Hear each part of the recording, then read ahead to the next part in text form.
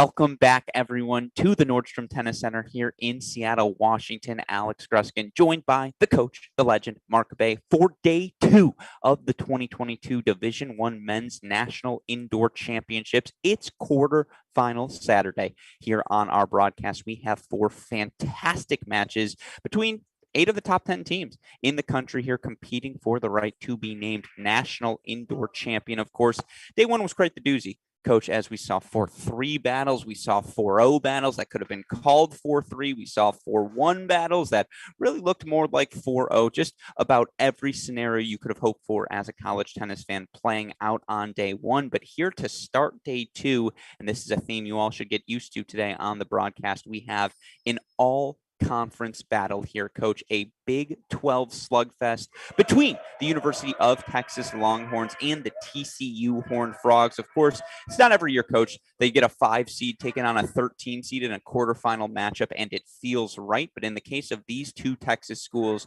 it really does feel like we have 2 of our top 8 teams in the country. Well earned, outstanding performances all the way down the line yesterday, and there's nothing like a Texas versus Texas battle. I was looking for Bruce Berg's cowboy hat, but I didn't see it this morning. I feel that the energy that Texas had yesterday, can they possibly match that?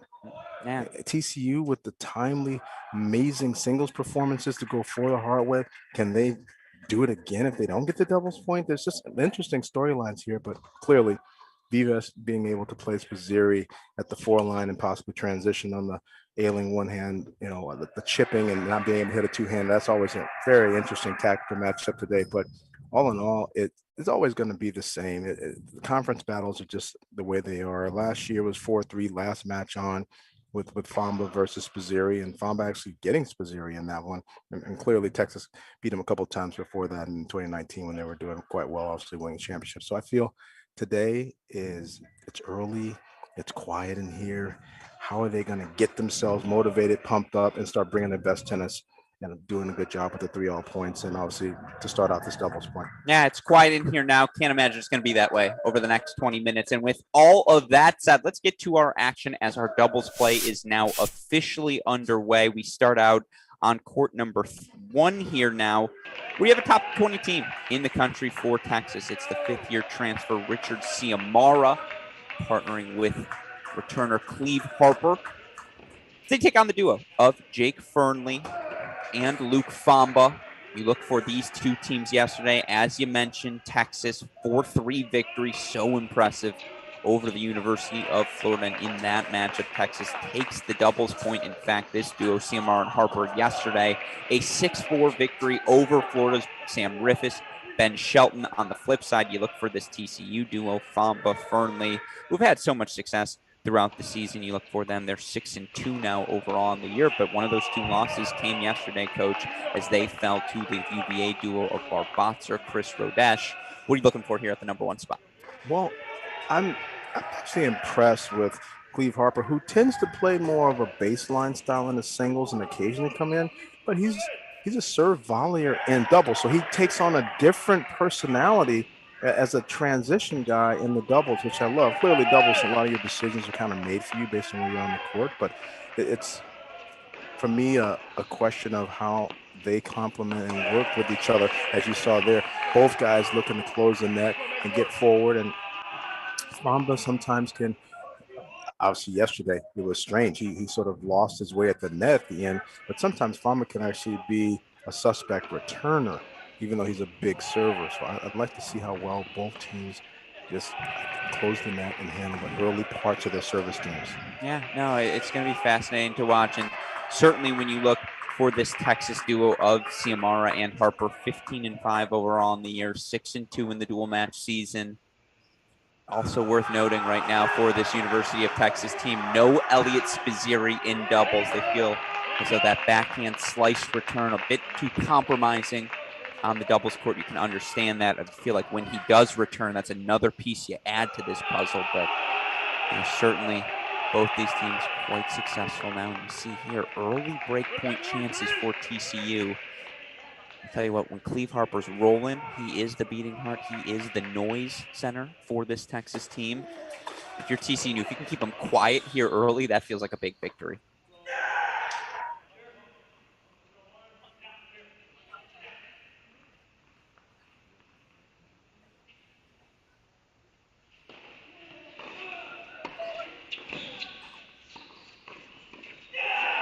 Well done. He answers the bell there. That's always a big question. Second serve and volley. Can you stick the low volley? And he did a nice job of that, making Fama have to play up on the backhand pass. And I do think Harper brings an energy out of Ciamara, just a fired up intensity we did not see from the former top 10 player in the country for the Fighting Irish in his final season at Notre Dame. He just feels rejuvenated. It's not to be disrespectful to Notre Dame, but you just have a rejuvenated Richard Ciamara. Great return for Famba, though. But here's the question.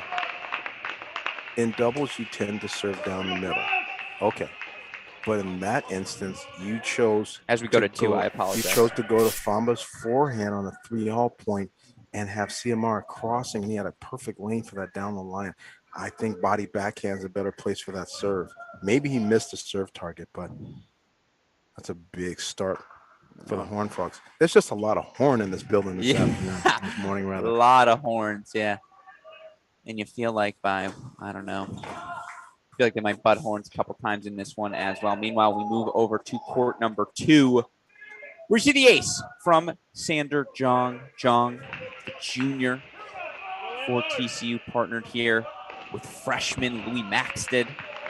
Jong and Maxted 6-1 here in the dual match season, and yesterday got taken 2 though by Van der Schulenberg and Montez. 6-love loss for them. So already a better start for TCU's number 2 team. Meanwhile, take on the MVP of yesterday's performance for Texas, Pierre Bailey, who with CM Waldeeb earned a 6-2 win over Florida in doubles. Of course, Bailey ultimately the clincher. This is just a really good 2 team. Yeah.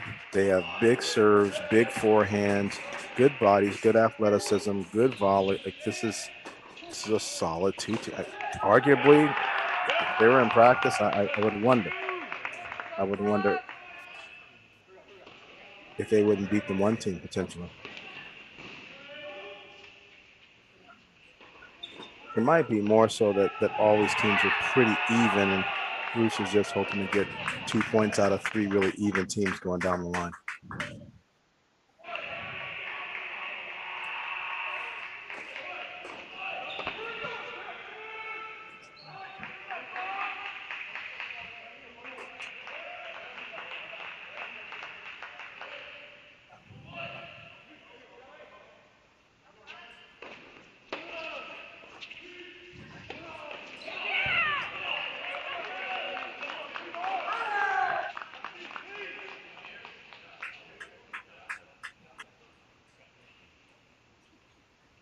Good eyes there from Waldeeb at the net for 40 love. Of course, I do think one thing you see here in the distribution for Coach Burke, and I kind of like this.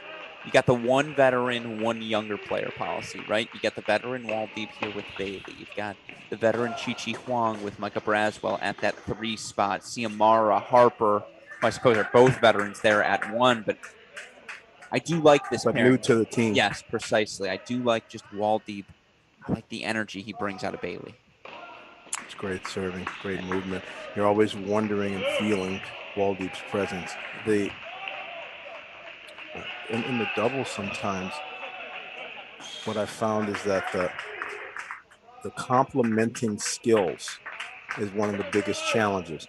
Who's a deuce guy? Who's an ad guy? Who's a good server? Who's a good returner? Who's a good volleyer? Who's a good poacher? Like, trying to figure out how to mesh all of that together is not always that easy, and college coaches really do have to play with some configurations, but also see it play out in matches before you really know. Absolutely. Meanwhile, here we saw the early break for TCU on 1. Early break for the Longhorns. There we go. I can't call them the Horns, right? Because in this one, early break for Texas. We can say Horns and Frogs. Okay, I like that. So early break here for the Horns. 2-love lead, 15-30 though in the service game of Chi Huang, the lone remaining player. Oh, we get an overrule there? Overruled. On the ace out wide, 430 Huang, the last remaining player from the 2019 NCAA championship winning Texas Longhorns. Braswell was a super freshman for them last season. You look at this duo overall on the year, Braswell, Huang, 4-5 overall in the year. You look for them yesterday. 4-all play stopped against Florida. They take on a very veteran duo here. 2 transfers to TCU this season. Juan Carlos Aguilar, Tim Rule. Aguilar and Rule yesterday, Rule is winners. still playing. Rule is still playing a little dinged. He's a little dinged up out, but trying to make a contribution here with.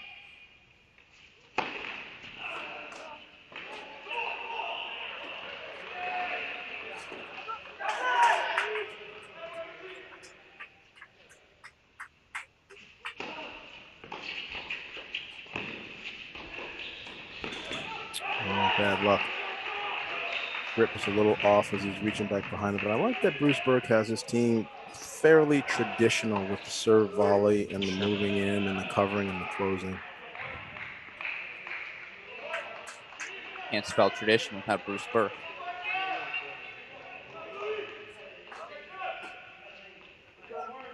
Oh, he's great coming job. Up here. Great job at Illinois in the 2003 title teams. Great teams at Michigan.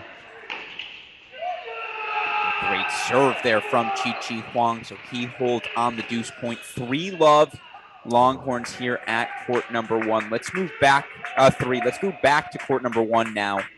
2-love Famba Fernley. They've got a chance to extend it to a double break here. 30-all in the service game of Richard Ciamara.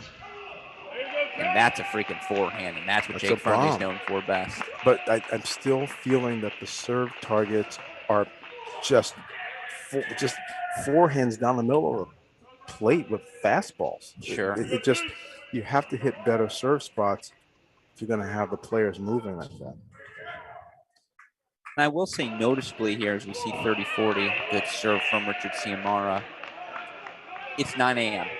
Certainly harder to manufacture energy at 9 a.m. than it is at 12 o'clock when Texas played yesterday. But there was just a fire to the Longhorns coming out in that match against Florida that I don't think they've matched here this morning. That's exactly right.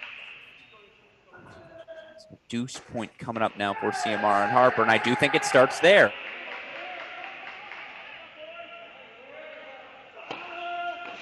Though that I think that was an electric feeling that went through the rest of the team.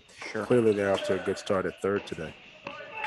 But the Famba forehand gets by Harper, so double break, 3-love lead here for TCU at number 1. Our only match elsewhere right now is that number 2 position. Let's go there now. Game point for Siem Waldib serving right now.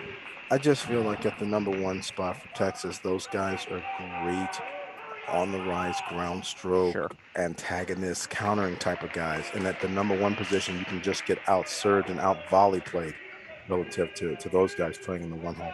Sure.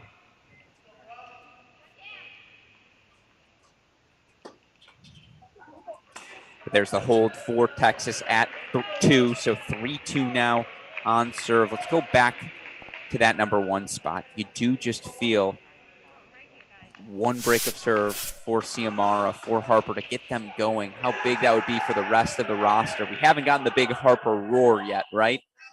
Absolutely. He's just a great person. Every time you see him, he has a smile on his face. He's just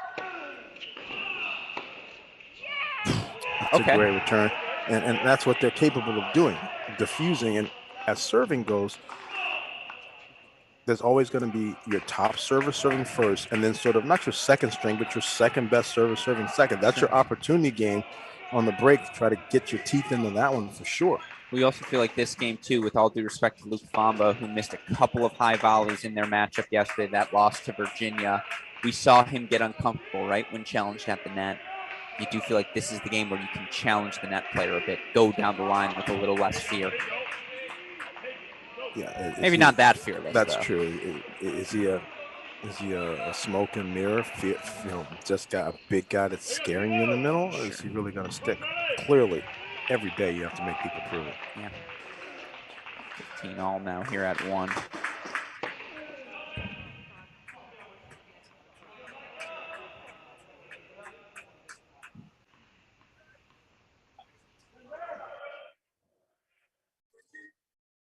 Big serve there from Fernley.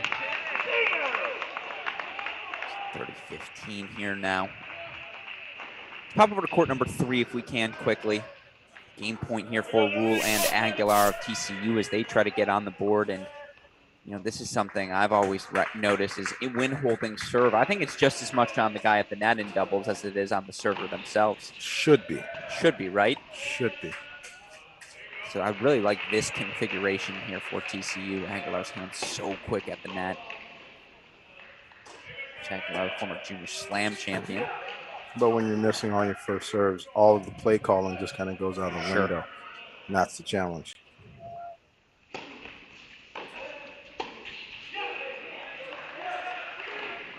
So all of a sudden, it's a great return. He breaks the coverage.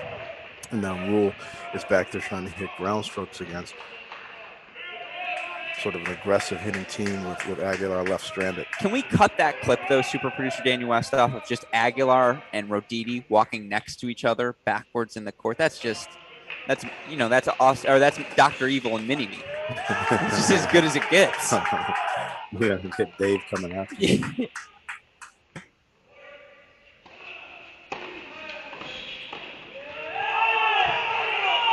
Great overhead there from Aguilar. Aguilar, Rule holding 4-1-3, so they're on the board here on court number 3. Let's go back to court number 1 now. Excuse me. It's all TCU. 4 love 15. But as I mentioned with the top server and the second server, in that instance, Aguilar was the first server. So they must have felt that Aguilar's serve plus Rule's net help is making them, that's their stronger service game. And this TCU team was the bright spot yesterday at number 3. Aguilar and Rule, 6-2 win. Only win for TCU against the Who's.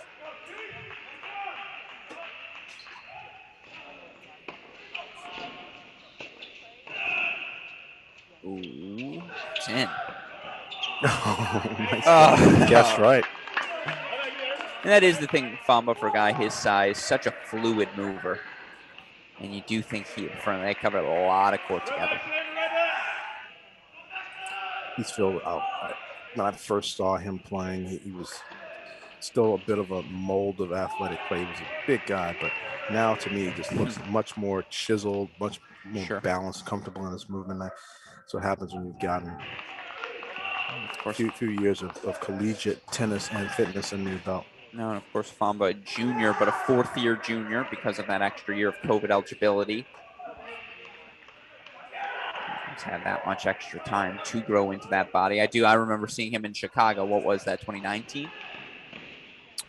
I think so. It must have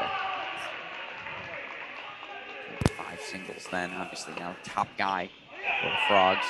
It's a nice post, though, from Seymour. And that backhand volley, talked about this yesterday, but in my opinion, the most difficult shot in tennis. It's the most important shot, really, in doubles. In a no-ad situation on the pros and in college, you could take the deuce point on either side. Mm-hmm. But normally, traditional tennis, you only have 3 game points. Well, excuse me, you have 3 game points on the ad side, 40 love, 40, 30 ad in, and then only 40, 15 on the deuce. But now in collegiate doubles, you could have 2 game points on the deuce and 3 on the ad. So it really does become and let's go to court 2. An important skill to knock off ad side backhand volleys if primarily right-handers coming across. Absolutely. And if we can prepare our first split screen, super producer Daniel Westoff, as we've got a 30-all point on court 3 right now, as well as TCU just tries to make their push here.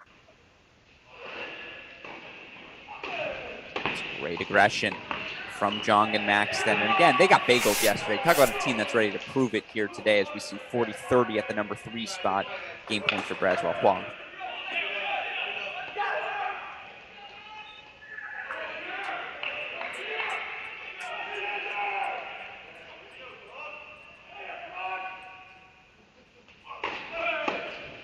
Yeah, it's a great read and an outstanding return. And so TCU gets the break for 4-3 onto Texas. Holds for 4-1 on court number 3. It's for court number 1 right now. 4-1. Famba firmly serving.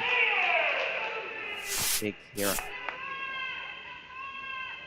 15 love is where we pick up in this game.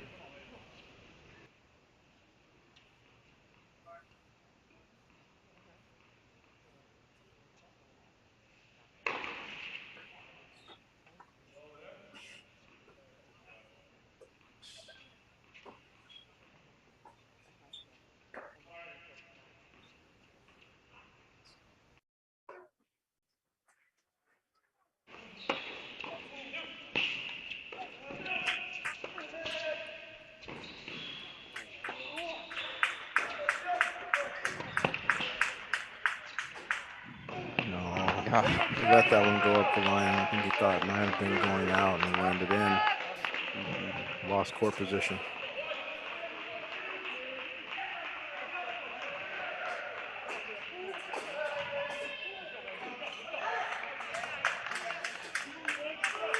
I'll tell you, I didn't know there were that many French and Spanish guys around here. There's a lot. There's a lot of allez and si. That's the new thing on the junior circuit. Yeah. You run a point and you say si. Yeah. Allez and si. It's good to know. I didn't know that. See, again, redlining is another term I've missed here in my old age. Back in my day, we just called it treeing. Yeah, I know there's a difference, but treeing is that you're out playing of body, better. right? You're playing better than your abilities. Redlining is just that you've chosen to hit Mach 50, and you're doing so well at it. You're consistent at it, and you're making it. So if you're actually doing that regularly, that's so you're telling me redlining is believable, treeing is out of body. Treeing, there's a little bit of a disrespect because you're not necessarily believing. Fair. I can live with that. I disagree. I just call it all treeing. I really like that phrase. That was fun. I had a friend who tried to start the inverse of that and said if you're playing horribly, you're rooting, and it never took on. Yeah, it just doesn't sound cool. Yeah. I'm just going to assume that serve was in so we can say that CMR return was beautiful. It wasn't. A nice forehand there from Richard. 3 more game point chances here to extend the lead to 5-1. And as always, with these doubles points, you want to put the scoreboard pressure on. So once you have a little bit of a position in a match like this, you want to stay on top of the business, keep making first serves, keep holding. Of course, that's much easier to do when you can hit the Famba Vamba. Famba with the big serve there, 5-1 TCU. Let's go to court 3 right now. TCU tries to consolidate, court 2, where TCU tries to consolidate the break. I call it court 3 because that's where the number 3 singles match is played, but this is number 2 doubles here. Now he's getting tight. Double fault there from the freshman, 40-15 double. That always changes things a little bit. Do you go I form after that just to give him that wide range there, make him feel more comfortable? Not a bad choice. And that's the choice we see for the Frogs. I just know Devin Bowen well. Ooh, shanked. It's just a nice play. I hit the ceiling, I think. Yep. It's just a nice play when you have 2 servers who were not necessarily big servers, but they're good volleyers. And you're going against a good returning team. Sure. Just trying not to give them as comfortable of a look with predictability. You want to change the look, make them have to think about it. And it's fairly, it actually was somewhat controversial on the tour with working with the Bryans all those years because their dad, Wayne Bryan, very traditional, felt like their skills were good, that they didn't have to do it. He felt that Wayne always felt that it was a gimmick that you had to do if you weren't good enough to play the standard formation and hit all your serve and volleys on a second serve situation. So, do you agree? I think it's still nice to throw in every now and then. I appreciate Wayne's point. I think it was good that as Mike and Bob got a little older and returning got higher, they started employing it a little bit, even though it, to some extent, was a little unnatural for them to, because they just hadn't done it much. They got good at it by the end.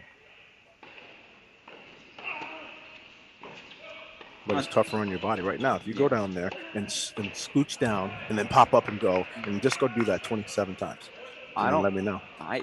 You'll get out of bed. You'll get a little sore. Yeah. It's part of why these kids are amazing athletes, to be able to play the doubles followed by the singles with no break. This is, in football, you play your position. Your defensive back, your quarterback, you come out of the game, you sit out. In tennis, you're in the game. And for those wondering about the preparation, I saw the TCU team again this morning. 6 a.m. in the gym. They're there, getting loose, getting physically ready. Oh, that's rally. Oh, that's absolutely spectacular. Alexander Jong. But he's comfortable there. Some people in that hot seat position would have panicked. He was bring it on. What do you got? Is that all you got? That's also we're up 5-3. I'm getting creative here. I just like a little confidence there. And again, this team was bageled for TCU yesterday. When you have the hand-eye coordination, though, when it's just in you, then the game feels a little bit slower. It's like you're playing a video game. Oh, that's the bunny for Pierre Bailey. Makes that 98 out of 100 times. That's one of the 2 misses. So now 30 all here. TCU 2 points away on 2. They're also about to serve forward up 5-2 on 1. You want to go split screen right now? Super producer Daniel Westhoff again. Court 1, 5-2. TCU serving for it. Texas still up that break, 4-2 on 3. It's a great toss for long. Good feel. He did pull off it a little bit. He didn't fully commit to ripping, so there was some disguise there. And you see the big first serve from Jake Fernley on the right side of your screen. 3 points away now on court 1.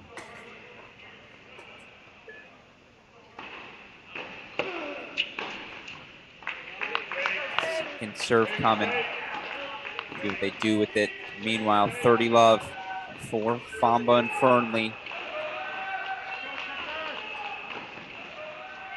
Oh, it lands good.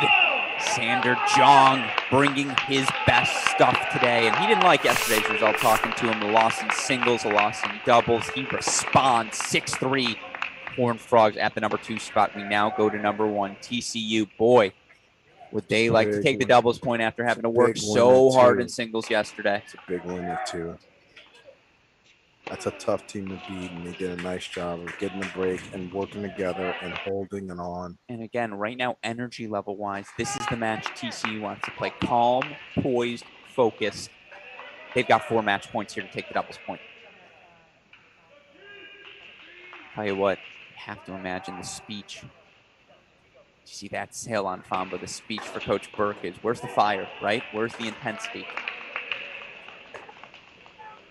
Where's that Texas identity we've come to form these past 2.5 years?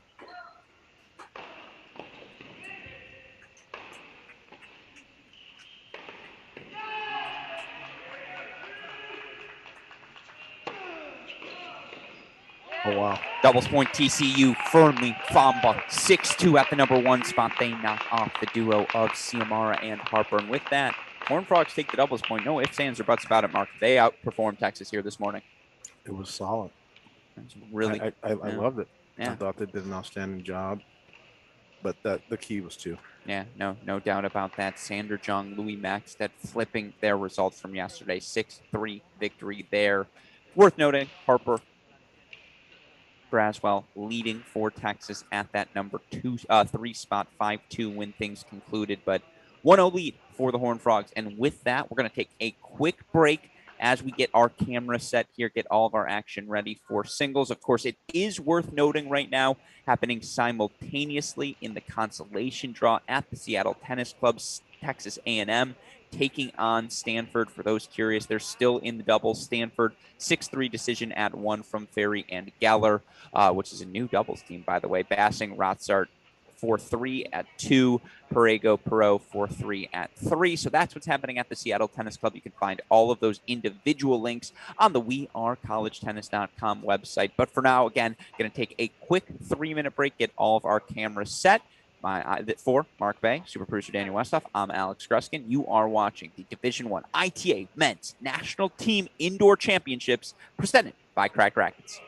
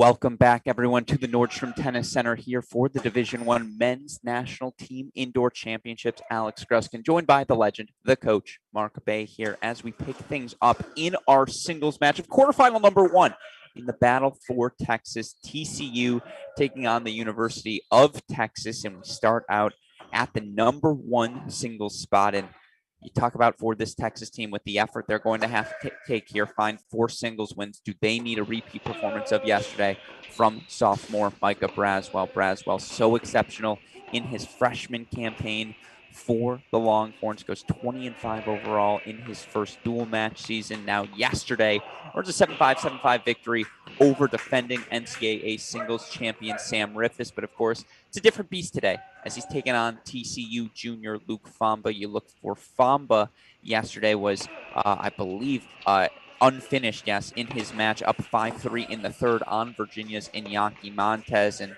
look, I mean, indoor tennis, obviously, you always like the tall guy, right? And certainly Famba has the size advantage here. But I could still argue that the biggest weapon on the court, Mark, is the Micah Braswell forehand. That's not an argument. Yeah, it's a fact. It's because his forehand's going to be hit more than Sure. Famba's serve in terms of total reps. And if he's able to have a decent serving day, then he's going to control the tennis. Let's think about it like it was football. If Famba hits his first serve and Micah hits his second, then Famba's in control. Sure. And then the inverse, right? Braswell's first serve and Famba second. I just think that Famba is from yesterday was playing like he's doing now, a little soft and a little floaty on the run, not physical enough on the run. And that time Braswell can use to get his feet set for forehand. So I think this is a great matchup, and it's hard to say who's favored per se. I think that if Famba's serve percentage is under 50, then I'm taking Braswell. Sure. I think it could be Famba's serve percentage that makes a difference. But Braswell's movement and forehand, I think, especially now with the determination of losing the doubles point, he's going to have his mind in the right place. Yeah, and Braswell 7-3 on the year. Famba 6-2. Braswell holding 4-1 love here at 1. The top over now to court number 2. Your hero on the day yesterday for the TCU Horned Frogs, it was the transfer. Juan Carlos Aguilar from Texas A&M has fit in like a hand in a glove here in his first and only season with the TCU Horned Frogs. Yesterday won the clinching 3-set match over the University of Virginia's Chris Rodesh. Of course, that was quite the contrast in size. Rodesh 6'6", 6'7", big serve, but Aguilar just made him so uncomfortable in the third set. But I guess this is the battle of heroes, as yesterday for Texas, it was Pierre Bailey earning the clinch over Ben Shelton. And actually, this is a really fun match. 2 very well-rounded players. Not a lot of discernible weaknesses. This is popcorn. Yeah, this is popcorn. A little bit of butter, maybe even an icy. You throw some salt on that too? Just a little. Yeah, you gotta just be a careful. little, right? Gotta be careful. But yeah, this is popcorn plus icy. I like that, and I do feel like when we're making match calculuses for this one, you feel like the only way this finishes is if it's 4-3 someone, right? Yeah, the level here is so close. Mm-hmm. The game styles complement almost like a jigsaw puzzle, these two guys. I just feel sometimes there's a clear-cut strength and weakness for both players. I think these guys are going to have some chess. Absolutely. And we see here 3 early break point chances for Juan Carlos Aguilar. Aguilar overall on the season 5-2, all of his matches at that number 2 single spot. Meanwhile, for Pierre Bailey, 5-2 as well. He's played in all the top 3 single spots.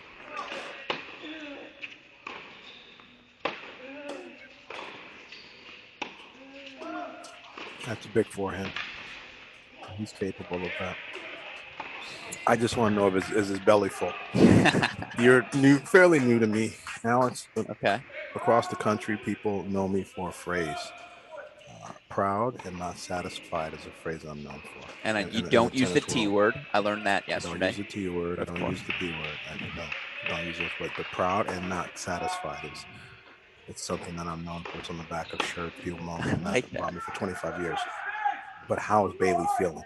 Yeah. Getting Ben Shelton back, clinching for the team, beating the national champions. Is his belly a little full this morning? I like that. By the way, the P word, potential, T word, talent. For those of you joining us for the first time today, Yeah, we're we're going to not avoid those. inappropriate here on Crack Racquets. We also have the L word, lock. Trying to avoid that lock, right? Because of the parity between these teams. But I like that. How full is he? Again, I'm stealing that moving forward. If that's I'm stealing, no. I will cite you every time. I know my bibliography as well. You prefer Chicago or that traditional format for that bibliography? Traditional.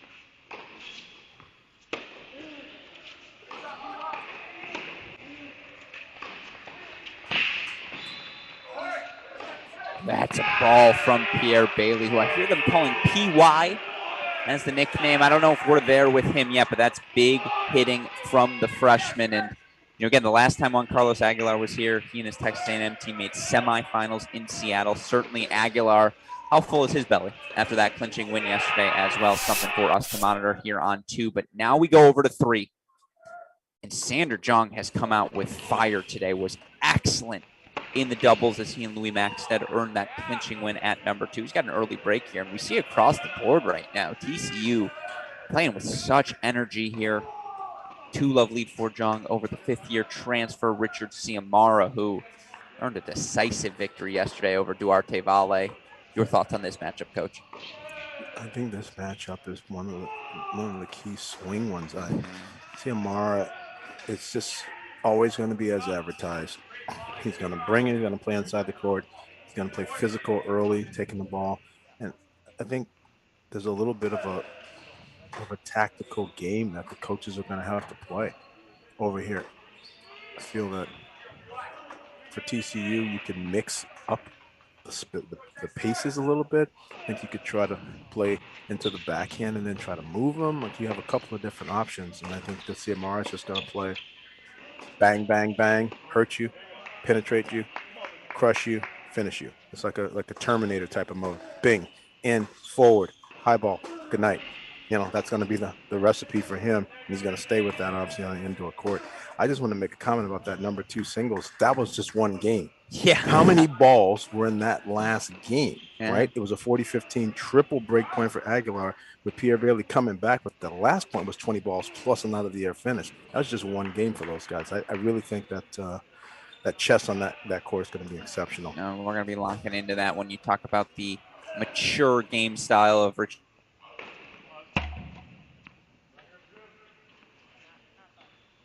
Top 10 in the country in singles.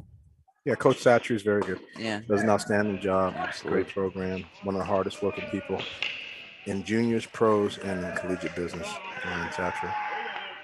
But of course, again, for this TCU team, for this Texas team, you're just waiting for that energy boost. Where's the big roar? There it is from Ciamara after the big serve. I think the serve's key for him. Yeah, absolutely. So he keeps it to 1 break here, 1-2. Now we go to court number 4, and I know this is a matchup you have circled on your must-sees here today. Pedro Vives, freshman for TCU, earning a 3-set victory over Barbatzer, flipping the script after dropping that first set. He takes on a no doubt limited Elliot Spizzirri here. Spizzirri can't swing through that backhand. You see the left wrist still heavily taped up. We're going to go to court number 5 right now, but I want you to finish your thoughts here on court number 4, Coach. I know this is a swing one. What are you looking for? They used yesterday's match as a litmus test. How's he feeling? Can he compete? He feels okay. They're just going to wait another month to give him clearance to hit the backhand. So he has to play tight to the baseline, move well with the forehand.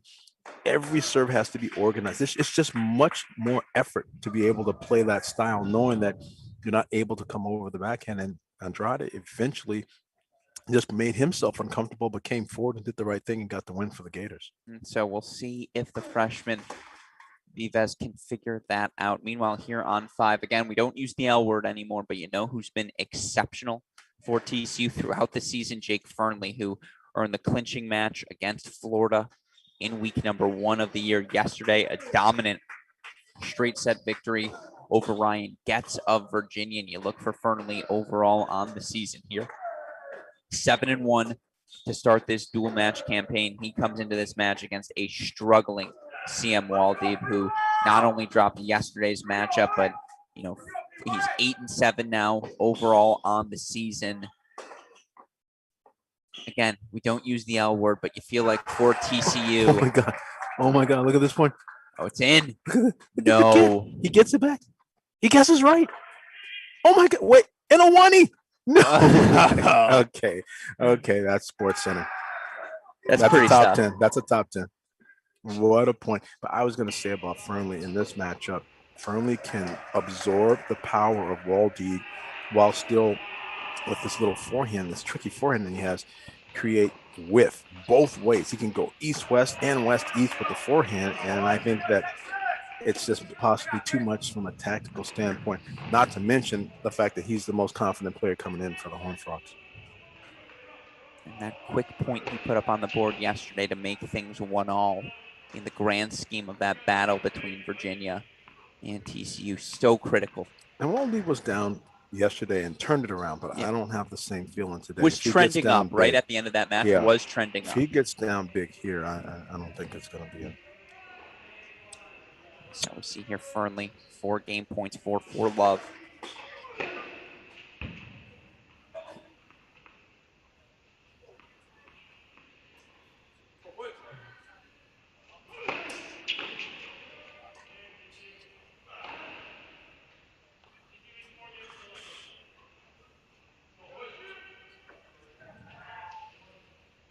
Fernley holds 4-4 love. Meanwhile, let's introduce our last match here, court number 6. We do have a lineup change for TCU today. Tomas Jirasek, another one of those TCU veterans on the roster. Jirasek, the sophomore, but a third-year sophomore. Hasn't played much this season, but into the number 6 single spot to take on, again, the beating heart of this Texas team, Cleve Harper. Harper was 7-6 in the third yesterday. Josh Goodyear walks on off the court so disappointed, despite the fact his team wins 4-3. You feel like today, this is one Cleve Harper's got to have, especially after they drop the dubs. I agree with you, but what I'll give, this is one heck of a point. I'll give. Oh wow, that's good. Really good wheels there from Jirasek. Tracks that ball down for 30 all. He almost got pegged there. What I'll say is I like the fact that David Roditi will trust all of his guys and put people in. I think that there's definitely an air in this tournament that some coaches are probing on who their 6 is going to be, which makes it kind of a helter-skelter emotional state to not know that you're in the lineup. But some coaches are just, okay, these are my 6 and this is what I'm going with until someone gets injured. Some coaches are going to go match up in situation or rewards and people that are working hard. And I can't try to pass judgment on any coach. No. But if I was in those shoes, I would like to make sure that if I did have somebody that was working hard like that, that I thought might be a good matchup, that I give them the balls. I give them a chance. And the more you give your team opportunities, the better collectively they're going to be. Nice serve from Jirasek, 4-40-30. You do imagine today, if we look at our consolation matches, there'll be more playing with the lineup there, right? Where you can afford to experiment. Exactly. Possibly. But the wins are still important, so maybe not as much. But it's not like basketball. Okay, this guy's shot's off today. You out, and then somebody else is in. There's a lot more of a concrete feeling that I'm in the lineup or I'm not in the lineup as a tennis player, and that really affects psyche and confidence. Absolutely. And it's tough to be number 7 on a good team. No doubt about that. As we see here, 40-30 for Jirasek. 12 o'clock toss. There. Let's go to court 3. Excuse me, deuce point there. I mean, court 4. We've got a deuce point coming up here. A couple of simultaneous deuce points. Here we go. So TCU takes them both. 4-1, they extend their lead on court number 3. 2-all here on court number 4. So with that in mind, Coach, let me ask you something I asked a lot of these Power 5 coaches when we spoke in our off-season interviews. And if you missed any of those, head on over to our Cracked Interviews podcast feed. You can hear from the majority of the Power 5 men's and women's college tennis coaches from across the country. I offered each coach a bunch of rule changes I have in mind. One of them I think would be fun and intriguing and helpful for the development would be a substitution, right? Because we talk about the depth on all of these rosters. Imagine if you're a coach and you have that ability. You see 10 minutes in, this guy doesn't have it today, or 50 minutes into the match, there's an injury or something like that. The opportunity to soccer-style substitutions, right? So once you're out, you're out. Once you're in, you're in. But to incorporate a substitution, tennis is the only sport without it. And I do think as a coaching tool for these kids, no 5-minute lulls or we're going to sub you, I think it would be helpful. Could be. Definitely. Ty Tucker is in agreement with you on that. Ty likes that idea. Yeah. Obviously, he's got a long I think Brad Dancer's in as well. He's got a long bench. Yeah. Yeah, Brad might. But it's here's the point. If you really were in a situation where a little guy was grinding, sure, he got up 5-3 in the third, and then you were going to bring a big lefty off the bench, but he hadn't hit a ball in an hour. Yeah. And he's got to win that game, and then he's in for the rest, and he doesn't close out that game, and he hasn't hit in an hour. It's a double-edged sword. It can work well for the injury part of it. I think, okay, that's a no-brainer. That would be a wonderful situation to a match should never end on an injury when we have a bench. That's right. That would be wonderful. But the actual trying to get super into it, yeah, I wonder what the rule would be in terms of how many. Would you get one in doubles and then one in singles, 2 total? Where would you draw the line with how much use? I leave the specifics to the specifics people. I'm just an idea man, Coach. Okay.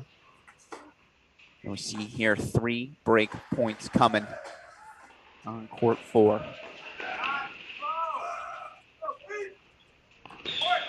You can hear in the background a big Cleve Harper roar. Boy, does Texas need a few of those right now. Neat backhand return right in the body. Got to be able to take care of that business on game point. I just love the deep up the middle return in those moments. It's Djokovic 101, and it doesn't get old.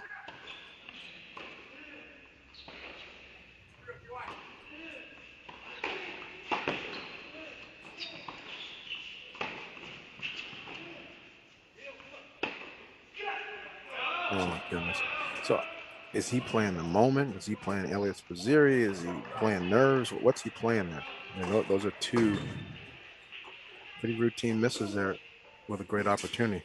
No doubt about that. Meanwhile, I do want to point out, as we've got 40 point, deuce point, coming up here, Stanford takes the doubles point over Texas A&M. Much needed bounce back for the Cardinal over at the Seattle Tennis Club. You see that slice there for Spizzeri. This is the match, though. He's going to play that. Oh, that's well played. Oh, but he missed it wide. Did he miss the one? Ball goes wide. It does indeed. So volley wide. So the hold for Spizzeri. But that's a beautifully constructed point as we go to court number 5 right 2 now. 2 points prior to that with routine concentration errors. Mm-hmm. Very true here. Excuse me, that's my fault. Can we go to court 3? Court 3, we've got a deuce point coming up. Richard Ciamara currently down a double break 4-1 to Sander Jong, who they call the landlord, because all he does is take rent payments on his court.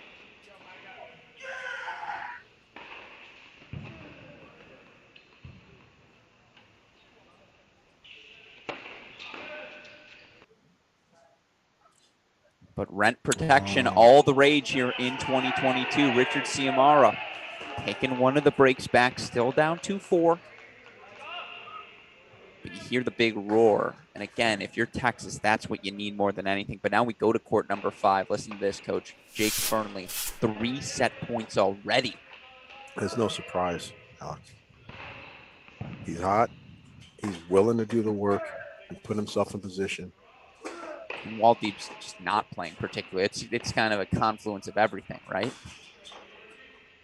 I don't think the Wandeep is necessarily playing poorly. I think that this is not a great matchup Sure. in terms of tennis and definitely in terms of just confidence.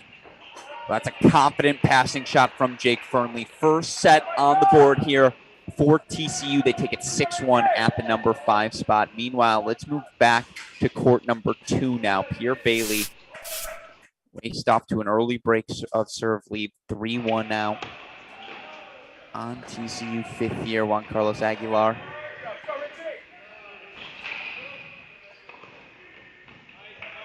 Still early everywhere else in Texas. This is Texas's only break of serve lead right now here at this number 2 spot.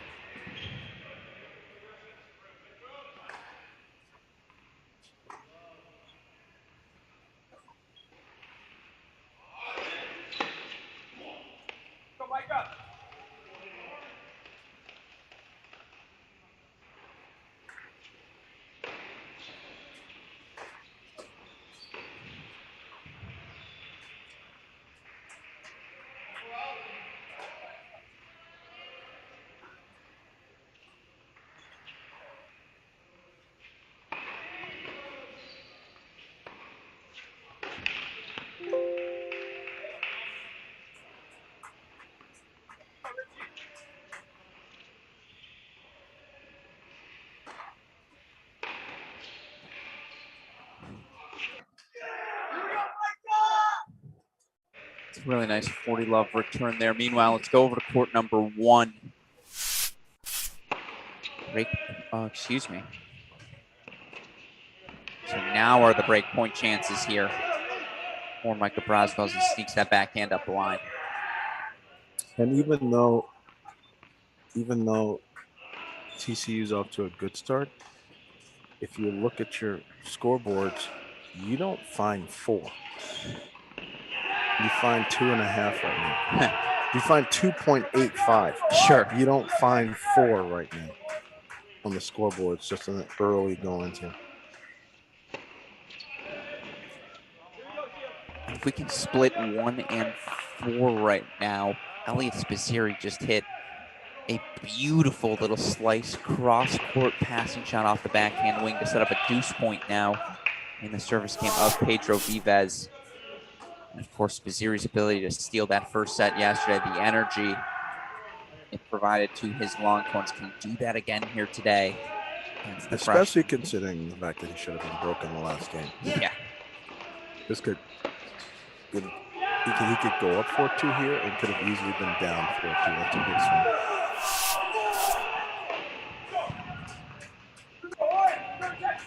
You see Braswell gets the break. Excuse me, Braswell does get the break at 1, 4-4-2. Texas there. Texas again riding the strength of that top 2.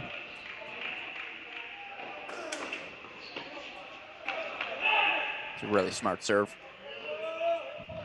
Tough return there for Spizzeri, who just again with that left wrist can't swing through that ball.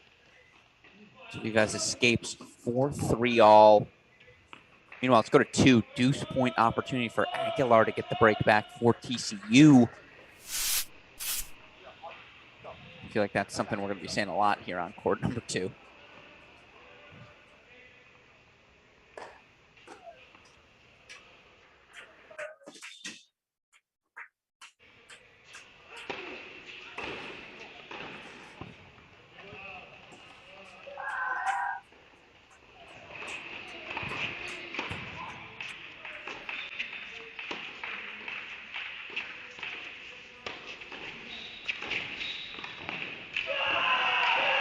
Good. Great job. Inside and forehands as approach shots are not always that easy. They can be tricky. You could overplay them. You can underplay them. Geometry-wise, you still open up some space on the other side to be passed. You have to handle that transition well. Absolutely. And we go to court 3 now. Sandra Jong gave one of the breaks back to Richard Ciamara. Still up a break 4-3, 30-15 here. This is one you circle, just given the success of the transfer Richard Ciamara thus far this season. 7-0 in dual matches, 5-0 at the 3 singles spot. But players now with this transfer portal are willing to give up their number one spot at a team to go play possibly on an upgrade team in a lower spot. It's happening everywhere. Absolutely. But that said, you do feel like if you're Texas, right, this is one you need to flip. Most certainly. Just relied so heavily on CMR here all season long. Huge boost to the energy of this team as well with an injured Spizzirri. But man, that's a slider out wide from Sander John to set up game points. Love it. Love that spot. You can't be afraid, even though someone has a big forehand, you can't be afraid to serve there if you can hit a good spot. Got the 30 opportunity coming up now.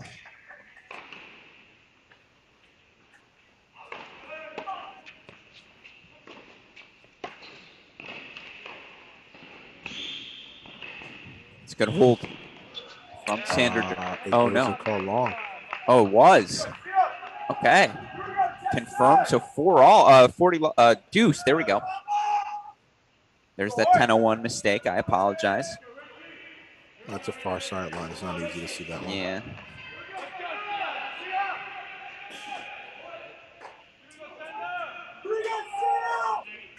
Well, on our stages of the match, here we go. Now we got Fernley losing stage 4 after a 6-1 win, losing the first game in the second set. That's two big aces when Sander needs them most. The ace wide on 30 all. Ace T there at the deuce point 5-3 Sander Jung. Let's go back to court 4.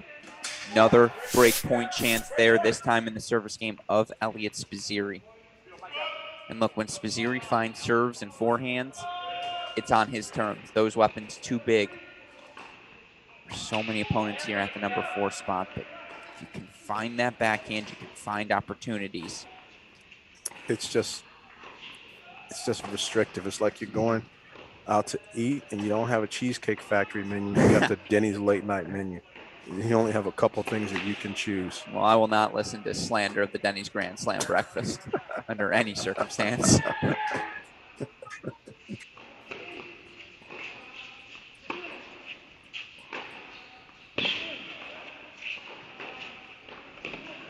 That's a smart approach shot.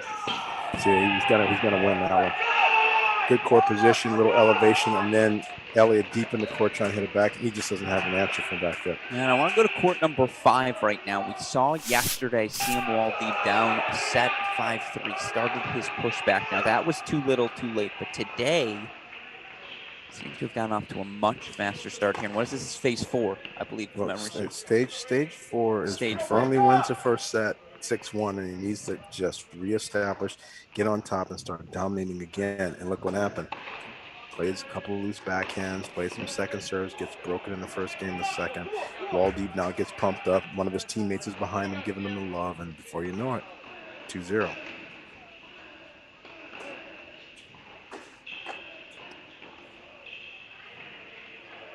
And it's not that it's the end of the world per se, but right now when you like to put some scoreboard pressure on, the one point you'd love to make the second point would be this one. Absolutely good return there from Sam Waldeep for love 15. In the meantime, let's go to 3 set points for Sander Jong. 5-3, 30-40. This would be second first set on the board here for the Horned Frogs.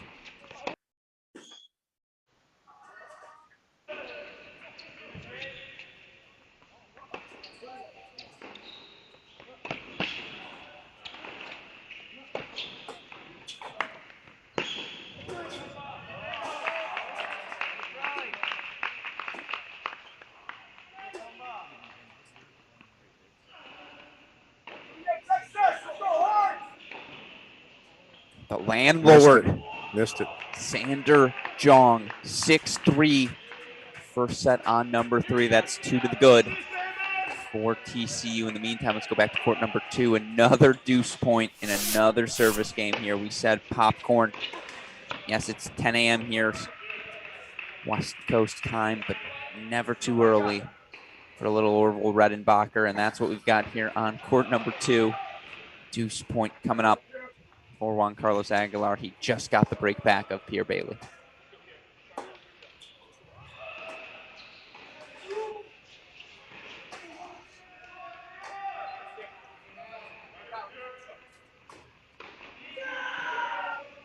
And he was down 3-love in this set.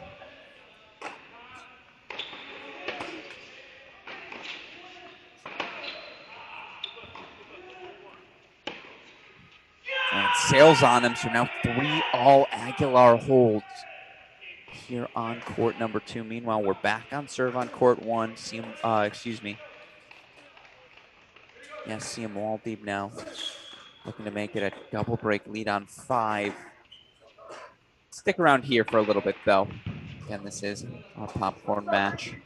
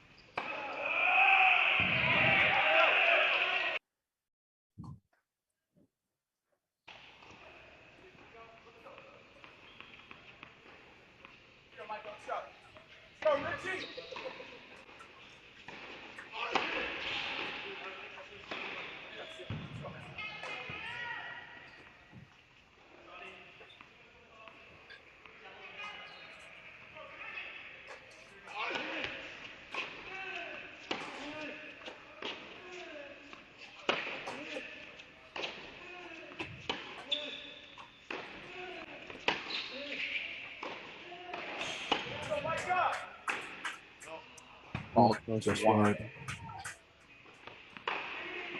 Very little separating these two early on as anticipated. And I'm so curious what the winning patterns are for either player here. It just feels like there's no easy point construction. I don't feel that there is one yet. Yeah. I think there's a lot of exploring and trying to solve the problem.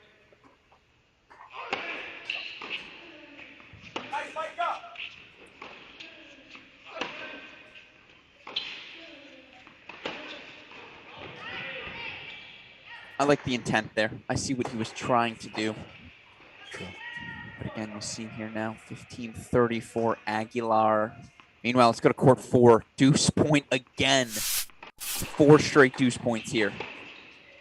Service game of Pedro Vives.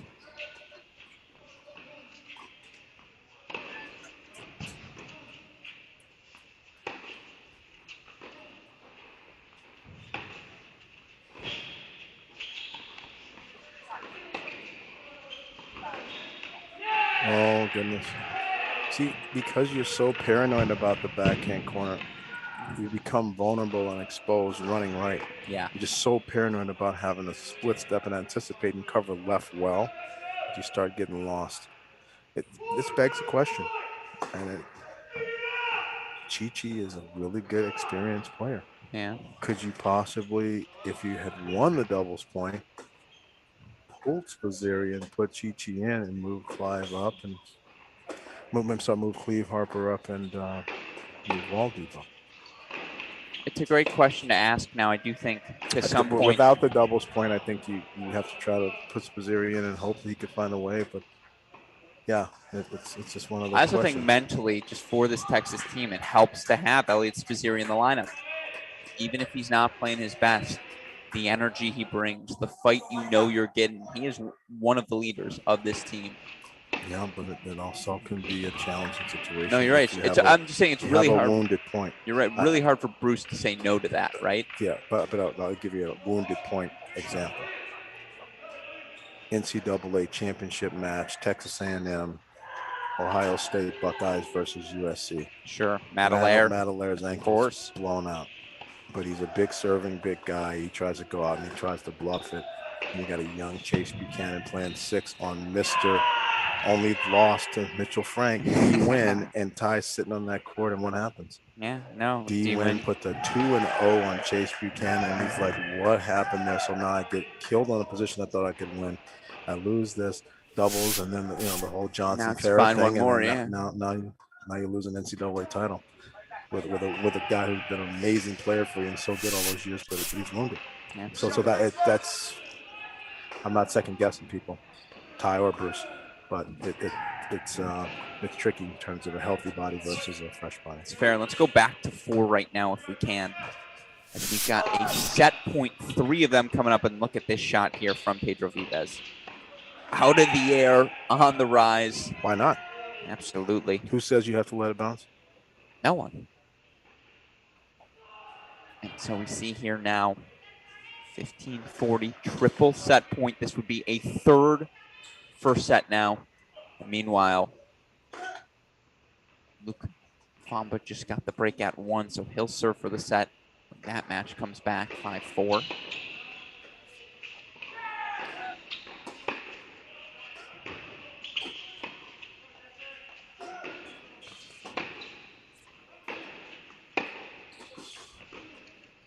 That was really well done. Oh, called out?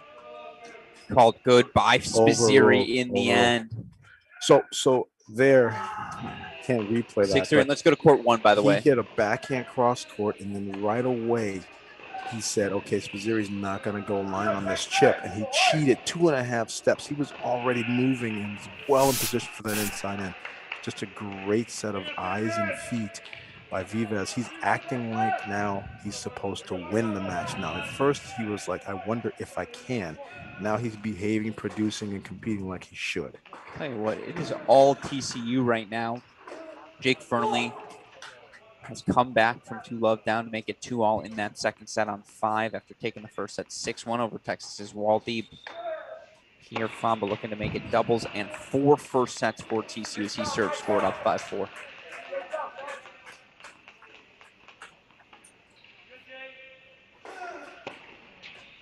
Yeah, it's a big 10 minutes for TCU here. To be able to get the set down there on CMR, be able to flip the script here at 1, get a set on Spizzirri. Aguilar completely coming back from 0-3 down. Amazing 10-minute stretch here.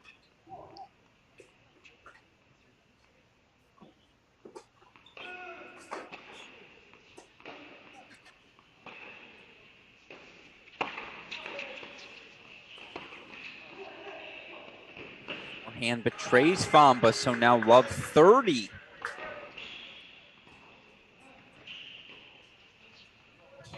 It's important to be organized.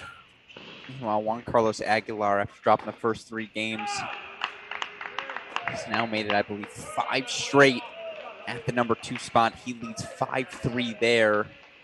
And that's the experience and the professionalism. It looks like Coach Devin Boeing and Diddy are actually drifting a little bit today. They're going back and forth. Unlike the, what did you call it? The mojo or the karma switch yesterday with Ty and Bernard? Yeah, the juju switch. Juju switch. Juju switch. God, Coach Roditi look the part better. Look at that hat. He's a gangster. It's just unbelievable. Very few in history can get away with rocking that hat, but he most certainly can. Wears it well. And that was a nice chat with this player. Calmed him down, settled him, gave him a target. Big first serve.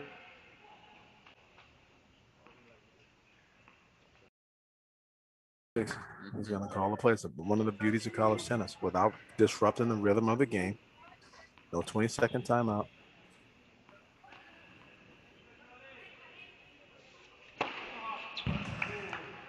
Ball called out. Ooh.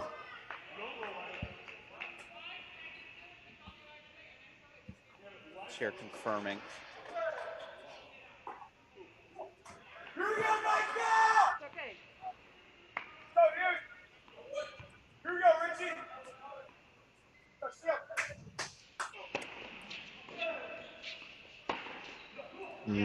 Sends that forehand long. Yes, I don't like that one. That one should have been one to hit cross court and shape, but he's wanting to stay away from Braswell's forehand, but he didn't transfer his weight and hit it big. He was in between producing it, rallying it. He wanted it over there, but I don't think he went about it the right way.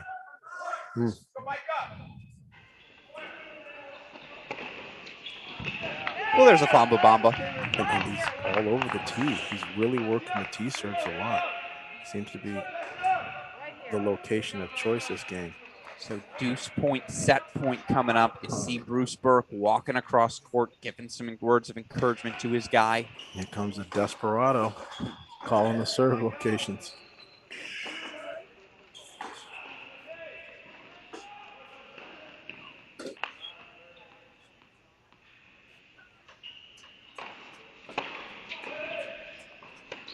See, that ball I like. That cross court I like. And now it sets that one up, and now he's big, athletic, and takes up a lot of space. And thank you, good night. And look at that fist pump from Coach David Roditi. He knows how significant that first set was. 4 to the good now for TCU, and they're 2 points away from making it 5. Let's go to court number 2 right now. But having those conversations and how he walks them through like that, it's just the beauty of how this. I'm telling you, if in junior tennis I could ever do that, just be able to offer some perspective. It's not a guarantee that what you say is going to generate a win always, but just to have players understanding the process. That's just great development.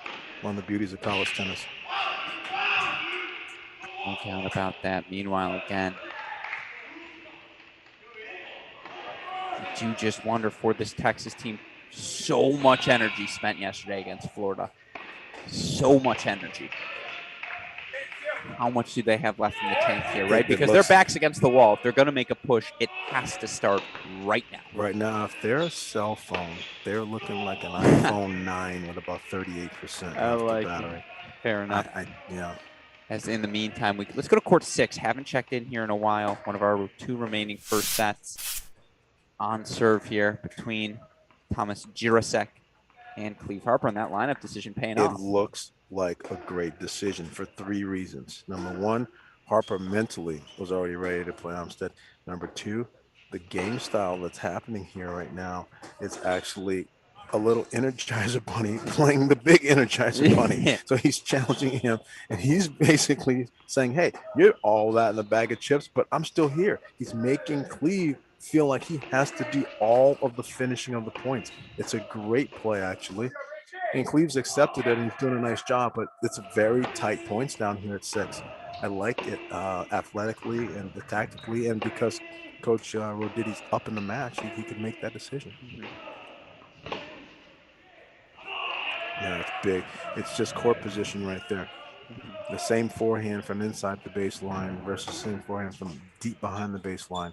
Just a miles per hour thing. I assume you're familiar with the Spider-Man meme when the 2 Spider-Mans are pointing at each other. That's this match, right? Well, hey, is that me? Did you see the last Spider-Man? I have not seen the newest one. No spoilers. Gotta check it out. It's on my list. 30 all point coming up, and man, you just feel like a big Harper roar right now with a first set take is just everything Texas needs. Well, it's not everything, but it would be a start. That's right. You're right. That would be the boost. Because right now I'm looking at the scoreboards, and now you see your 4. Oh, I see 5+. Yeah. I see 5.2 right now. All righty. Don't give you a bonus for that, unfortunately.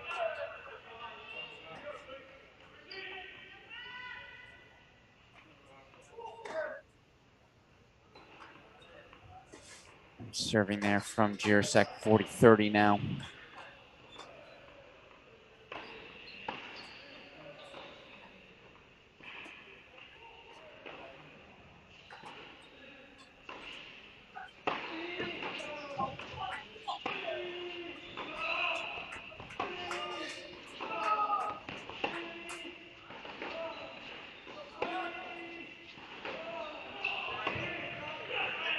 Yep. Yeah, these guys are battling.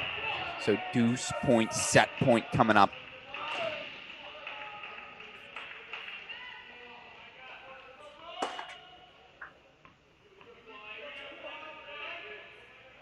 Well, Aguilar serving for it. That first set at court number 2 down. Love 30 though early there.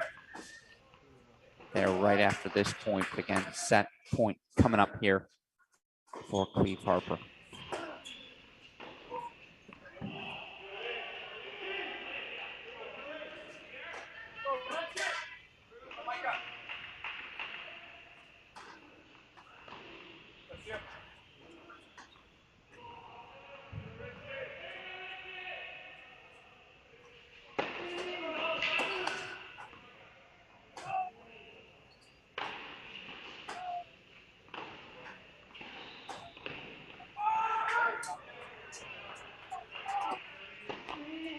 He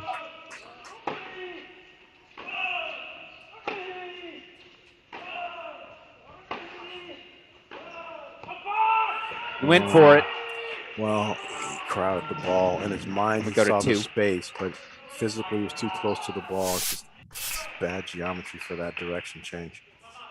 So now we check back in on court number 2, 15:30 as Juan Carlos Aguilar comes to serve for a 5th first set here It's for not TCU. like he's in Cleve Harper's head.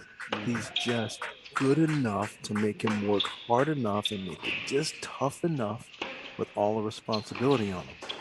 And he mentally thought he was going to play somebody different. Yeah, it's looking like a really smart lineup change. And of course, Thomas Jirasek is playing to win, but his job today is to not lose. Yeah. Especially with the way the score has broken out here. Right.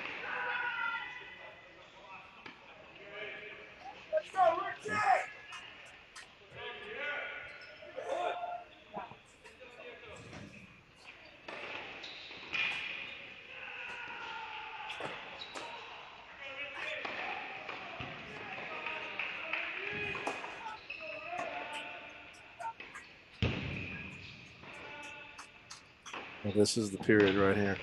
Texas has about, I'm going to say 11 minutes. I'm going to put a timer on it. 10:22 right now.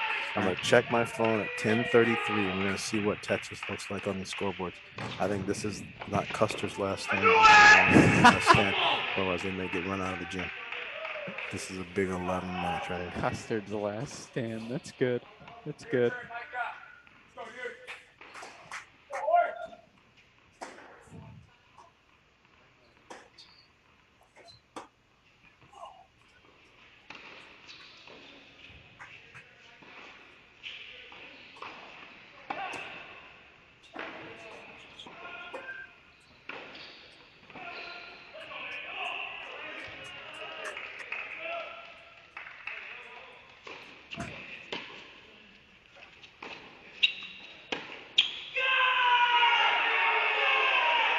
TCU dominating position now. That's 5 of 5 in these first sets as Juan Carlos Aguilar takes it 6-4 here on court number 2. Meanwhile, TCU does have set and break leads now on court 4. They had one on 3. Richard Seymour just got the break back. Let's go to 6, though. I'm really enjoying this match. It's right by our broadcast booth, but goes without saying, this is now a must for Cleve Harper, and even then, it might just be, to quote the girl JoJo, too little, too late.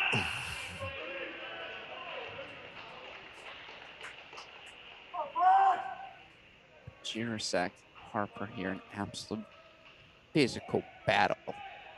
She picked things up 30-15 now for Harper.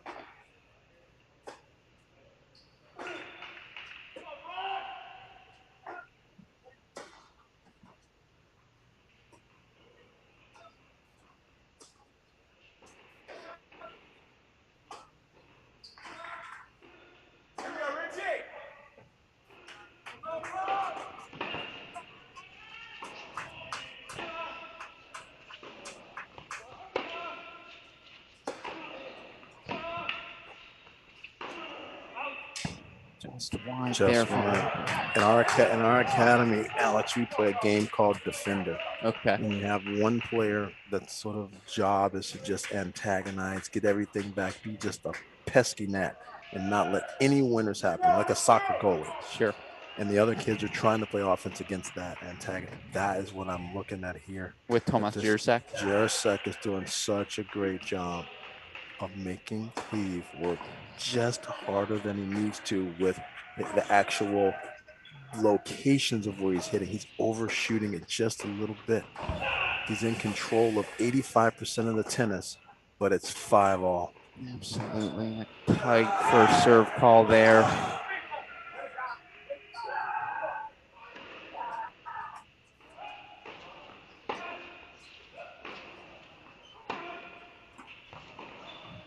Good roll.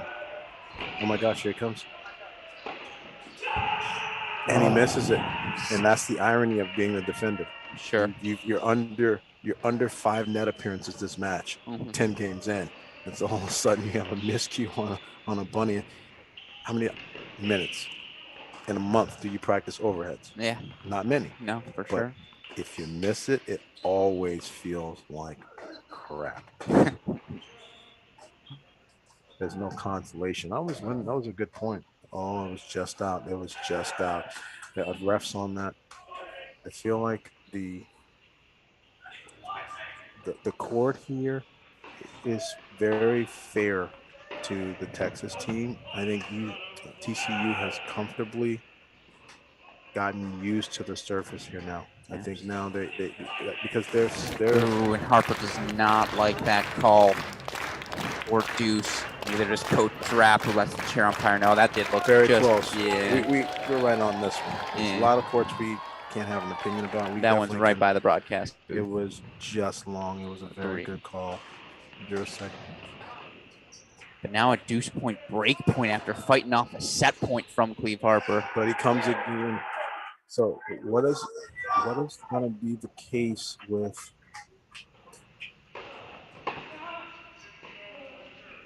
he tries to come in again.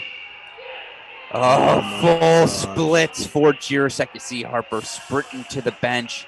Gosh, as he runs met back. you in the gym this morning, but I don't think he did that move. No, actually, I did see him on the roller. I saw the splits. That looked like some frontal yoga kind of move that I don't ever want to be in that position. Cleve Harper saying, "No one works harder than me. No one," as he runs back to the bench. But 5-6, we're on serve here. Meanwhile, big moment for Ciamaro, fights off break points at 3. But let's go to 5. But the irony of that was the Energizer Bunny defender guy lost that game because of 2 net appearances he didn't consolidate. He actually got in positions in the court, which are good ones, but are not really his role in this match. Wow. Fernley, 40-15. Tried to get things going here, but Fernley's just been so relentless with his attack.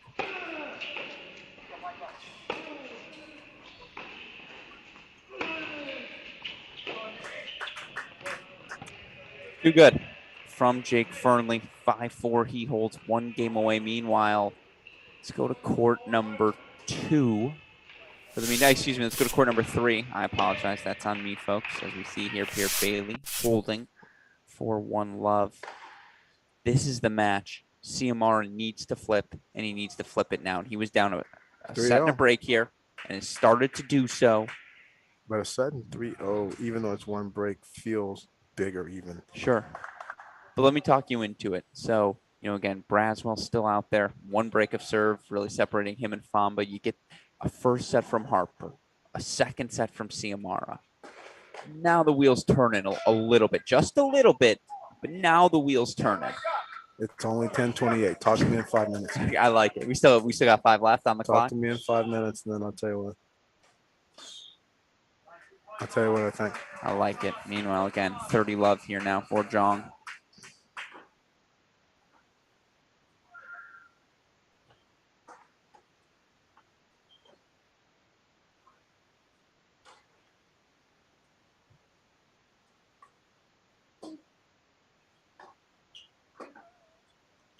The dropper.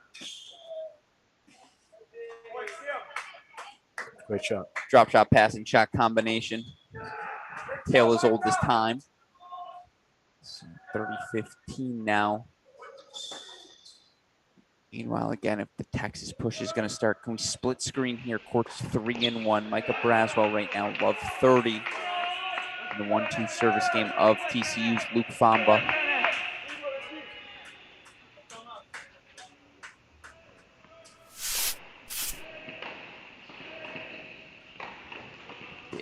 +1 forehand for 40-15 for Jong. Big serve for Famba, 15-30. And what I like about the TCU players, they all seem to be pretty comfortable with themselves.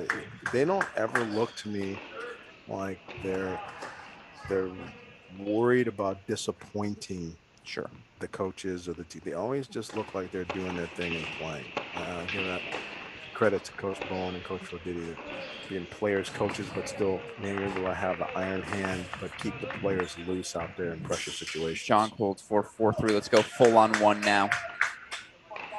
Famba. Because there's some guys that look tight out there, that look worried, that look like, oh my gosh, some environment sometimes.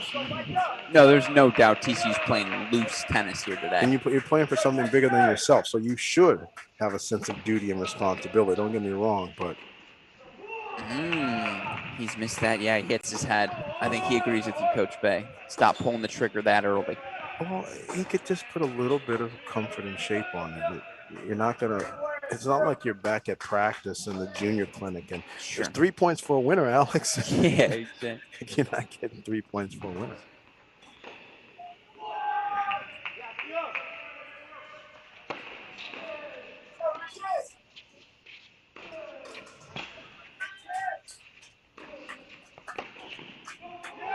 Break Braswell. There's the recipe. Again, Braswell, Ciamara. You get a set from Harper. The real problem here is, again, right now in court 4, Pedro Vives running away with things 6-3, 4-1. Fernley's been in control seemingly from the start, minus a brief phase 4 blip. 6-1, 5-all. That match at 2. Bailey Aguilar. Still circling it. Ooh, that's a forehand, though, from Micah Braswell. 4-15 love.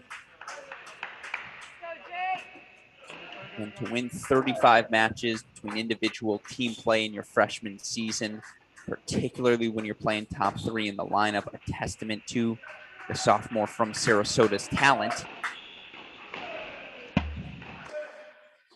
Oh, I used the T word. Whoopsies. You can most certainly use it. Well, testament to the talent isn't calling him talented. It's a testament to the work he did to display his talent. Understood. Yeah, no, it's not illegal in the crack racket talk. No, it's illegal. No, look, it's still on the dictionary. Yeah. Fair. I just don't use it. I don't use the word can't as well. Can't doesn't work. There's some words that I just took out I whited them out. I like that. I think it's weird that you also whited out the word Sagittarius. Like, I don't know how that got on the list, but okay. That's okay. I am one, though. Yeah, oh, okay.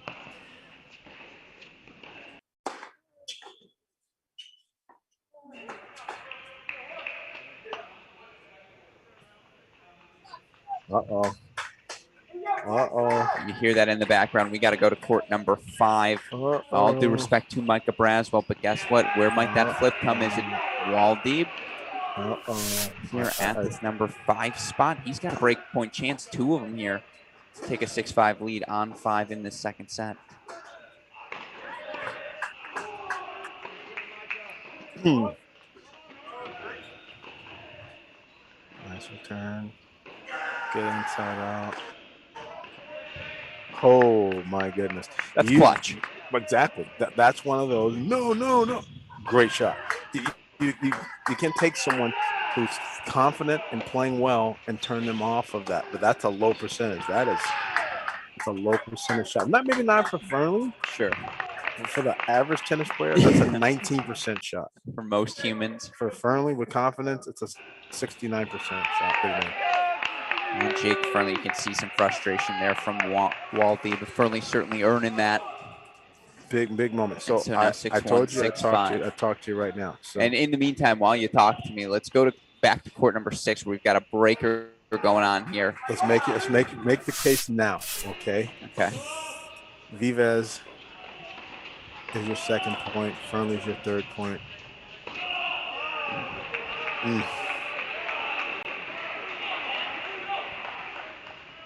Jung is a question mark for the 4th point. So Texas still has a chance to steal it. Could take 2 hours to do it, but there's still a small window. If Texas wins this match, we're here till 12:30. If this was a fantasy football game, it would be a 9% chance for Texas, 91 for CCU if this was a fantasy football projection calculator. I like that. 3 love Harper here. Again, just try to build something right now for the Longhorns. And I'll tell you what, this Texas team last year, Mark, pulled off the impossible with such freaking frequency. 4 threes. 10 and was it 1. 9? 10 and 1, I believe, 10 and 1. in their 11 4-3 matches. Well, so maybe it might have been 9 in a row or something. Yeah, it was a crazy laughable amount. Oh, it's beyond laughable. After a while, it's just. And that was the question for this team this year, 4-0 now for Harper, is was there just going to be inevitable regression? Not based on their level dropping, but it's just really hard to do that in 4-3 matches. Most certainly. And so right now, 4-love here for Harper. We'll keep an eye if we get to set point, but let's go to court number 5. Jake Fernley looking to put his foot on the gas pedal, close this one out. I have a lot of respect for the wheels on this Fernley. He's hitting shots. Look at that. He's hitting shots that you for sure would say, hey, reset the point. Hey, just get it back. Hey, just roll it across court, blah, blah, blah. He's going bomb line, snap, rip line. Which ultimately in math makes you have to run more if the point continues. And he just accepts the sprint and just keeps running.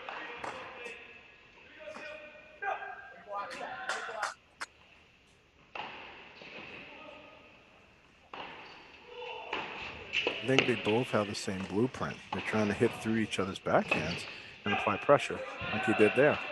He's just doing it so much better, and he's able to turn the defense to offense so much better. And Waldheep's a good athlete.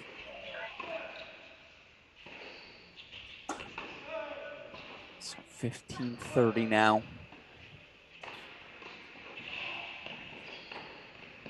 Meanwhile, Harper races out to a 6-love lead in that first set breaker.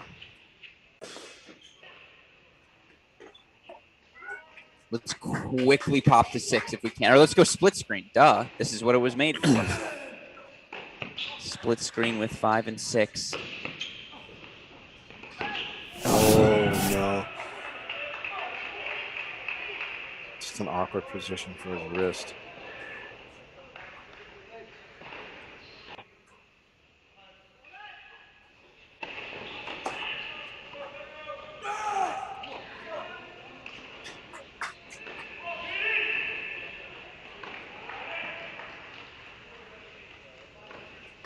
There's just big points everywhere now. No, it's heating up. You need the 6 box, you need a 4 box. It's is that a hectabox? Well, something like that. Or a quadra box. Yeah.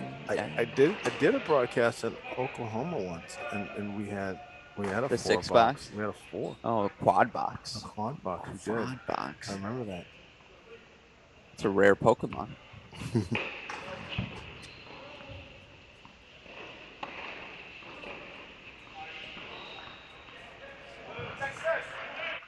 $40-30 on the left. Meanwhile, 6-love on your right for Harper. He's got 6 set points. Oh, wow. So 1 fought off by Jirasek, but match point coming up on 5.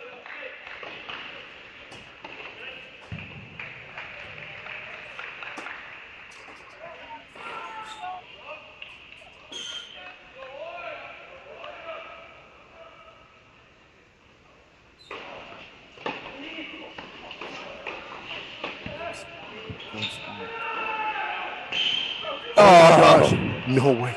So what a big 12 seconds for Texas. Spizzirri breaks.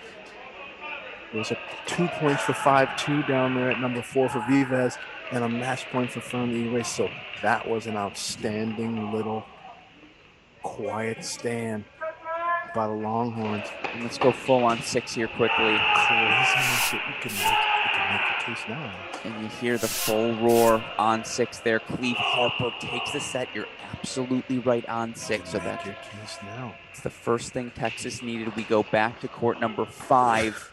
But 47 seconds ago, you couldn't. Yeah, exactly. You gotta love college tennis, right? It really has a pendulum swing situation that it's hard to. No other sport could mimic it because you don't have these many interchangeable parts all kind of collectively adding to one team win.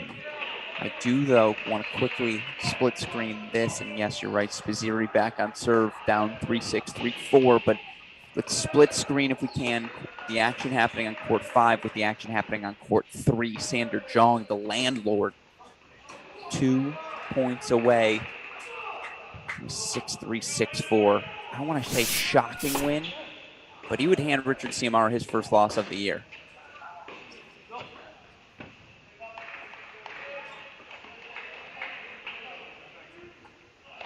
Serve.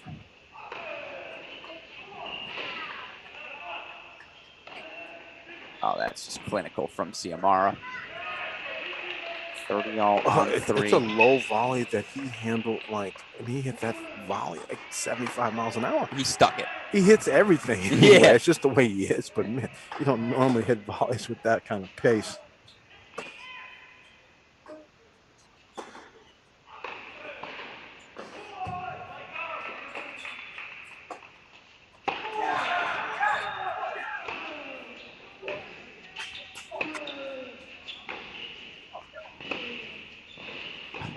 I mean, what wheels from Sander Jong? Big hitting from Richard Ciamara. He's now got 2 game point chances. These are big because these guys could have been out of the matches now. Absolutely. Could have been done at 3 and 5. Done. And now you're deep.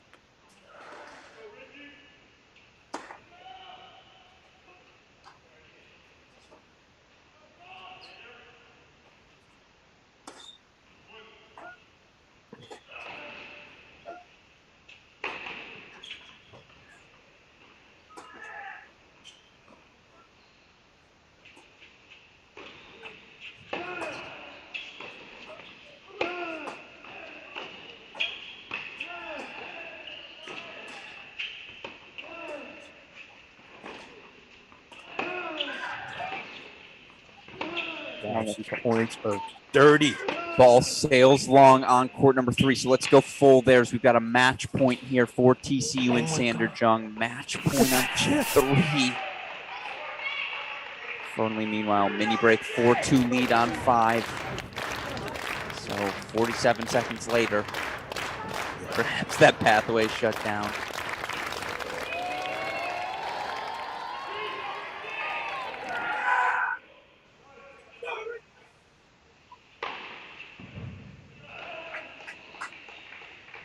Great +1. That's a side spin forehand. See, he hits through it, but there's a little bit of a fade sauce on it. It's like, I don't know if it's a bolognese or a little bit of a caper sauce. It's a fade sauce he's got on it. It runs a little bit and makes you have to throw the lob. See, when I think size, I think fettuccine. That's some fettuccine on that ball. I understand. I'm not a white sauce guy. Yeah, me neither. Fettuccine and ranch. I knew I liked you. I can't do it. Not how I do it. No, I don't roll that way. Anyone who gets white sauce on a pizza, I'm just like, do you have something wrong with you? No. You can't say that to a Chicago man, of course. Probably. Well, deep dish white sauce pizza, just no such thing. Yeah. What is that? Yeah, exactly.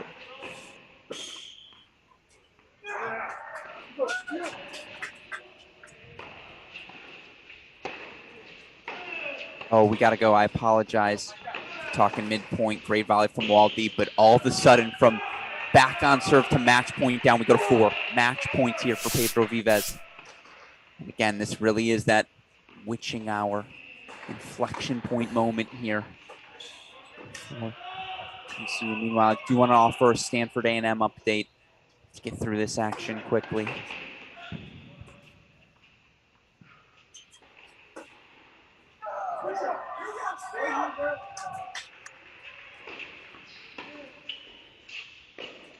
This is mentally very difficult.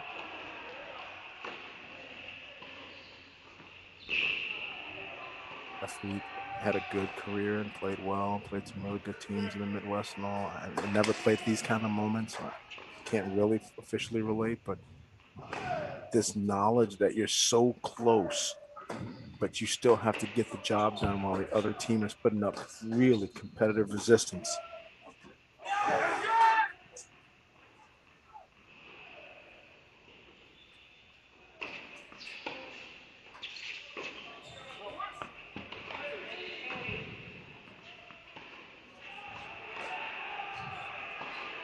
There's a big overrule on court number 5. Now Waldeep up a mini break 5-4. Boy, would that change the calculus. Well, it would change here. a lot because Firm really has been dominant. And so here, Waldeep is just, he's the late night party train. He comes in right in the bottom of the 8th inning and just starts getting base hits and getting men on base and scoring runs.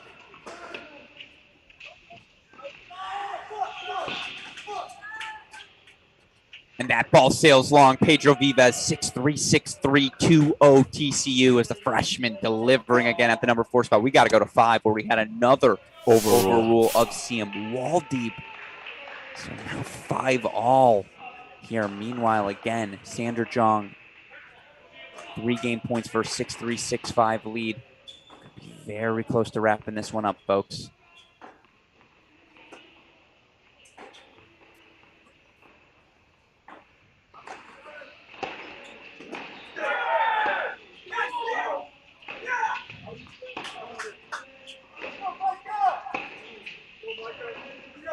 Wow. He creates great lanes. He just let's really split gets quickly inside the this with corners. one as Micah Braswell's got 3 set points here. So Texas, 2 set point chances, courts 1 and 5. Boy, do they need these.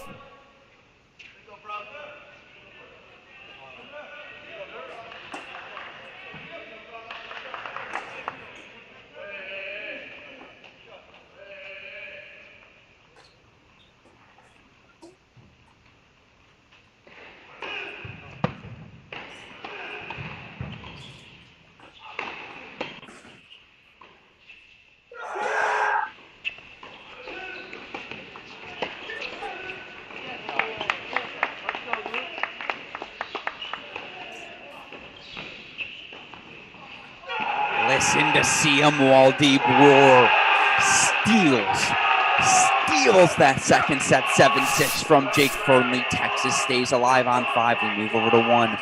He just loves the late night momentum train. He comes in deep, deep, deep in the game. You hear in the background, big roar from Cleve Harper as well. Texas needs to make their push. Wow. It is really, Did we just get a break on court 3 as well? Oh, nope, Sander Jong held on a deuce point, 4-6-5. That would have been quite the Texas push there. But meanwhile, set to Braswell. So we split here on 1, and now we go over to court number 2, which takes on that much more importance now. Juan Carlos Aguilar, yesterday's hero for the Horned Frogs on court 2. Up 6-4, 3-1 break of serve on freshman Pierre Bailey of Texas. And this is the first time we've heard Texas roars at all here today. See if we get a big roar from Bailey on a hold. Yes, we do. Still Aguilar, 6-4, 3-2 lead on serve. And with this little lull in the action, we're going to head over to court 3, by the way, as we see if Sander Jong can get the late break of Richard CMR. I know we're waiting here. Changeovers everywhere. We've officially reached that part of the match. But a quick update, and if we can, super producer Daniel Westoff, let's put that Stanford Texas A&M score. I know Constellation match. A lot of you are looking for and following. Links to that match available on the We Are College Tennis ITA website. Right now, Stanford takes the doubles point, but Texas A&M first sets at 2, 3, and 5. They've also got a set point at 4, 8-7 in the breaker there to make it 4 first sets. Looks like they're going to earn a split, and one of the first sets they dropped at number 6. Meanwhile, Arthur Ferry for Stanford again, proving to everyone why he's the number 1 player in the country. Got a straight set win yesterday, 3-set win yesterday for Daniel Rodriguez, up 6-4, 3-all on Noah Schachter of A&M. About Steve Denton and the boys. You lose Aguilar, Habib, Vachereau.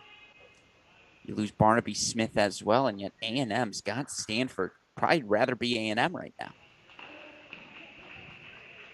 Yeah. So fun match. Again, links to that match via our friends at Track Tennis over on the We Are College Tennis ITA website. Right now, Sander Jong looking to make it 3-0 Frogs. Boy, Texas earns a split here, folks. Buckle your seatbelts. We'll be here a while.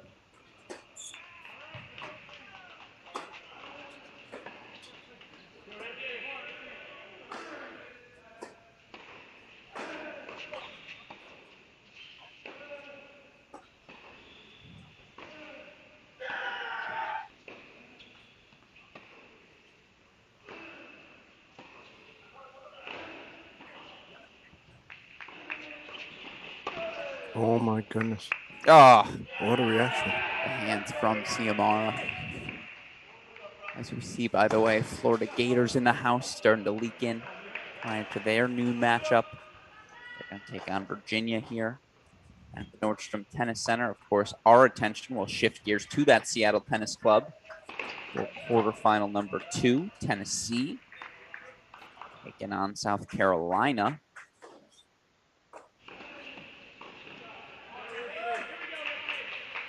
Ciamaro holding here 4-6 also. Breaker to decide set 2. And we've had 2 breakers played thus far. If you're looking for a silver lining, Longhorn fans, Cleve Harper, 7-6. First set breaker on 6. Ciam Waldeeb, second set breaker on 5. Those Longhorns love themselves some breakers, Mark. They have had to do it. Yeah. And they've done it. At this point, they better love themselves some breakers.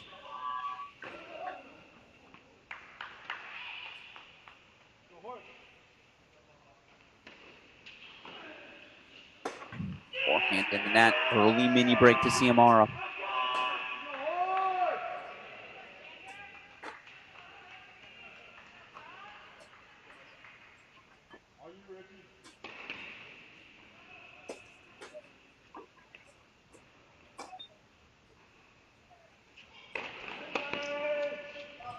And one.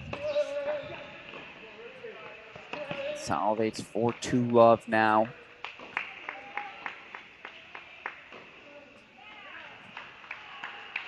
It may not be as loud as yesterday, as much energy, but they're still showing grit and fight and determination. They're not letting this go by because they could have been out of here done. They could have been done. Could have rolled over.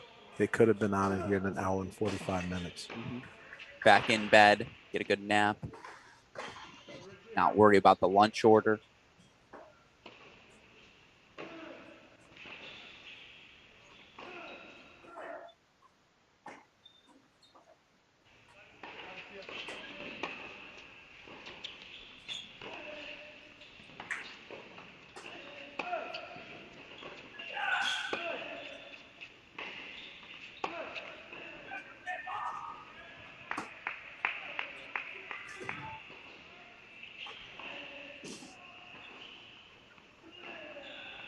This is a hell of a point, Alex.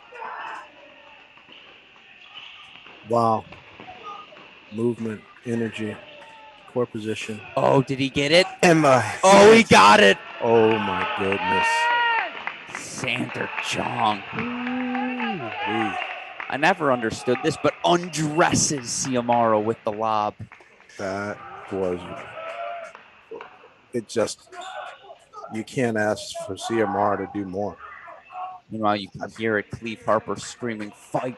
I guess you could make him fly so he could actually get that ball, but give him you can't that. ask for more than what he just did. Absolutely. So 2-all now, still on serve in this breaker.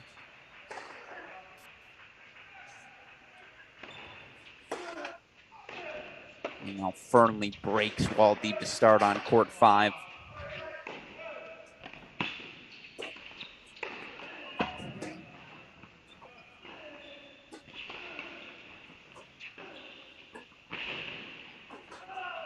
I swear all I've seen Sander Jong hit is bump lobs. Well, CMR just has him on that back foot. He is committed. He is the most consistent at just, this is how I play, this is what I'm going to do, and I'm not getting off of the train. He meaning Ciamara? Yeah, he just stays on it.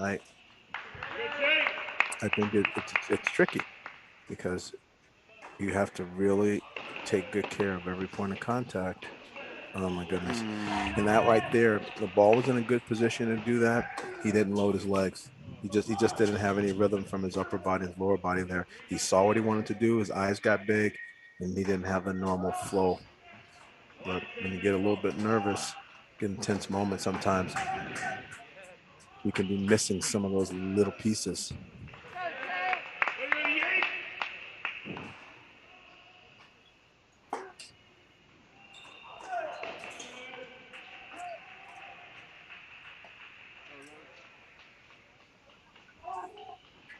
Meanwhile, it is 6-2, 4-2. Aguilar held to extend his lead at 2. That path broadening still for the Horned Frogs.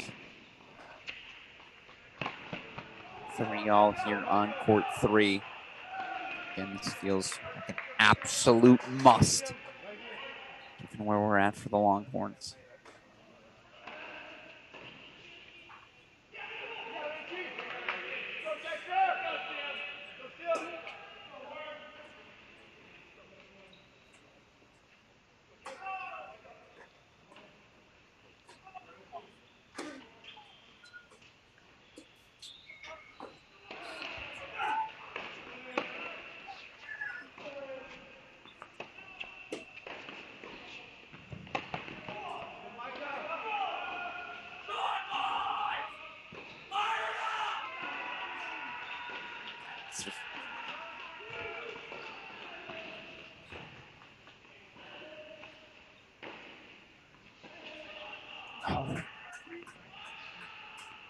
Oh, That's a bad miss.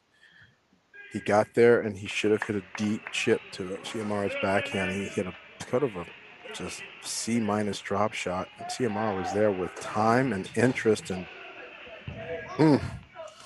meanwhile, you this hear is there. Ciamara. Think about Ciamara, wide open forehand, amazing topspin lob, duck drop shot. Like some of the ways he's losing these points, he could be 6-1 up. 4-all instead. Meanwhile, you hear again Cleve Harper getting that break of serve. First break of the match, I believe, at 6. And that's something you say very frequently.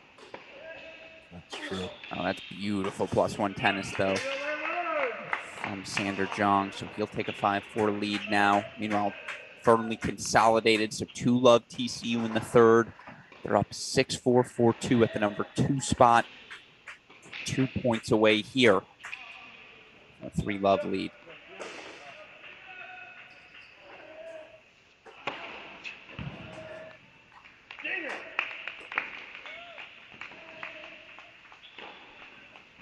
What down the line?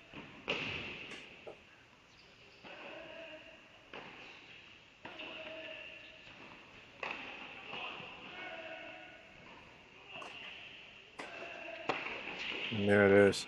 That forehand cross-court volley of his is so But clean. it's the fade sauce on the forehand running off the court that sets him up for that lane. Then he comes in just like a bat out of Austin and just sticks that volley.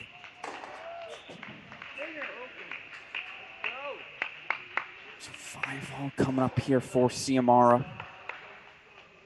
Yeah, those margins are slim on this match.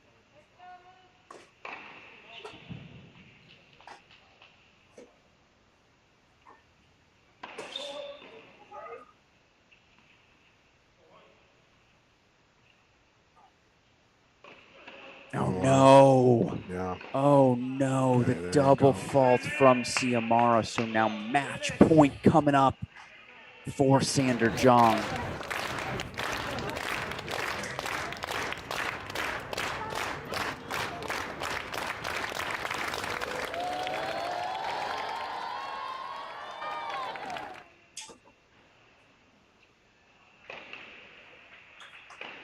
Too good. Sander Jong. Reminding everyone why they call him the landlord. Takes rent payments when you're on his court. 6-3, 7-6 Horned Frogs. What a matchup there. That was a fun one. Very good. And credit to Ciamara for coming back and having the passion. And we go now hunger. to 2. Really good.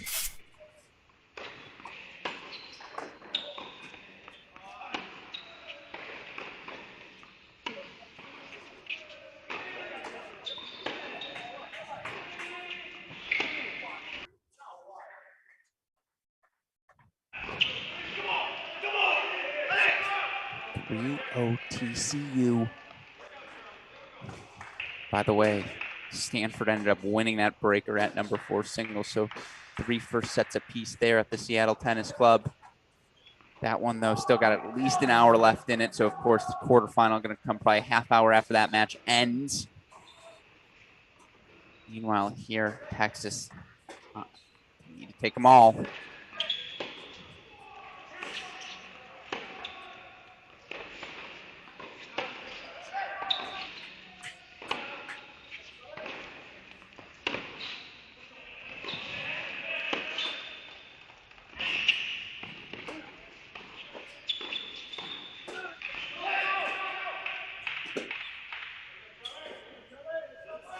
Bailey doesn't love the call.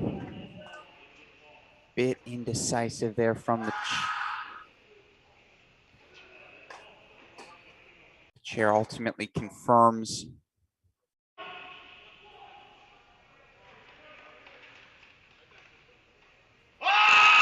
Get a big roar there from Bailey. Obviously, critical point of the match.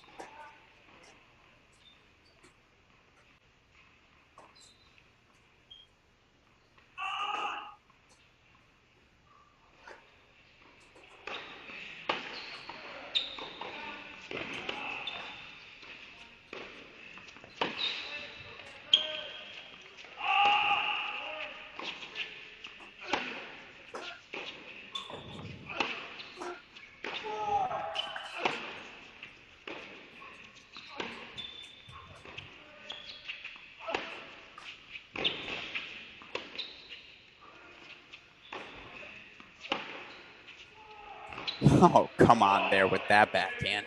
He was actually a little too close to it. He guided it. I don't think he meant to hit it there. It just happened to land there, but he got some great width out of it. Was able to create the error. He just has a very natural flow to the way he moves and the way he hits. Pretty economy of sort of energy and effort there. He's very light, very relaxed when he moves.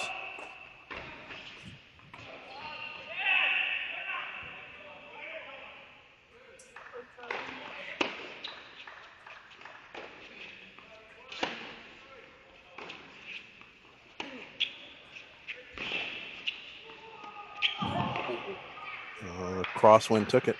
And Nordstrom crosswind over here by the water. Yeah, exactly. Whenever your body's of water, Alex, there's often lots of crosswind. You can smell the salt in the air. Here at the Nordstrom Tennis Center. Aguilar will take it though, and with it, 30 all coming up.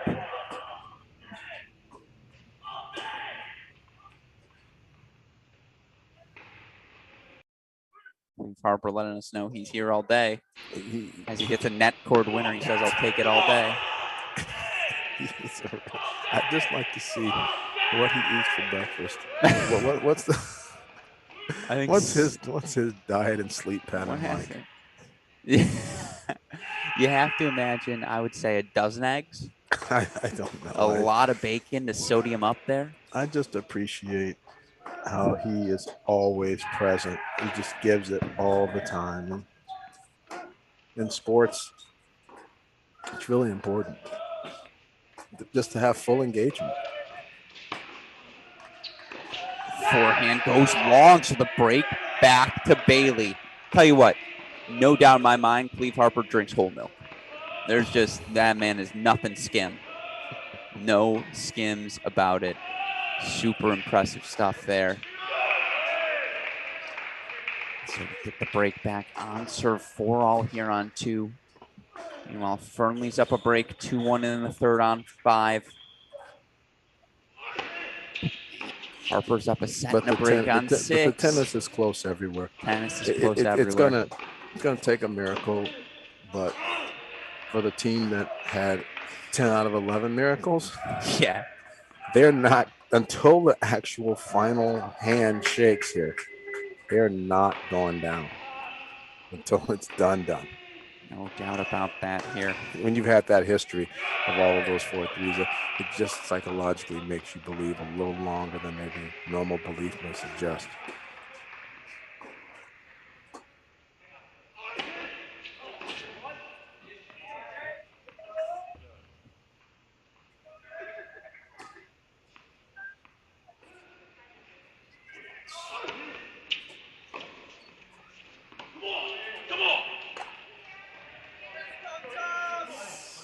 Now,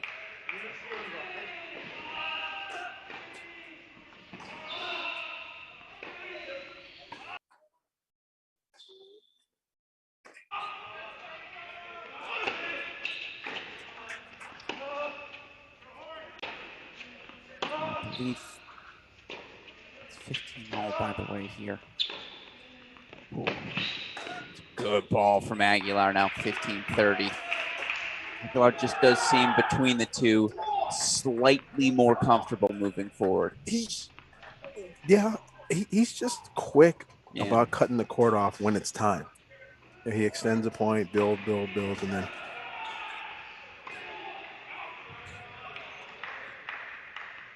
No, absolutely. And we see here again, 15-30. Aguilar.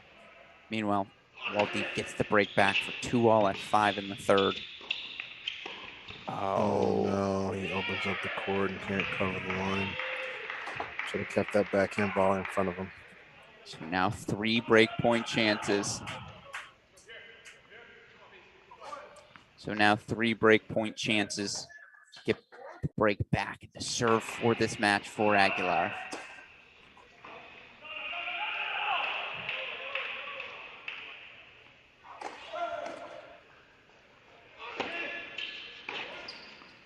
Oh, no pun intended. That's a bailout from Bailey. Well, he's already had the other bad one with the Yeah, crosswind 2 that of took them. it. So now 2 of them in this stanza. It's in tough. 2 games, yeah, it's not a good thing. So let's go to 6 in the meantime. When we get back, though, of course. But it's Aguilar, not Isner. Yeah, So this exactly. is not a guarantee that he's just going to go and walk off and this is going to be a done deal. He's going to have to put together some quality points.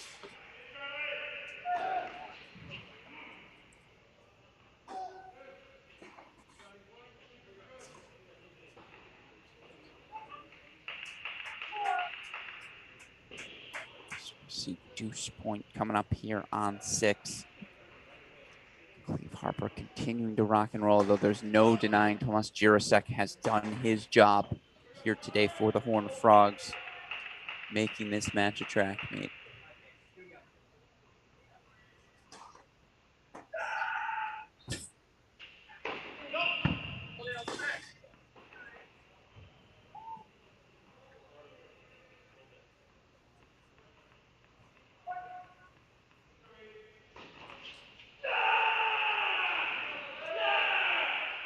Double fault. You hear the roar from Harper. He's just trying to do anything he can to will his team back into this one. We go back to 2 where Juan Carlos Aguilar now serving for not only the match at 2, but the dual match for the Horned Frogs. Serving for a bagel. Like, is this really a bagel? Feels like the Kentucky USC bagel, Is it though, really right? Where it's like, it's a really bagel, but is it a bagel? 2 hour and 10-minute bagel? I would like you to know I've had bagels every Saturday morning, probably since I was 3. Because, right, 3, you can eat the bagel. You're off the formula, right?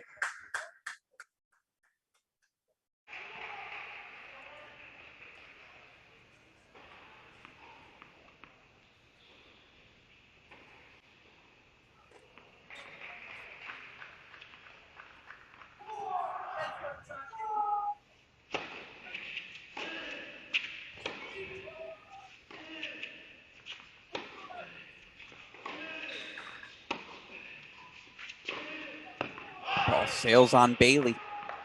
So now But 2 Aguilar's points keeping it away. simple. Yeah. He's keeping it simple. He's just making the first serves and staying on the rallies. He's not trying to make anything difficult. But we talked about that stat yesterday, 71%, closing that out when you win the first point of the game.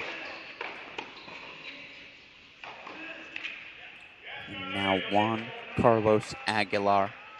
4 match points to make it a 4-0 TCU victory to send the Horned Frogs to the National Indoor Semifinals.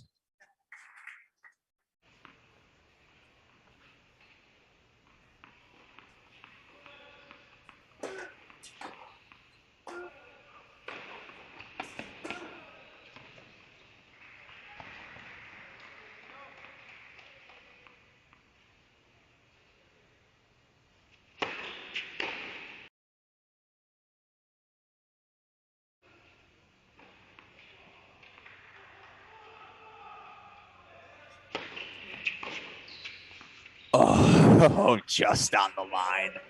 It's good sportsmanship. Most people run the risk, go for the finger and see what the ref says.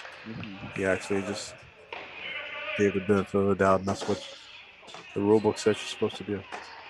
Great sportsmanship. 3:15 now.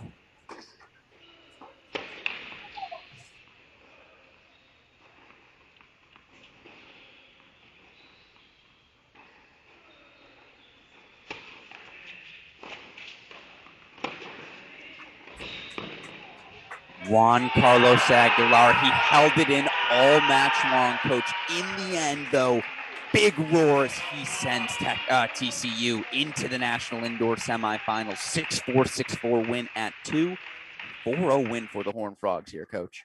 And I gotta say, that wasn't 4-0. Yeah. There should be some type of way that you communicate the closeness of it. It's going to go down in the record book like that, but that was close and tough. Texas did not have the same doubles energy. Huge win for TCU at number 2 doubles, and then big contributions. Vives taking down Spazzeri. We thought that tactically that was an issue. It was. Clearly needed to do a good job coming forward. He did.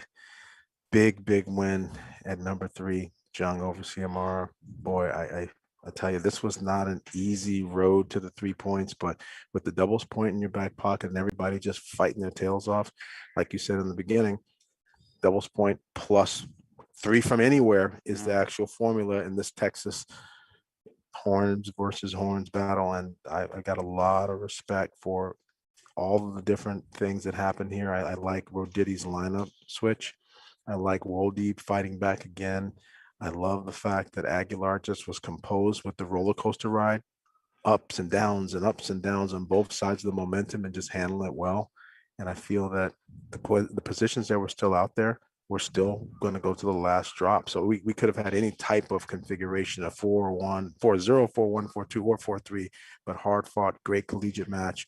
And love the sportsmanship by Aguilar there at the end with a quality way to close out as a classy guy. And like you said, held it in until the very last minute and then gave the team the big roar at the end. So yeah, no, fantastic performance here from the Horned Frogs. And, we just kept waiting for that big roar right out of Texas, kept waiting for the Longhorns to make their push. Credit to TCU. They never allowed that to happen. And certainly Braswell, Famba unfinished at 3-all in the third and looked like Cleve Harper was on his way to a victory at 6. That match was far closer than the 4-0 score line, but let's also be clear. TCU was in control from start to finish in this one. And now they're our first semifinalists, and we'll await the winner of Ohio State Wake Forest, of course, happening right now at the Seattle Tennis Club. Stanford taking on Texas A&M. It's 2-1 Stanford. They take the doubles point, get a win from the number 1 player in the nation, Arthur Ferry, at 1. Texas A&M has taken the match at number 2 singles, and they're pretty close to points 2 and 3 as well. Up a set and 6-5 at 5, up 5-love in the third at 6. Meanwhile, third set underway at 3 singles. Stanford with a 7-6 first set, but down a break at 4. That match nowhere near the finish line. And of course, our next quarterfinal happening at the Seattle Tennis Club. As such, we're not going to know exactly who we're not going to know the exact start time, until then. Now, I believe that match will start 30 minutes after the match currently playing complete. So we're going to say a tentative 12 p.m. for now. But again, keep checking our broadcast feed. Keep checking your Twitter handle. We're at Cracked Racquets. I'm at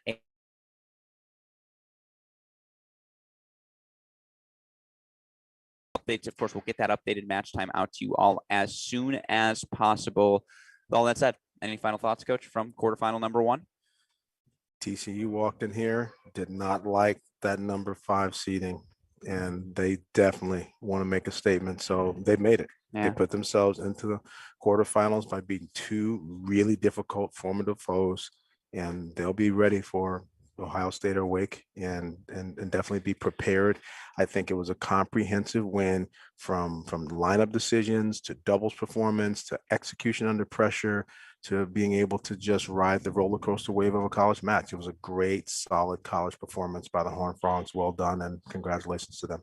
Absolutely. So with all of that said, again, we will be back tentative noon Pacific time, but of course, we'll keep you all updated with all that said. For now, for the fantastic Coach Mark Bay, our super producer Daniel Westoff, and all of us here in Seattle, Washington, I'm Alex Gruskin. You've been watching the 2022 ITA Men's National Indoor Championships presented by Cracked Racquets.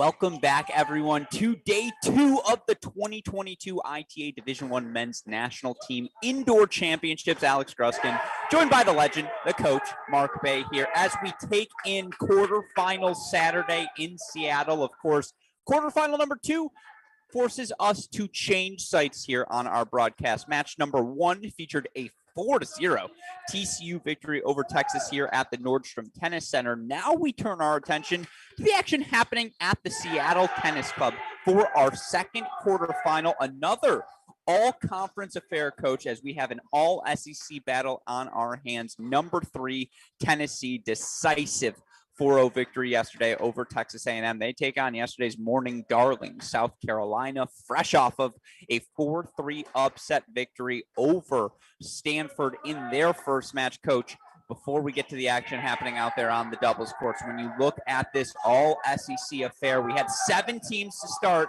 from the conference in this event, still have 3 teams left in the main draw. Your thoughts on the conference performance, your thoughts on this quarterfinal here today? The conference is proven they're here.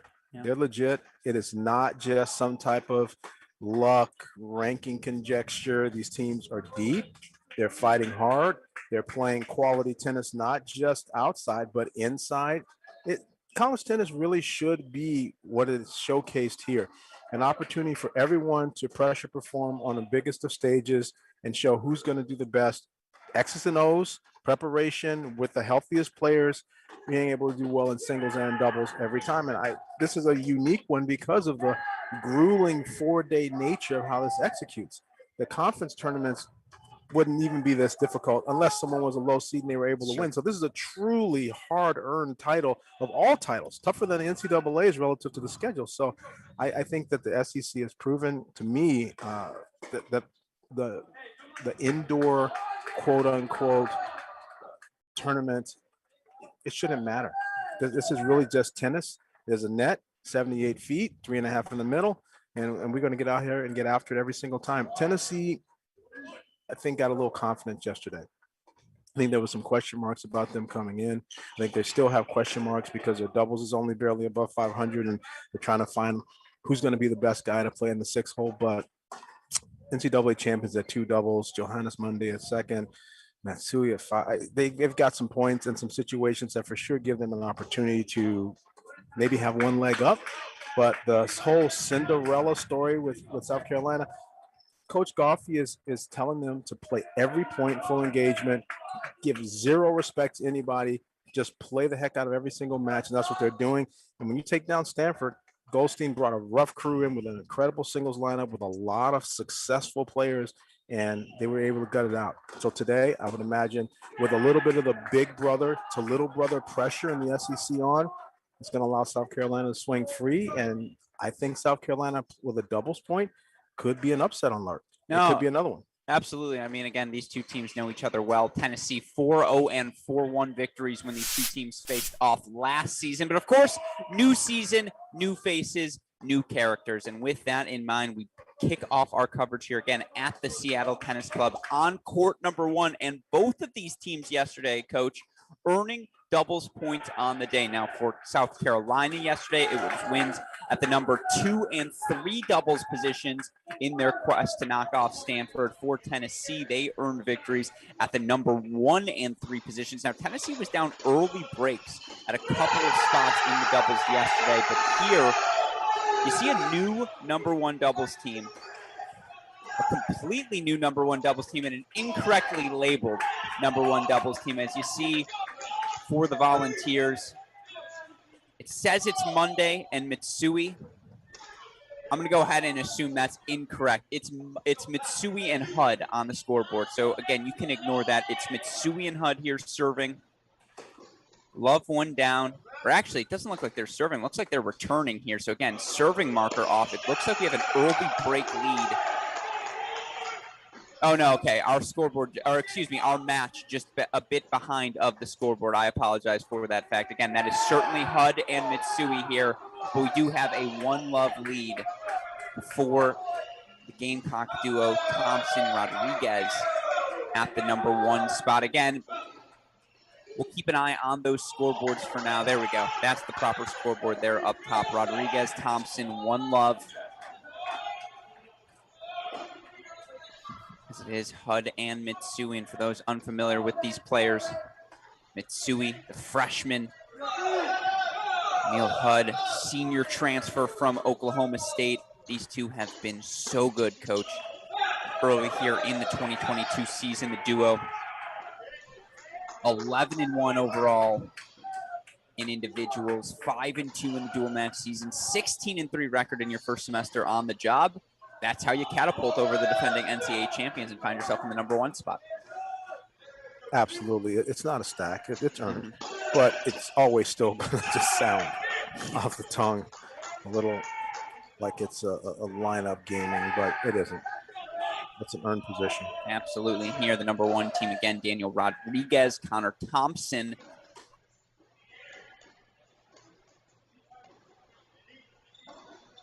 Last season went 15-8 at the #1 double spot for the Gamecocks. A lot of continuity at the top of the lineup for South Carolina. Rodriguez, Thompson, Lambling, Toby Samuel. That's a nucleus that last season reached the NCAA round of 16, 17-10 overall. And again, they took the doubles point and took it to Stanford yesterday. Don't sleep on the Gamecocks. Not at all. I enjoyed watching all of their team, not just the way they competed, but the way they played. It's a day and a half, 2 days of getting to practice on an unfamiliar court, and everyone gelled and bonded, and for sure had to make some adjustments with court position and game style, and they were able to do it.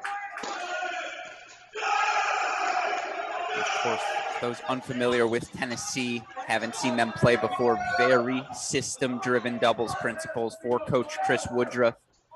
Associate head coach James Mackay. They're going to serve and volley. They're going to move forward. Traditional double style, but aggressive double style, right? They want to play on their terms. They most certainly do, and they're looking to have almost no rallies. Of course, some of you may hear in the background a lot of noise on our end. It's because we are still at the Nordstrom Tennis Center, Florida, taking on Virginia, and what could very well be a quarterfinal, but turns out to be a consolation match. One of Virginia or Florida is going to be 0-2 after today, Coach. That is a remarkable, remarkable thing to say out loud. It's scary. Yeah, but right now here, how do you do? So the break goes to Tennessee here on court #2.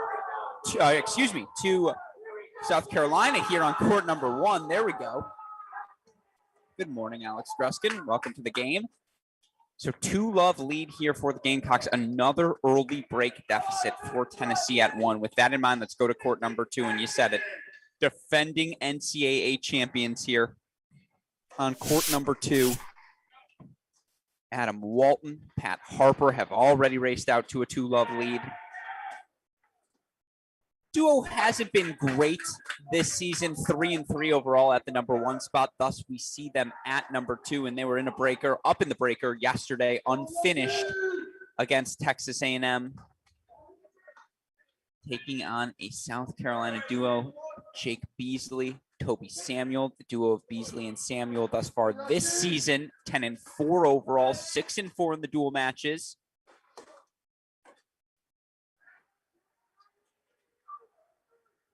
Last season, Beasley and Samuel 18-7 overall, 12-3 at the 2 doubles position. So continuity again for the Gamecocks here at 2.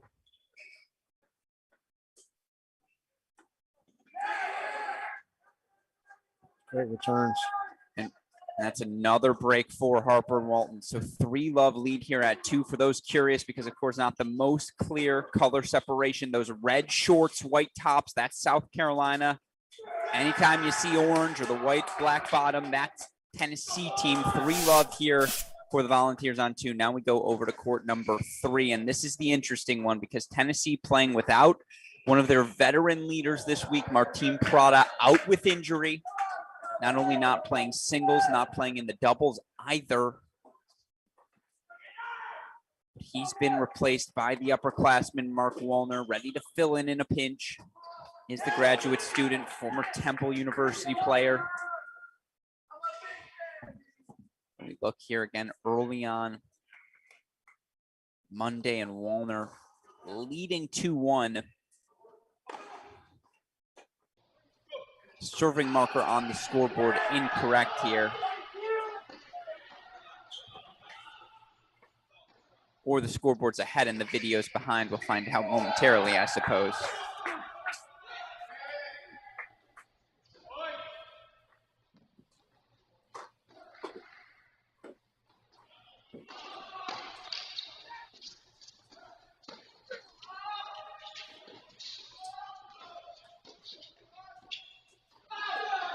Really nice ball. Monday, Wallner attacking the body, and I love the energy there. They have that.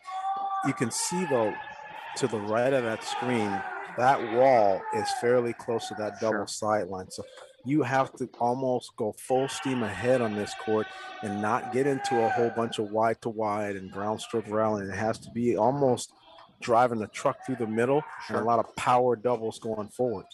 The smaller space you're trying to compete in.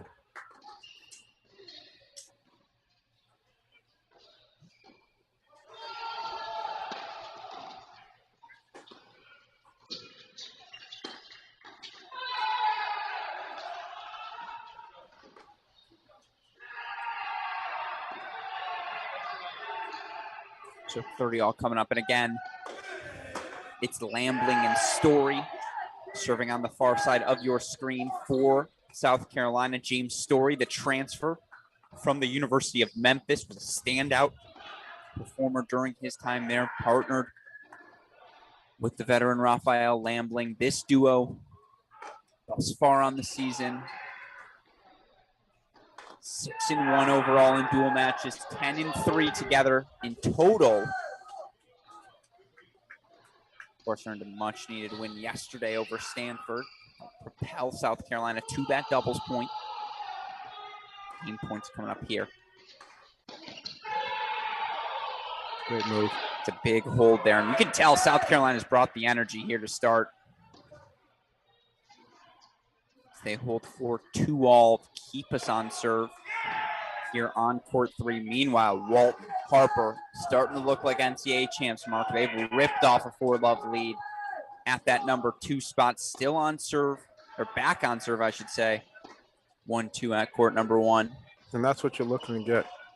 You're not trying to put that scoreboard pressure on the other teams. Hey, we own 2. Good luck with you guys trying to beat us at 1 and 3 every time. It's a good statement. Good close there from Wallner. Yeah, Mark Wallner filling in here for Martin Prada. Out with injury is the Tennessee upperclassman.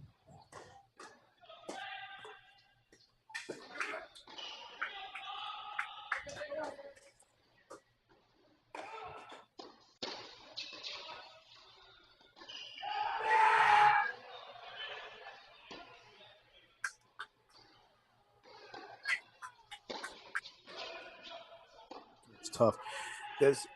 Even though he's so tall, what ends up happening, if he lets the toss drop a little bit, you actually lose a little height. Sure. You're not athletically like a You're not going to get it at its apex. Like a basketball player going up for a jump ball. Sometimes you see a Kyrgios or an Isner. Some of these guys are big, but they're still going up for the serve.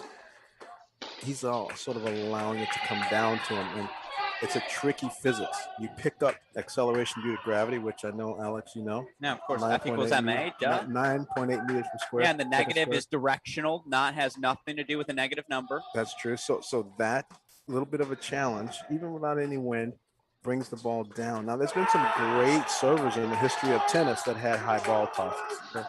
Steffi Graf, Yvonne Lendl, there's been a few. But for the most part, you usually see the best servers are not with the high ball toss and athletically on their way up to get it instead of it coming down to them.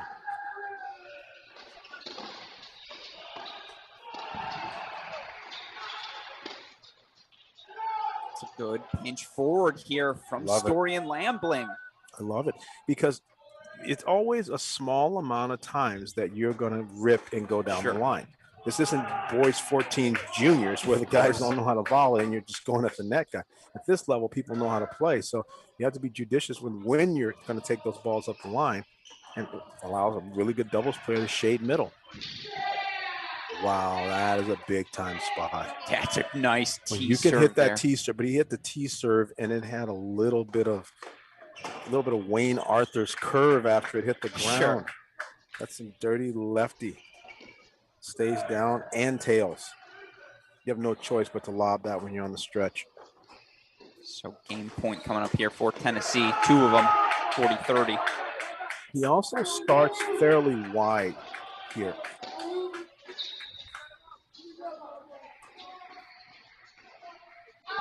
Oh, that ball sails. That's out. Good eyes there from Mark Wallner, who is amped up here to start today for Tennessee. 3-2 on serve here on three. Let's go back to court number one now. Rodriguez, Thompson, Sui Hud, Tamil Hud returning on the near side of your screen. When the games are moving slow in doubles, it's a lot of second serves or possibly some baseline rallies. Hud tries to challenge him at the net post. Too good there from South Carolina, though. So now South Carolina looking to extend, stay on serve here for 3-2.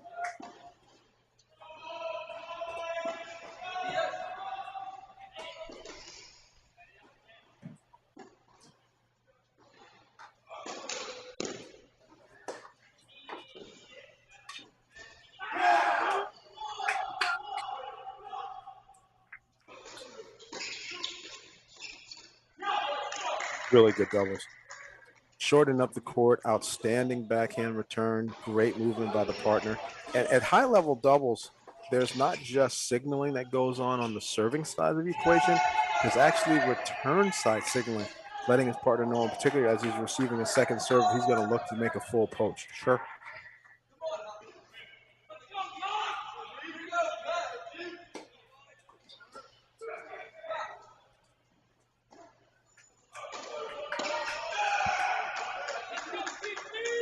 Good serving there from South Carolina. So they hold for 3-2 here on one. Let's go over to court number two right now. It is all Walton and Harper. 4-1, 40-15 here.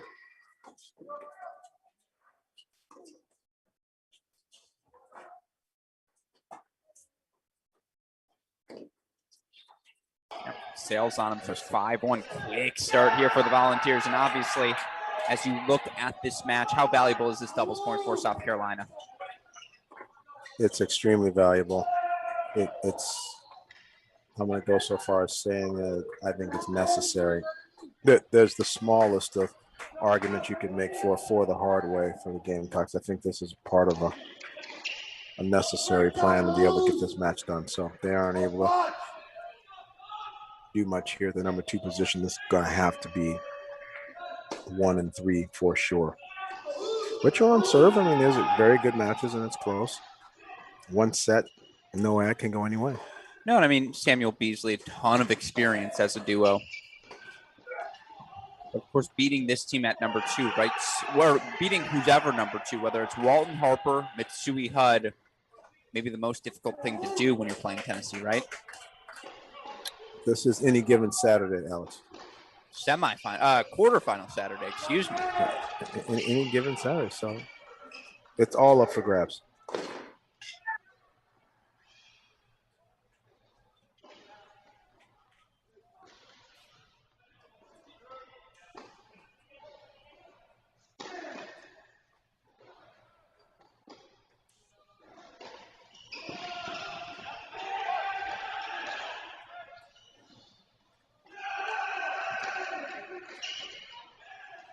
Sure.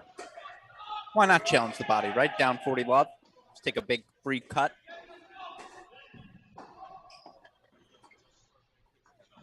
You see Coach Goffey there laying out his 5-point PowerPoint plan.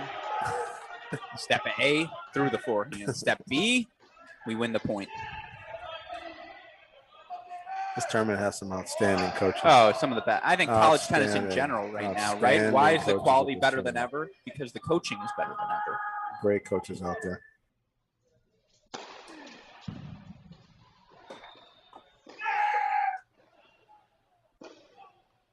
They go so far as to say the caliber of the assistants and associate coaches also at the all-time highest levels. Even the freaking volunteers, right? Austin Rapp, George Goldhoff. Yeah, those are some strong Texas, coaches Baylor, out there. respectively. Coach, oh man, my favorite man, Coach Perlman at Florida. Long time veteran. I saw Scott this morning in the workout room, and he goes, Alex. I was like, oh my God, Scott, it's 6. He goes, we're ready for fun. Oh, man. Almost decapitated him with that overhead swing. But now match point, I believe, coming up here. No, excuse me, still 40-30. Yeah, Coach Shelton has a ton of respect for contributions that Coach Perlman has made to the Gators. I was correct. A little bit behind that is that scoreboard. So deuce point here, match point for Walton Harbor. Oh, come on now. That's what an NCAA champion does. Forehand cross-court return ripped. By the way, you hear a huge roar. That's Florida Gators taking the doubles point over Virginia in the background. Meanwhile, first set to Tennessee, 6-1 here. We're on serve out the wear. Let's go court 1. Rodriguez, Thompson, Hud, Mitsui. Of course, you look for South Carolina. Is their win over Stanford a Cinderella win yesterday? Is that just another pickup, another step in the right direction for this program? Both. Okay. Stanford's pretty darn good. Very, very true. Stanford ultimately a 4-3 win earlier today, by the way. They knocked out Texas A&M.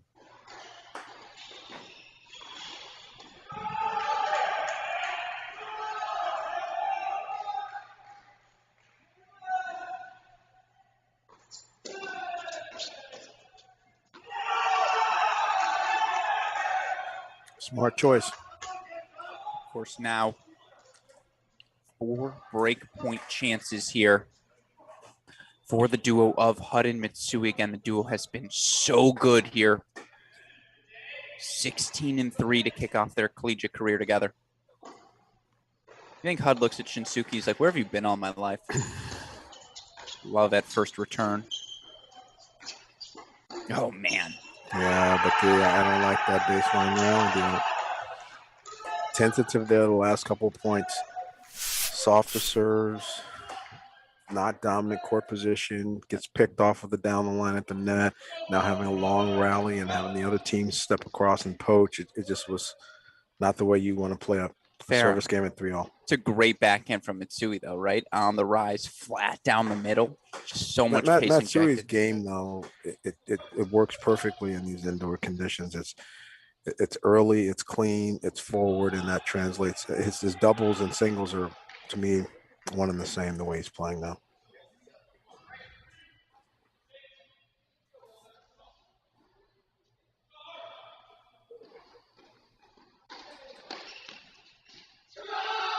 Drops in. Better to be lucky than good. That's a really often used phrase.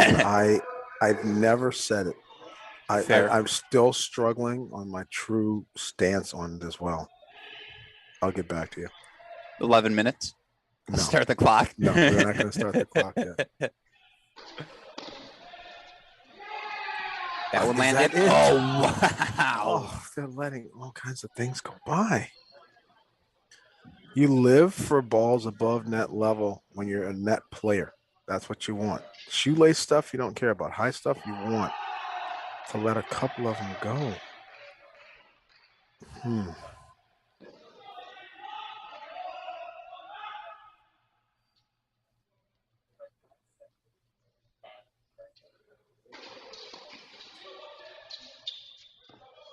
Oh, I was kind of hoping that one would land in. Oh, it did! No. No way! Overruled? Overruled. You gotta be kidding me. And Coach Woodruff's the one who appeals there. It wasn't even the players. That was over. There's 3 floaters in one game for a love 40. Oh, wow. Meanwhile, Hud Mitsui opening up their service game 4-3. They're up a break on 1.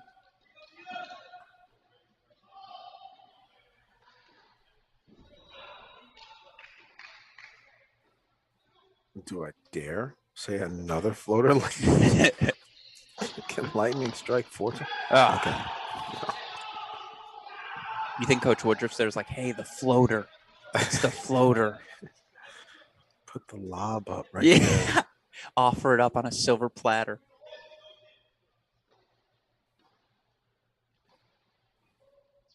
It's tough because I was over there. That's the first thing I did when I got here in town. I went to go see what that site was like. Yeah. And it's not easy to play a lot of high lobs in that building.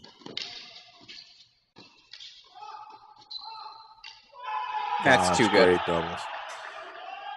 Really good stuff there from Story and Lambling. Just to take the net away, pinch forward. It's a beautiful club right on the water.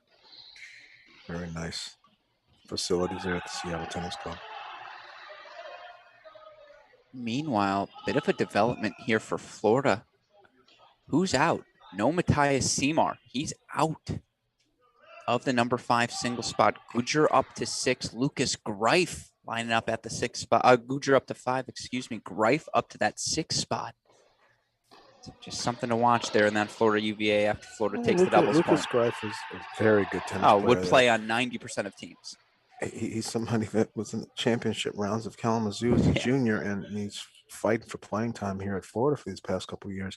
He grew up playing indoors, and for sure, Lucas Greif is more than capable to play, especially in an indoor court for Gators. That's money from Johannes Monday. South Carolina had a bad 2.5 minutes. As I say, so there's the break, 4-5-3. Tennessee now up 5-3 at 1 with Rodriguez. Thompson serving also up 5-3 here now. Difference being Monday and Wallner serving.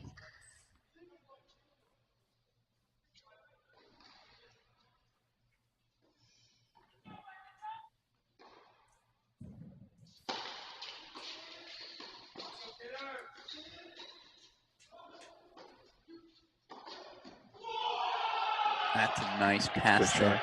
But still, you see the court positioning. Tennessee continuing to push forward. That's why you have to practice. And the top teams practice it all the time. We just saw Ohio State practicing a ton of 2 up, 2 back. Mm-hmm. I do it back home. Sure. The academy all the time, just to get the recognition of what to do when things go fast and understand how to learn how to play volleys through the middle. Okay, so we're off to a good start here this game. Monday was a little tentative in the first point with some of the backhand volleys. He didn't stick, and they ended up getting a pass on him, and now they get the return down at his feet. He opened up the angle with the serve, but they use the angle back. He picks it up, but at 6'5", it's not that easy to deal with the shoelace volleys. Gives him some opportunity time, and we're at a love 30 here, boss. No, and now the good news, if you're Tennessee, you're still up that break at 1, right? So you definitely have a margin here in the doubles point. Ooh.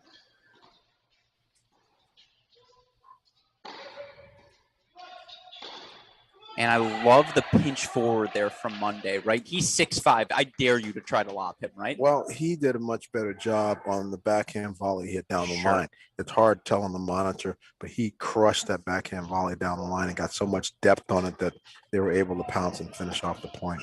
Yeah.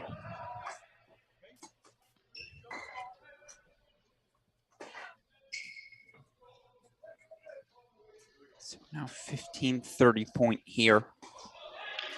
Again, that service game, HUD, Mitsui, about to get underway. Keep an eye on that. Pop over there if they beat Monday and Wallner to match point. That is a massive tee serve from Joe Monday. Good serve. You're already worried about the serve, and then with the partner right there looking to move and cross and pick up the scraps. That's always challenging when you're on the return side, even in a both back situation, trying to play against a big lefty server with a good net guy.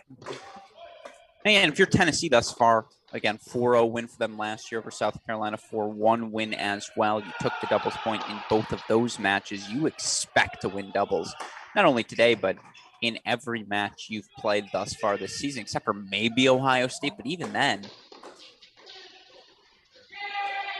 on paper, this Tennessee team has all of the ingredients. And now, just like that, 20 minutes in, 25 minutes, pretty close to a very efficient doubles point, match point coming up. You see Coach Woodruff, some words of instruction. But it's tough. They lost to Columbia, TCU, Wake, and Buckeyes. I mean, that's some tough. No, they have underperformed in doubles, for sure. Tough doubles points. feels like they haven't had all of their teams play well at the same time. Today, though, seems to be one of those days, and that's money. And you can see the roar from Joe Monday. You think this match doesn't mean anything to him? Doubles point and a 1-0 lead goes to Tennessee. Was the NCAA champs Walton and Harper. Breadstick for them. 6-1 over Samuel and Beasley. And now Wallner Monday, 6-3 over Story and Lambling. That's an impressive start for Tennessee. Yeah, for sure. Convincing, solid.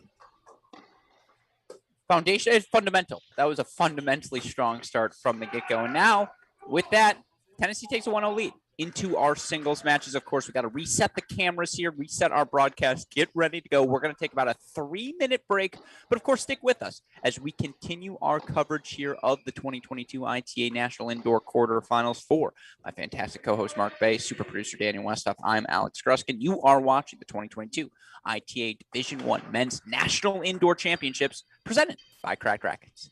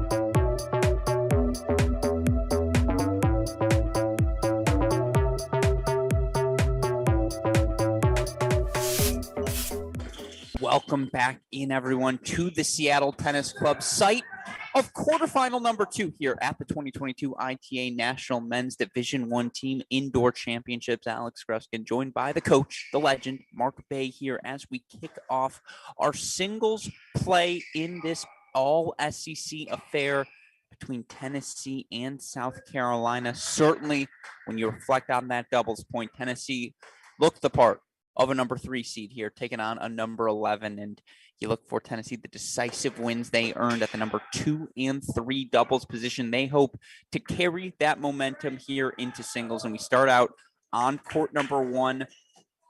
2 veterans now of the SEC. Adam Walton, 5th-year senior, back on the job. You look for him thus far this season. Walton, as always, just quietly plugging along, 5-1 overall in the dual matches he played. Of course, you look for Adam Walton, was 14-8 overall in the top 2 spots in dual matches last season, but he's got a matchup on his hands today, and a guy coming off of a rare loss at the number 1 singles spot. Now, of course, for Daniel Rodriguez, who lost to the number 1 player in the country yesterday for Stanford, Arthur Ferry, in 3 sets. Yes, it's a loss he's unaccustomed to, but it was his first loss of the dual match season. And certainly you look for Daniel Rodriguez overall on the year now, 8-1 at the number 1 single spot. Of course, last year, Rodriguez 18-5 at the number 1 spot. This is a fun one on our hands here at the top court. For sure. At this point now, down a doubles point, it's a mandatory point for South Carolina. Absolutely. And I don't think that's surprising to see. I believe that's head coach Josh Goffey centered himself on this court.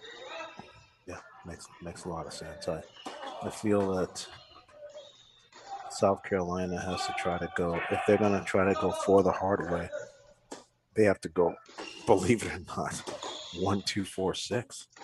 That's a really tall ask. All I can ever hear when I hear believe it or not is believe it or not. Yeah, you're dating yourself and you're not even that old. I know, but I have a father who does not change the XM radio off the 80s. Gosh. Well, I'm sorry for you on that. Explains a lot, I'm sure, here. 15 all.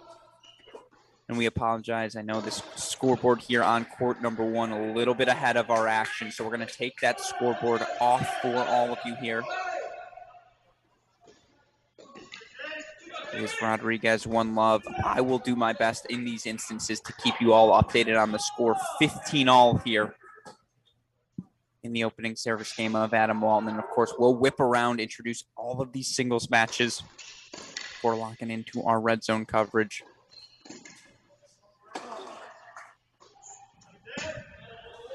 You made a very succinct point, I thought, yesterday. And if you don't mind, I'd ask you to repeat it again today. Why is playing that far behind the baseline, as Rodriguez likes to do, so difficult here at the Seattle Tennis Club? Smaller space back there. It's just not as much room, and so you have a choice. Normally when you're deep in the court, you're hitting heavy and you're trying to make the match physical, extend the points, etc. But Seattle Tennis Club is going to have to be 4 to 8 balls, trying to move forward, hurting your opponent, transitioning. So can Rodriguez do it? Yeah. Is it his favorite choice of how to win points? Not necessarily. But Rodriguez's forehand, I think, is formidable, and he can look to use that. He just, I think, likes to play the way he wants instead of having to play the way the conditions force him to. So put some dynamic to the match. That with top guys, they have a lot of results and success because they're good, and they're good in a lot of things. And I still think that the college aspect of a coach sort of trying to program you to play a certain way, there's always an interesting give and take with that. I think some coaches do it better than others, but I feel like this whole national indoor, the theme has been about transitioning, and I feel like Rodriguez is going to have to do a good job of that today to make sure he brings the point back. And Walton, I feel, is capable of doing a couple different things here in this match to try to defend a little bit and also come forward. I think he can have a little bit of a balanced portfolio in terms of the way he wins his points and be successful. Absolutely. Tennessee doesn't need Walton, though, to get this done. Although yesterday, boy, did Walton deliver at that number 1 single spot. Dominant 6-2, 6-love performance over Noah Schachter of Texas A&M. So that's your number one singles match, and certainly feels like we're going to have the opportunity to check back in on that one later. Meanwhile, let's go to court number 2, where Joe Monday has just been so good for Tennessee throughout the course of his first year and a half on campus. You look for Monday here this season, 7-1 overall in dual matches. Of course, Joe Monday last year went 19-5 at 2 singles, 24-6 overall in his freshman campaign. I'm going to tell you though, Alex. 1-all here. This is the one where if there's a one where you say maybe somebody could get Monday, I think this backwards hat nation guy has a chance. I'm not completely giving this point, even though you would think on paper this is the first point you'd probably give Tennessee. I think Samuel does some pretty good things. I think he defends. I think he's physical. I think he serves +1. I think his forehand's got enough liveliness to get Monday on his heels. I mean, Monday, obviously, if he's just serving well, you can't do much about that. But I think besides the big first server Monday, I think he can play with him. Last year when Monday played at the number 2 spot against South Carolina, earned a 3-set win over Raphael Lambling, then an 0-1 win over Connor Thompson. Did not face Toby Samuel, though, in either of those matches. South Carolina went 3-0-1 in the top 2 single spots in their 2 matchups against South Carolina last year. But you look for this South Carolina team off to a 10-1 start. Their only loss, a puzzling loss to the North Carolina Tar Heels right prior to the start of this event. But you look for them overall. See like that? He's applying pressure. He's coming forward. He's definitely not afraid to get in Monday's face. Monday likes to massage you around a couple, work you a little bit, and then get in your face. And then you're like, whoa, how do I get the ball by this big guy's reach and size and lefty? But if you keep him back right now, like on our screen, I can't see him. He's back there. That's a good ball. Ooh, that's a great ball, but that's a good retrieve back, and that's a very good ball, and that's just good tennis. There's a great series of shots by both players there, but Monday with the direction change and sneak volley back behind that, that's big boy stuff. That was one of those great beats good. It really was. That's well said. I agree with you, and so you look for Toby Samuel, 19-4 in dual matches last season, really was one of these standout bright spots that helped propel this South Carolina team to the round of 16. Formed thus far this season, 7-1 in dual matches, 18-5 overall between fall and winter play. Has been an absolute leap, catapult forward for the sophomore Samuel. He just looks more mature, more. I watched him a little bit last year at NCAA, so I feel like I'm looking at pretty complete, top tier SEC guy. I'm going to say this too. Not enough Tobys in the world. It's a great name. I've always been a big fan. Toby, it's simple. Ole Miss, coach. Oh, that's a good Toby Hansen. Good call.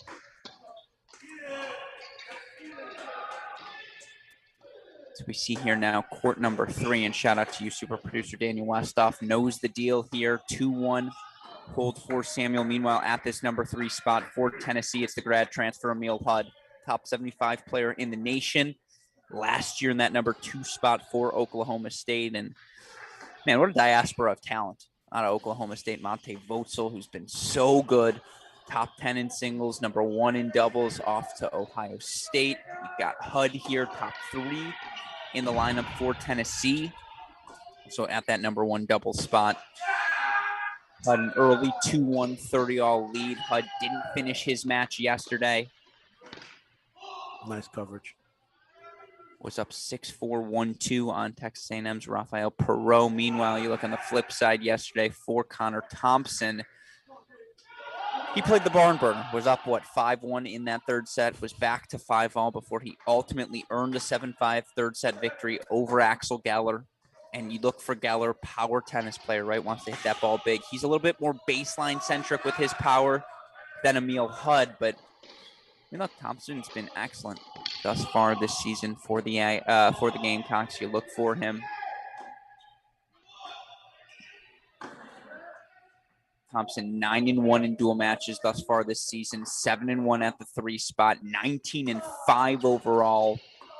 course, last year he played in the top 3, went 11-9 in dual matches. So again, you talk about taking leaps forward. Haven't gotten to the meat and potatoes, the SEC portion of the calendar yet, although I suppose this counts. Yeah, it does.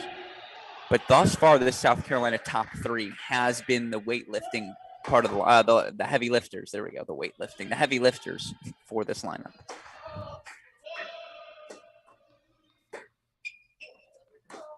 I think this is one Tennessee thinks that they should get.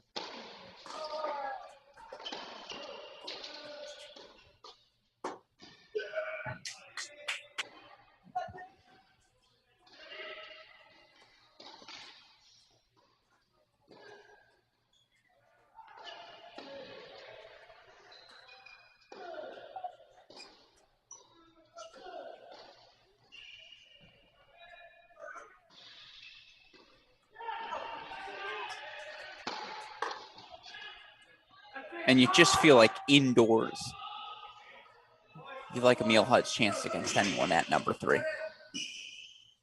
That serve, that size, will be looking to serve and volley. I think that your comment is good. Yeah. That serve, that size, but that matters when the serve percentage is good. Sure. It's a very good point. Bingo.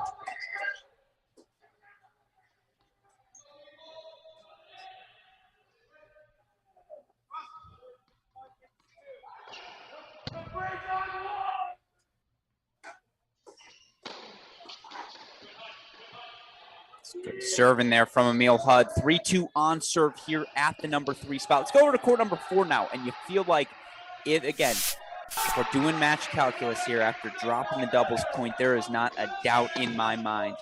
If you're South Carolina, Rafael Lambling has to win this match against Angel Diaz. And Angel Diaz has been a hero at times for Tennessee this season. He clinches the match. If not against Wake Forest, clinched one of their 4-3 victories. It's slipping my mind right now. And you look for Diaz here. Junior transfer from UT Arlington. Was down a set yesterday in their matchup against Texas A&M. Meanwhile, on the flip side, you look for Rafa Lambling yesterday.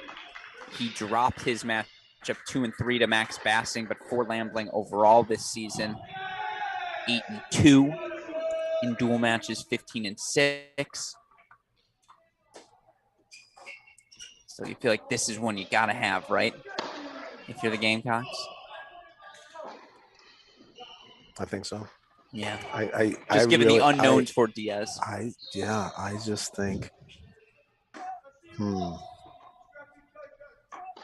Yeah. I think 1, 2, 4, 6 is, I don't even know how you say that's their best chance. But I'm saying that's, truth is you just don't care. But when you're doing this early match philosophizing like we do, that's half the fun, right? Match calculizing. Sometimes. I don't. It's funny because I'm wearing the commentator hat in college tennis a lot. Yeah. But when I'm watching any other sport, I don't always put that much stake in it because I really like to see what happens when people go out and play. And look at that Super Bowl. Yeah. Aaron Donald makes an amazing play at the end. If not, I'm telling you, Burrow comes down there and scores and wins that. And that's what I liked about it. Their defense played to win instead of this soft prevent defense business where you just let the team walk down and score. I think in sports, it's you have playmakers, you let them play. So we see the Diaz hold 4-2 all here. And I don't mean to be disrespectful to Angel Diaz. There's certainly 2 years left. Feels like there's going to be a lot of contributions from him at the bottom of that singles lineup. Just a rock. A million balls in play.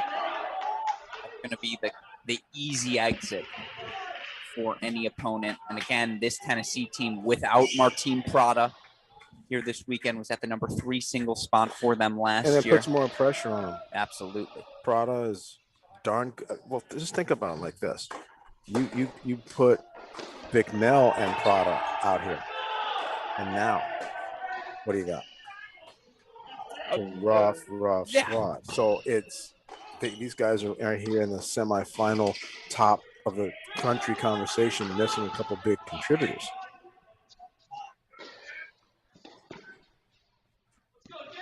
You're saying how good would Florida be if they didn't have Griffiths and Vale? No, Like, how would Ohio State be if you didn't have Watson?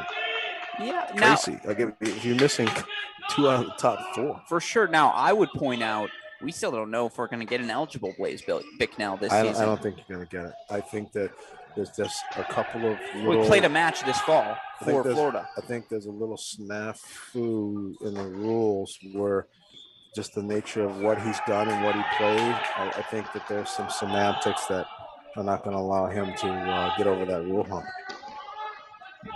He's very, very good. Watched him carefully. No, undefeated last year for Florida. Serve, really hard to read the forehand. Just a big guy. You don't realize how tall he is till you stand next to him.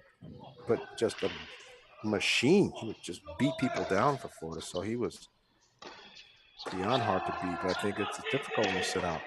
You have to try to come back in.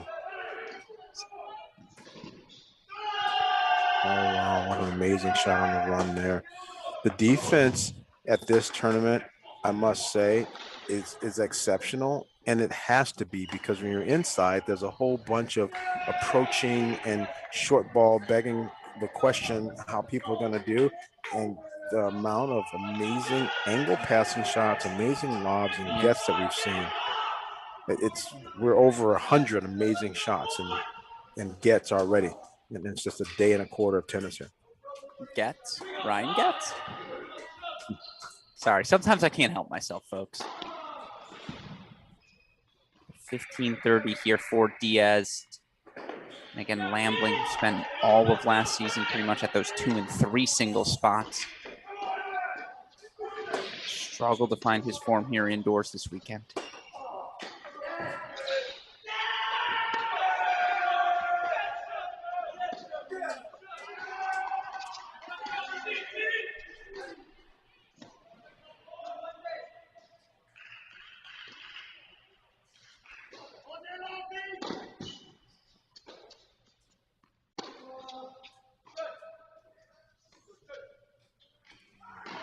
Cutesy. That's cutesy. Must have that gust of wind at the Seattle Tennis Club as well now. That's exactly. It's funny you used to say that. My comment I was about to make at the tip of my tongue before you beat me to it was, these guys are better suited out playing in the elements in the wind with the heaviness and the movement and the lateral and the drop shot. This guy, the way they're playing, you would think, okay, gosh, if they were outside, this would be really even more fun for both of them and create even more openings for their games. I'm looking right now. It's 44 degrees outside. They can go play. Okay, we could just excommunicate them out of the building. Yeah, that's a Chicago summer. Oh, God, that's a cheap shot. It's a Michigan summer, too. Chicago is a top 5 city in the world. It's not even close. Chicago is very, very, I'd very argue good it's one. It's an exceptional place. And so we see here now, again, game points coming up for Lambling. Yeah, summer chai, right? That's what they call it, if memory serves me correct. Great times.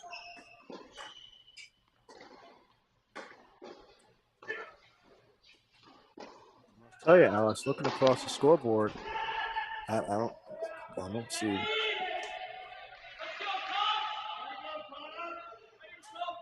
a lot of space in those scores.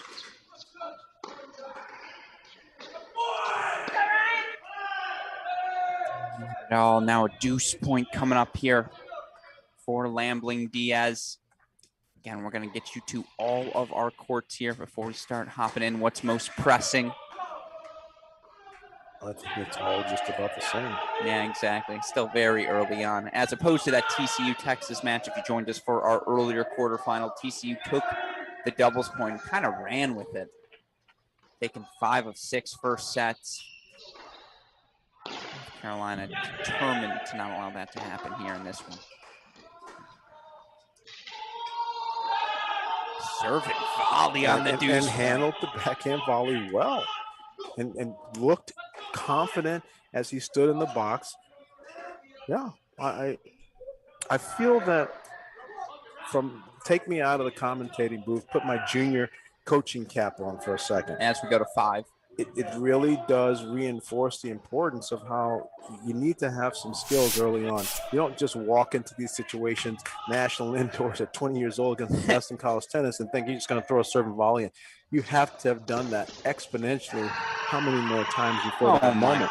On the meantime, that's the first shot we see from superstar freshman Shinsuke Mitsui, who, by any metric you want to turn to, has been the freshman right now in the country. You look the freshman to beat, in the country. You look for Mitsui, 7-0 in dual matches, 17-4 overall in singles matches in total played. And talking to associate head coach James McKay for Tennessee as we go to court number 6, Shinsuke Mitsui.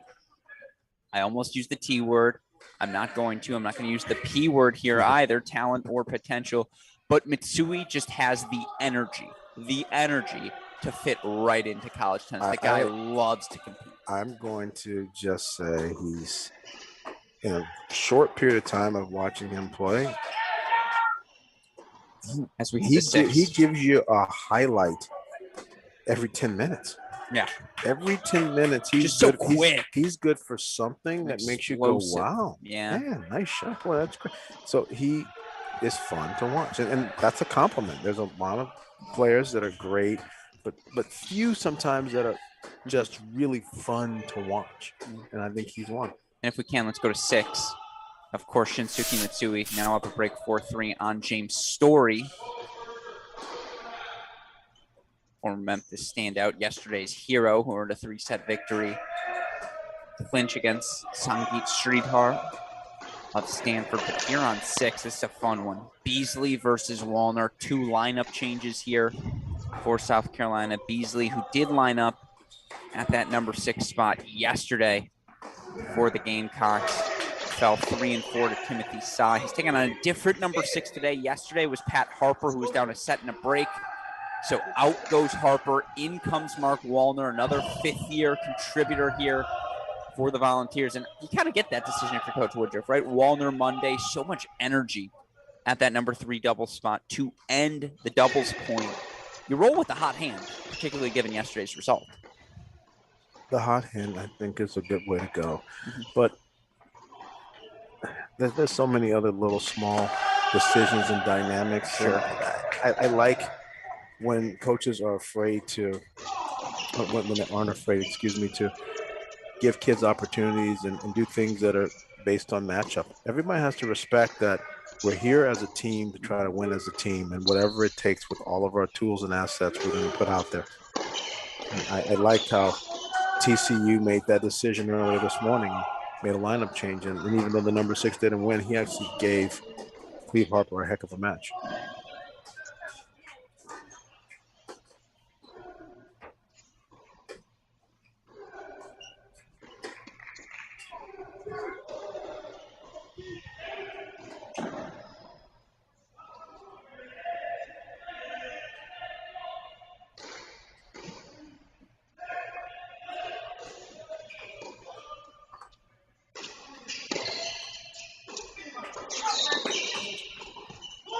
Textbook.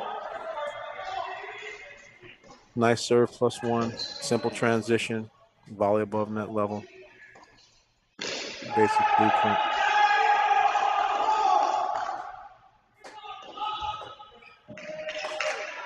So we see here now on serve 3-4 on 6.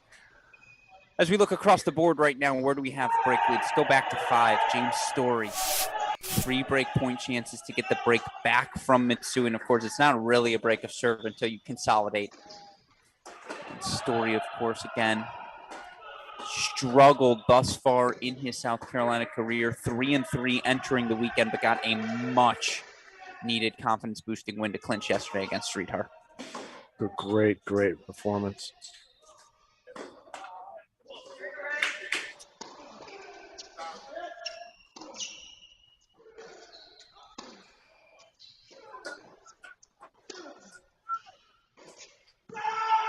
Too much.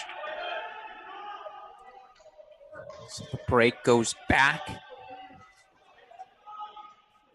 to South Carolina 4-all here on court number 5.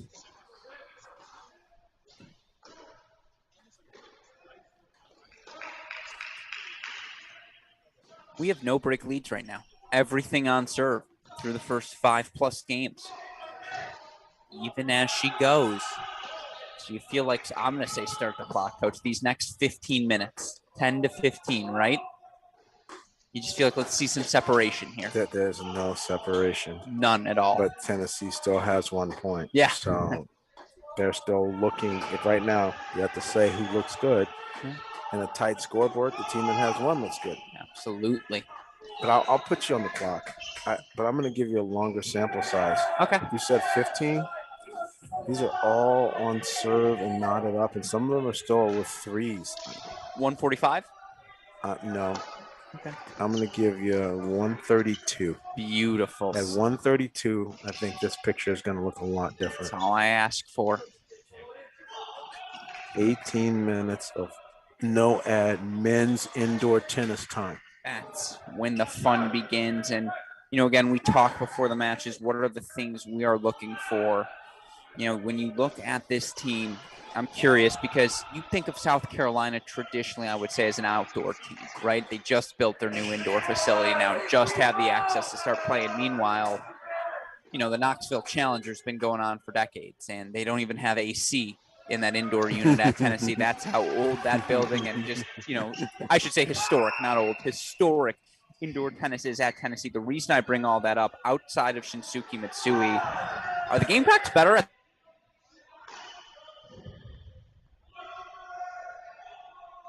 like the Gamecocks in terms of how well they come forth? They all do a nice job of it. So even Rodriguez is coming in, and he historically may be more of a guy that lays back. I think that all are playing a very good, simple brand of coming forward. So I think if you have to compare, say it's close, but definitely just as good. Absolutely. Now more break chances here for Mitsui. And again, you see associate head coach James Mackay, as Mitsui gets the break, just locked in on this court. He has said, it is my job to get Mitsui ready for May. He says, that is my project here, because if we have him clicking, we can repeat, if not off our performance from last year. But with that in mind, can we go to court 1? I apologize for that. Court number 1 right now. We do have a break lead for Daniel Rodriguez, 4-2, 15-30, though. So Walton looks to prevent him from consolidating. That Rodriguez serve forehand combo, I don't think it's top 100 ready, but certainly, in my opinion, top 500. And I think very soon we'll be having some success at the ITF level. As that one sails on him. That's on me. Yeah, you jinxed him there. He looked a bit confused about whether he wanted to play aggressive or whether he wanted to build. And then he's gesturing with his racket head speed as he's talking to his coach. And those become important conversations, because now is Josh going to talk to him about tactics, or did Josh just talk to him about technique? You don't want to get into too much technique in a competition. You want your player automatic and free. You don't want a lot of paralysis by analysis in a moment like this. Gotcha. If you give him a simple cue, maybe one word or something he can connect to, but okay, that's a really well hit for him. So whatever he said, actually, he should probably keep that phrase. Yeah. Because there he hit a serve, he moved well, he had a great backhand to a big part of the court, and then he moved his feet well and crushed him inside out. And everything about the way he handled that was first rate. So that resetting, that's always challenging. And because in my normal, career, I'm not the college coach. I only get to be the college coach in the summertime with some summer teams. I get to do it, so I experience this, but it's only for a couple of days. That's a great athlete right there. He just committed fully to that volley, didn't get it done, and still got back after it and snapped the overhead down. So now deuce point coming up. It's going to be interesting to see Walton, who returns on that deuce side in doubles. Who's he going to go here? Looks like he's leaning ad. He is. And look at how far back he was there. So he's stepping up a little bit with his return position.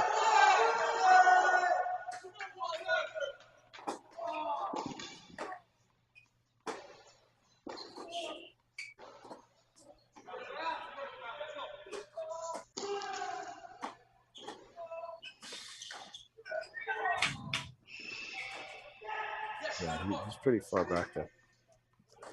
Got to get him back into the 4-2-5 area code. Yeah.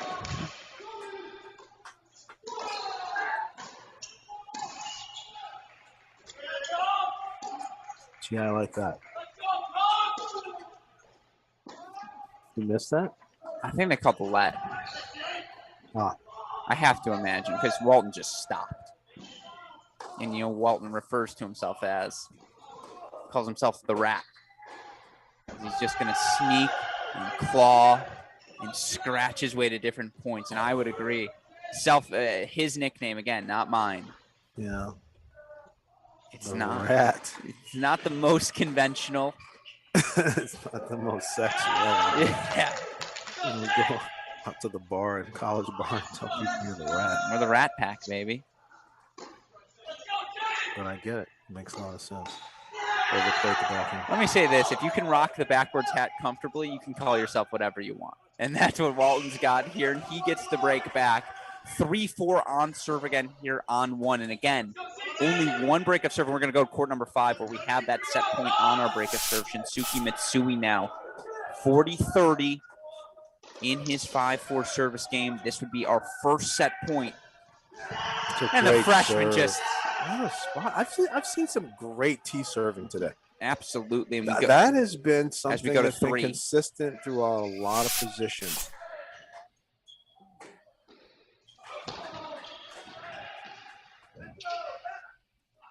Oh, that dropper. HUD. Oh, tweener. No. Oh. Didn't get it.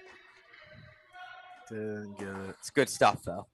Good stuff there. Well, Alex, have you officially made a tweener in your career? So, great stories on that. Two answers. There's the good one and the great one. Which one do you want first? I just want the truth, bro. Okay, yes, I have. It was great. And my doubles partner at the time was so upset and jealous that the next 3 points, he made it like a purpose to make sure he was lobbed so he could make a tweener. Okay, well, the second one, when I was learning, our coach taught me, and he thought there was no way I was going to get it. First one, I connected cleanly, smacked him in the eye. Just unintentionally. And he goes, Alex, I did not expect that athleticism from you. Wow. Which I say, thanks, coach. I know. I was like, I'm so sorry. He goes, no, it was worth it.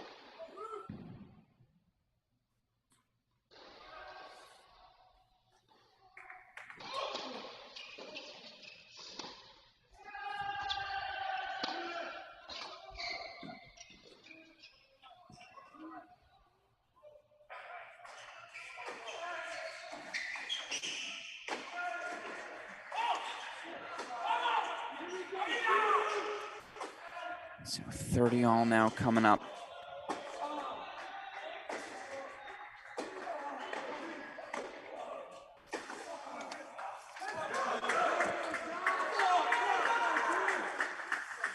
And again, anyone watching this match, any comments, requests for Mark or I, anything you'd like us to comment on, again, feel free to fire it in the YouTube chat. Feel free to tweet at us at AL Gruskin, at MarkBay13.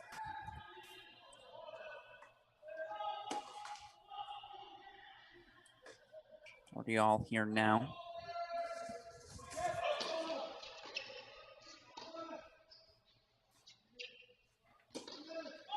That's a good play. You want to test anyone that has a one-hander. You want to make them. You have to make them hit 30 passing shots. Just keep coming in on them, make them hit 30, and see what your record is. And that's what HUD does here indoors. And it's always HUD and Mitsui for this Tennessee team. The two newcomers fitting in so well in their first season in Knoxville. Set points coming up for HUD as he looks to make it 2 first sets here. As again, we're on serve pretty much everywhere in these first sets.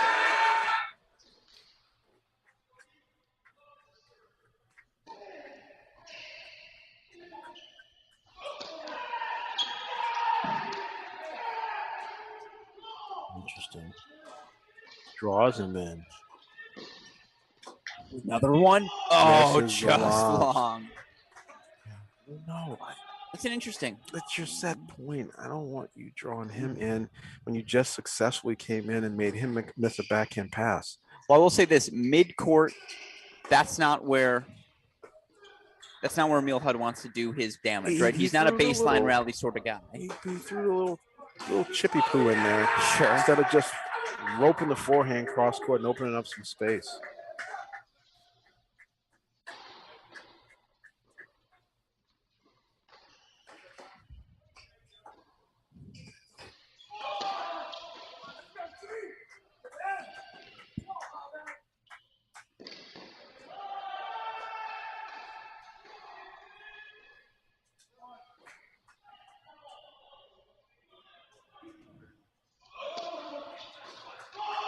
That land good. It does.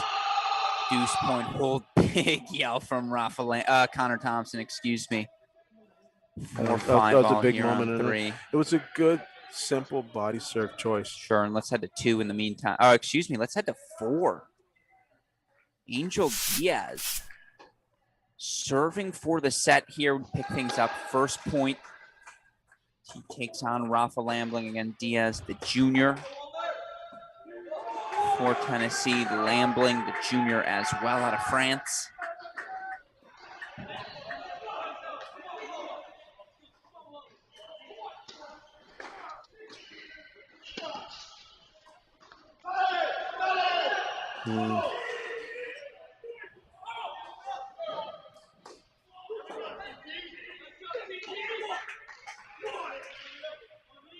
See associate head coach James Mackay there for Tennessee on the sideline. He was integral in getting the transfer Diaz from UT Arlington.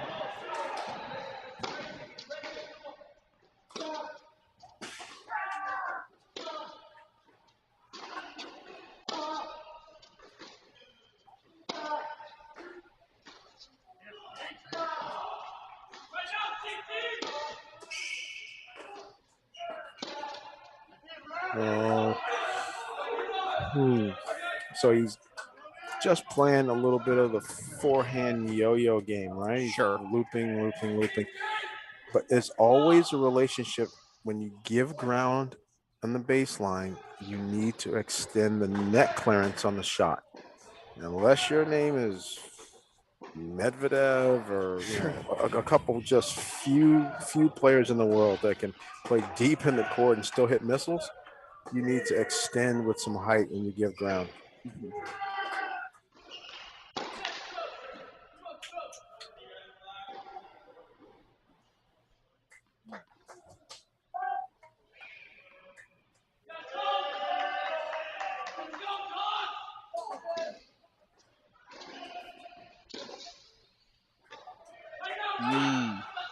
Routine rally balls. Yeah. But when someone is primarily, for lack of a better term, a grinder, okay, you get this position where it's 5-4 indoors, and now how do you win? You're not winning by serve +1 and trying to come forward, right? You have to really be dialed in on, okay, where am I supposed to be earning short balls so I can have some sense of closure? Right away, the other opponent is going to say, what? I'm not going to miss right now. I'm not going to give you the set. I may have given you some unforced errors before, but right now, okay, we're grinding. Here we go. A left court. Okay, there's a chip direction change. There's a roll. Direction change. Another chip. Here he comes. Wow. So he's saying, hey, you're going to lay back and not do anything. If you give me an opportunity, I'm going to come forward. Here's the South Carolina transition piece we talked about. As we go to 1 break point chances for Walton. Sorry. I mean, there's triple break point here, but it was a couple points of just random rally disorganization misses. You got to be really clear, crystal, on how you play those points. And then we also talked about losing the first point, trying to on a closeout game, and you start digging yourself a hole. And Walton breaks, so he'll serve forward 5-4. Now back to 4. Diaz caught off one of those break points. Should have gone to the split there. That's on me. Diaz, big serve, so 30-40. And again, if you're Tennessee, what's the pathway right now? Well, Mitsui's got 1 on the board. Diaz serving for it here. Walton about to serve for it at 1. Yesterday it was 1, 2, and 5. And if he won 4-5 here today, at least first set wise.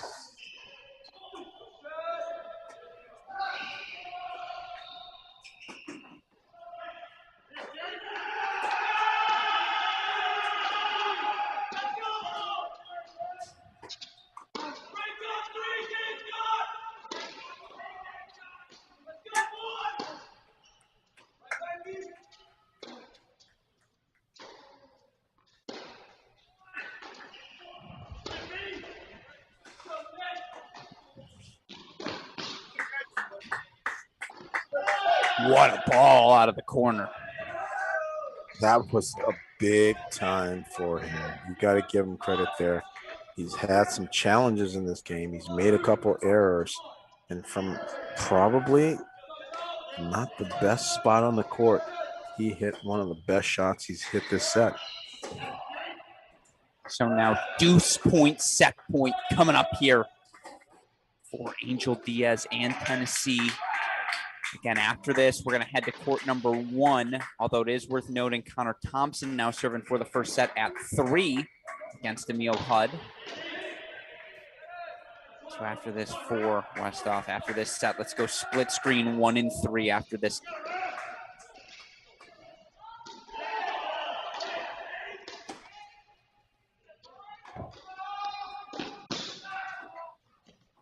Another transition. Boy, all that work. You're right. Lambling kept coming, kept attacking, and now he gets the break for 5-all. Meanwhile, Walton serving for it here at court number 1. If we can, again, split screen courts 1 and 3. That's Connor Thompson, right side of your screen, serving for the set. And again, game scores for all of you. It's Love 30, Daniel Rodriguez. 2 points away from getting that break back on the left side of your screen, right side of your screen. Connor Thompson serving for the set. Again, on the right side, can we get to court number 2 on that right side? It's court 3. That's definitely the big serve of Joe Monday on the right side of your screen. If we can get court 3 on that right side.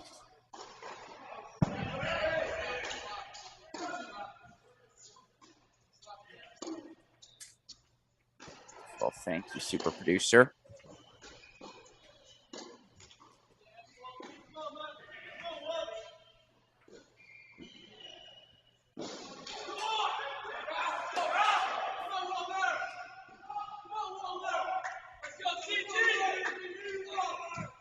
It's really nice. You're so correct.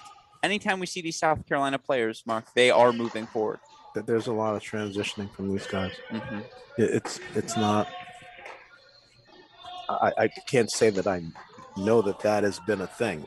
Like, okay, the Peter Smith teams that were great, all of them could transition. Like, that was a thing. Peter Smith was big on that. Like, there's certain staples. We are putting volleys know, away, yeah. I didn't know that was a staple in Josh Goffey's team, but I'm impressed with how well these guys are doing it. Not bad. You see the serve and volley there. That's well played. Thompson keeping Emil Hudd behind that baseline and on his back foot. Meanwhile, left side of your screen, 15-40. Oh my gosh! Break How point about chances. number 2? How about my number 2 guy? Oh, I told you. Toby Samuel with 2 set points now as well. Again, I told you so. The 20. I suppose later this season, maybe by May, we'll have triple box ready, quad box ready. For now, we stick with the double box. 40-15 now on court 3. Meanwhile, 30-40 on court 1. It is still 30-40 on 2.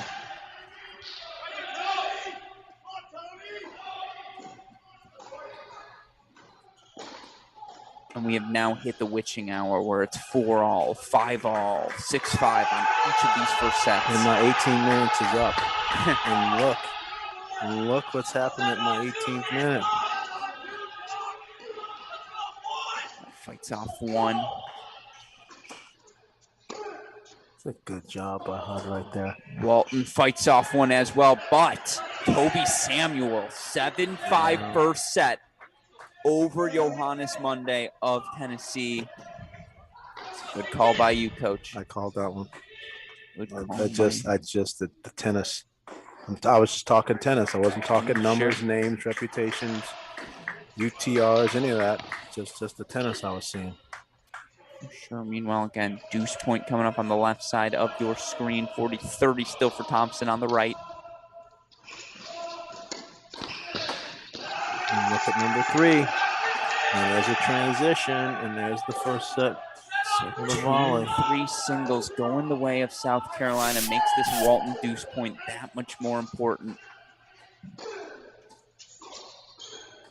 Oh, no. Oh, he gets there. Oh, and a big roar for Rodriguez. South Carolina getting the three things they need simultaneously. First set for Toby Samuel, 7-5 on 2. First set for Connor Thompson, 7-5 on 3. Rodriguez with the break back 4-5 all. And guess what? Angel Diaz went from serving up 5-4 to down 5-6. Jake Beasley, Mark Walner, 6 all on court number 6. Breaker getting ready to get underway here. Beasley serving first, near side of your screen. That's a big 18 minutes, Alex. It's a South Carolina push, certainly. And we see again 1-love here in the breaker. We'll lock in here on 6. Of course, if we get towards anything like set points on 1 or 4, get back to it right away.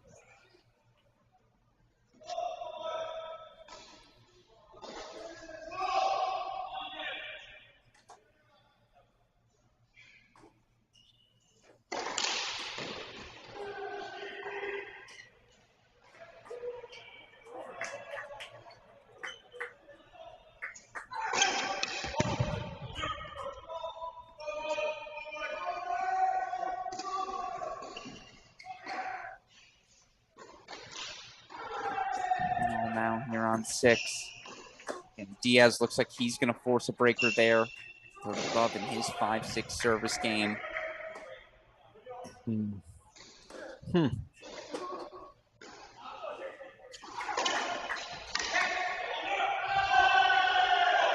Big serving from Mark Walner. Of course, filling in at that number 6 spot.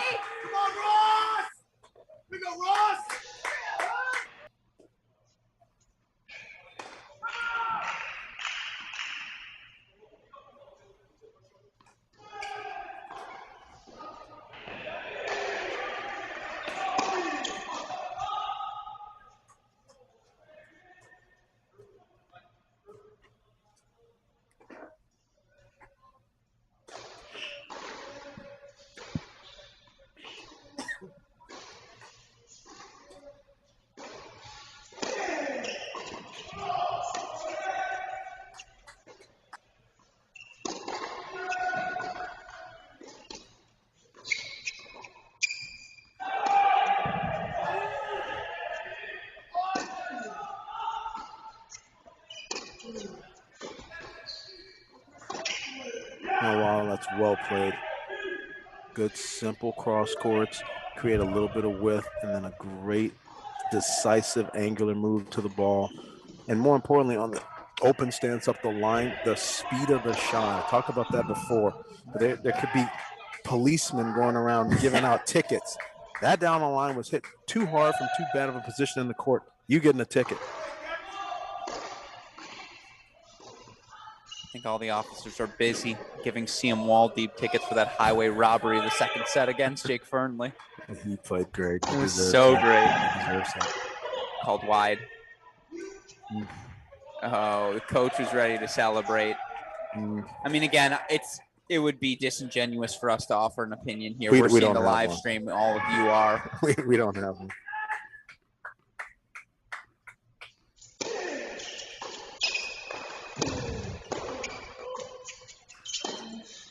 Oh my goodness, he's rushing into his forehand. Yeah, wow, smart play. Forehand. Kind of gutsy. They're pushing forward. South Carolina saying, okay, here's a passing shot. Make it. Well, this is the way we have to play here in this situation. It's just if it's a really snowy, windy day, you run the football. Yeah. Right? Well you said. play the situation that you're in sports.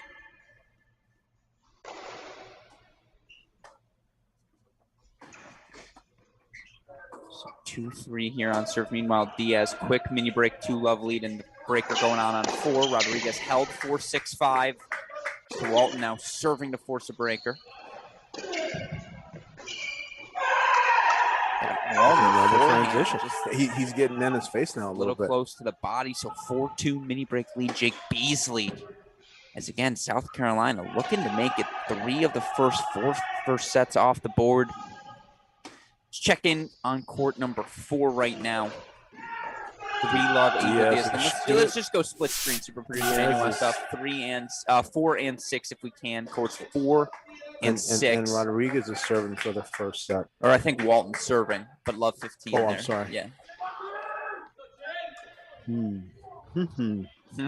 There's a lot of extra innings going on. I'm going to extend the 18 minutes to 7.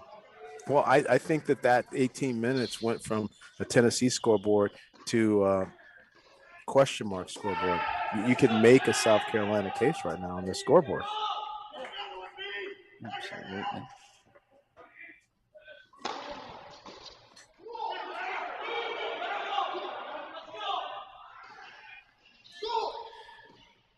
Oh, high backhand volley in the net from Mark Wallner on 6. Had the ball he was looking for, but he's now down 5-2. Meanwhile, Angel Diaz, 3-1 lead.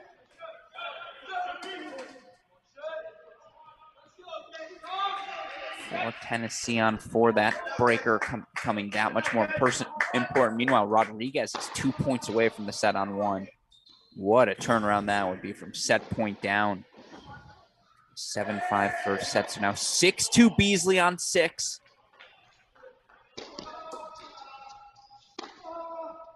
That court 6 tiebreaker again, the right side of your screen.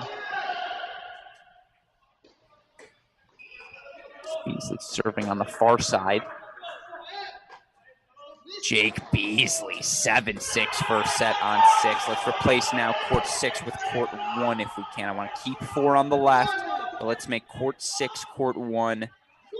God, you're the best in the business, super producer Daniel Westoff, as we pick things up 30 all here. Now 40-30 for Walton as he's looking to force the breaker. Meanwhile, it is 4-1 Diaz on 4.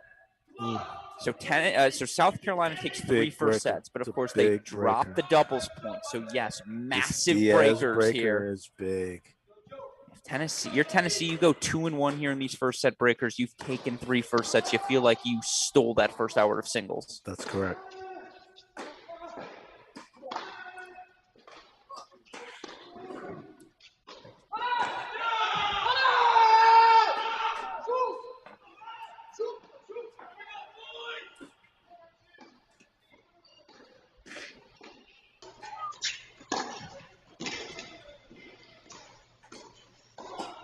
Yeah, that's what Walton does best.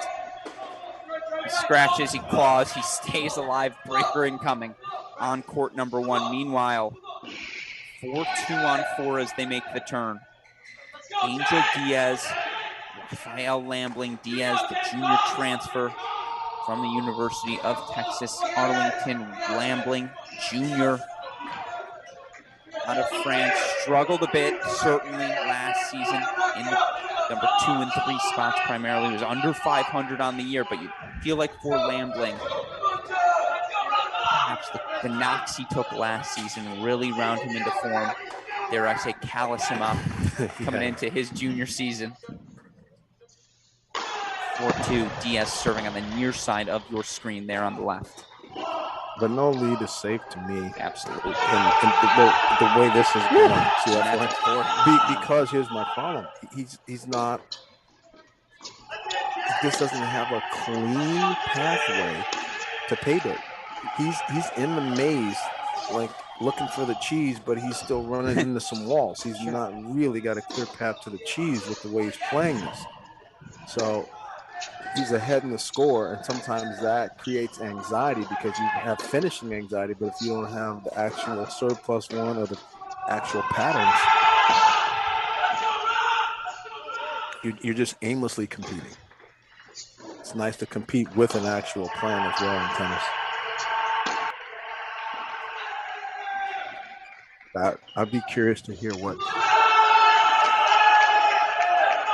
the conversation is going on his court right now. What are they suggesting he do after having that lead and now being knotted up at 4-all? And here comes another net appearance.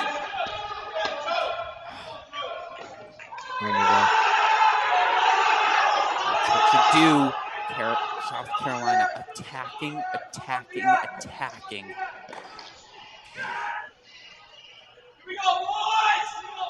All of a sudden, Lambling with the 5-4 lead. Meanwhile, you may have heard a roar on our side. Sam Riffis with a 3-2 win over Iñaki Montes. It's 3-1 Gators right now. Virginia hanging tough everywhere. We'll get to that scoreboard update as soon as we're done here with this wave of first sets. Again, 4-5 Diaz. He's lost 3 consecutive points on the left side. 4 consecutive Four points. consecutive. Thank you. Here he comes. Oh, no. Diaz into the net there. He missed the volley. He missed the volley in the net. Oh, my goodness. So 6-4 set points Lambling. It's tough because you're damned if you do, damned if you don't, right? He's laying back and he's starting to lose, so he decides to come, but he hasn't been really organized to do such. And then you come running in trying to make a play. It's not a suicide mission. He's a competent player. But when you just haven't been doing it for a while. Yeah, for sure. A lot of hope, a lot of projection there, right? Okay. He's got to play a solid point here.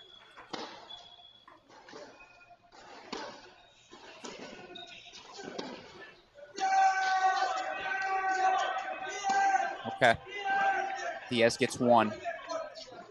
And let's go full screen on court 4 right now. It's a pivotal set point for Raphael Lambling. Again, court 4. It's still early in that tiebreaker on 1, but 6-5 Lambling. He's won 5 of the last 6 points. Another set point here.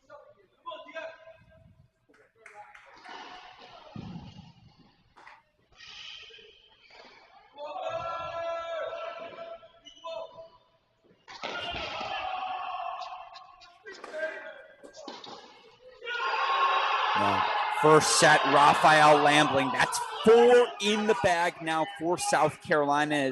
Look, they get it done meat and potato style. 7-5 at 2, 7-5 at 3, 7-6 at 4, 7-6 at 6. And now if you're Adam Walton, boy, has the match calculus changed. You need this first set at 1 if you're Tennessee, just to keep things. Have won 4 sets that have gone to 7.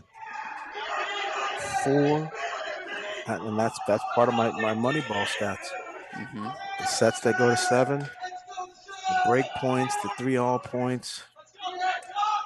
You're getting beat on those. So now Rodriguez, 2-1 mini break lead here. Our final first set on court 1.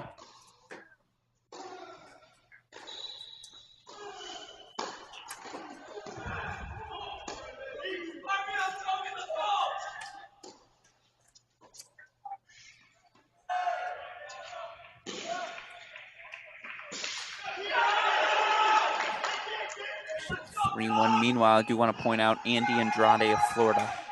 6-3, 6-2 victory over Barbotzer, pushing his career singles win total to 121, Coach. It's a record in Florida men's tennis history. And you think about some of the greats. I don't think anyone breaks it because 5 years. Yeah, and then you have the type of players, sometimes they go to schools like that, they don't stay, right? They're great, but then they leave.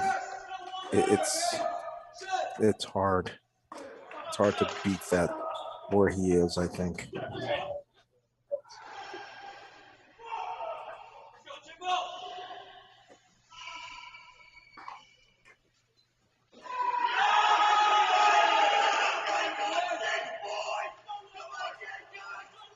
It's a good tiebreaker.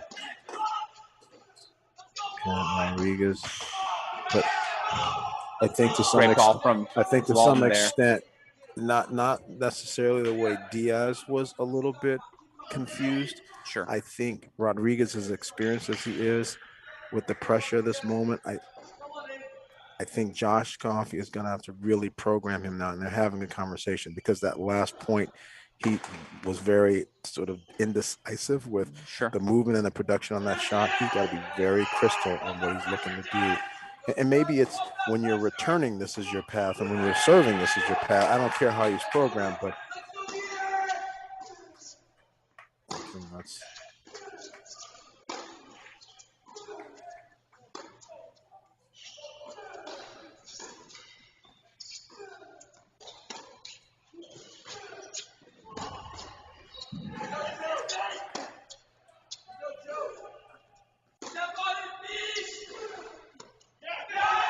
call that that's good. Is it good? See the fist pump from Coach Goffey and Rodriguez. So 4-2 mini break lead back to Rodriguez. It's a good shot. It was a fairly, I can't say it was that risky, but it barely cleared the net. Like the net clearance, the margin on that was small. You ready for this? South Carolina now upsets and breaks at number 3 and 6 singles. Worth noting, Shinsuke Matsui, the only first set on the board for Tennessee, also up a set and a break at 5. These guys are starting to. Gamecocks believing now. And with their outfit colors, they're starting to be the male boomer Sooners from last weekend. See, to me, I think more along the lines of Michigan 2020 at the National Indoors. And you knew I was going to go there. But let me just make the case. Michigan 4-3 win in the round of 16 match over a higher seeded Texas A&M. I believe South Carolina just did that to Stanford. Then Michigan drops the doubles point, and I believe 4 first sets in singles before upsetting defending national champions Texas on their way to the semifinals. Now Michigan takes the doubles point, 4 first sets and a 3-0 lead over USC in the semis before blowing that match. USC ultimately going on to win the title. Yeah, that's obviously a very similar comparison. That's good. I remember I don't know why. You don't know why? Yeah, go to Michigan. I don't know why it's stuck in my head. That's okay. Steiny's got you on the payroll. There's no problem. Everyone's allowed one. So 5-2 here, Rodriguez. Again, it's double mini break lead. But what he does, see, that's a bad miss by Walton there. Because Rodriguez is still looking, in my opinion, a little confused on a forehand with time. Like, I can't make out, is he building? Is he trying to create width? Is he moving? Is he going to commit to a surplus one and just go forward? Like, it just, oh my gosh, and he is about to let court ace for the set. Wow. And there's the fist pump. 5 first sets. Not 1, not 2, not 3, not 4. 5 first sets for South Carolina here. And we're going to go to court number 5. And what was my path there? Let's go to 2 right now, by the way. 1, 2, 4, 6 was my path, right? And I said how preposterous it was, right? Let's see how we're going. 1, 2, 3, 4, 6. Yeah. Holy. But let's be clear. You called yourself preposterous. I did. Which is acceptable. It was a big limb I went on with the Toby Samuel Monday. There's a break. So 3-1 Samuel. And guess what? South Carolina now set and break leads at 2, 3, and 6. A lot of tennis still to be played, but set leads 2, 3, and 6. Now, they need 4 singles victories, not 3, 4. They do. And I promise you, Coach Woodruff, Coach Mackay, they're going to get the guys going. Volunteers, they have 5 chances for 4. Tennessee has to flip 2. I think this match has a second act. Yeah, they're going to need at least 2 3-set wins. Very well be. There may very well be. Or maybe a third act. But Tennessee's path I had is doubles 2, 3, 5. How's that looking? Still in play. It's not out of play yet. It's looking out of play at 2. Meanwhile, it's looking like it might come down to Shelton Road Dash. Shelton again. Shelton Florida. Again. On the same court. Now we focus in. Joe Monday just unable to find his rhythm. And again, credit to these Gamecocks who have been the more aggressive team. We knew their strength at the top of the lineup, but Story and Beasley at the bottom today. Particularly Jake Beasley.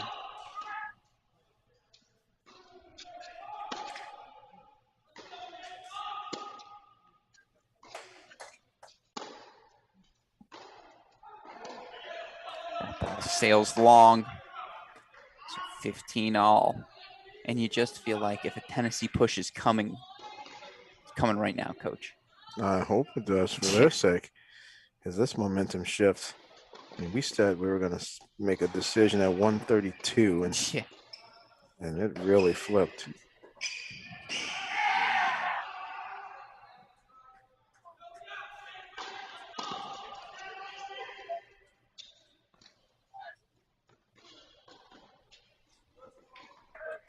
Much better from Joe Monday.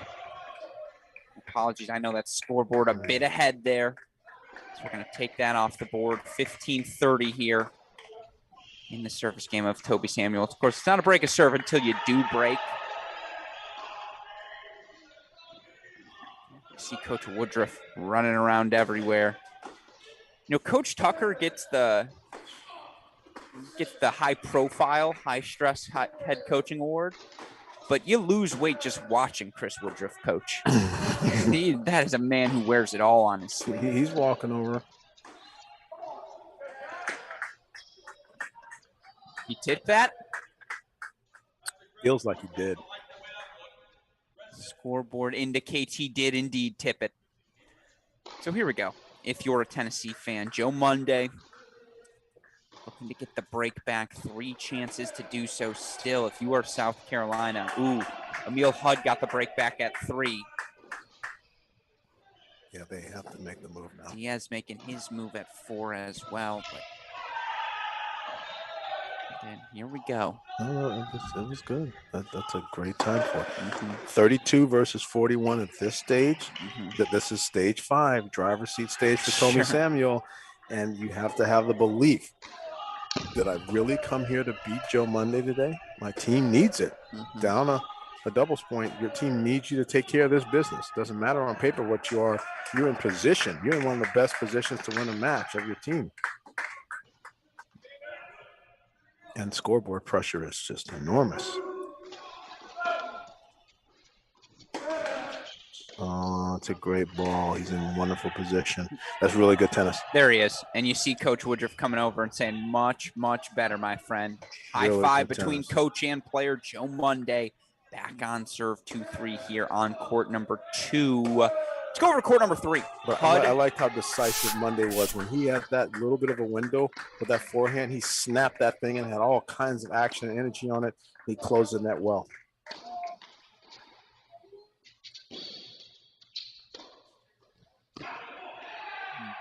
He'll take the net cord there. A little apology. Let's see if Hud can capitalize on that momentum. He just saw Monday break next to him. There's for sure a little bit of a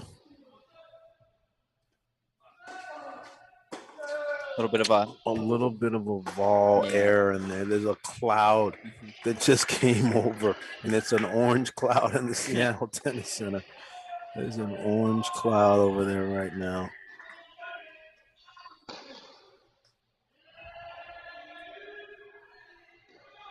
We are in Seattle. It does get a little cloudy.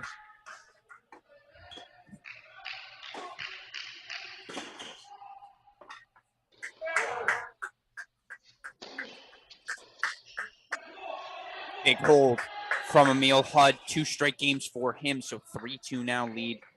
Here comes the Tennessee push. Let's go court number 5. By the way, Angel Diaz, after dropping that first set breaker, quick 2-love lead for him on 4. That's a great response. If you're South Carolina, you really love the performance today of Jake Beasley.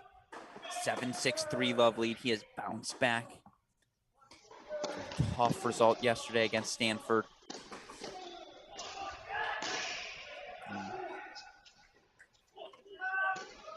How about the depth on that volley from Mitsui on the slide?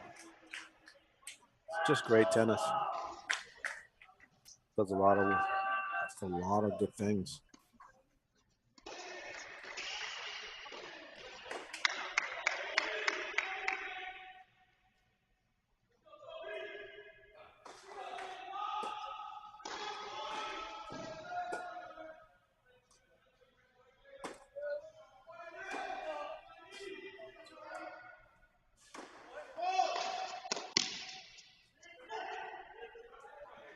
Great serve. Very nice serve there from James Story. So 15 love here.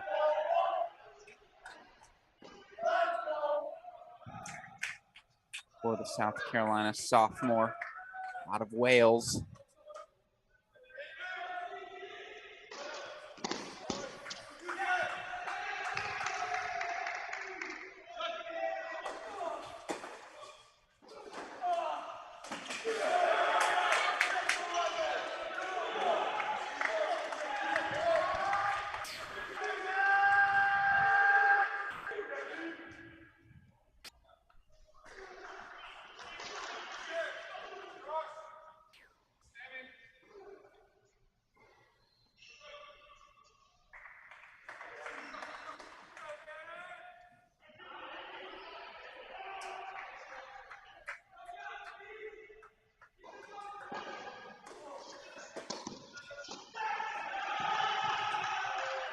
Sails long on Mitsui there.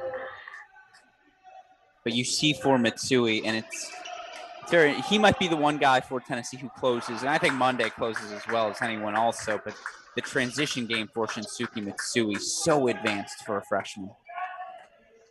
He's serving though from James Doherty, 40-15.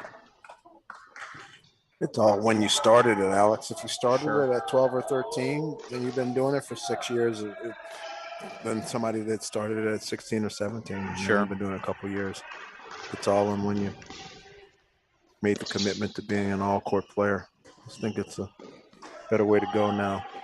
The speed of the game, serve +1, just the way tennis is now. It's sure 5-4 there. Let's go to 6 right now. Jake Beasley running away with this match. 7-6, 4-love lead over Mark Wallner. And Wallner, of course, fill in for Pat Harper today. Harper yesterday's down a set and a break when Tennessee clinched their 4-0 win. Harper now sub out today for Wallner. Earned a victory at that number 3 dub spot with Joe Monday. And of course, worth mentioning, Tennessee today without Martin Prada would be no doubt in the top 4 of their singles lineup. Obviously didn't matter much today in doubles, but just worth keeping that in mind as you think about Tennessee moving forward. Also, Tennessee still no Blaze Picknell. Transfer coming over from Florida, and I tell you what, the longer we don't see him, the less likely it becomes we see him here this season. I don't feel good about it, Alex. Yeah. Now you'll ask Coach James McKay, he'll say never say never. But again, the longer the wait, the more doubt there's inserted. But man, Jake Beasley might earn himself a second set bagel. Wallner just errors piling up for him here.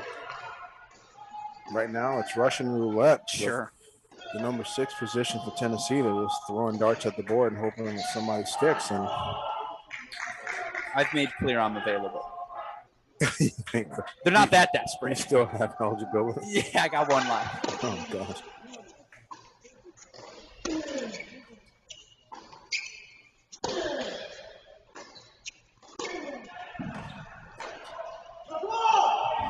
One wide from Wallner now as well. So 2 more break point chances here for Jake Beasley.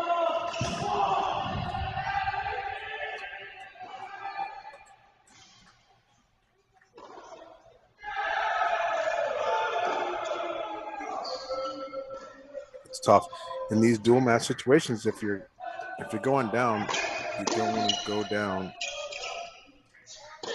You definitely want to go down quickly.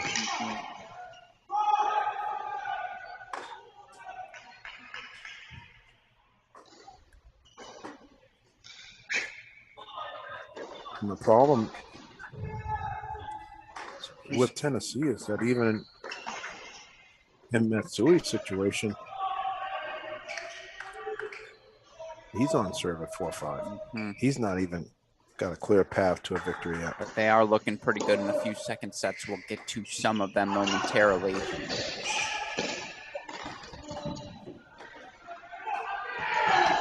Oh, when it's working, it's working. And right now for Jake Beasley, it's working. The on-the-run, one-handed backhand pass. He gets 1995 in the Seattle Tennis Club with moves that good. 5-love here. Beasley to serve for it when we get back. Let's go to 2 right now. It's been 2 straight games for Monday. He was broken for 3-1, got the break back, held for 3-all, and now he's got himself a break chance. And in fact, he converts. So 4-3 Monday now, up a break on 2. So he's saying not so fast. I hear you, Coach Bay. He really did.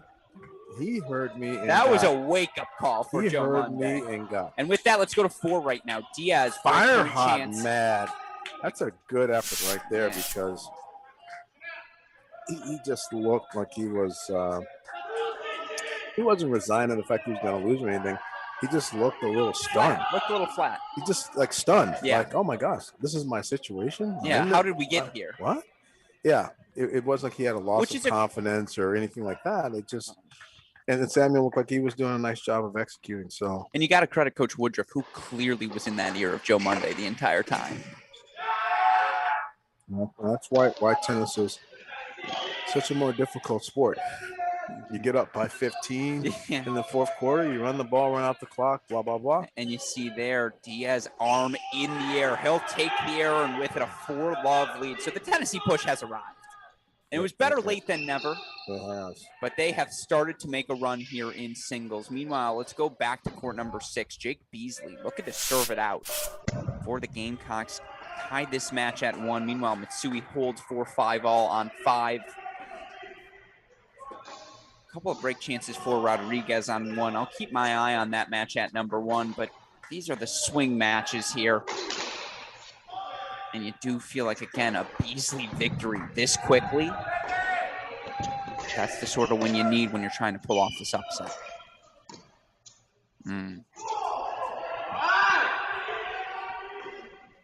You also wonder for Mark Wallner, how much pressure is he putting on himself today? Those playing opportunities so difficult to come by when you've got a Harper and a Wallner and a Gannon and, of course, a Prada. Yeah, it's tough. Your number gets called, and you do have a little bit of worry that there's a sense of urgency. It was like a half volley from Beasley on the one-hander. He's feeling it. So quadruple match point for Jake Beasley here.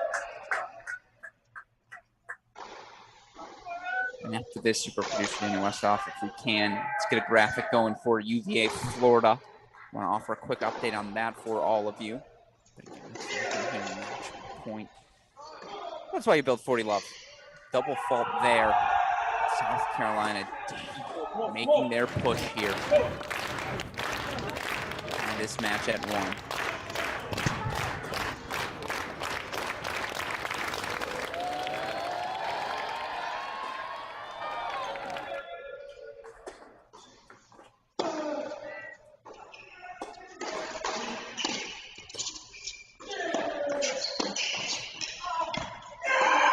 Heck of a drop volley. My goodness. Game, close it out. Set, match, Beasley. And I hate to keep turning to this quote, but Nicki Minaj said it best. He's feeling himself. He's absolutely feeling himself. Boy, that was a good match. Outstanding job. So now 1-1 here overall as South Carolina ties things up. In the meantime, let's go court number 3. Big deuce point here for Emil Hudd. And look, Will Blumberg in the text message is saying I never text him back. That's categorically inaccurate. Now, I will say it usually takes a couple days. That's what happens when you're broadcasting for 14 hours. Priority lessons is like, okay, did my mom text me? If not, I'm going to bed. So what is Will saying? Saying, Alex, you're so handsome. I love you so much. Your voice. I can't believe soothing. That's what Will is saying. What is Will really saying? I think it was a prediction, if memory serves me correct. And that's a big hold from Hudd. And you see a little racket tap from Thompson. Not sure how sincere that was. So what does Blumberg say? Does he say Tennessee 4-3? I'm going to wait for a secondary text. I don't want to put words in his mouth. I'll wait for that message from Will. If you do text Will, I will respond this time. That's my promise to you. I just like how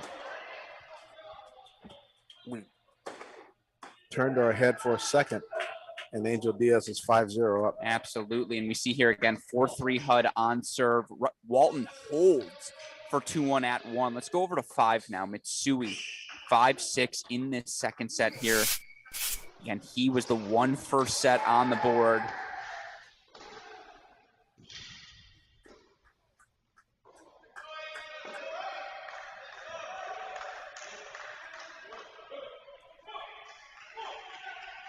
And if we can, in the meantime, while we wait here, can we pull up the Florida UVA graphic? I want to talk about the score there quickly. You may hear some background noise in the Nordstrom Tennis Center where we are broadcasting from. Completed matches thus far.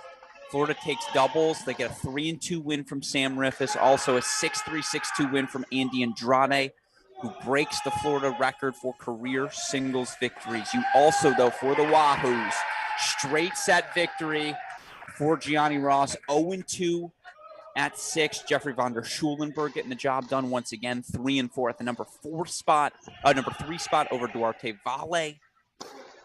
Right now, though, Goodger earning the split against Ryan Getz. Goodger served for that first set at number 5. So it could be straight set performance there for the Gators. Nevertheless, we play on there. Meanwhile, Ben Shelton just held for 4-3 in the second set. In the third set, excuse me, against Chris Rodesh. So we're on serve 4-3 at 2. About to get a third set underway at 6. 3-2 Florida leading in a critical consolation match.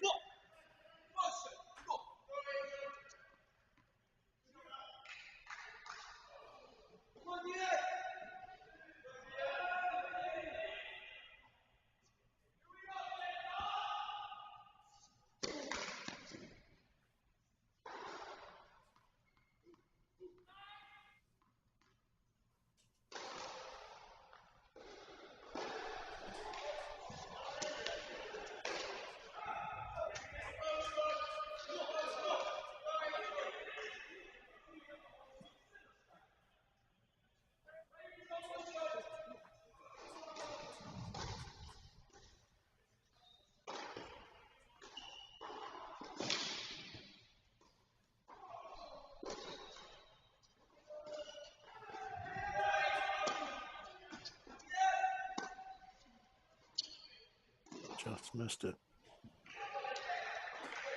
The right idea, good play. So, a couple more opportunities to make this go to a breaker.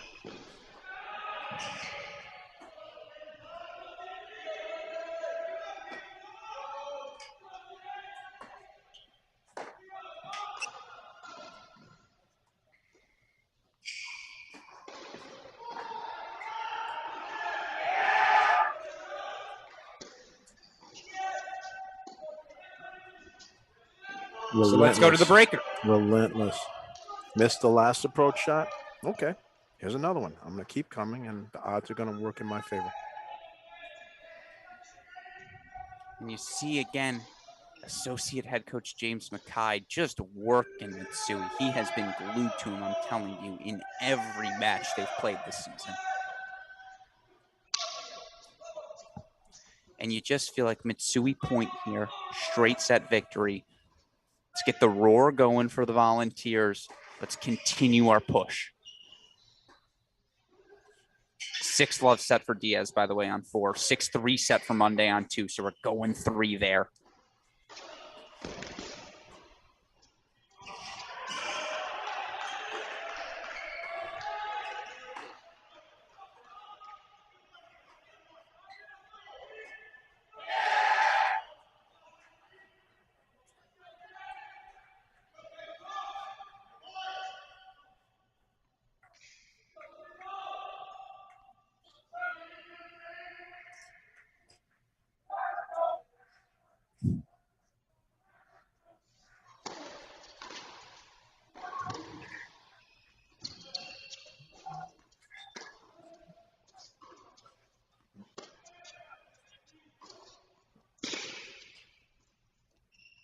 Oh, and he was there. Oh, my God. He makes it. Oh, my God. He makes it. What great wheels. He showed how to move backwards, how to move lateral, and then how to move forward all on the same point. Cut the clip. That's all I ask. Cut the clip.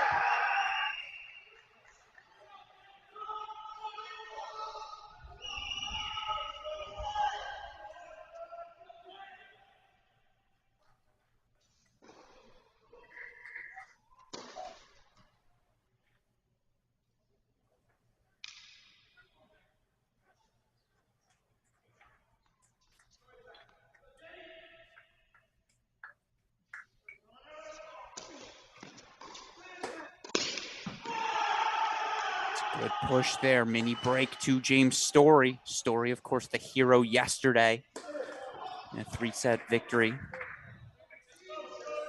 For Sangeet Sridhar to clinch the 4-3 win. I'll tell you what, with everything going on right now, you just want to stay alive on all these courts.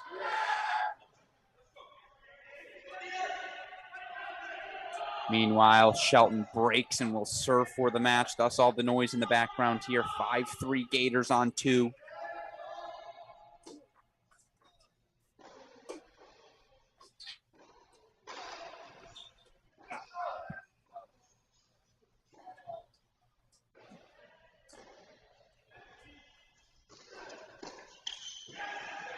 Make it 3-1.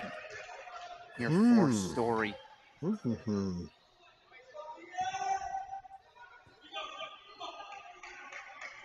Of course, coming up after this,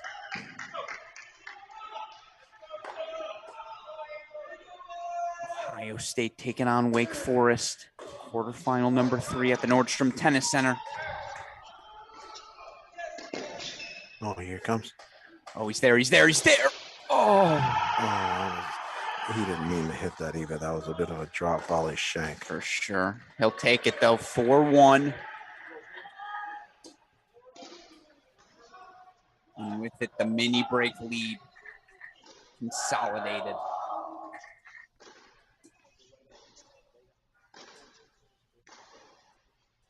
Meanwhile, Emil Hudd now 5-4 lead for Tennessee.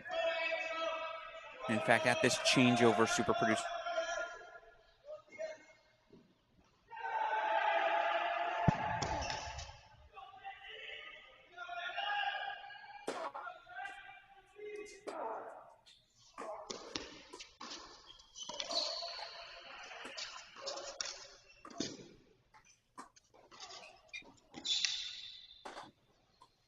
It's in. Wait, not in? Confusing. Ball called out ultimately. So 5-1 here. Oh, that's a big point. And again, if I can, let's get that scoreboard up for where things stand right now. Super producer Daniel Westoff, Tennessee, South Carolina. Here's where things are at. You look overall, 1-all overall. Match is still out on court. It's a 7-6, 2-all lead for Daniel Rodriguez of South Carolina at 1. Meanwhile, Joe Monday forces the third. Held for 1 love. Tennessee at 2. Emil Hudd looking to force the third. He's down a set, but up 5-4 on serve at 3. Third set underway at 4 as Angel Diaz gets the bagel in that second set after dropping the first set breaker to Lambling. And then right here, James Story looking to force a third set. Did he ask for peanut butter or do you want cream cheese with that? Little bagel action? Yeah, what did Angel order with that bagel? That's a good question. I imagine, knowing him as I know him, he seems like a hazelnut spread sort of guy.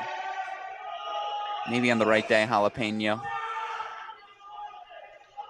I have a strict no-flavored cream cheese policy on my bagels. Traditional. Sometimes a reduced fat if I'm feeling, a little uncomfortable.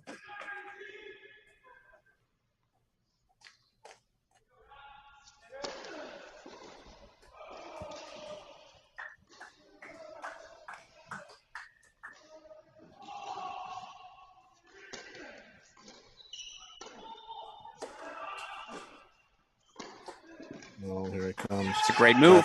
Yeah, he took such a quick position on that backhand, produced it, transferred his weight on the back leg, head still. I mean, just 7 or 8 technical great things there. I've got there's a little YouTube video out there on the backhand approach shot from my vantage point, Alex. It's a little tip called sink, level, and through. If you look that one up. Sink, level, through. So we're going the distance. Get low, keep your shoulders level, Here and then on keep 5. moving. And let's go to 4 right away with Raphael Lambling. He says, I see your bagel, and I raise you 2 early break point chances here in set number 1. And in fact, he converts, so a 1-0 lead now. Lambling on 4. Let's go to 3. Connor Thompson looking to avoid a third set for South Carolina here.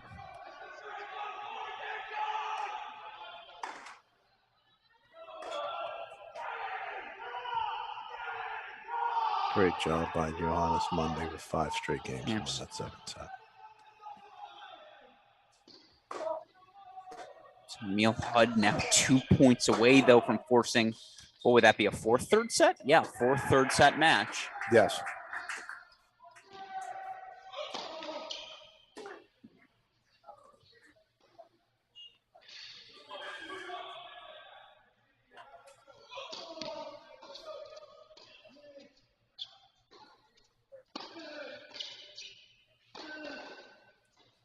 It's what Hudd does best. I can't believe that was a drop volley. Well, I'm not sure that's how he drew it up on the chalkboard either, but it went off of his racket and over the net and into the court. That works.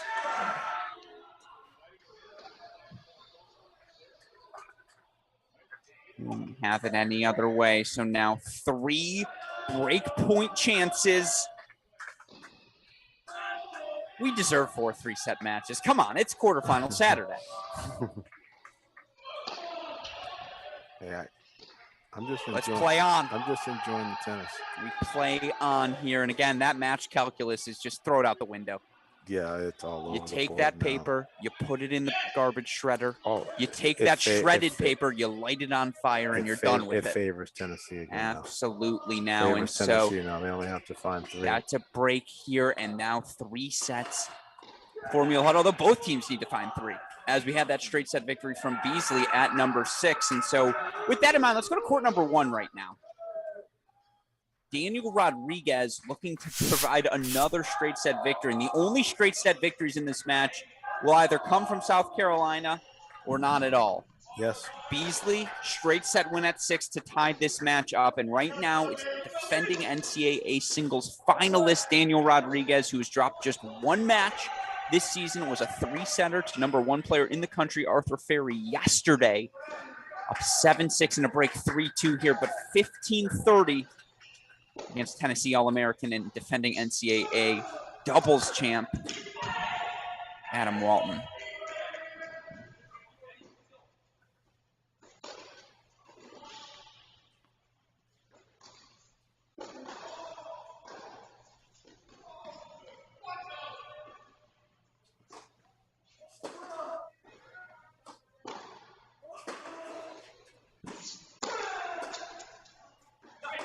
Great serve by Rodriguez.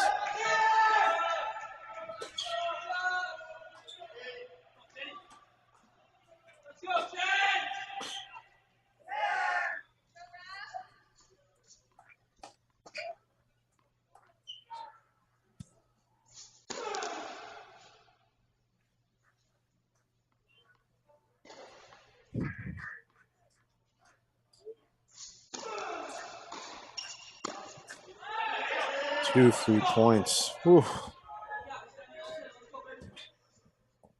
Coming at a great time.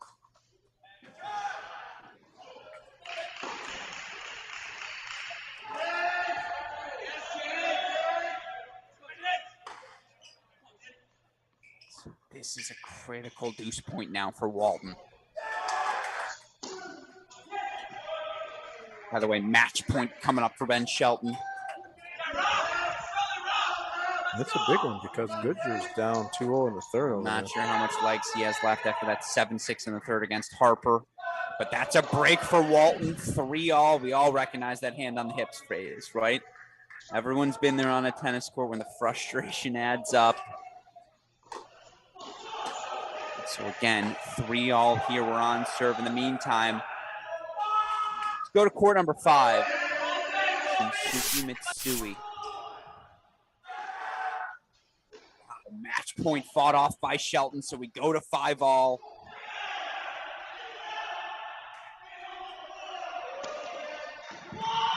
That's a nice serve from Mitsui, so he holds 4-1 love. Meanwhile, now, where to go? Let's go to 2. Oh, gosh. I know, and it's tough, too, because this matchup here, Florida, Virginia, it's really good tennis right now here, folks. Look at 4, 6-0, and then 2-0. Wild. They need the phase 4 speech desperately. So we see here, though, again, Joe Monday making a push, and just without question, you feel like this has to be one of the 3 for Tennessee. As much as you do for Samuel, this is just Joe Monday's been the rock. He's been the staple, particularly with Rodriguez up on Walton right now. You need one of those top 2, you feel like, always if you're Tennessee. Especially without Prada and Bicknell. No doubt. 15-all here.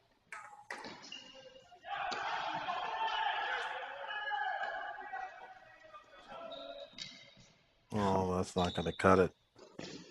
That's not going to cut it.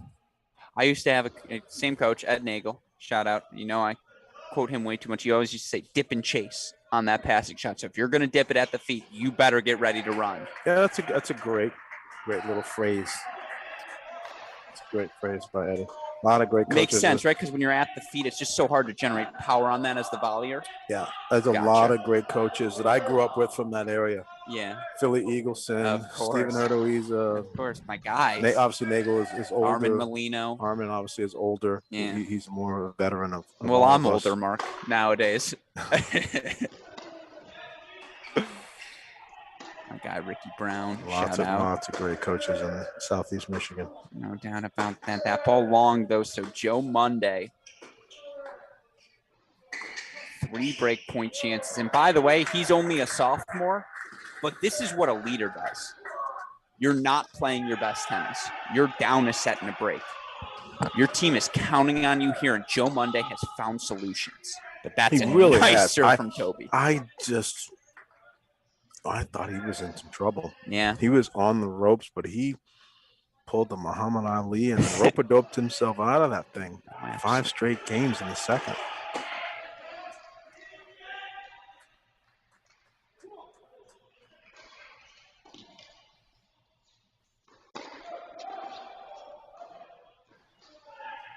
All right. Deuce point coming up. A big moment here. Yes, indeed. Is Diaz and because going down? Can we split this with 4 as well as Diaz right now? You feel like if Monday gets this, it's closing stay here time. Before next. You feel like if Monday gets this, it's closing time for him. Absolutely.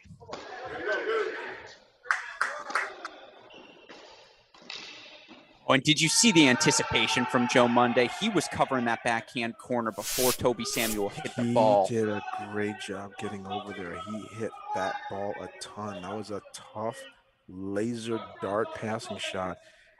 I think that was more of a hopeful approach shot, a wishful thinking approach shot, and not a full conviction approach shot. And clearly Monday, with all the extra elbow grease on the pass, gets it done there. And, that's a big 3-all point. And now we come here where if you're Tennessee, and I mean, certainly on the flip side, if you're South Carolina, Lambling's got to have this.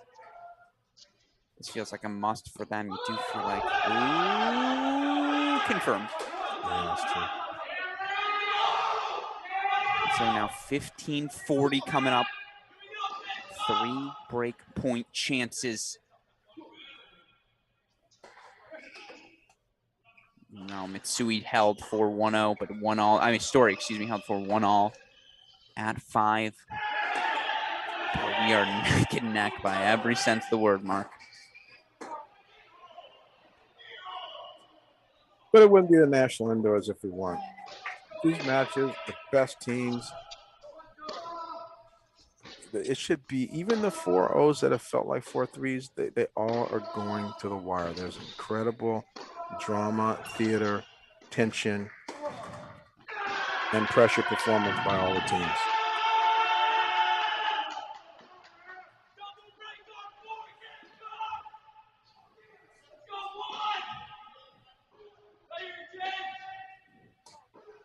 So we see here, break to Lambling, 3-love. Apologies for the distraction. A little bit of a tiff between associate head coach Tanner Stump, Virginia head coach Andres Pedroso about a call. I think it was about the loudness of the call. Anyways, we focus in here. 3-love Lambling. Let's go back to 2 as Monday tries to consolidate. 3-1, 30-15 here. For the lefty sophomore Joe Monday. Again, one of, if not the freshman of the year last season. And there were a lot of good ones. That forehand for Monday. That's cute. That's so good. Cute. Very, very good. And tennis. he closes so hard. I mean, like, you think the lob is open. But closing, but here's an interesting thing about the Sure. closing. The closing should be when the ball is floating or a passing shot is known. Okay. Closing for sake of just closing makes you lob bait. So Okay. there's definitely some art to when you do it and how you do it, committing athletically to it. Oh, that's a bunch of Tennessees I just said there. But. Yeah. No, it makes sense. I mean, I appreciate that. And so he holds for 4-1 here on court number 2. Meanwhile, let's go over now to court number 1. Adam Walton, 15-30, as he looks to send his match with Daniel Rodriguez to a third. And yeah, you know what's better than 4 3-set matches, Coach? 5 3-set matches.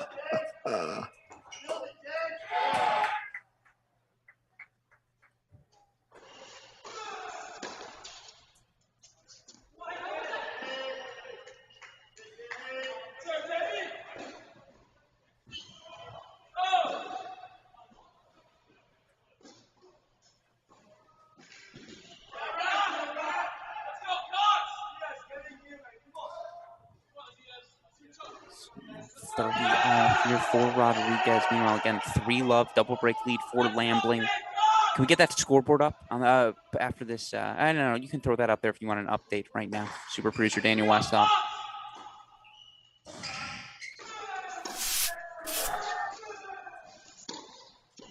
Oh, and that's a really good ball from Adam Walton. And you can see again, why is this so important for Tennessee to send to a third? Because yes, Monday's up 4-1. That would be a second point. Where is point 3 coming from? Where is point 4 coming from? Currently, Mitsui faces 3 break points. And again, Diaz is down 3-love in the third. You really need your senior leader here, Adam Walton, to extend this match. Points to do so here as well. Let's go full screen.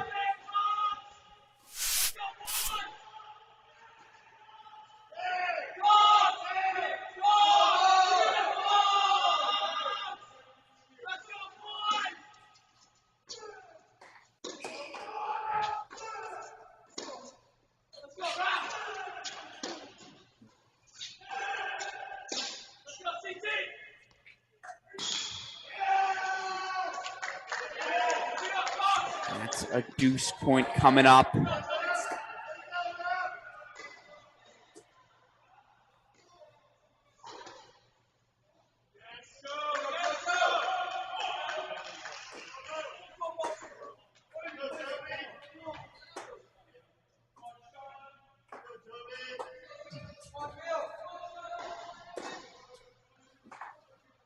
So a deuce point coming up.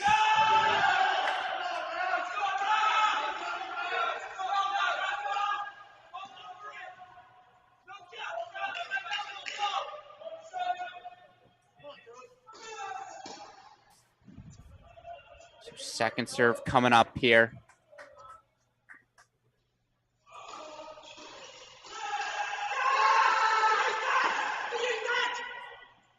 So there it is.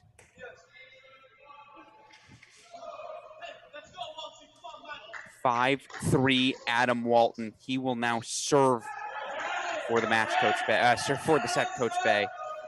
Meanwhile, there it is. Ben Shelton clinching 4-2 victory for the Gators over Florida. Dramatic match.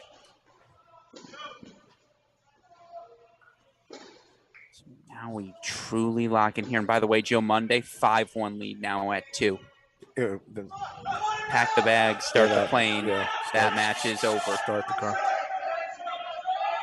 Right now, 5-3 here. But James Story up a break at 5. Or South Carolina.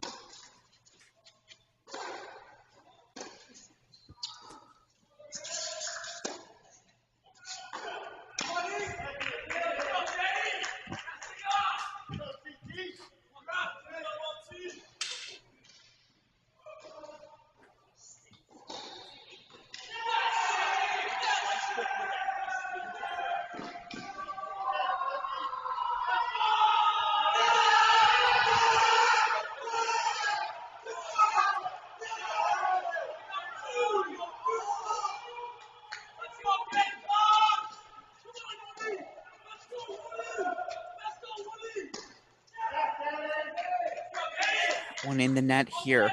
It's a very quick love 30 for Adam Walton. Meanwhile, again, you look at the third sets we have on the board, and it's 1-all right now. Monday's up 5-1. Hud's up 2-love for Tennessee. Meanwhile, Lambling's up 4-0. Story's up a break 2-1 for South Carolina. This match at number 1. between two of the top 20, 10 players in the country, proving awfully critical.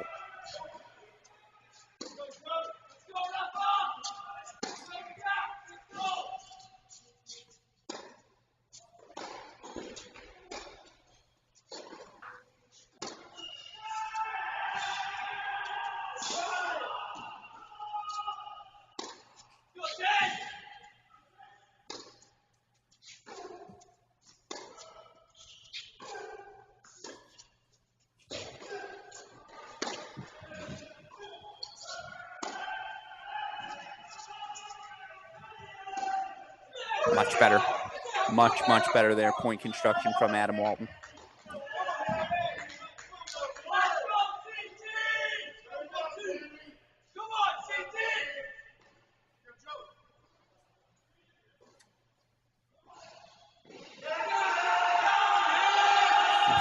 .30 here.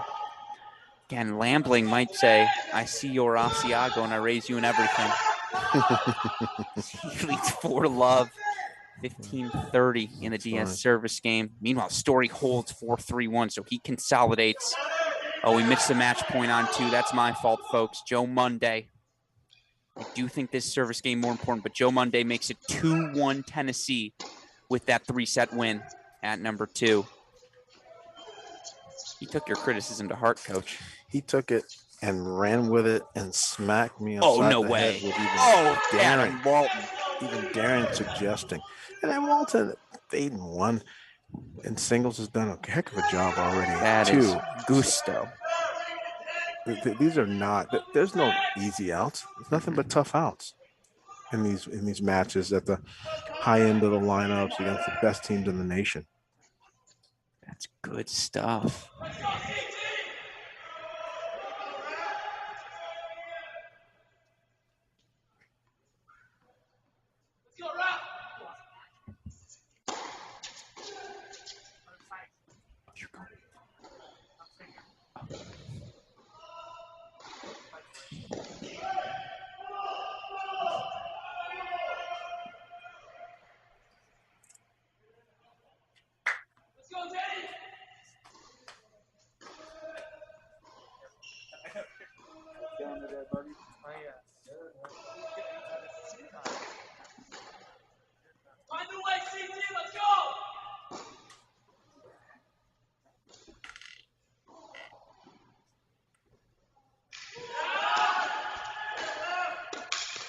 Big return.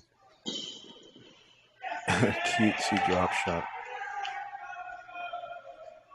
Big moments here at number 1.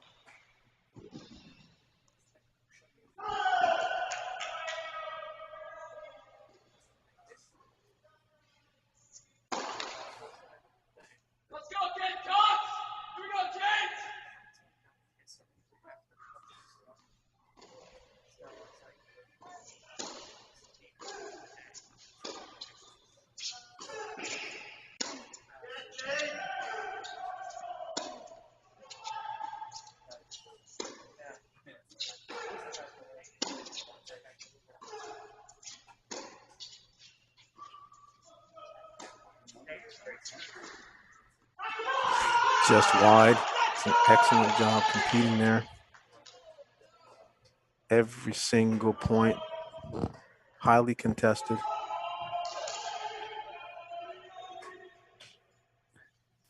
It's a really good set of tennis from Adam Walton. That's what you expect from 2 of the top 15 players in the country, right? And certainly now, again, we get the 5th third set match we deserve, Coach.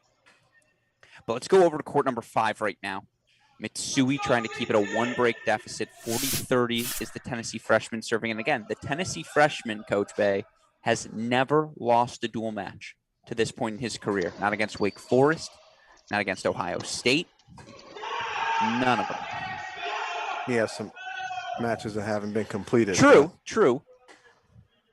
But what do we say all the time? Sometimes half the battle is not losing. Absolutely. And so he holds for 2-3 here. Meanwhile, let's go back over court number 3. Emil Hudd has raced off to a 3-love lead, and that's exactly what you expect from the 5th year out of Oklahoma State. So for Tennessee, your pathway to 4 is Hudd and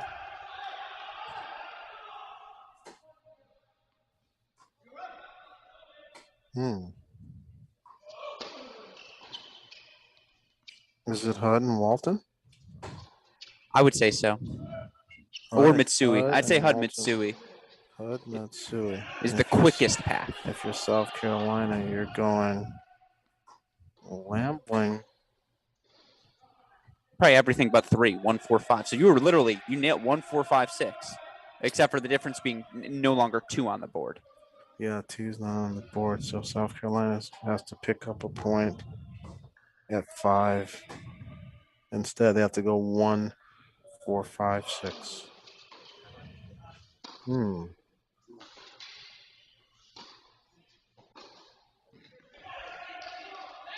Let's see here again.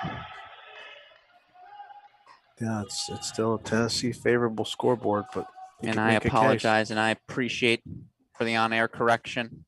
You know who you are, who corrected me. Emil Hudd, 4th year. The nomenclature always off. He's a 4th year, not a senior, so he's got 2 left here in Knoxville. I appreciate the crowdsource correction.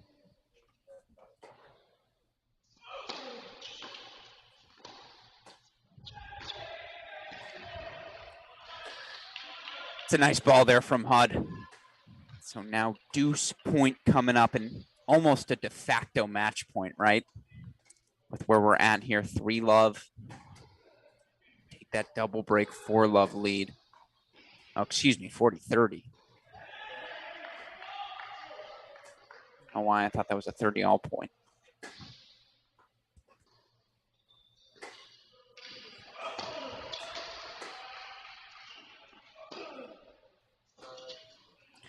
Dip and chase. Oh, no way. Yes. Oh, that's too good. That's great hands. Wonderful net coverage.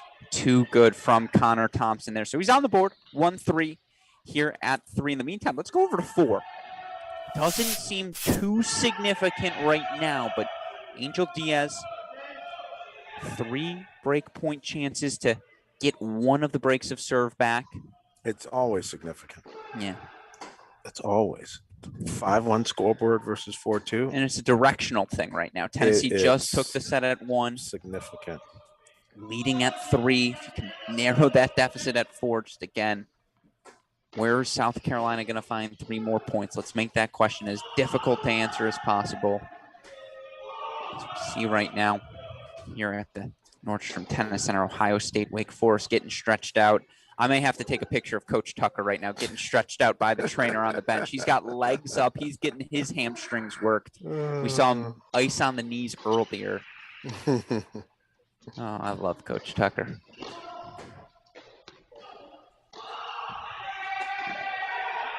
It's a good approach.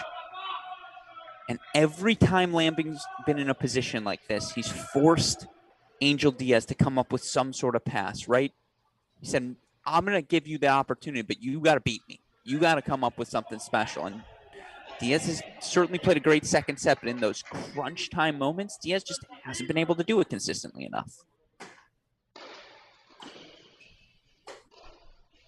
I think it will go to the next level if we ever get to the point where we're doing some of these broadcasts and we can actually have some coaches mic'd up and open up some of the mics so you can hear a little bit of the X's and O's. I know it wouldn't be ideal because then the other coaches could have somebody mic'd up. You know, it just opens up too much of a door of hearing the trade secrets, right? But yeah, 100%. It would be compelling for us here in the booth, and then also for people that are watching to be able to connect to some of the tactics. We obviously watch football and basketball, and we don't know the plays that are drawn up either. So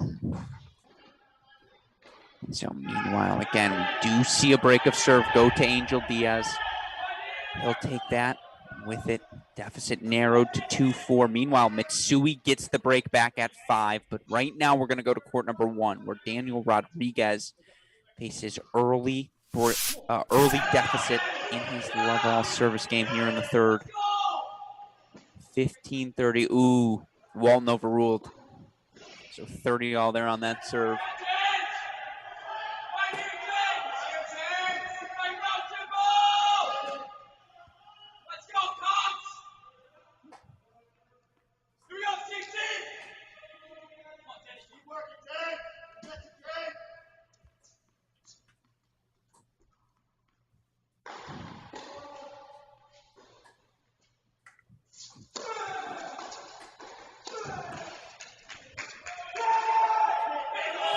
$30 now. Can we split this with court number 5? Super producer Daniel Westhoff. Need a split screen of this with 5. Here's why. After getting that break of serve back, James Story now has 4 break point chances on Mitsui in that 3-all service game. So again, that's court 5 right now. Mitsui 3-all, but love 40 for Tennessee. Rodriguez 40-30 here on the left side of your screen.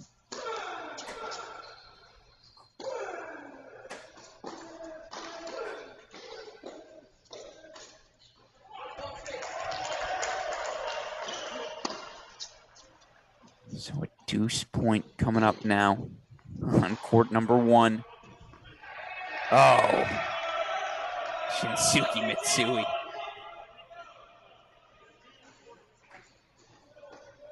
Coming up with the goods.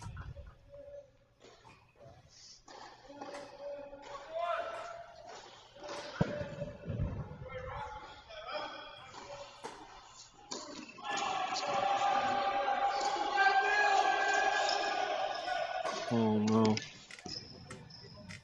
Oh my God. Oh, that's a pass. So a break to Walt, and then you can hear the volunteer roar. See, he came in, but he didn't do enough with the volley when he had a look at it. It was a little, it was generally, basically hit, not specifically and particularly hit as a volley. When you get in winning position, you need to take care of that business. Oh my goodness, that's a big break for Tennessee to start that, because you know all of these matches are still going, and ultimately it could come down to you.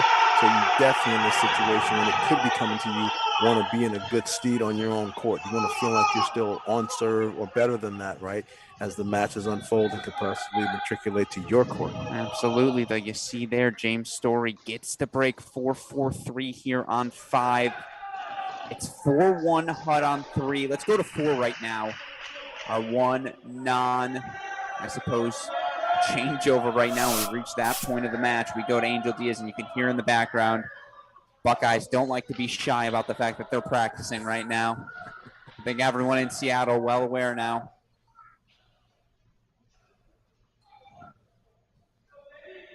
We see here again. So Diaz holds 4-3-4. It's just a 1-break deficit now. We've got changeovers everywhere. So in that opportunity, let's take a moment to reset where things stand. And again, Alex Gruskin, Mark Bay here on day 2 of the 2022 ITA Division I Men's National Team Indoor Championships. Earlier today in our first quarterfinal, the TCU Horned Frogs, who, by the way, have probably already finished their nap and are now finally being like, you guys want to get lunch? Let's go. Let's explore Seattle a little bit. Just a ruthlessly efficient 4-0 victory over the Texas Longhorns. They take doubles. They get three straight set victories. So they reach the semifinals, of course. Backdraw-wise, we had a 4-3 victory Stanford over Texas A&M. We just had a 4-2 victory Florida over Virginia, that and more than a few fireworks towards the end of that match. And here in our second quarterfinal, Tennessee took a dominant doubles point, but then dropped 5 first sets in singles. Now, 5 of our matches here ultimately go 3 sets, and that's a credit to Tennessee, who I believe won 5 out of 6 second sets in this match. But ultimately, you look right now, 2-1 overall on the scoreboard. You had a straight set win. Jake Beasley, 6 in love over Mark Wallner at that 6 spot for South Carolina. Joe Monday is down a set and 3-1. Ultimately, 5-7, 6-3, 6-1 victory. He wins what? 11 out of the last 12 games. That's the fulcrum on this whole thing. Yeah, and that was when the pendulum swung. Down, if he goes down, This is got a real strong South Carolina taste to it. Yeah, Right absolutely. now, it's still, I'm not sure. Tennessee's favored right now, but not by a lot.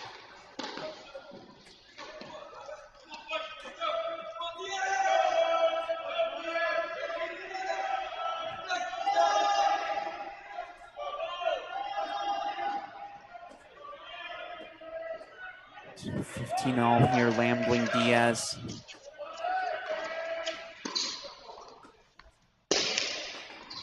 Diaz has won 3 straight games here on court number 4 after dropping a 4, or after going down 4-love here in the third.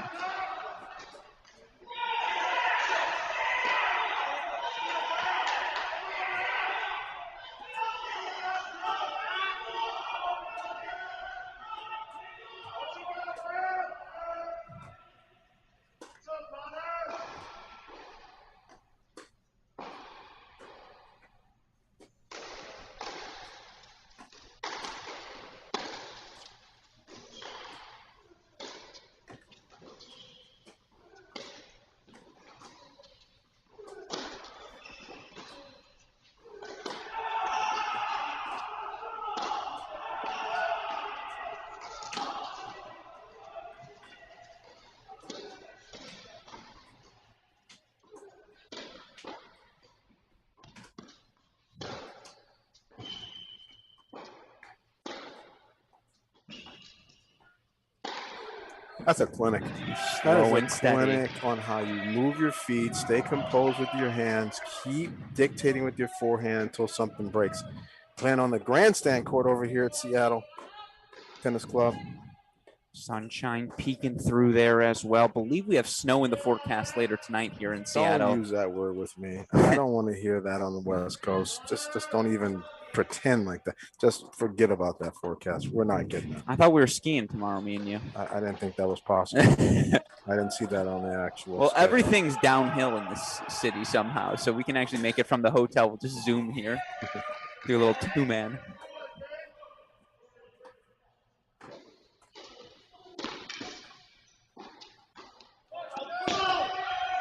Ball called long, so 30-40 coming up, and we apologize. I'm going to ask super producer Daniel Westoff if you can hide that scoreboard. It's a little ahead of us right now. Thank you.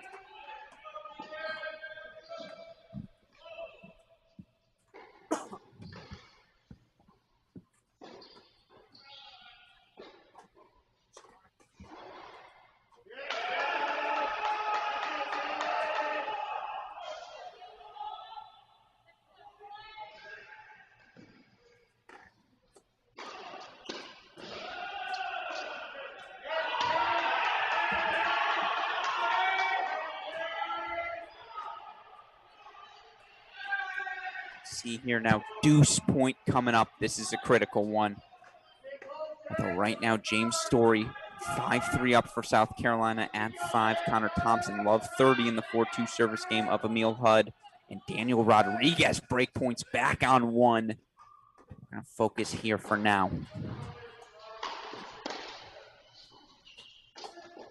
Oh, missed it.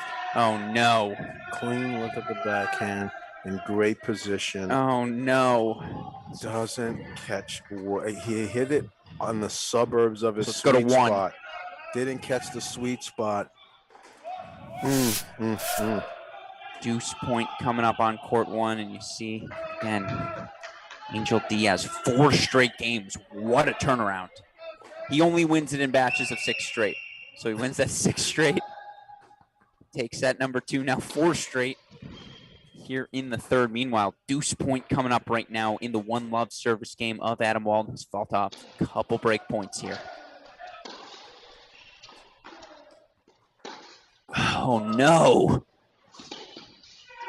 Wow, this is just So let's go to 3 now, where Emil Hudd faces 4 break points to get back on serve there on 3. This is just an SEC tournament pressure casserole. Just what are we going to call it at the end? I don't know. But volunteer game cock soup. It's just back and forth. It is hard at this point. Everybody's physically expended. Everybody's mentally concerned.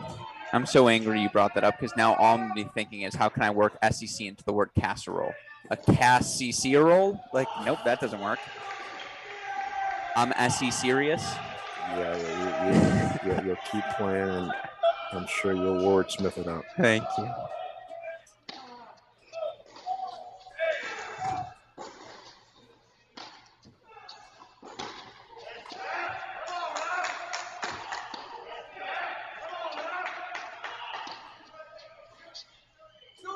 Good ball. Good shot.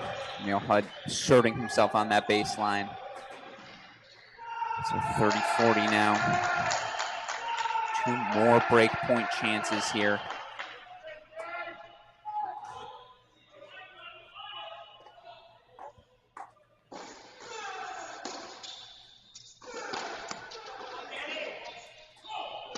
See, Coach Woodruff has worked his way down to court 3. Meanwhile, Shinsuke Matsui, let's split this right now with court number 5 if we can. Split this with 5. Matsui, very close. And James Story has been the story of the weekend. No pun intended for South Carolina. Clinches yesterday in 3 sets. Opportunity here at 5 to knock off Matsui and the freshman, his first dual match defeat. But that's a break for Thompson. We're back on serve on 3. Now let's go back to number 5, full screen here. 30-all coming up, 3-5 for Matsui. Again, court number 5, here we go.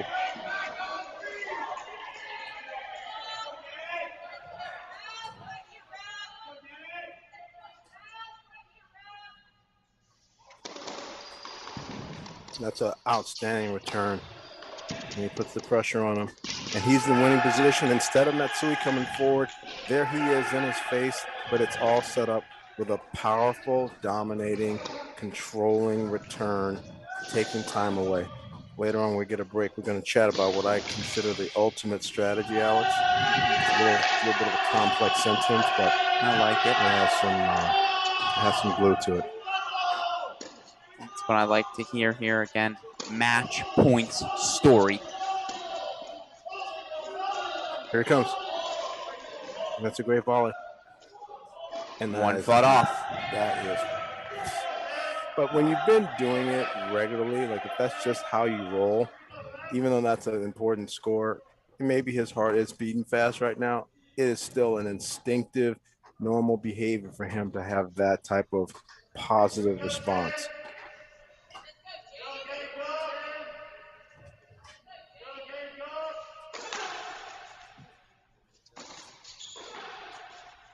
You know who, interestingly enough, plays pretty aggressive when he's in pressure situations is Nadal. Sure. Plenty of times, Nadal might take an average 2-all, 30-all and just grind it. There's tons of times where he actually really gets inside the court and comes forward when the pressure's even higher. Oh, and now there's no way. The dip and chase, the drop. Are you telling me he beats Matsui coming forward? That's a heck of a win for the South Carolina sophomore, James Story. With some John McEnroe-like hand. And so we go now to court number 3. By the way, Angel Diaz now has flipped his match entirely. 5-4 lead. Diaz, 5 straight games for Tennessee there, but 2-all. He could be the hero. First loss for the freshman at the number 5 spot. And for James Story, again, comes into this weekend as the sophomore, severely underperforming by his standards. 3-3 overall in the dual match season, 10-8 overall in the year, but that win as valuable. You're only as valuable as your last win, right? And that is a valuable win. It's a huge one for the Gamecocks. Let's go to 4, but my goodness, this situation. Yeah, if we can't court 4. Diaz flipping like this. What a roller coaster ride this guy is. He clinched the team's 4-3 victory over Wake Forest earlier this year. Oh, excuse me, that was Hudd. He clinched it against.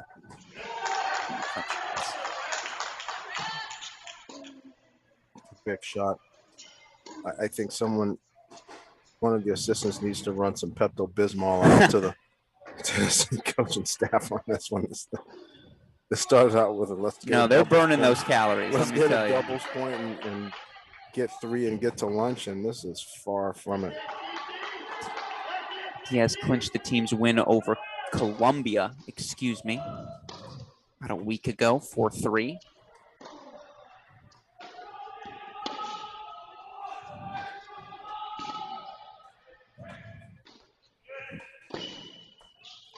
Here comes a sneak.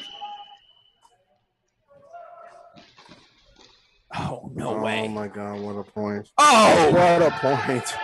Angel Diaz. What a point. That's who it was. So Diaz clinched against Columbia. He also clinched against TCU earlier this season. So he has been in this situation before, has the UT Arlington transfer. Clinch monster. This is big. This is really... It's just nice to have 3 right now. Diaz now 2 points away from putting up that 3rd point.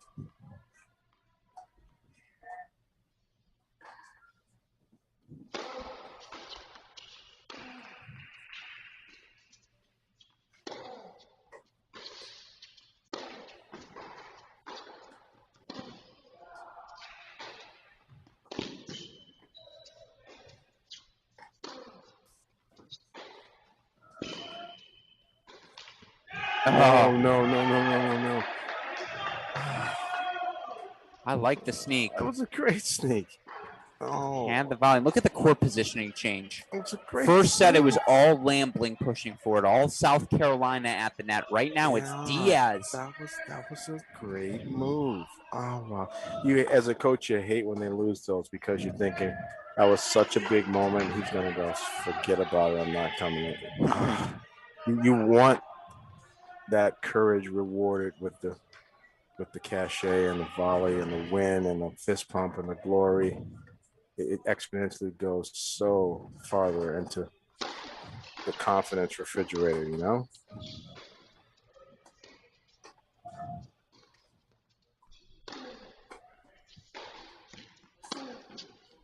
Oh, and you see Lambling now backing up there behind the baseline. Out of the screen on the grandstand court.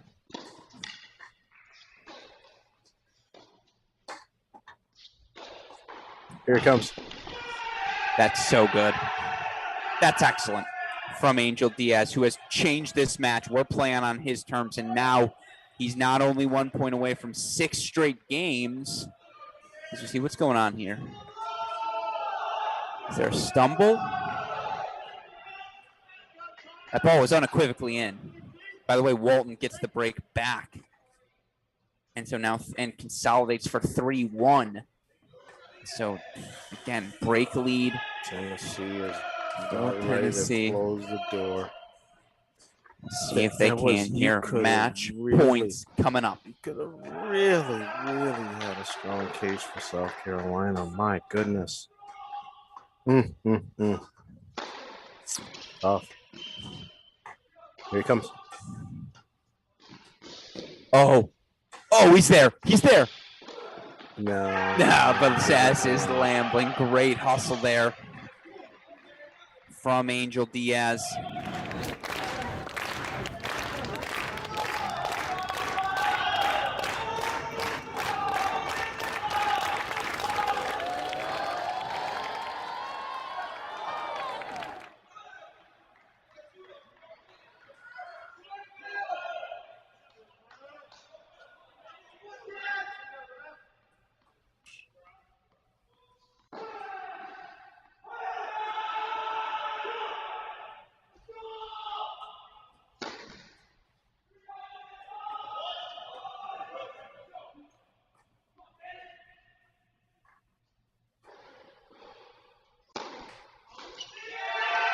Double faults on match point. Oh, my goodness. Oh. Oof, Raphael Lambling. Oh, man. That does it. Still all the credit in the world to Angel Diaz, man. 2 straight 6-game runs. 6-love second set then from 4-love down. We were ready to pencil that one in. Make it 3 points on the board for South Carolina. No longer the case. Diaz continues to deliver. The University of Texas Arlington transfer making the most of his opportunity. So 3-2 Tennessee. Meanwhile, let's go to court number 3. Deuce point coming up. Team match point now.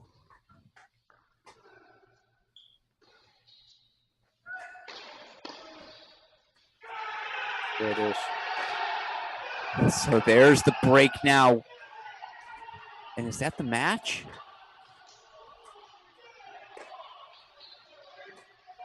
No, that's the break back. Hold on, scoreboard's wrong here. Because we're changing over. It's not 5-all. I'm pretty sure it's 5-4 HUD here. Because that was a big jump there. Fairly certain it's 5-4 HUD. Going to get confirmation on that. And indeed, we have it. 5-4 HUD. So, meanwhile, we go to court number 1 right now. Adam Walton, 3 breakpoint chances to take a commanding Mark 4-1 lead. And this is the first time all match where you felt definitively one way or the other which side would you be. This is the first time definitively you'd rather be Tennessee. That's right.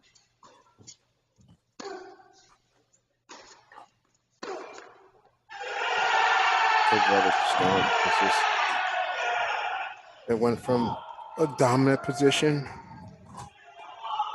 to a really shaky ground. So now all of a sudden, again, HUD up 5-4 here.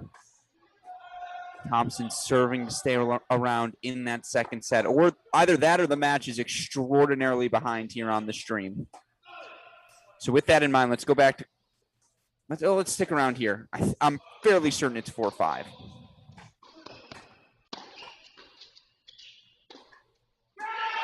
Ball lands. Oh. Overruled. Overruled. So Love 15. And again, ignore tennis tracker. It is 5-4 HUD. Connor Thompson serving to stay alive in the match now. Love 15.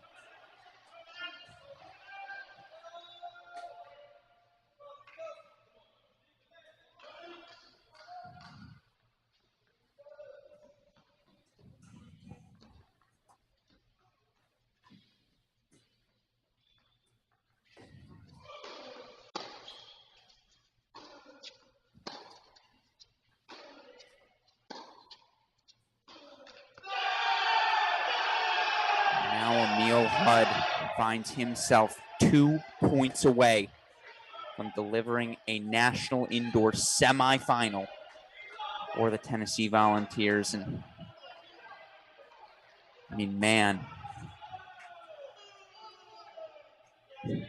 what a recipe this would be for Tennessee.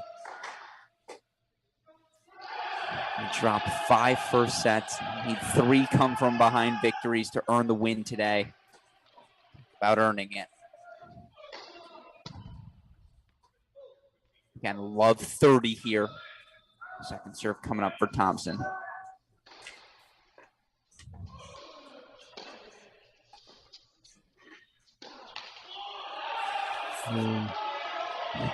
Like the play.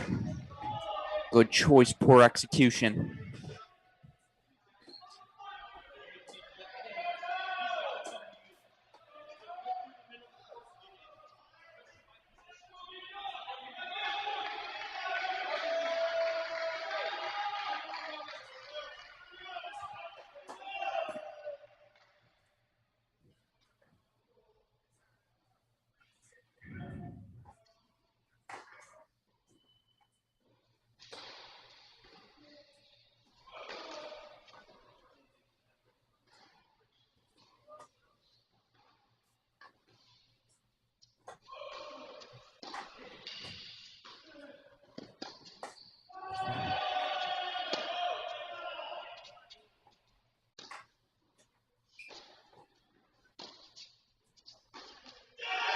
Match points coming up.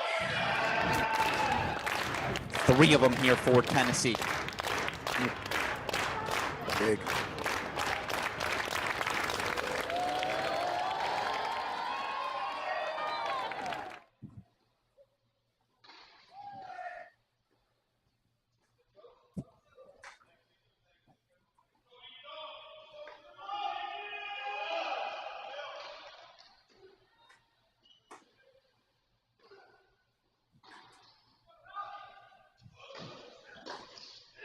Good serve into that forehand.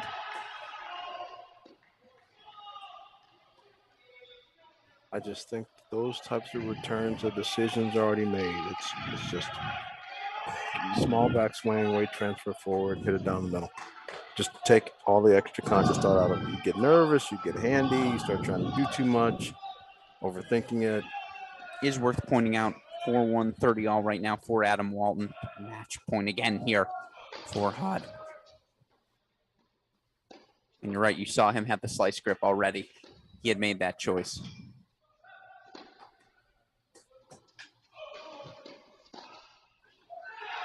And Great second there. But he goes backwards. And I don't think he saw that serve coming. I think that was a good disguise from Thompson. okay. We'll agree to disagree.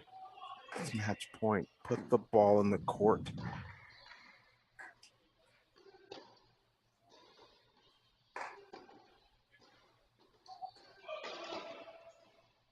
So now he gets another look at a second serve here, and again, deuce point, match point.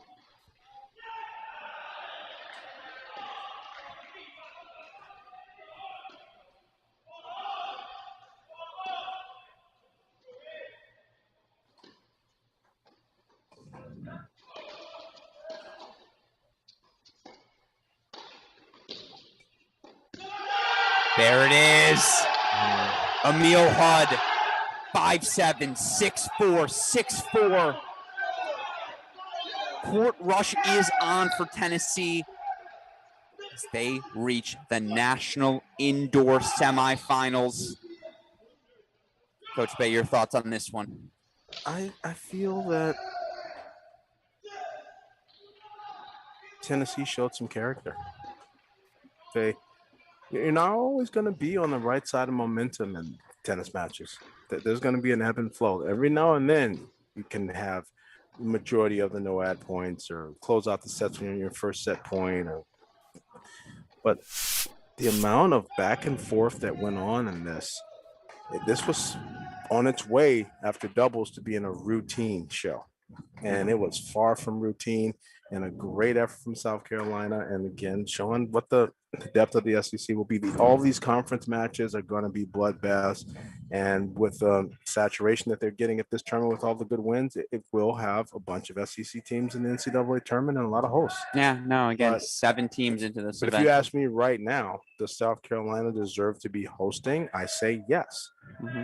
Yeah. So it's for sure a testament to the team and how hard they fought, but major props to Diaz for turning it around and Monday for turning it around. Both of those guys were on the bad side of the situation and were able to get it done for their teams, and credit to the coaching staff to keep them centered.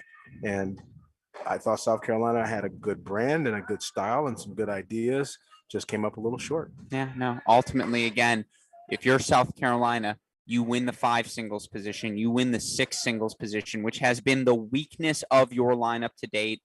Yet somehow Tennessee still wins this match. And that's a credit to Coach Woodruff, a credit to Coach Mackay, who, again, we saw the turnaround. They dropped 5 first sets in singles, and then it was Joe Monday down a set and a break. He turns things around, as you mentioned. You know, Angel Diaz down 4-love in the third set. 6 straight games from him to earn that win. And then Emil Hud. There's a reason you bring in the 4th-year transfer from Oklahoma State. He gets the job done, delivers the victory. And, you know, again, this was a day where Mitsui ended up losing this match. And again, you're playing without Martin Prada. You took South Carolina's best shot and you survived and advanced to the national semifinal, where now a date awaits with the winner of Baylor and Kentucky. Of course, that's our nightcap. We still got 2 quarterfinals to go here on day 2 of the 2022 National Indoors. Coming up next here on our stream, 3:30 start.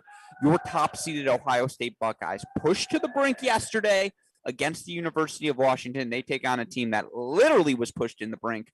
Wake Forest, a 4-3 winner yesterday over Georgia as well. All of that action and more coming up on our stream. Of course, we are immensely grateful to all of you who've chosen to spend your Saturday with us. Of course, I am immensely grateful to my partner in crime here, Mark Bay. Of course, super producer Daniel Westoff, our friends at the ITA for making this opportunity possible. But with all of that said, for the fantastic Mark Bay, our super producer Daniel Westoff, and all of us here in Seattle, Washington, I'm Alex Gruskin.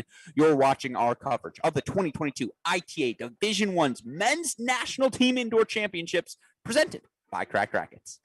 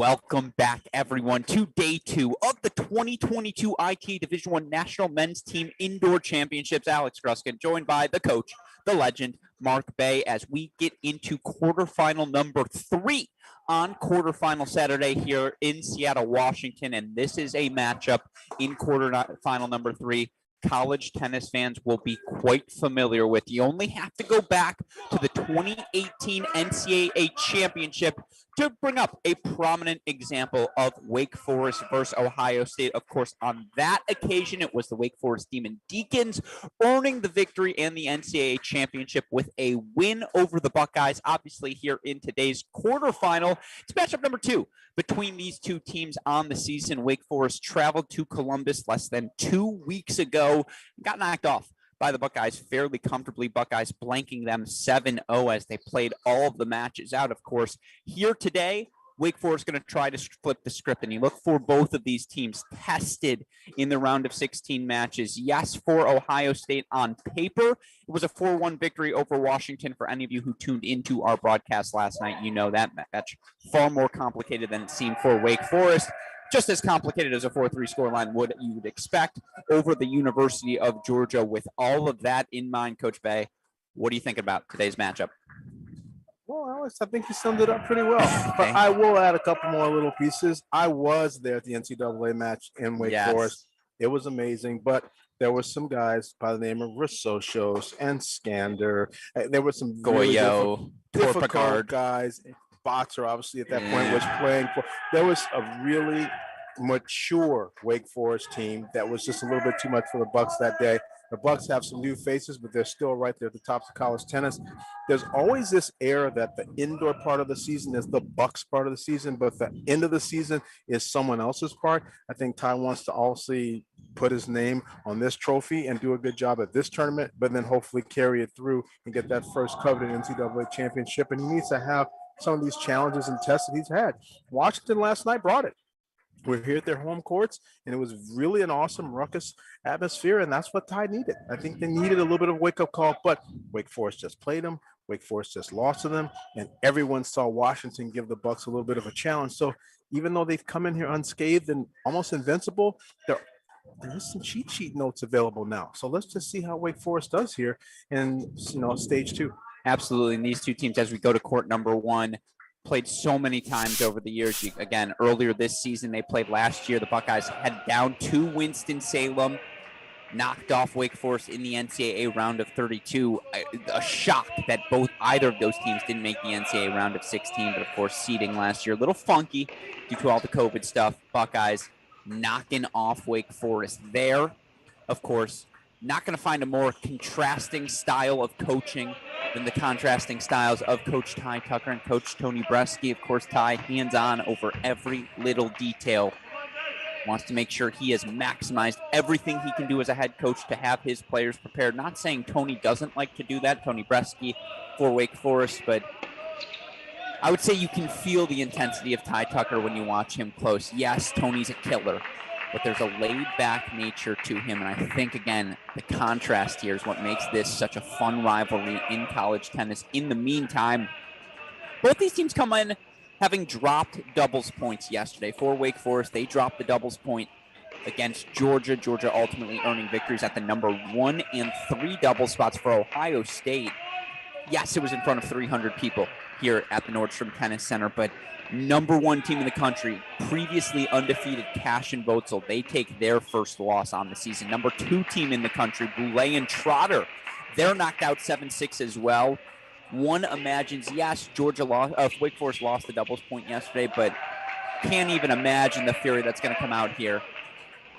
Buckeyes, the energy they'll bring here at 1, Boetzel and Cash, as they have already an early break at the number 1 doubles spot. They do, but they're in a little bit of a pickle this game. So they need to try to 15-40 for Monte Boetzel.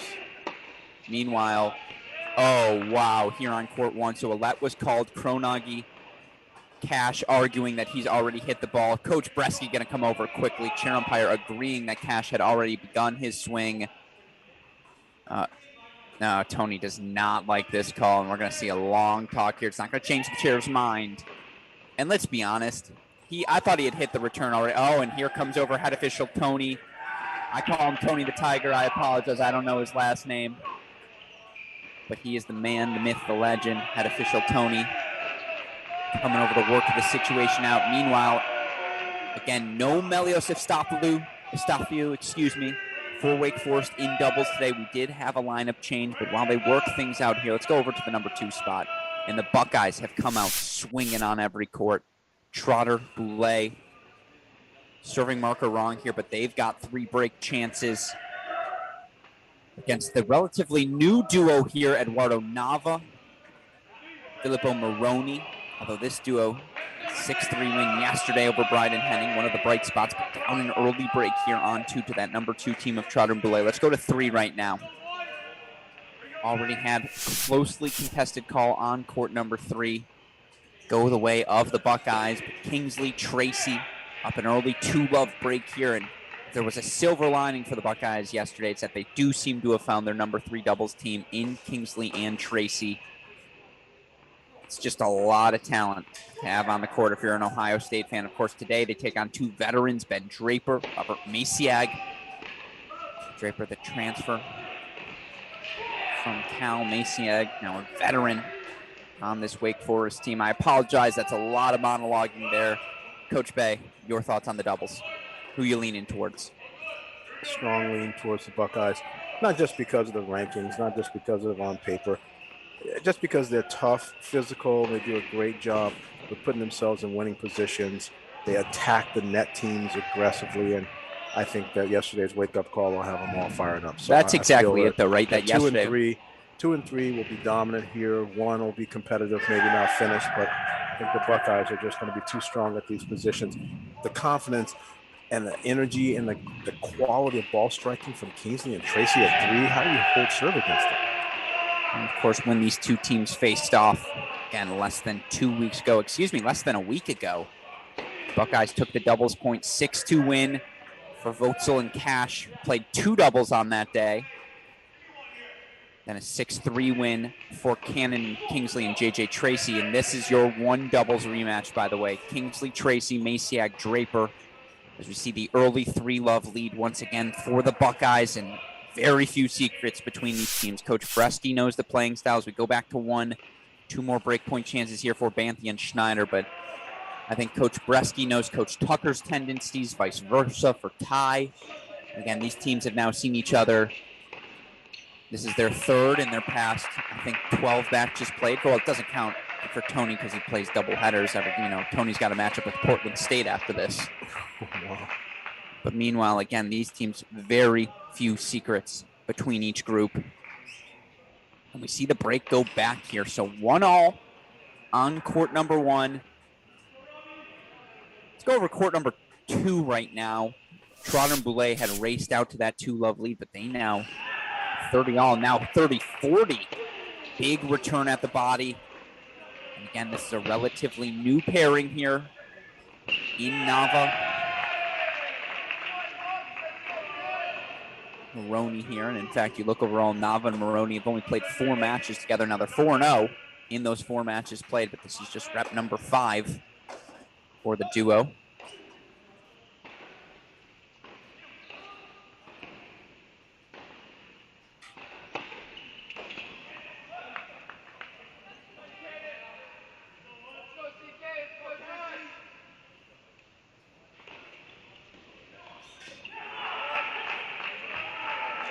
Double fault?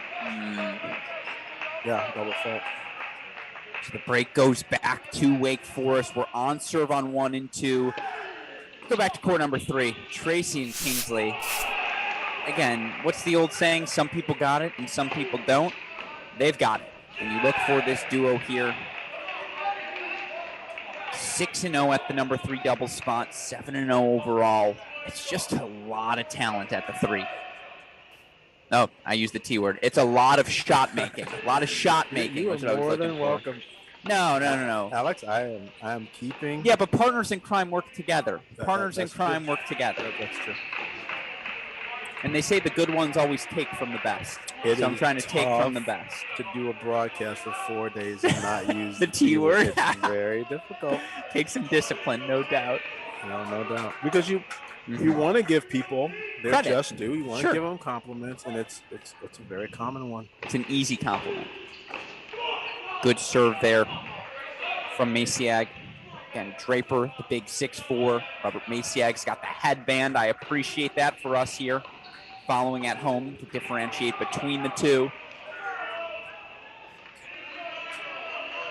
This is ironically compared to the days of Gojo and Scandin Mansuri, etc. And quickly, we see them quickly appeal. Just to be clear there, Cannon Kingsley changing his call. Originally signaled out, put the hand out and said, my bad. Just wanted to let the guys know that. So 40-30 here. I apologize, Coach. This weight team in doubles, not a lot of big guys. Sure. Ohio State comes out there and you start looking at a few of them. And except for Draper, 6'4" here at 3. Yes, Draper's he's the exception. I agree with you. Yes. It feels like you're playing some smaller guys, not as intimidating in terms of big serves that you have to face inside. And again, this matchup here at 3, your only rematch from 6 days ago was a 6-3 win for Kingsley and Tracy as part of a 7-love overall win for the Buckeyes over Wake in Columbus.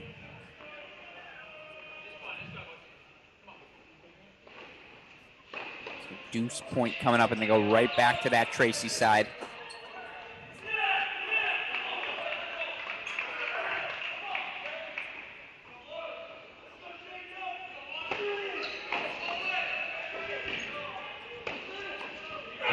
Sails on him. He got caught. Well, Tracy has learned, and this is definitely something that I'll say quite often again, Alex. I believe there's two types of volleyers. Okay. There's some people that what I would consider great technical volleyers. Stefan Edberg and Navratilova, Mike Bryan. Okay, the technical volley. And there's some people who I consider great performance volleyers. You wouldn't say you'd go out and teach 100 people how to hit a volley like Johnny Mack hit his forehand volley. But Johnny Mack was obviously a genius, and you could ever question, right? So there's some people that are just amazing at performance, and there's some technically that are a little bit more traditional / sound. And I can't say J.J. Tracy is going to look like a technical volleyer, Sure, right? He's just performing from all the drills and everything they're doing all the time. But every now and then, if you really isolate and go at certain guys in doubles, you can get some errors. And I feel that there's possibly some holes, very small holes, kinks in the armor, if you will, in some of the ways that I think some of the guys actually approach the volleys. And you see Coach Tucker, going to go talk to them right away as we head over break points here on 2. That one sails long. Just a word from Tucker to J.J. Tracy there, and Cannon Kingsley saying, hey, take the overhead. When you're playing in an indoor situation, you should be doing a lot of both back, get the ball in play, and then isolate who you think the weaker volleyer is and start breaking them down. So a deuce point coming up here. Ohio State tries to regain that break lead on 2. We're all square on 1 and 2 right now, though. We just lost power on our scoreboards.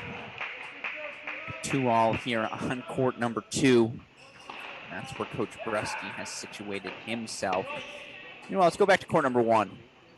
Early break of serve for Cash and Vogtsel that gave that break right back to Banthy and Schneider. And now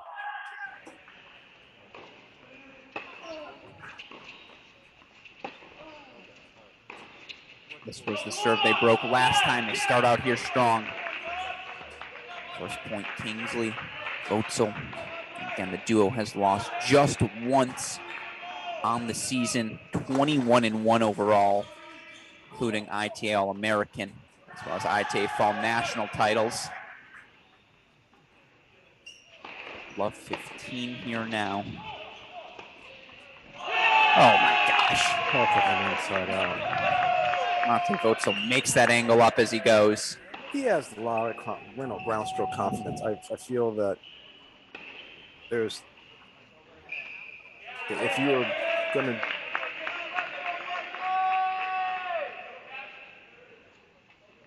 certain baseline situations, if you can, it's not that easy to do. By the way, guess who's in the building, folks? TCU head coach David Roditi getting his scouting on as his TCU Horned Frogs face the winner of this match in tomorrow's semifinal. We've officially reached that point of the tournament, folks. 15-30 now.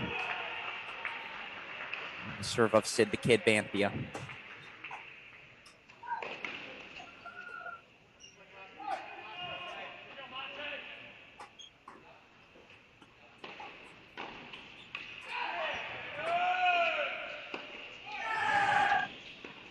By the way, I forgot another national championship match these two played in, as you see here, 15-30. Make that 15-40. So they faced off 2020 national indoors. They played quarterfinals. 4-3 win for Ohio State. That's the single best match I've ever been to in person on the men's side. 2019 national indoor finals. That J.J. Wolf, John McNally team knocks off defending indoor and champs Wake Forest at the national indoor final in Chicago. So again, this is the third time in 4 years these two teams have played at this event. Testament to the success, consistency of Coach Bresky, Coach Tucker.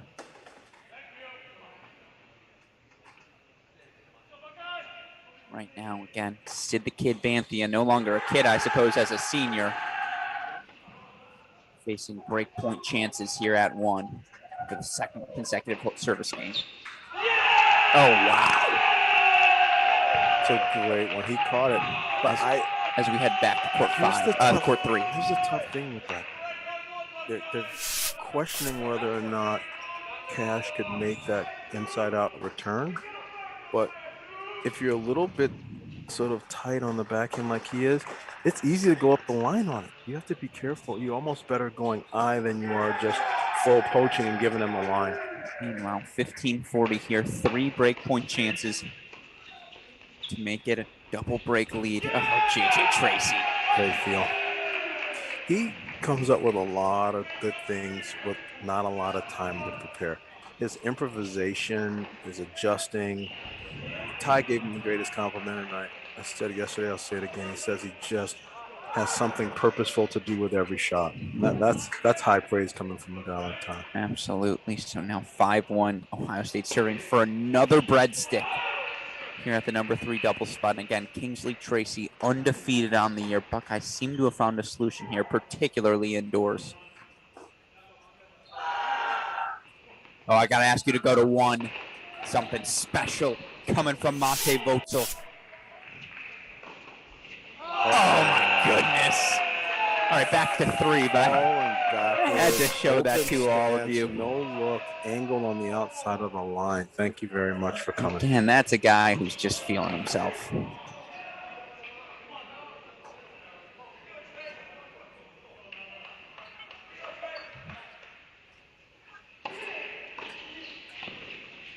$15 now.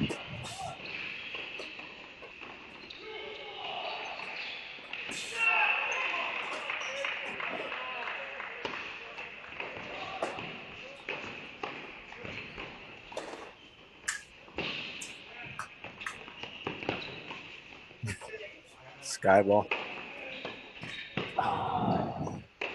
Can't get that angle. Draper says, thank you very much. And I swear, Coach Bay, there's no better feeling in the world than when that ball's coming down at the net and you're like, I'm going to hit this so hard downwards. And I'm going to spike that ball. In my opinion, that's the best feeling as a tennis player. That sure thing spike. It's very fun. I agree. Just the closure. Yeah. You've done X amount of work. You get to a point, and then you put the ball away. I love that feeling. So now 30-all here on 5.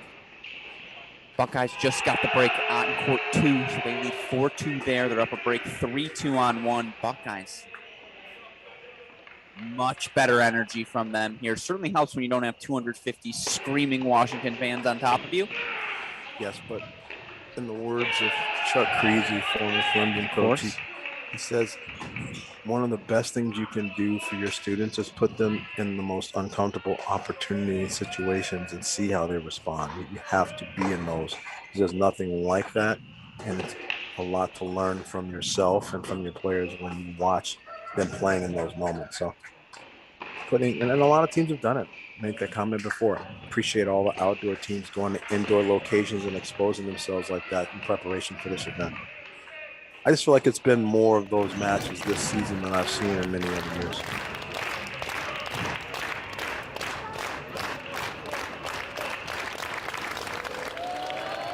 So now we see here deuce point coming up. Set point for Tracy Kingsley.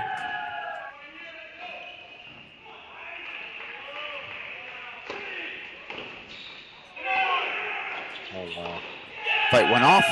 That's one heck of a serve. So let's go over to court 3. Let's go over to court 2, excuse me, if we can. Again, that's where the number 3 singles is played. That's why I keep referring to it as court 3. Court 2 here in doubles, though. But that's why they suggested you serve down the middle more Sure. in doubles, right? Because that was a set point. It was a bit of a fluke probably, but still. You just lost that point because you opened up an angle and dared them to use it against you, and they did.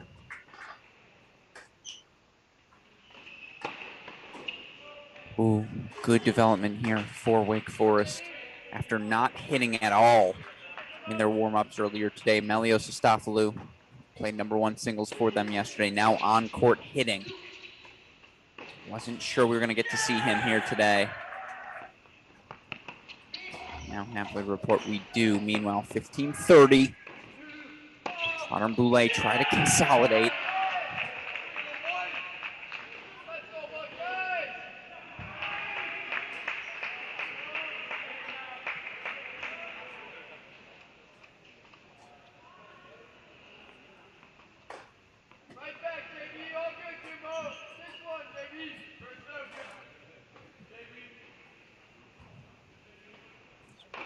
Break point chances here.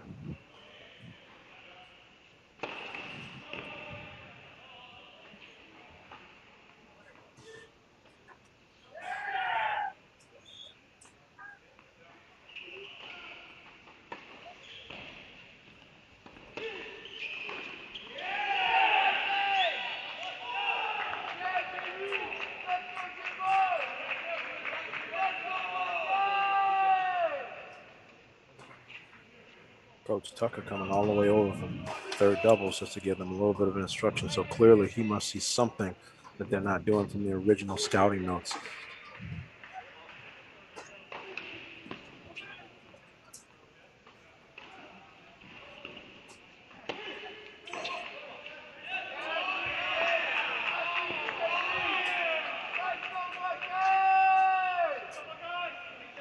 Deuce point coming up.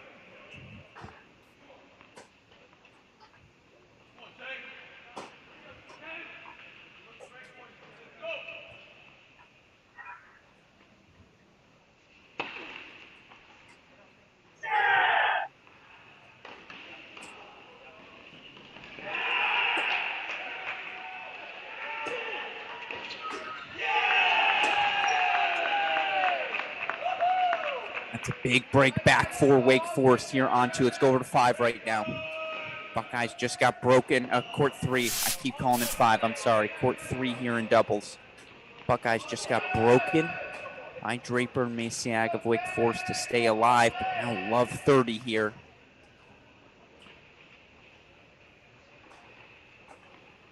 $15.30 now, excuse me.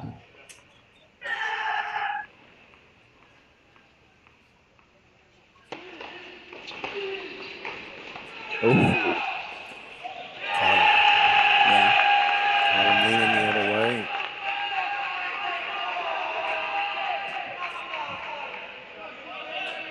Unless you're standing in there at the net, you don't realize how fast that stuff's really coming. So now we have 3 more set points.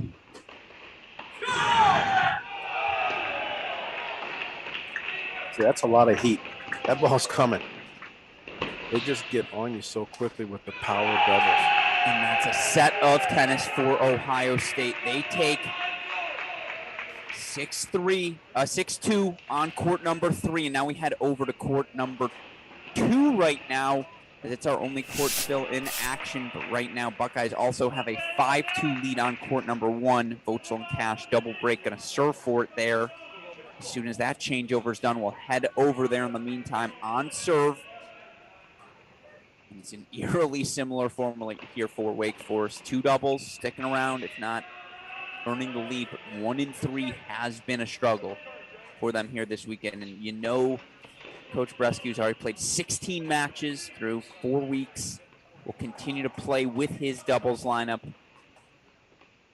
You do feel like there's a lot of pieces, but they're still molding the clay. Meanwhile, I know we're mid-serve here. Let's go back to 1. Cash, Voetzel looking to serve out the doubles point up 5-2. Good first point from Bampi and Schneider. 24, love 15 here, but the energy level for the Buckeyes, a lot of OHIO roars thus far, Coach. They know how important it is to get up for this.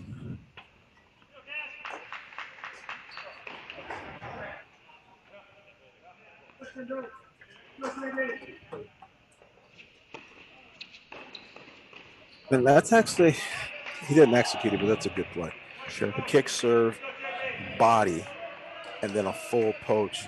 Botzel took up a lot of space there. We got handcuffed. He tends to have both hands on the racket for a long time in his ready position. So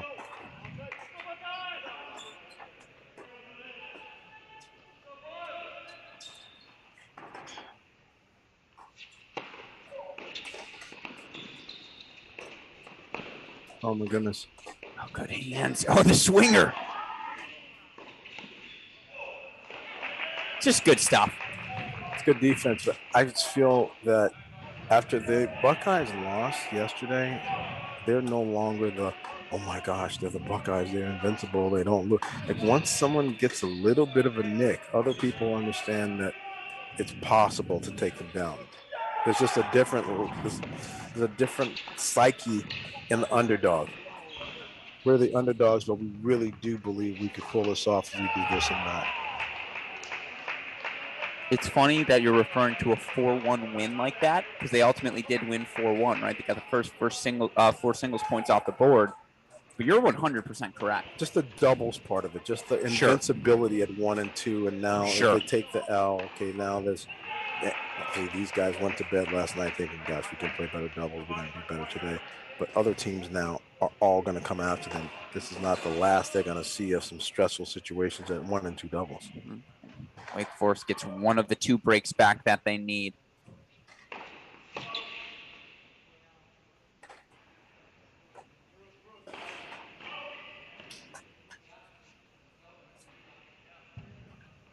But you know what's coming, okay? It's a good ball. Oh. I just don't think the serve is that big. I think Cash can move up on the return in that situation. You're naturally inclined to stand in a certain spot against a first server. I just don't think that Banthia is bringing that much heat on the serve.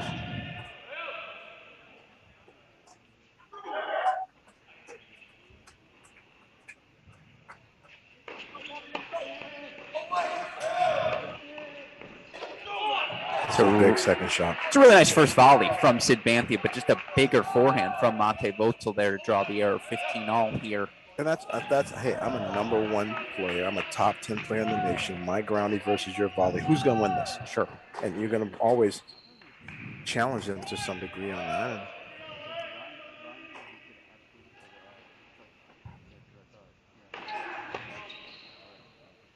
You just asked me if Robert Cash can hit the inside and out backhand return. That serve was out, but that looked good.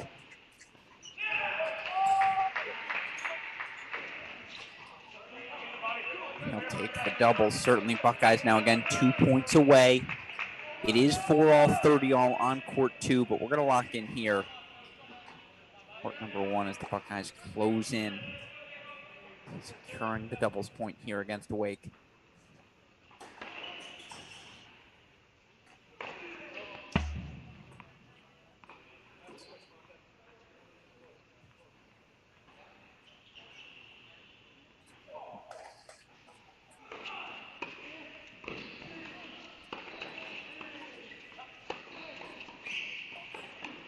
No, it's good tennis. Good coverage, good tennis.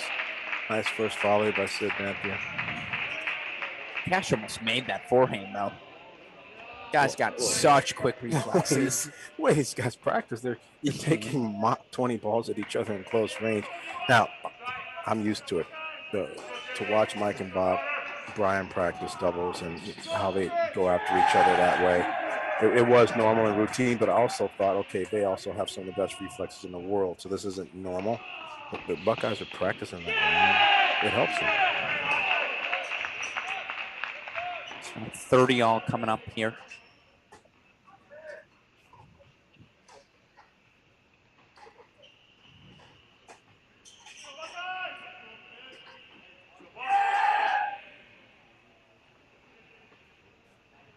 So match points here. Redzone and Cash. Oh, Mate Redzone. That's just flushed. Lets his teammates know I am here to stay. 6-3 decision for the Buckeyes at 1. That was significantly better than their performance last night. And with that, Buckeyes going to take a 1-0 lead into doubles. Coach, your thoughts on that point? It's just what the doctor ordered for the Buckeyes. Quick dub, and then 1 and 2 playing better and being on top. And even though number 2 lost that break at 4-2, they're still ahead in the scoreboard psychologically, so they can carry the right type of psyche into the later potential rounds of this tournament if they end up winning this match. Absolutely. And again, now coach is going to meet with their teams before we get our singles matches going. Of course, we're going to use that opportunity to get all of our cameras set, make sure we're ready to go for our Redzone coverage here on quarterfinal number 3. But stick around, folks. We still got some exceptional tennis left here on day 2. But for now, for the fantastic Mark Bay, super producer Daniel Westoff, I'm Alex Gruskin. You are watching the 2022 ITA National Men's Division I Team Indoor Championships presented by Cracked Racquets.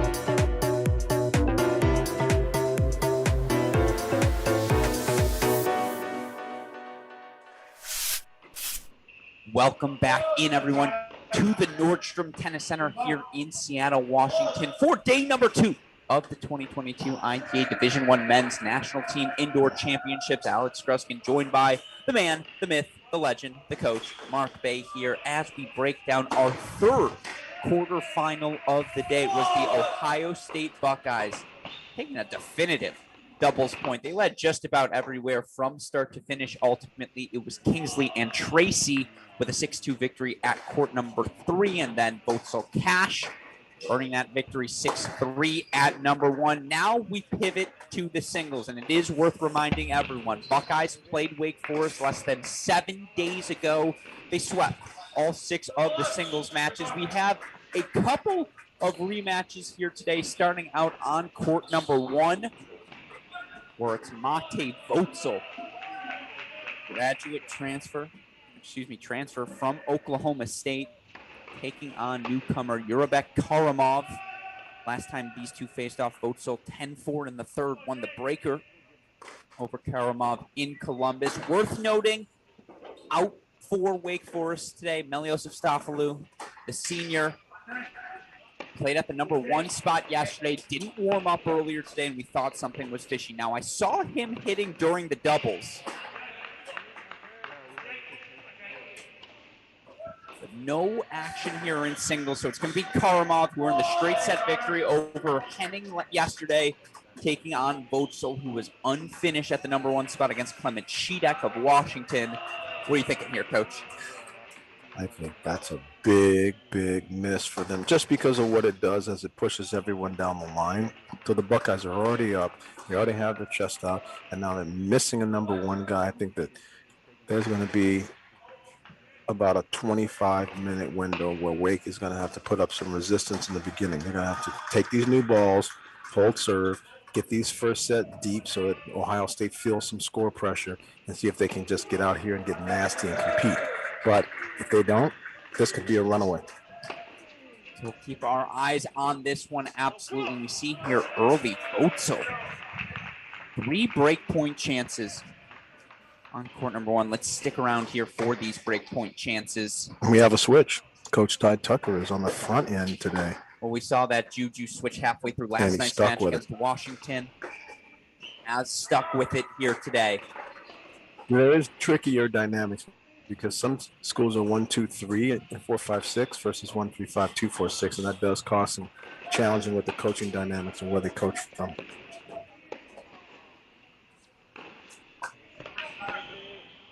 It's fought off by Karamov, and the 23-year-old has been top 600 player in the world before. Made the late decision to come to Wake Forest, and of course, as always, Coach Bresky's always got a November recruiting surprise, right? It's actually not a joke. It's accurate. I know. It's a fair statement. Serious.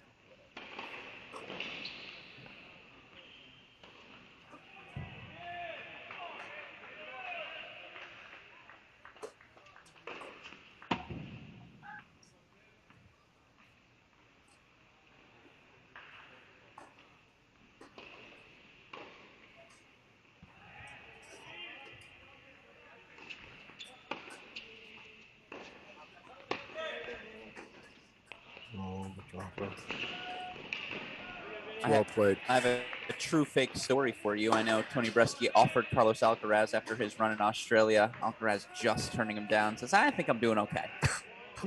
Again, a true fake story for all of you. Deuce point coming up. You don't think Tony sent the text like, hey, Carlos, just wanted to double check. Just want to see. 1 semester. Yeah. I'll let you play sleeveless. I don't know. I don't know if that's going to cut it, bro.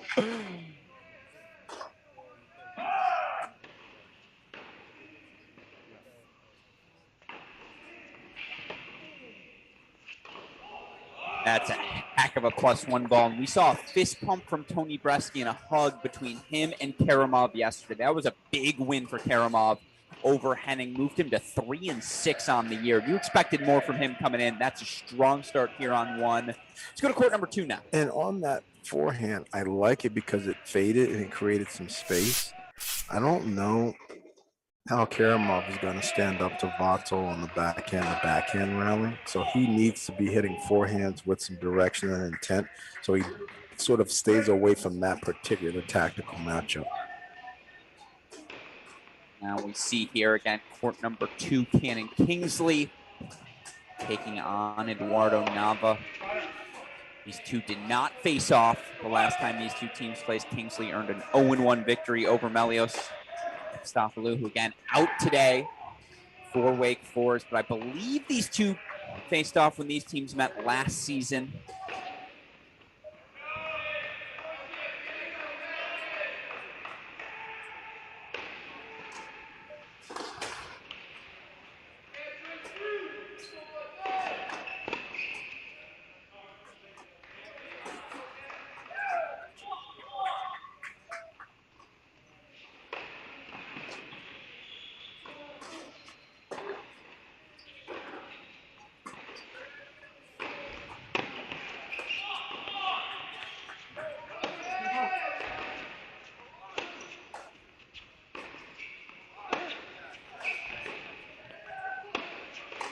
Early on, everybody's giving each other their best punches. You see all of the quality and the depth. The balls are new. Everyone's just crushing the thing.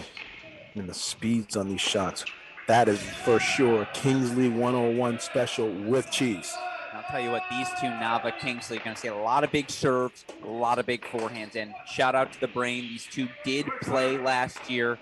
It was 4-6, 7-6 split sets when the match was clinched by Kyle Seelig to send the Buckeyes to that NCAA round of 16. So again, these two know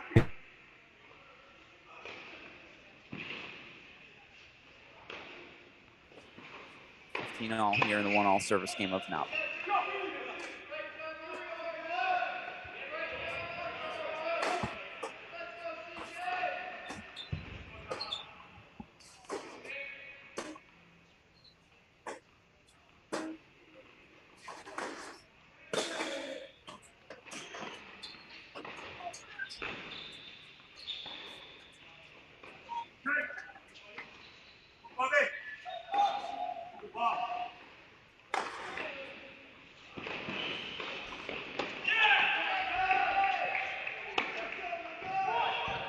Boy, that's darn good.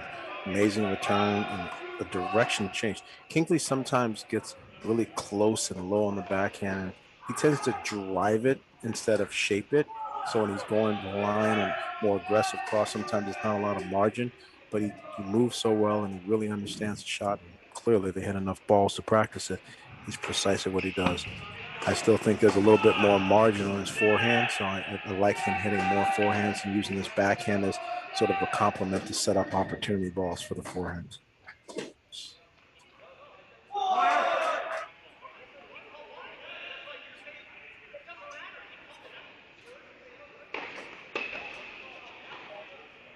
Still 2 more breakpoint chances here for Kingsley. Meanwhile, you see a little brouhaha on court 6. Call dispute early.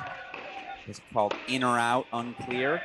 But that ball clearly in the net. So the break early to Kingsley, 2-1 lead here on court number 2. We go now to court number 3. This was the hero, shockingly, for the Buckeyes yesterday. Jake Van Emberg, the transfer from Oklahoma, was down 6-1, 5-3 in his match yesterday against Jack Davis, excuse me. And he was happy. I saw him this morning, and I've known him from back in the day. Ultimately, a 6-1 win in the third to clinch the match for the Buckeyes, for those who didn't tune in. Yeah, Jake and I go back to when he was 12 years old, and he got the biggest smile on his face. He gave me a high five. It was great to see him, I think, in good spirits and happy about what happened, because he was on pace to being down in the dumps after the way that first 7.5 went.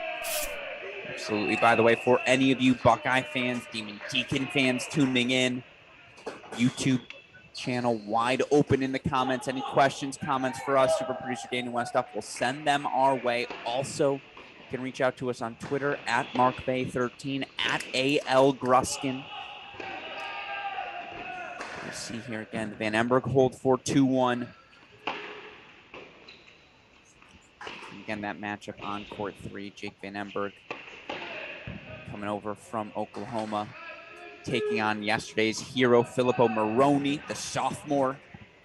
seems to only play dramatic matches for the Demon Deacons. But now we're on court number 4 here, and tell you what, I don't know if you're going to use Sharpie, but I feel like you'd feel pretty comfortable already naming JJ Tracy your all-tournament team number 4 singles player if you're one of the coaches who votes on those things. Tracy yesterday dominant in his straight set victory at number 4, 1-2 win over Washington. You look for JJ Tracy, another ridiculous start to his season. Tracy thus far on the year, He moves really well. a laughable 6-0, 21-4. The fitness that they've done with him. When he first came in, he was thin, sort of slight, Sure. handsy, clearly a good understanding of what to do with his racket, but he wasn't physical necessarily with his body and his legs. Now he's explosive. There's still, if you really can withstand some of the heat that he brings on the forehand, there's some ways to pick on him a little bit on the backhand side, because he plays a little bit more flat and clean on the backhand, and you can play heavy there and get some opportunity balls, but it's just hard to get him off of the way that he conducts the forehand business. It's the general energy level that the Buckeyes bring to every point is not just intimidating. It just, because of the extra movement, it gives them opportunities to be on offense and play on their terms a lot more often. Of course, you see here again his opponent for JJ Tracy, Taha Body. As all these Buckeyes move up, Demon Deacons move up in the lineup. Body, the junior out of Montreal, Canada. Lost the number 6 singles match, 4-3 to Robert Cash. The last time these two teams played. For Tracy, it was a 1-2 victory over Filippo Moroni. But here's something you don't say every day. Deuce point coming up. Someone going to take a 2-1 lead on JJ Tracy? No. It's in the realm of possibility. Body's coming forward a little bit. Tracy missed one shot. He's human. This can happen in the beginning. Is he human? Are we sure? Yeah, he's human. I think he's dancer. Yeah, there it is. He sees the quote. I see the smile slowly emerging. I apologize.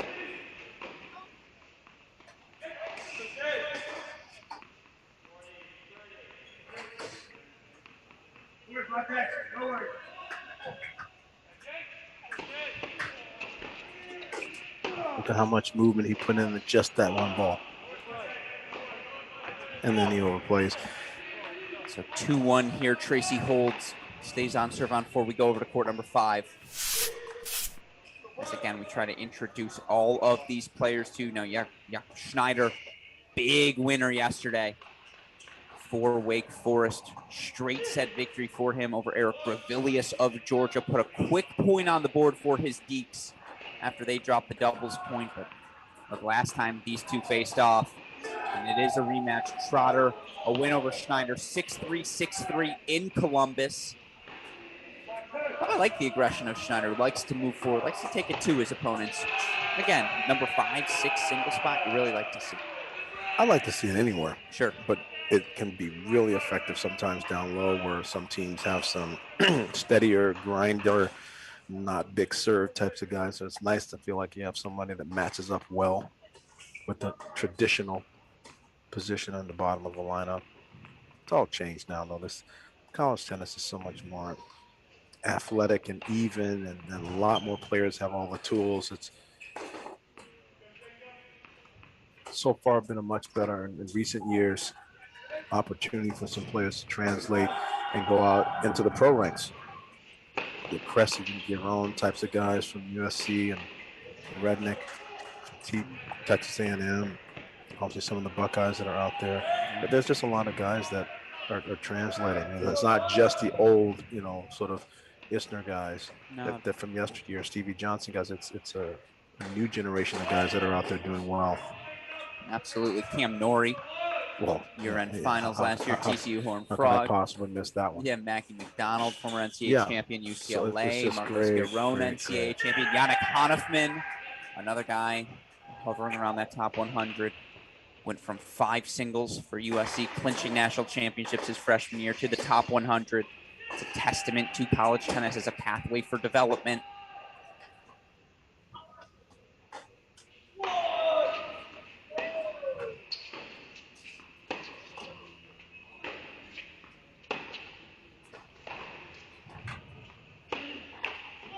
nice for Trotter to win points like that.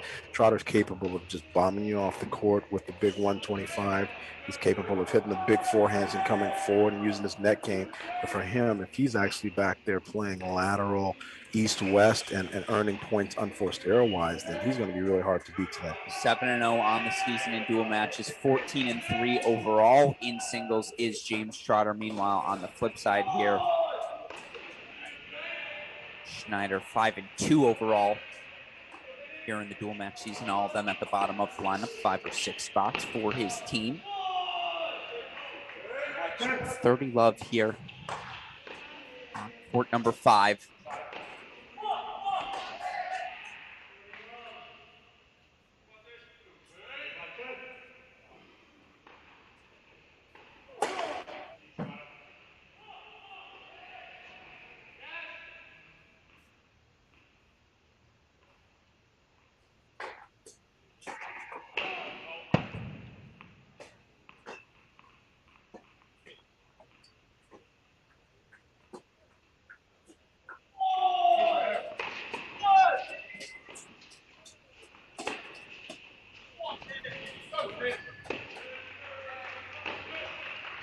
Oh, that's pretty.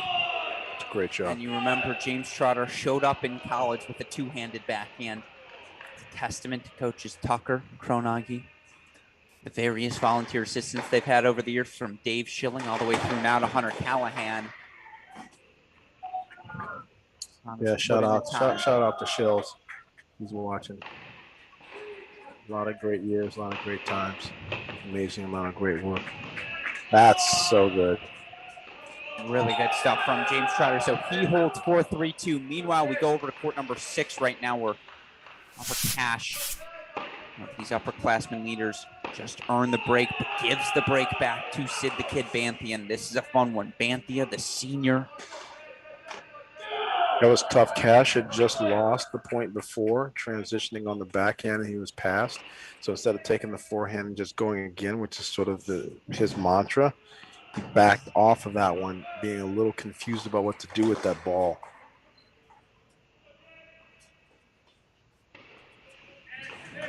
Cash, the junior, 11-2 overall on the year. But the Cash is very good with the middle forehand. He's good with taking his forehand from the middle and dictating from there.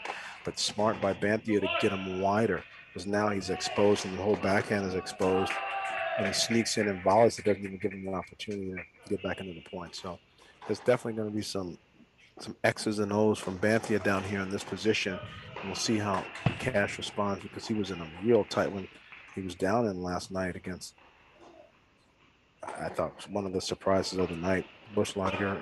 But Buschlager was really, really, I think, a tough out for Cash last night at number 6 position. Unfortunately, the match didn't have to get to that.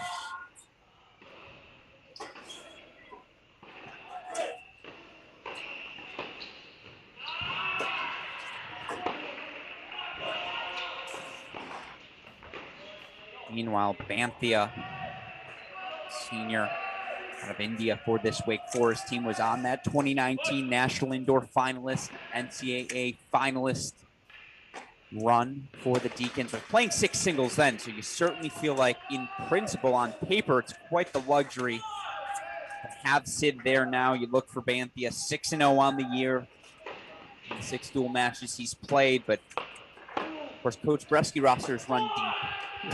Real deep. And so you just wonder for Banthia, again, will he be playing come the NCAA tournament? Obviously, from a matchup perspective, health perspective, he gets the call up here today. Right away now, can Cash 3 more break point chances here to retake that break lead. And remember, Cash took a 6-love first set yesterday. Yeah, he was down 4-2 in the third when things ended. But there are certainly reasons for Robert Cash, who also, again, enters with an outstanding record here on the season. 3-0 in dual matches, 11-2 overall in singles. A lot of reason for him to have confidence here as well.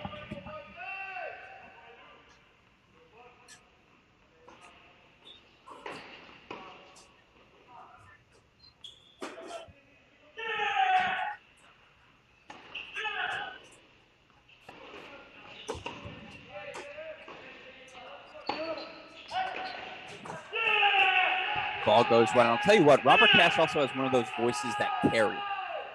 When he lets out a roar, everyone in the Nordstrom Tennis Center is going to hear it. Roar there as he takes the break 4-3-2. And now we get to jump around. But funny thing, let's go to court 3. When he was a younger guy, and Coach, shout out to Coach Brian Nybert, who of course has worked with him for many, many years. BW always, on Twitter, definitely watching here today. A ton of pictures out there on Facebook of Robert when he was younger. Robert had a little quiet, mousy voice. he wasn't some, hey, what's going on? There was no big Barry White projection going on at all. So it's funny now he's big Robert Cash now, because I've always known him as a different guy over the years, but he's worked so hard to not just put himself in position, but be such an impact player for the Buckeyes. Absolutely. You see Van Emberg holding 5-2 there. Meanwhile, Mate Votzel looking to get on cruise control. 3-1, 2 break point chances here on Karamov.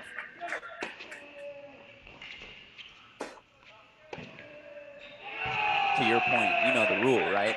Coach Tucker only recruits baritones. You haven't heard that? No, but I know he gets the best out of Ohio. He gets the best players in the country that can as we see 4-1 there. Let's go over to court number 2 now. And I think it's very hard to earn Coach Ty Tucker's trust that he's going to put you on. I think if you're playing 4, 5, or 6 for the Ohio State Buckeyes, then you definitely have earned it, because there's always a ton of people that could be in those positions. No doubt about that. Meanwhile, we saw Cannon Kingsley break for a 2-1 lead. Now, all of a sudden, we're back on serve here. 3-2 Nava. 40-15 now for Kingsley. And this feels like a very pro match. Again, it's going to be first serve percentage. Whose is higher? Who gets those looks at the +1 forehands?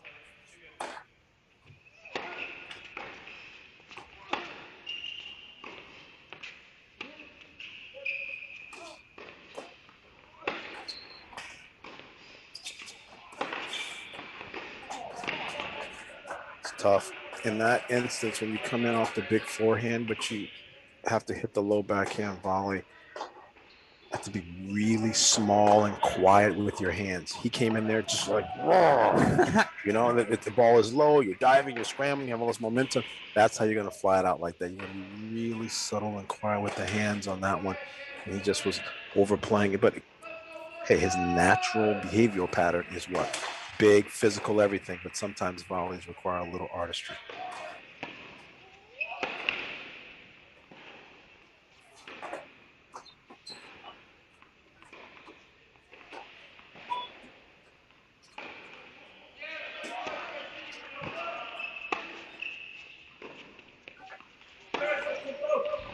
Two nice Buckeye scoreboards going on, but you need 3. And that's a nice hold there for Cannon Kingsley. 4-3 all here on court number 2. Meanwhile, Cash up a break on 6. Van Emberg up 5-2 on 3. Let's go over to court number 1. Mate Votzel 4-1 lead. Tries to consolidate the double break here now, up 30 love. And I guess my question is, you talked about it earlier, right? After a dramatic win, team's full, right? Just full of fatigue, but of course, a little full of themselves as well after you pulled off. You just wonder again, how much gas does this Wake Forest team have left in the tank? Yeah, Ohio State was pushed, but I think that had more to do with Washington than anything else. That Wake Forest-Georgia match was just draining for everyone involved, and you just wonder, with no Melios today in the lineup, who was at number 1 yesterday for Wake, just how much do the Demon Deacons have left in the tank? You do wonder. But it's only day 2. It's only day 2. Sure. I think I'm not going to talk fatigue for these guys until we're talking 3rd set of day 3, 2nd set of championship. Then I'm going to look at the legs and the recovery and how they're handling some of those long points and have that more in my purview. Absolutely. We see here again, Votzel holding 4-5-1. In the meantime, let's go over to court number 4. JJ Tracy making his move on Taha Body. 2-3, 15-30 in the body service game. Okay, so if you are curious, you'll know if Robert Cash is doing well, I promise.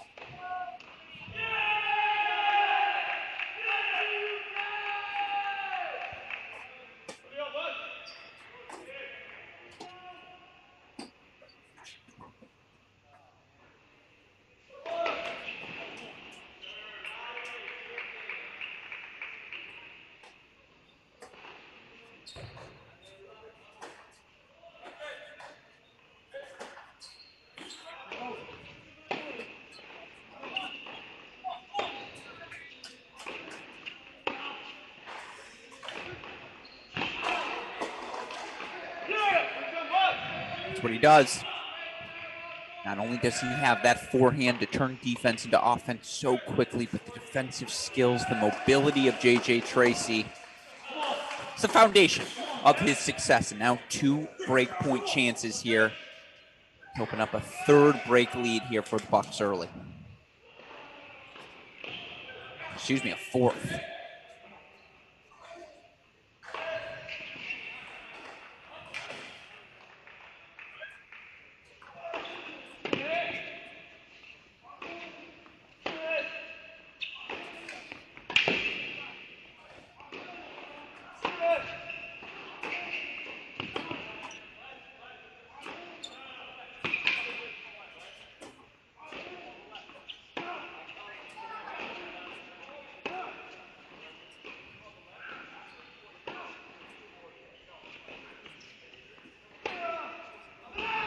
Called out, overruled. Oh, yes.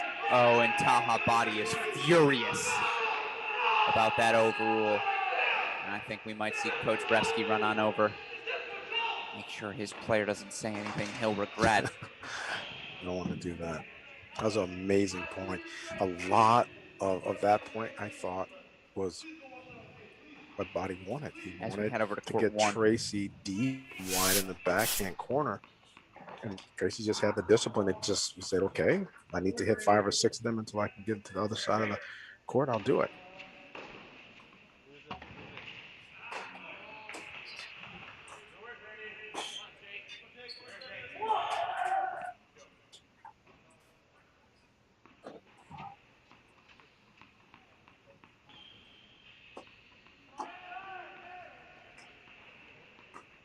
Till 2 points away right now.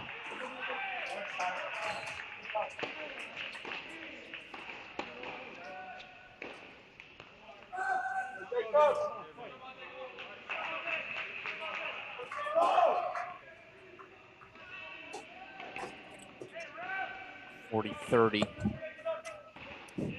here for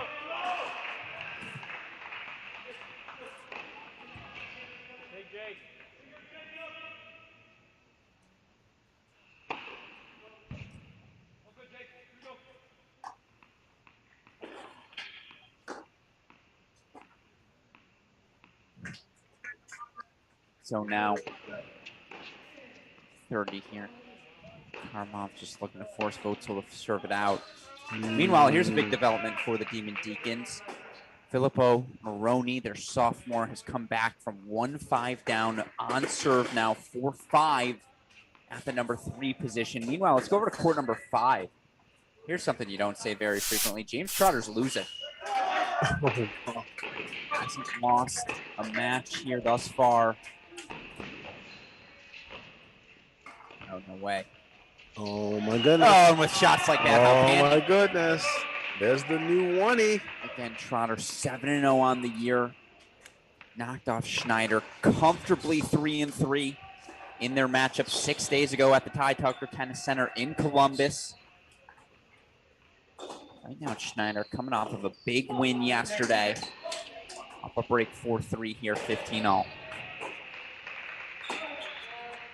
I apologize. We're going to have to go to 6. Deuce point coming up as Robert Cash looks to take a double break 5-2 lead.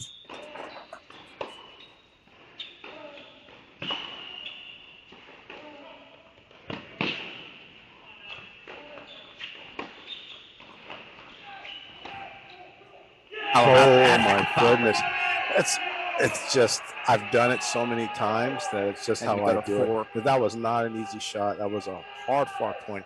He did a couple really good things with the placements of forehand and backhand during that point to get that opportunity. As we go to court 4 now, 4-2 30-all, Tracy Body.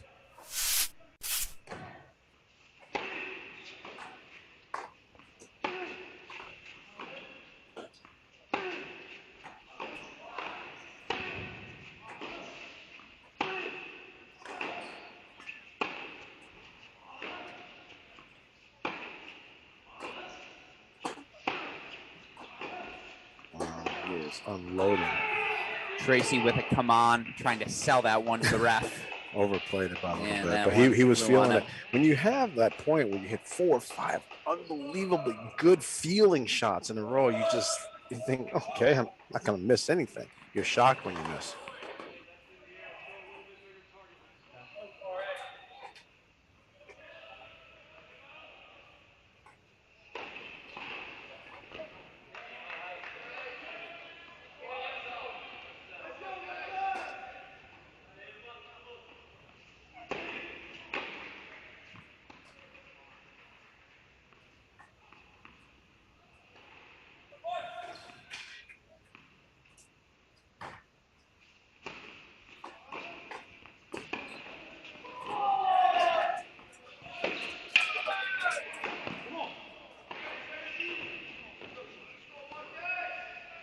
Right to body. He has Tracy on that back foot right now. Error there, unfortunately, leading us to a deuce point, but okay. But impressive stuff. So far, Body's keeping himself just in this set from a tactical and competitive standpoint. Let's see what happens here. It's a big moment.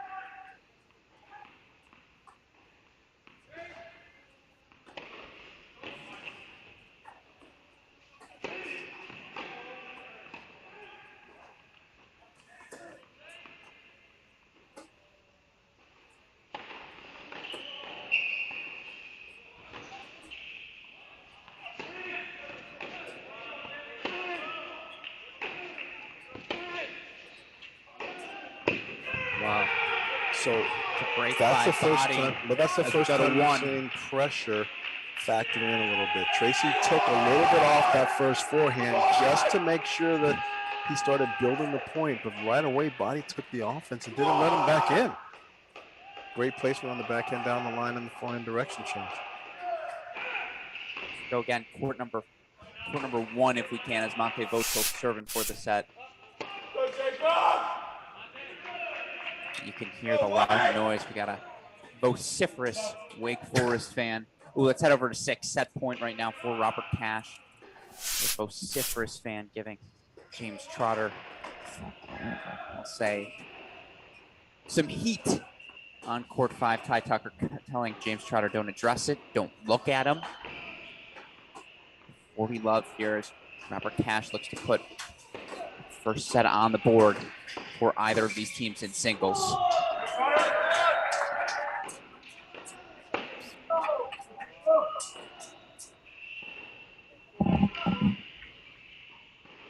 Wake's prepared. I was going to say, can we split this with court 3 right now? Split this with court 3. Jake Van Emberg was up 5-1. He is now down break points.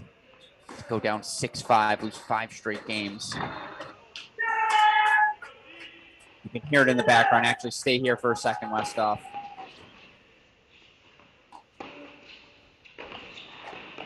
Yeah, that's a set for Robert Cash. 6-2 at 6. Now we go to court 3. Again, let's go to court 3. Break point chances coming up here as the energy level picks up here at the Nordstrom Tennis Center. Nice job by Cash there. Is exactly the type of point he likes to win. Of course, and here comes nothing more than to give the Buckeyes the first set. Cash, 4-3 winner in the last time these two teams faced off. But Filippo Moroni, another comeback, 6-5 there. Let's go to court 1. Set point Mate Votzel, 5-2, 40-30 on newcomer Jurabek Karamov.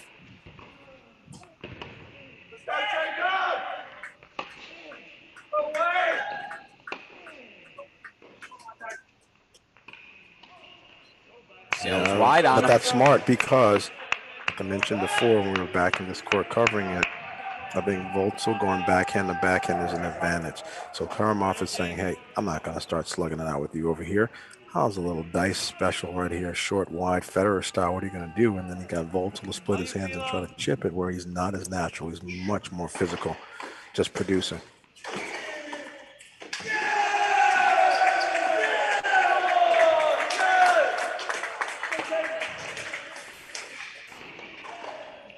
That's big boy tennis there from Mate Votzel. Serve +1, 2 first sets in the bag now for Ohio State. Meanwhile, let's go to court number 5. This is the chippy one, folks. Schneider versus Trotter. Anytime you got an at the end of your last name, you just know it's going to get chippy. Maybe. I wrote that one up last night in my room. What'd you think? Good. Good material. Break point chances here for Schneider. First one was fought off by Trotter with serve and volley action. And Trotter's yet to drop a match here in the spring season.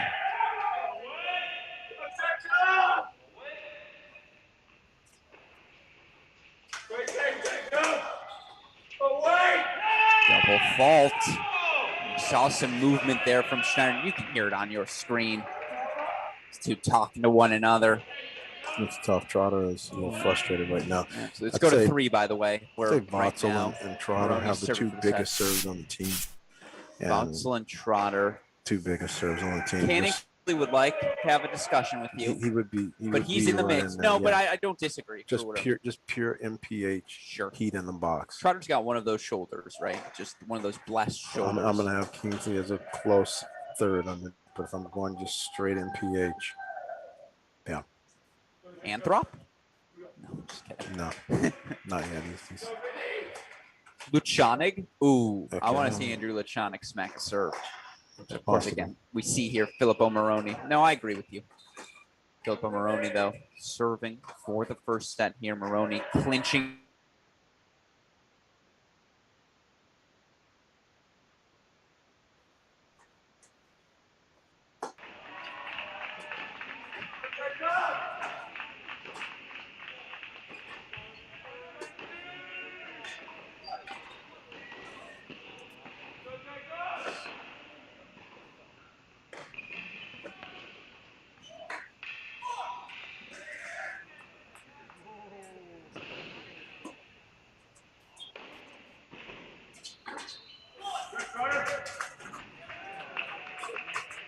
Oh, it's in.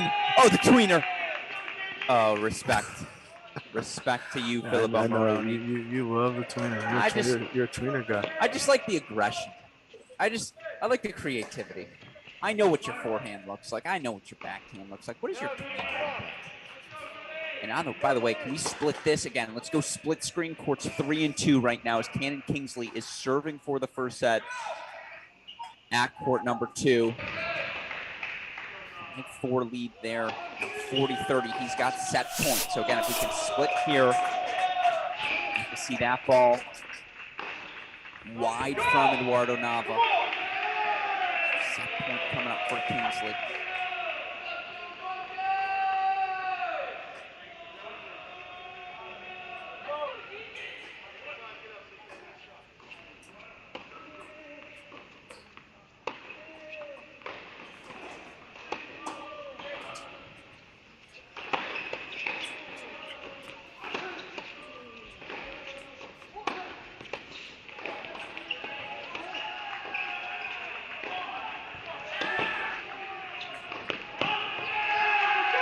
Kingsley set on 2.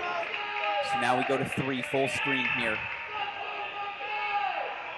Set point Moroni. As that ball hits the ceiling.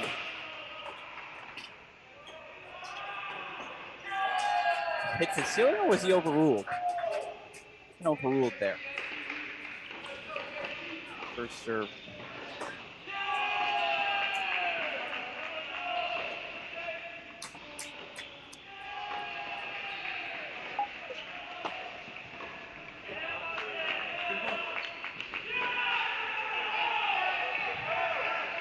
How much does this match mean to Wake Forest? I don't think I'd heard Moroni's voice before then. Huge roars. We go right to 5 breakpoint chances for Trotter, but that means a lot for Wake Forest as they get on the board here. Yesterday was big for him. That's the rites of passage. Be able to take down a tough Georgia Bulldog. All-American and Trent All-American. Yeah, that you get major Purple Hearts for that dub. And there's residual today. He's still got a couple hairs on his chest left from last night. I like it. Maybe even found a few new ones here this morning as we've got a deuce point, set point coming up. Schneider can make it a quick 2 sets here for the Deeks.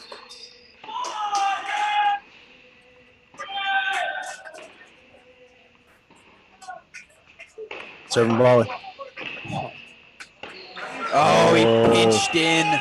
Put so much heat on that pass, and that's what you have to do. You have to make him make the shot. You dare him, you challenge him, you see if he can handle it. And the dynamic here is that the lineup change by pulling Emilios out creates this scenario where Trotter has someone who is in his face more often than he's used to. Trotter's used to playing on his own terms and being more of the dictator. This is uncommon that he has to play this much defense and this many passing shots.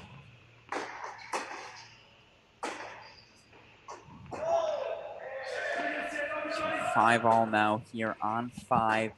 And again, if you're just joining in, 3 first sets for the Ohio State Buckeyes after they take the doubles point. Buckeyes get win at 1 in 3 doubles and take first sets from Votzel at 1, Kingsley at 2, Robert Cash at 6, Filippo Moroni with the 1 first set on the board for Wake, 7-5 on court number 3. Meanwhile, it's 5-all on court 5, as you see here. And Tracy body on serve, 5-4. Tracy on 4. Can we get that scoreboard up on the screen, super producer Daniel Westhoff? I know I just talked through everyone, but I feel like half of you are like, what did he say? Now you see it on your screen where things stand.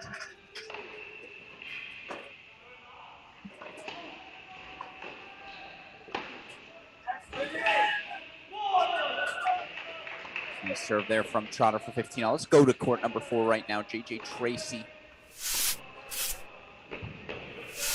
15-all in the Taha body service game.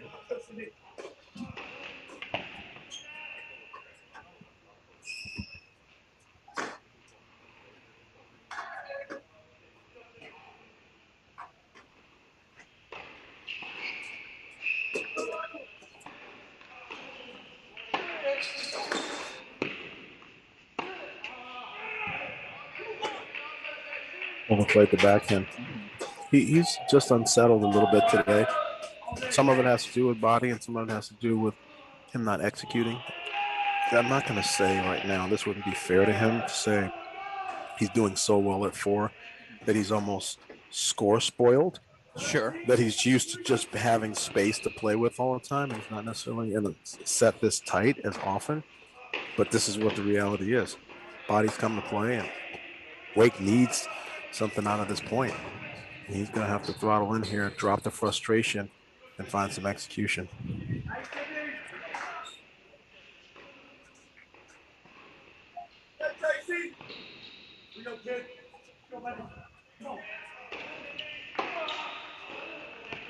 Okay, that's a hell of a shot, but that's part execution, part frustration shot. At least he went to the big part of the court. You know what they say? It's better to be frustrated than good. 40-30 here for body. Still 2 more game points.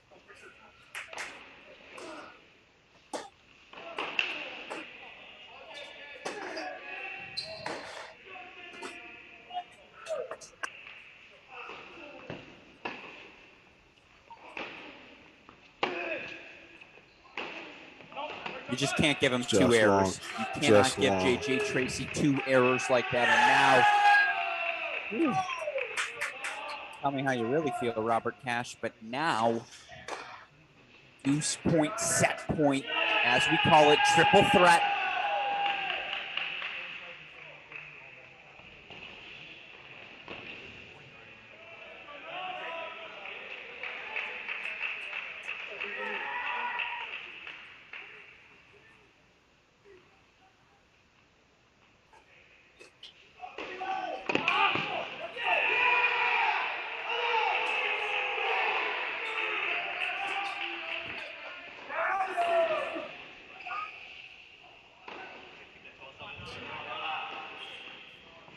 Tough to lose that. It's a great serve by body. Tracy has to reset. Callahan's doing a nice job of talking to him a little bit, but not overdoing it, just keeping him settled. And just like Nadal says, more pain. More pain.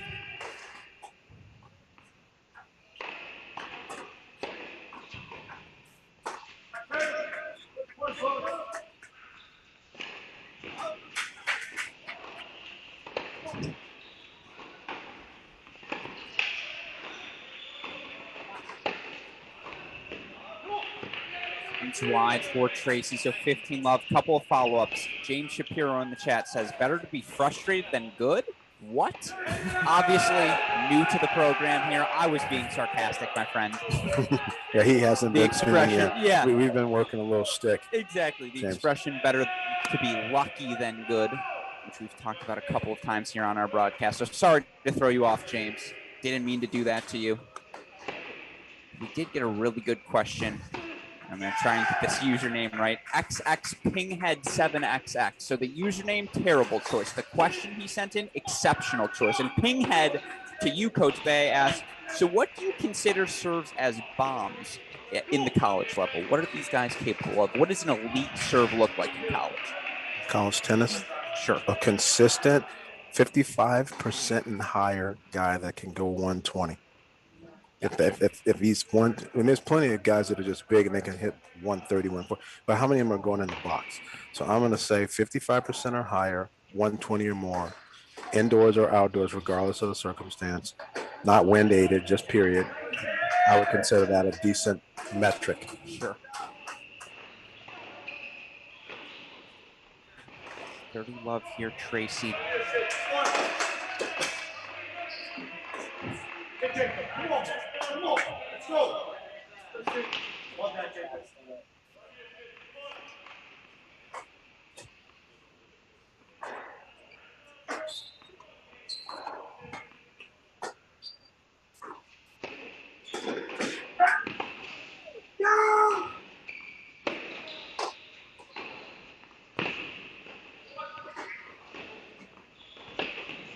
It's good tennis.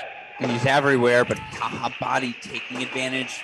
Tracy's going to sit 6 feet behind the baseline. You have to move forward, right? Exactly, especially because the Tracy backhand is not a heavy roll, spinny type of defensive shot. If you come forward, you're going to get a pretty volleyable ball. He might try to hit it low at you, fast at you, but it's not a spinny ball. And sometimes taking that piece out of the equation is easier for a volley to handle. 30-15 here now. Tracy's been missing a lot of first serves too. He doesn't always go for the big one. Sometimes he's just more of a placement spotter. Yeah, but he's just missing it. And every single time he does that, guess what? There's another mini momentum shift in the service game.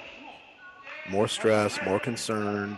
It's not that these guys are like juniors and they can double fault a lot. We've only seen a little bit of that, but still, that being said, it can affect your purpose and your quality on the first shot sometimes.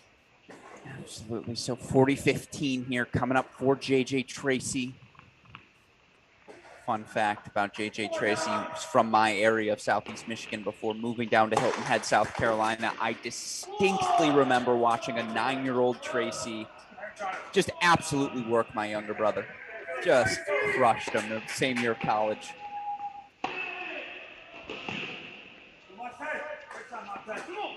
But you see all this speed for Tracy as he holds for 6-5. And let's go over to court number 5 right now, number 1 singles tiebreaker. Tracy was a little bigger when he was younger. I mean, 8'9", it's all baby fat. But to see him develop into the athlete he has just continues to be a marvel for me.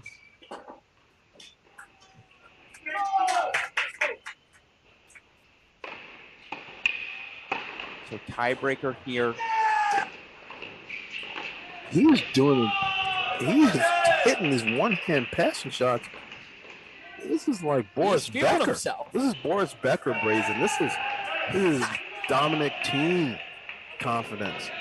It's no doubt about that. A couple of things I want to address. First of all, Cade Woodard asks, is the Baylor at this facility after it? Baylor is playing at the Seattle Tennis Club, but we will have exclusive coverage of that Baylor match. We will not be hopping around. It'll be just Baylor Bears tonight as they take on 7th-seeded Kentucky. Again, Bears, Kentucky coming up after this. It's our final quarterfinal of the night, 6:30 p.m. Pacific time, scheduled start. Obviously, that's subject to some change. Baylor taking on Kentucky. We're going to have that exclusively here on this channel as opposed to yesterday. It's just going to be that match after this. By the way, let me see here again, 2-1. And I appreciate Nice. No, that's wide for sure. Wide. So Pinghead responds again. He says, the nickname was given to me by former top 10 player Kelly Everdeen over 25 years ago. Kelly Everdeen was a great player. So they always wore ping hats when they played. New Zealand. What's a ping hat? It's a good question. Yeah. I'm sure that has something to do with that part of the world. Yeah. Aussie. I would like to own one. So, feel free to send one of those to me. Oh, it's a golf brand. It's a golf brand. Duh. Oh, that's true. Ping is. Duh. Thank you, super producer Daniel Westoff.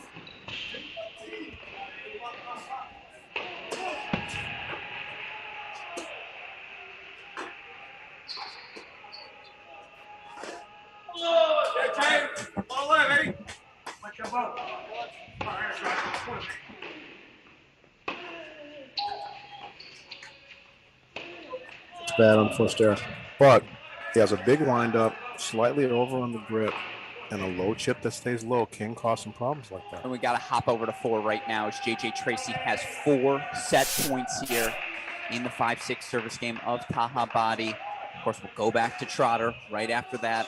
I may even ask you, keep your eyes there, Coach, so we don't miss anything.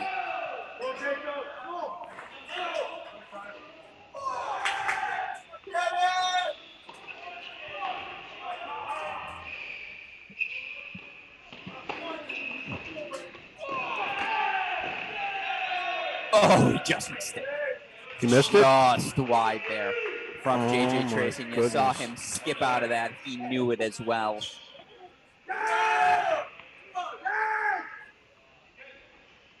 I'll tell you what, maybe instead of the doubles point, our tie-breaking point should be which bench cheers more loudly.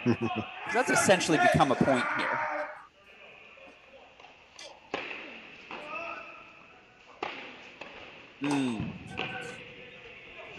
Beautiful. Beautiful. On the just full stretch layout with the feel. Exactly. Outstanding. The teardrop volley, 2 set points fought off, 30-40.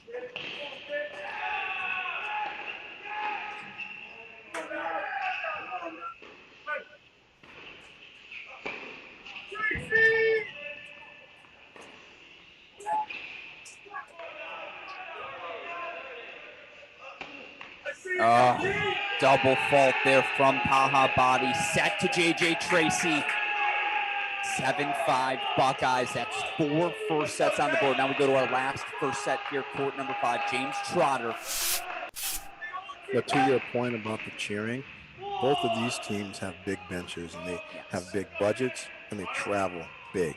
So they take everybody, everyone gets involved. Some schools may only travel 8 because of economics, budgets, whatever. These schools make sure that everybody's part of the experience, and credit to those schools for allowing the programs and the coaches to have that. And I know Tony Bresky would like to play 10 guys, he told me, but only is able to play 9.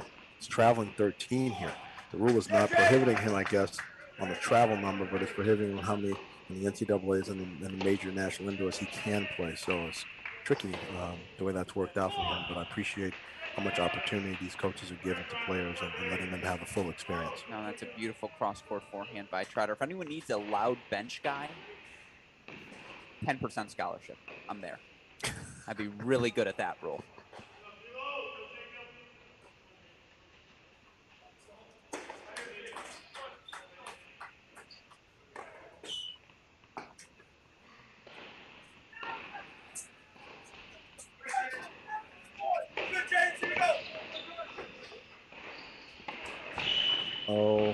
What again?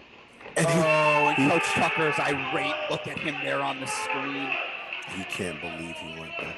He can't believe he tried to dipsy-do off of a ball on the inside of his rib cage, back inside out. It's just too high of a level. It's too cute. Too cute. And you're not up 40 love, 5 love. That was to give you double set point.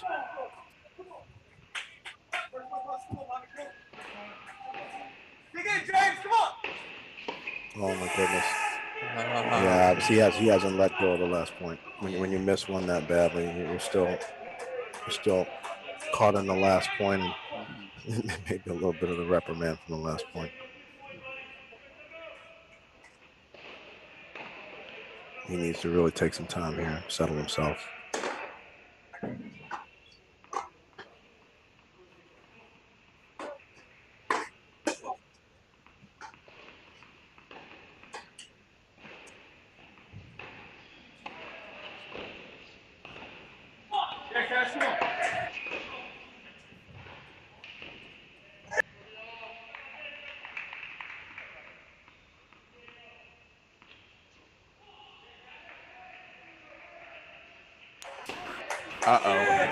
Double. That's why I don't like the second serve pressure, and more in particular, And as we go to court 1. I don't approve of going full gas to try to get a free point there. I want you to go spot, 80% to a spot, get a short forehand. But when you're hoping that you can just get it back even, you go for the ace, and now there's that pressure, and that's a tough way to lose a set. No doubt about that. My question is that the sort of result that gets Coach Kronacki and Tucker to switch sides once again here today. Coach Tucker going to be frustrated and have to, again, get James like Taylor Swift, shake it off. On to set number 2. So again, now all of our first sets are in the books, and if we can pull up that scoreboard, super producer Daniel Westoff.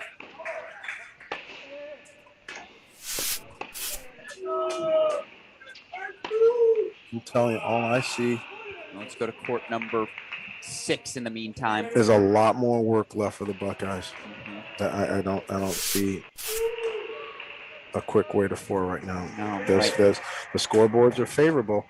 If this was fantasy football, it's gonna say $61.39 on the projection for those that play fantasy. Of course. Meanwhile, again, first set for the Buckeyes on courts 1, 2, 4, and 6. Wake Forest taking first sets, much needed first sets at 3 and 5. Buckeyes have a set and a break at 1, but that's it. That's the only significant lead one way or the other. I would say right now, Wake Forest probably up, I don't know, 4-3 on serve from the cheering perspective, but it's pretty close. Very close. Yeah. On serve would be the key there. We got a question from Jeremy Hadler who asked, what's the best match we've seen today here in the booth? Now, certainly individual match, the team match, or an individual match? He didn't specify, so I'm going to let you take it however you'd like, Coach. I honestly think Florida, Virginia was a little better than Tennessee, South Carolina. Not trying to be rude. Best team, I said everyone played a little better. Best team match. Yeah, that's probably fair. Florida, Virginia is the best team match today. The best individual match. You hear the roar from Cash. There's a little Cash of Wake Forest fans sitting right above him. That roar directed directly to them, and you see Tim Siebert, Andrew Lachonik walking over to support their guy, Bobby Cash. I apologize, I didn't mean to cut you off there. It's tough. It is tough. Trying to think of what. I mean, the turnaround from Johannes Monday might have been the single most impressive turnaround I've seen on the day. But then it was kind of a blow. So yeah, but was it the best? Yeah. Not enough competitive resistance back and forth. Walton versus Rodriguez? No.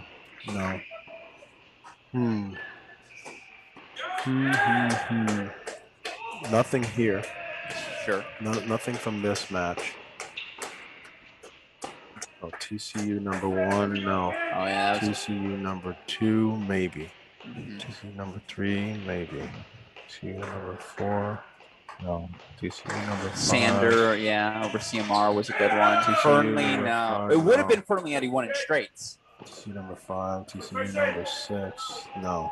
Although he was impressive. And honestly, Cleve Harper might be on that short list, too. Yeah, they were battling. It's a great question. I'm happy that. Jeremy, we're going to give it some thought here. And we'll get back to you.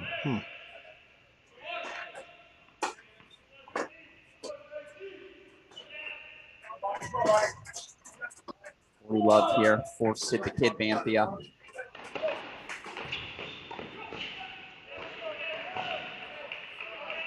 Good pass there. From Cash.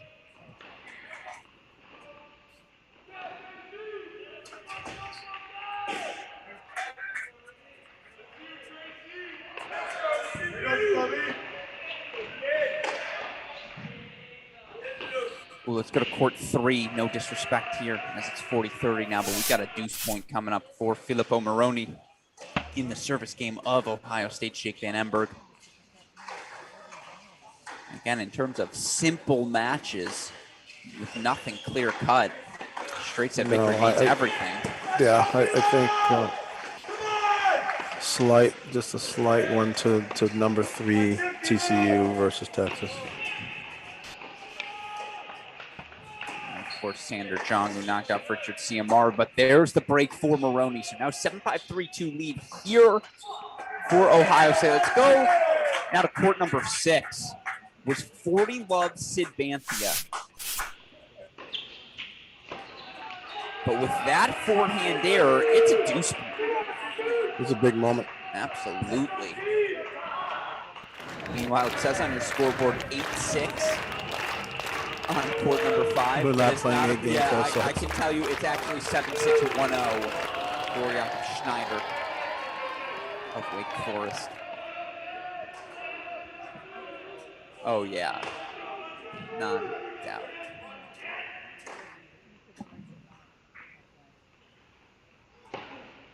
Yeah, you're going to hear the Wake Forest bench disagree. That ball was out. Yeah! Let's go! Well, that's on me, folks. I forgot to hit the mute button. You knew it was coming. Ohio State with the break, 6-2, 4-3 now here on court number 6. But that's an interesting point. As we go to 4. He goes for a second serve and volley.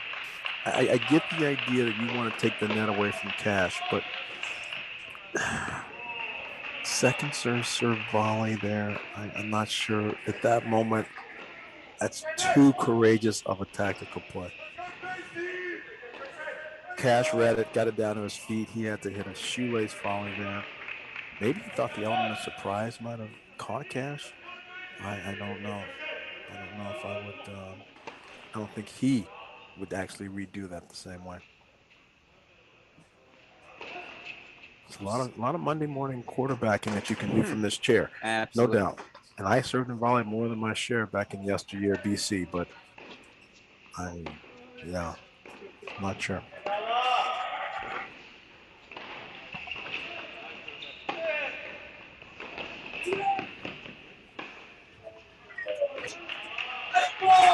Buckeyes are starting to win some of these money ball stats.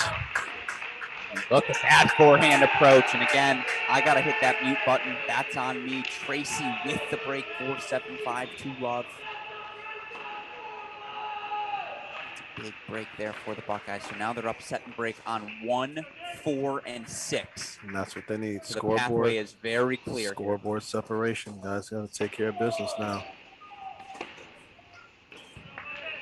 As we go to court number 6, let's lock in on Banthia Cat. There's the +1 forehand. And he comes in, and he's so tough. Look how he's so strong. Most people can't get that back. Most people are going to miss that shot. That's just strength. I don't even know what grip he had to get that over. Who knows? Squash grip, badminton grip? I don't even know, right? He just got that over with the will to fight and win, and he's just been inside the service box so many times. Got a question from Cathal Butler. I might have gotten cut off there from a first-name perspective, who asks, which coach gets the most pumped up at the tournament? That's a great question. Most pumped up? What do you mean, animated and that's what I'm asking. Showing expression and all. Which coach?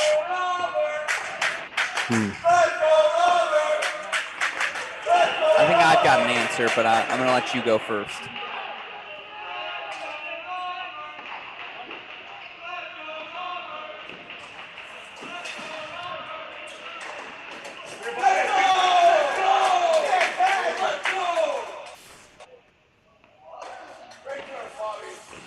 I don't think it's really much of a competition. I think that Roditi wins that. Ty Tucker would like a word, because you know what he's feeling at all times. He gets animated when he's pissed. I'm talking about just jumping for joy, showing elation, always just energetic, always showing passion with every point, every good point, every well-played point. No. It's not Ty. It's Roditi. Okay, I'm going to give you a counter. Chris Woodruff. That's a man who's He's second. frenetic. He's second. The undervalued there's pick here. There's times when he's kind of subdued and just sort of walking over and being calm. He goes in and out.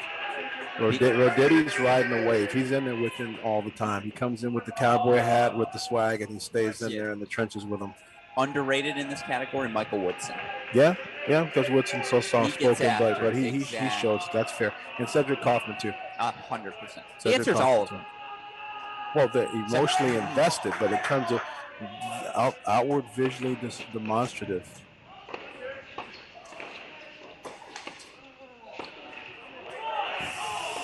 Oh, called out by Banthia. Kronagi's right there. We're also on that sideline. I saw it out. You blocked, man. I couldn't see. I saw that ball just wide there. 15 love now for Banthia. Big moments at number 1. Ooh, we've got a deuce point. You're right. Let's switch over there. Deuce point coming up at 1, 6-2, 4-2. You feel like, again, this is a de facto match point here for Mate Votso. Joseph Karamov. Big serve into the body. That's a great choice there.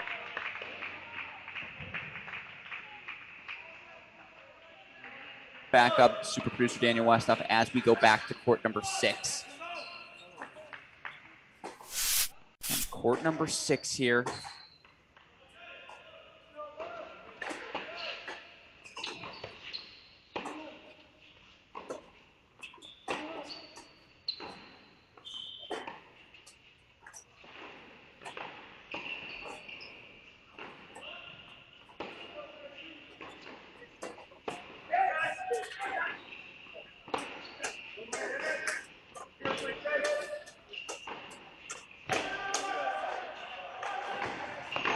Precision. That's really surgical the way he did that. Right. And as the point went longer, Cash starts gripping the racket tighter and tighter. There's more tension in his hand. He ended up getting pushed back, and he starts leaving the ball a little short. And a reminder, these teams played 6 days ago. It was a 7-0 win for the Buckeyes. Won the doubles point, 3 straight set matches, 0-1 at 2, 1-2 at 4, 3-3 at 5. So on surface level, no doubt, this is already a better result for Wake, but better doesn't cut it. And come here for second place. No one at this level does. No top coaches do.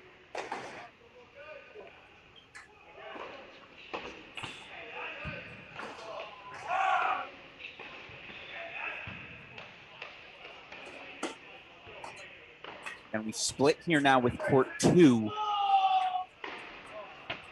And if we can, Cannon Kingsley now down 5-3. Eduardo Nava serving for the set. Boy, do they need that. Banthia Cash going to serve for it when we get back. We'll head back there.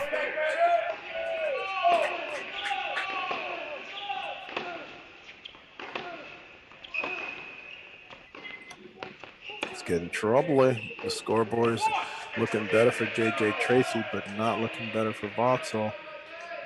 And Jake Van Enberg is a couple points away from getting closed out.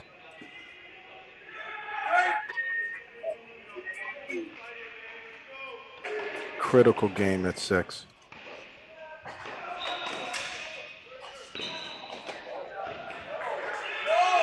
So we stay here at 2.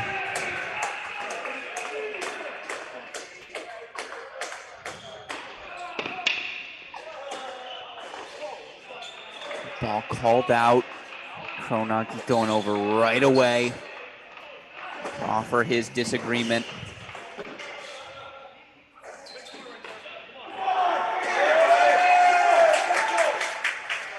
And you see Robert Cash at 6 just did something we haven't talked about on the show yet, Alex, but this is definitely a gem relative to the way the Buckeyes are trained.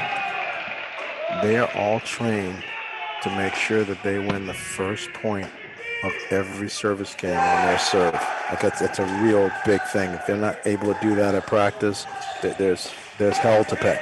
There's punitive. They're trained to do it, and as Cash won that first point, he looked up at his teammates and put the number one up, and he won the first point on the serve. I've been tournaments where they've said, got it, Bucks, every time that they won the first point on the service game. So it's something that's bred in all of them. Absolutely. But now Kingsley's got himself 2 break points. Meanwhile, again, 7-5-4-0, Tracy on 4, 6-2-5-4, Cash serving forward. And let's split screen if we can right now with court number 6.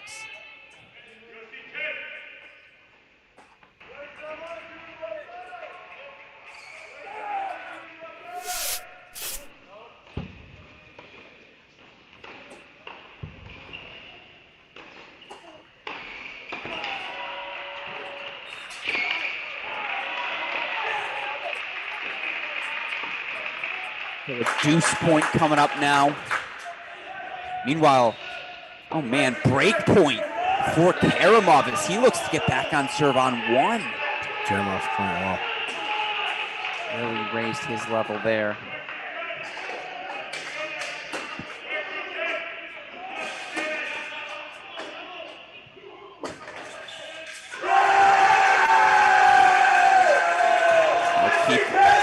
All I'll say is keep your eyes locked in on that left side of the screen, folks. You are in for a treat. Okay. That's big. Bucks are fighting, man. Yeah, so we go back. Let's go full on 6 here. Full on court 6. Actually, if we can, let's split court 6 and court 1. Court 6 and court 1. Deuce point coming up for Votzel. And if we can split 6 and 1 here now. Deuce point coming up. The bomb serve there. So we go back full on 6. 30 all here. Meanwhile, we've got a question from Davis Luna asking who has the most home court advantage this year. That's an easy one, and I got this. In college tennis? When you've beaten Wake Forest at home, Kentucky at home, Virginia at home, Tennessee at home, it's the Buckeyes in Ohio State. That is the #1 home court advantage right now in college tennis. I'm not going to come close to trying to argue you on it. Close second. Honestly, there's some good ones everywhere. We see match point coming up here. Let's go. Robert Cash. 6'2", 6'4", and thank God we don't have to hear Tim Siebert anymore. As he walks by our broadcasting booth. But Cash is there for a reason.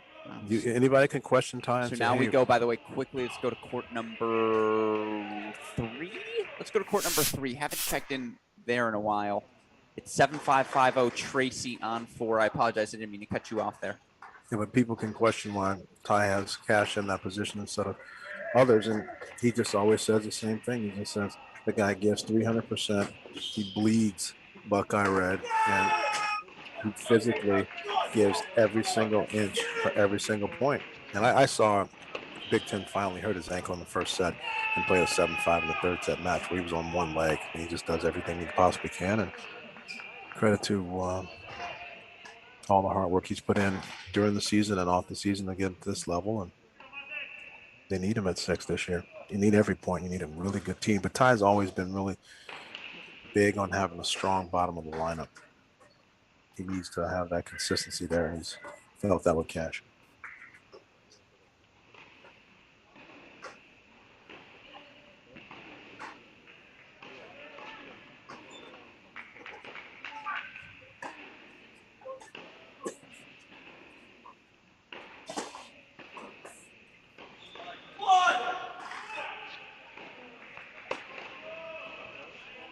Called, ooh, tough to tell. Called good. So 30 all.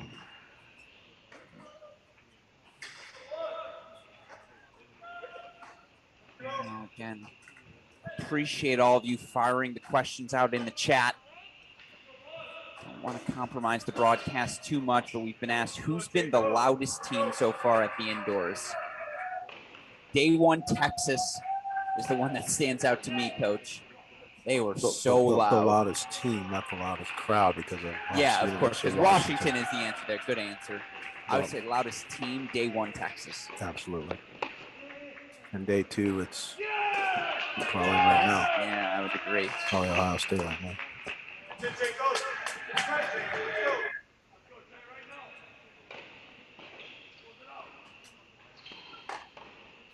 40-30 here for Maroney.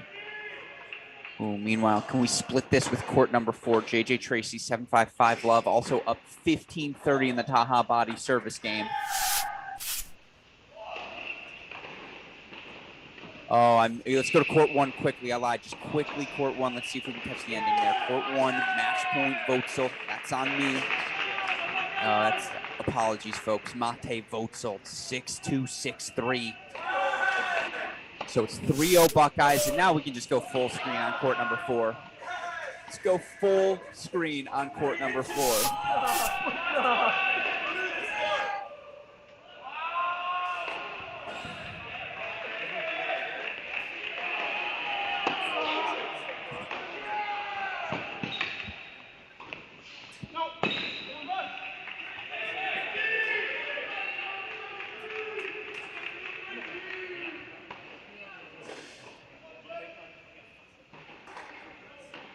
Starting all here now.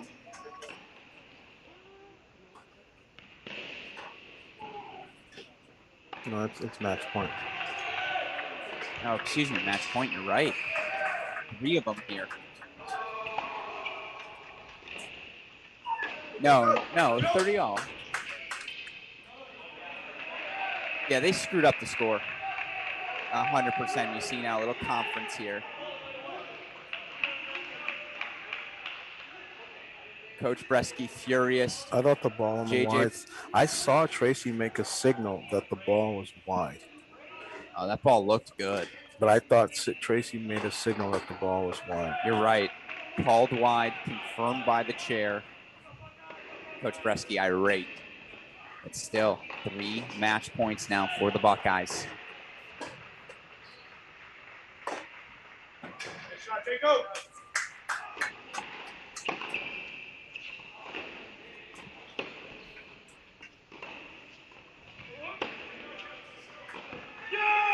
Game, set, match. Buckeyes, Ohio State advances to the semifinals. You can hear some upset Wake Forest Demon Deacons across the grounds. It's a great fight by Wake Forest. Got chippy, for sure. Without having a number 1 player in, pushing everybody down, losing the doubles point, this was a highly contested singles point everywhere. Everyone, JJ Tracy was in a battle in the first set. Jake Van Emberg still down, Trotter down. Voltel won fairly comfortably. Cash had to come up with some goods deep in the second set. This was hard fought. 100%. In the meantime, again, you look here for the Buckeyes, another 4-0 victory for them. Certainly thought they performed better today than they did yesterday against Washington. And yeah, if you're this Wake Forest team, I mean, without Melios Stofflu at the top of your lineup, you competed hard everywhere. That said, ifs and buts, only meant, it only matters in horseshoes and hand grenades. But right now, Ohio State advances to the semifinals where they've got a date with the TCU Horned Frogs. Of course, coming up next for the Wake Forest Demon Deacons tomorrow. That's going to be a fun one as they take on Texas in a rematch of the 2019 NCAA Championship Final. With all of that said, Coach Bay, your thoughts on a 4-0 Ohio State victory? Just what the Buckeyes needed. They started out, I think, with a little bit of caution, but a lot of bit of passion, and did the doubles well. Clearly, with the exception of the 4-2 hiccup with Boulay and Trotter there, it was a very strong doubles point. Getting into the singles, your job is always to try to get some breaks, try to get the scoreboard, try to get some first sets, try to keep the momentum, try to, all of those types of things. And outside of, I'd say, Trotter's first set breaker, it's been a pretty solid performance here. Van Amberg has been up and down a little bit, and that's definitely going to be a puzzle we'll have to solve relative to trying to win this or get more out of his point. But the final exam is just Wake Forest played loose with no pressure minus number one and gave them everything that they had. And Ohio State took the best punch from the Huskies last night, now taking the best punch from Wake Forest, and they move on. Roditi will be ready. Tomorrow will be good. But today was, I think, a step in the right direction for the Buckeyes to keep having the stepping stones of momentum moving towards trying to get a title here. Absolutely. And again, for this Ohio State team now, that's 2 4-0 victories over Wake Forest to add on to their victories over Kentucky, over Virginia, over Tennessee. You feel like you could just pencil in right now, Ohio State will be a top 8 seed, very likely a top 5 seed come the NCAA tournament, just based on the resume they've accumulated here in the first 6 weeks of the season. And again, it seems to be someone new every time for the Buckeyes. Yesterday, it was Kingsley, it was Tracy, it was Trotter. Today, it was Votzel, it was Cash. Now it was Tracy again, but it was doubles here for them as well. And yeah, across the board, thought they stepped up their level. Wake Forest continues to compete so well. But ultimately, Buckeyes back into another national indoor semifinal, 4-0 win over Wake Forest. And again, next up for them, another 4-0 winner on the day in TCU. With all of that said, that'll do it for quarterfinal number 3. But don't go anywhere, folks. 8:32 on the Saturday night, East Coast time. There's nothing else to do out there, but stick around with us. So we got one more quarterfinal to go here on quarterfinal Saturday. Going to be our number 2 seeded Baylor Bears taking on the 7th seeded Kentucky Wildcats. Of course, we're going to cover that match from first ball to last with our red zone coverage here for what it's worth, because of course we are well aware of the fact there's another match going on right now. For those of you curious, at the Seattle Tennis Club, USC up 2-1 right now on Ole Miss. Ole Miss takes the doubles point. USC straight set wins at the number 1 and 4 positions. But that match looks like it's still got another half hour, 45 minutes to it. If you want to follow it, you can find the individual court links on the ITA website. Of course, again, we will be back here 6:30 p.m. Pacific time, 9:30 p.m. Eastern time to continue our coverage of this quarterfinal Saturday. Number 2 Baylor going to be taking on number 7 Kentucky. We hope you stick around and you'll join us. But for now, for my fantastic partner in crime, Mark Bay, super producer Daniel Westoff on the 1s and 2s, and all of us here in Seattle, Washington, I am Alex Gruskin. You are watching our coverage of the 2022 ITA Division I National Men's Team Indoor Championship presented by Cracked Racquets.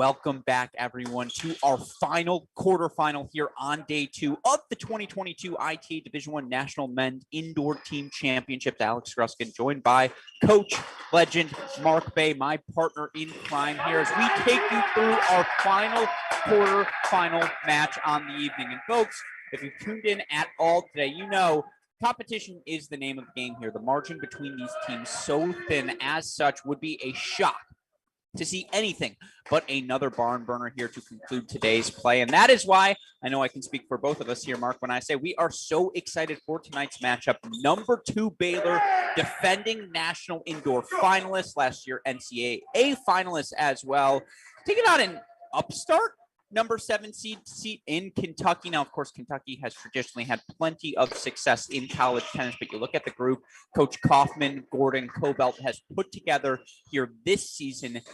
Coach Bay, when you look at tonight's matchup, what are you watching for most closely? I'm watching for some fireworks. This is a big-time match. It's also in this intricate Seattle Tennis Club, which is really going to be an aggressive vacuum of power. The tops of the lineups are star-studded. It is a who's who in college tennis of some of these international players that are at the top of these lineups. I feel Kentucky has a shot. I'm not just handing this off as we've been doing all weekend. It's been a little bit of an upset Friday, but it's been a little bit more of a favorite Saturday. I'm curious to see what happens now with Kentucky. The top 4 are formidable. 5 and 6 have been questionable, but everybody's open, and South Carolina clearly showed that the depth in the league is strong, and Kentucky, I think, is probably poised and ready to go. No, absolutely. And again, we haven't had that big upset on the day, right? Because number 5 TCU starts off with a strong 4-0 win over 13th seeded Texas. You had, after that, the top seeded Ohio State Buckeyes 4-0 win over Wake Forest, of course, in our middle semifinal, and awaiting this matchup here, Tennessee playing our 1-4-3 match on the day, ultimately surviving their battle against South Carolina. So might this be the one upset? That's the question, of course, on our minds. And with that in mind, of course, Coach Bay and I here at the Nordstrom Tennis Center, where Washington, a ruckus home crowd again, as they take on the University of Georgia. But now we take you with our broadcast over to the Seattle Tennis Club, where action is underway in our final semifinal. And we have one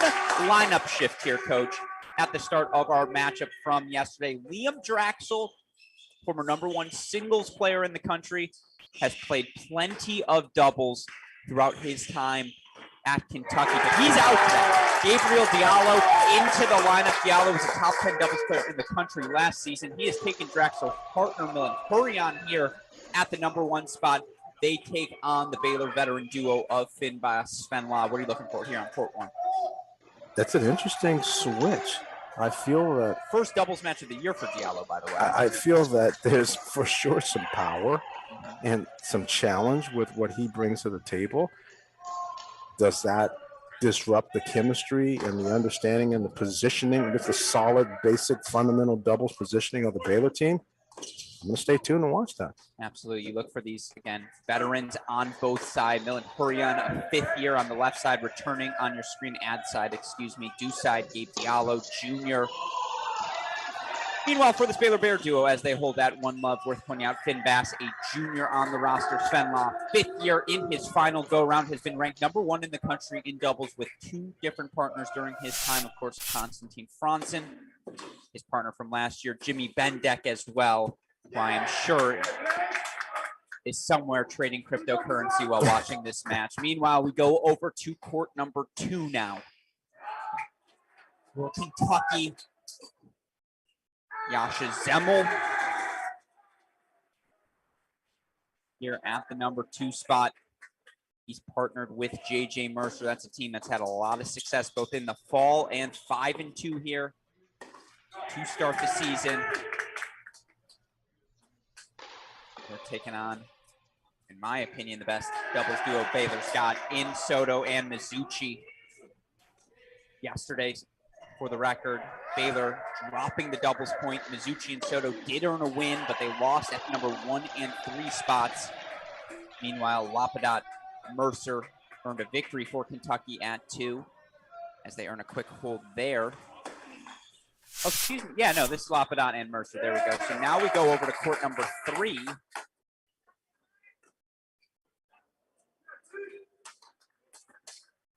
So we've got an incorrect listing, by the way, on tennis ticker. It says Lapadot is playing with Zemmel. Lapadot is playing with JJ Mercer. Again, Soto and Mizuchi there. And again, 5 and 2 is that duo. Soto, Mizuchi here. Super successful. 8-0 is the duo for the Baylor Bears at 2. Meanwhile, now on court number 3. You got to love just the shameless is the wrong word, but just the unfiltered Baylor Bear on their chest. That is a big bear to look at. That's a big target for these Kentucky Wildcats. But here, speaking of big targets, Adrian Boitan, he's going to play big, hit big. He and partner Tadeusz Paralek have been super successful thus far. 6-0 in the dual match season. They take on Yasha Zemmel, Francois Musatelli. Musatelli, the transfer from Kentucky. Now, in Baylor's doubles, from Old Dominion, in Baylor's doubles, there are some sets that they run where they serve, send the net guy trying to get a touch, but then they're okay with the guy in the back ripping the forehand still. So there's a little bit more of a serving, stand back type of doubles that they're okay with, and then transitioning like they did right there. And that was bad luck, but you could see it's almost like, okay, can we get a serve and an immediate spike and be done? If not, then we'll actually play some rope-a-dope with some occasional crossing as well. They have sort of a plan A, plan B within the point with the way they deliver it on 2 out of the 3 positions. Absolutely. And again, we see here Boitan serving 0-1.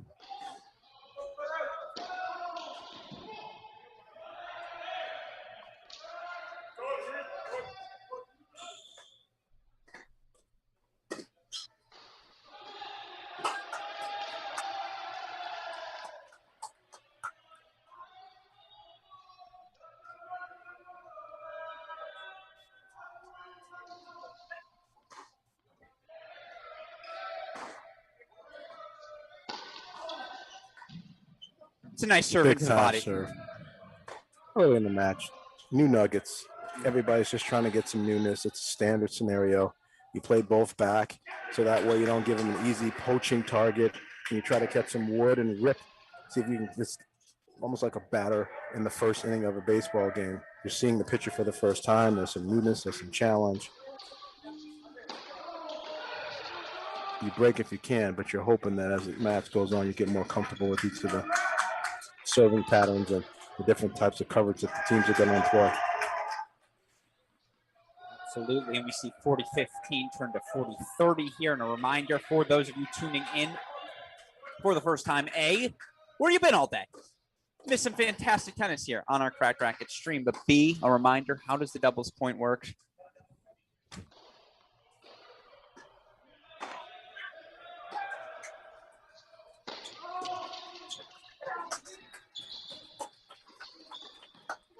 As you see, Paralek put that ball away there for 1-all. Reminder, the team that takes 2 out of these 3 double sets.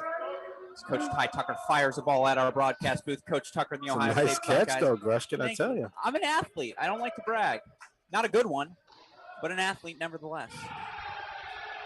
But again, how this doubles point works, 3 sets played. Whichever team can capture 2 out of the 3 double sets going to ultimately earn that doubles point, take a 1-0 lead into our 6 singles matches. Each of those singles matches worth 1 point to the overall score. The team with 4 points at the end will be named our winner. That is a heck of a forehand passing shot from the TCU transfer, Tadeusz Paralek. Somehow still just a sophomore, despite being, again, part of the ecosystem. I'm struggling. For a while. I need help with all of these different years and numbers and super sophomore, and I'm just getting comfortable. He's a junior, he's a sophomore. I was so good. I knew everyone's graduation year and all that before, and now I'm just struggling, trying to make sure I figure it out. Parsa Namadi. He's the ultimate cheat sheet, let me tell you. That's true. That's true. That's a good call. And so we see here 15-all. Again, yesterday for Kentucky. Took a decisive doubles point over USC. 6-1 winners were Lapadot and Mercer at 2. Zemmel and Musatelli here on your screen were 6-3 winners, but much more experienced Baylor team then the USC Trojans, and then you look for the Baylor Bears this season. I believe they've yet to drop a doubles. They've been doing quite well. Excuse me. They lost a doubles point to Idaho State. They did. But that might be the only one. It was the only one because TCU and Ohio State were the only two coming into this tournament in the field that hadn't. And then they both lost yesterday. So we don't have any undefeated teams anymore.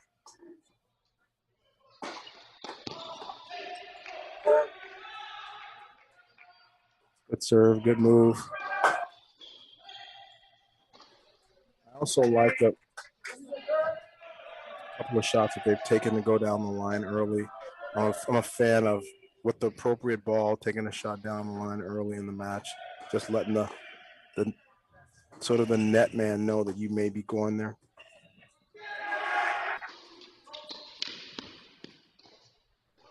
Ball called wide and confirmed. So second serve coming up here in early 30-all scenario.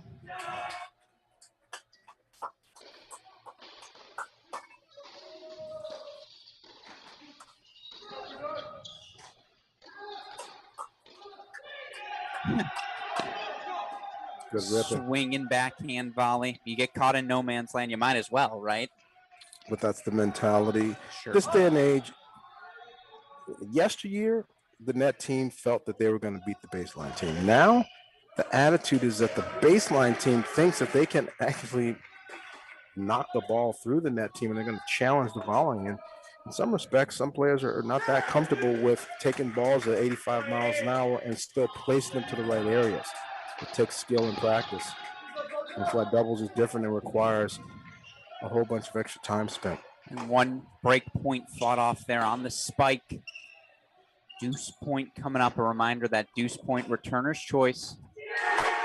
By the way, I'm actually so happy I caught that ball tie hit at us because that would have been so embarrassing. Had I dropped it, I would have left. If you had dropped it, it would have been just you here tonight. Ty would have teased you. I know. I'm not a judger, so I would have let it go. You've been focusing on doing an outstanding job, and you've been calling this college tennis here this year with a passion and a vigor that all the college really community appreciates, Alex. I got to give you a shout out on that. They've all been very positive about it and appreciate the dedication that you and Crack Racquets have put towards this project, and it's great to get this out there, and many people will be able to see it. Bump flop goes wide. I appreciate those words. I would say, as always, it's not me. I'm just a pretty face. It's actually super producer Daniel Westoff, who is the real mastermind behind everything. And you see here, 2-1 Kentucky. And we apologize again. Recording here at Nordstrom or broadcasting from Nordstrom. It is loud. Washington fans passionate about their Huskies. But we go down to court number 1.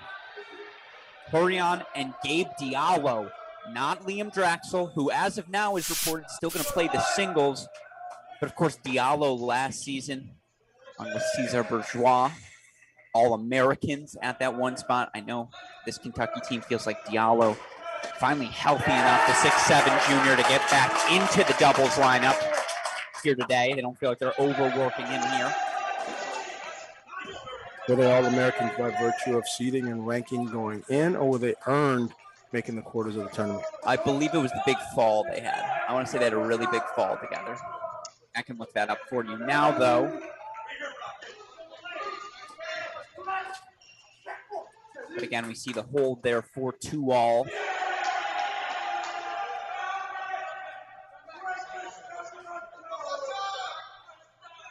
He's a 7th player to earn All-Americans in both singles and doubles was Gabe Diallo.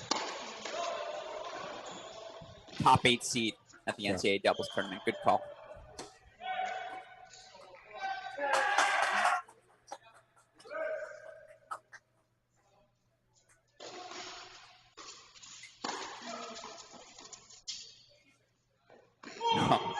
Outstanding hands, the bunt lob. There's so many small little reactions and decisions you have to make in a doubles match. The half volley, the lob volley, the pickup, the in front, the behind, the poach move.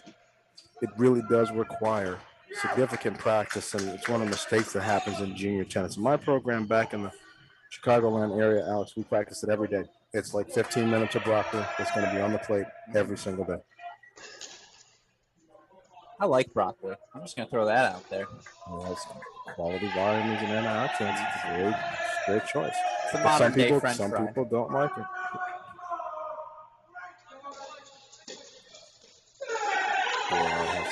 So that's love 30. We got to go to court 2 though right now. Put some mustard on that. Break point chances for Soto and Mizuchi. Undefeated is the number 2 duo for Baylor. 8-0 again. Let's go to 2 now.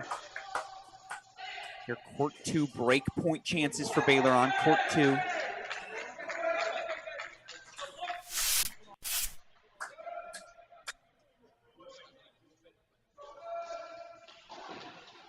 .30-40 here now.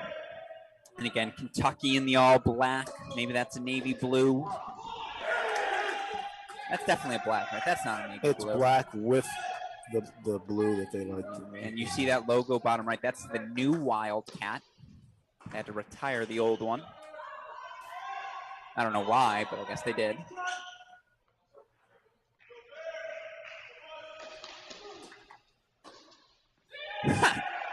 Matias Soto, how do you do? Break of serve for the Bears here. Again, this 8-0 duo, Soto-Mizuchi, has been so excellent for Baylor, and they break 4-3-1 here on 2. Meanwhile, let's go back to 1. It's just so tough in those moments to spot that second serve where it doesn't get crushed. Can you put the right spin and slice cut on it into the body so the guy can't lean in forehand like that, because that ball was shredded. And you see the high five there between Diallo and Hurrion. They've got themselves 3 break point chances, and Mel Hurrion, the 5th year, very much with Liam Drexel, the beating heart of this Kentucky lineup. They get loud, do these Wildcats, and it starts with Mel at that 1 spot.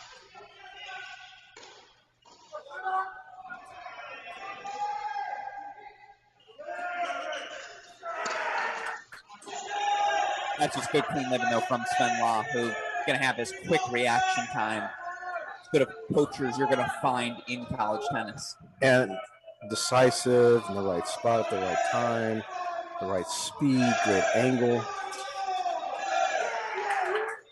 30-40 now.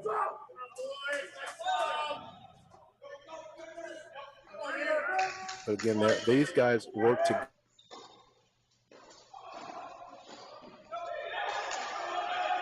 Spots.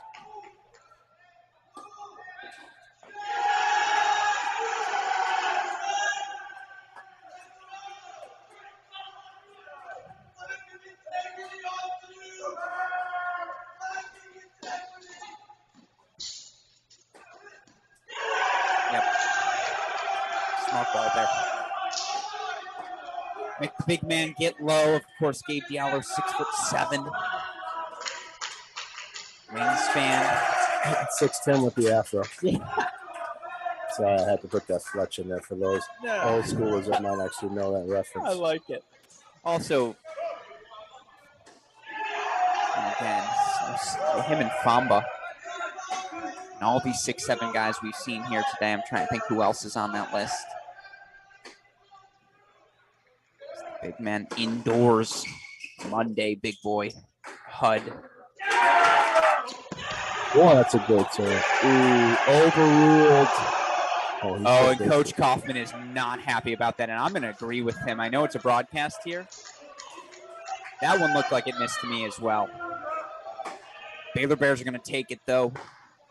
And a long debate here for Mill and Gabe, but still, that's a hold for the Bears. They escape 4-3-2. Meanwhile, let's go over to court number 2. Game point chances for Soto and Mizuchi. Nope, they held 4-1. That's my bad. So we go over to court number 3, where Boitan and Paralek have worked themselves into this service game. 15-40, 3 break point chances. And again, the Bears were up early and big, in position to earn breaks or serve for sets yesterday against Ole Miss, and just weren't able to close out the doubles point. You can see that renewed fire here from the Baylor Bears, very similar to Ohio State coming out against Wake with that passion from their loss to Washington the night before in our last quarterfinal. No ad doubles is a quick venture. There's no time for anything but the highest of concentration and energy And there's still no guarantees. And that was a little lapse of concentration there for Kentucky. So a big run by the Baylor Bears. On serve 3-2 at 1. The Bears 4-1 break of serve lead at 2. 3-2 break of serve lead at 3. Let's go back to that number 2 court. Serving now far side of your screen is Josh Lapadat. Lapadat, the sophomore. London, Ontario.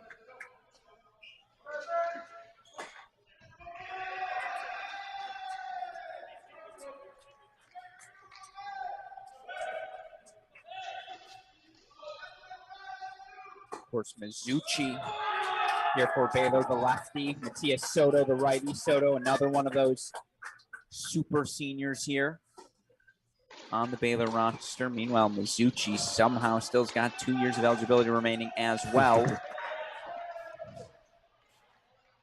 Serve called out. No? Yeah.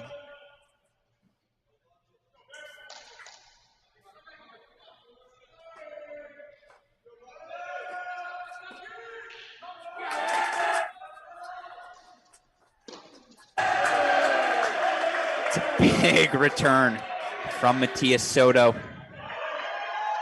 course, goes by Mati to his teammates. The Chilean, so successful. Just moved in, very compact. And it's great if you have a compact two-hander with good feet. You can fight off lefty serves much better that way.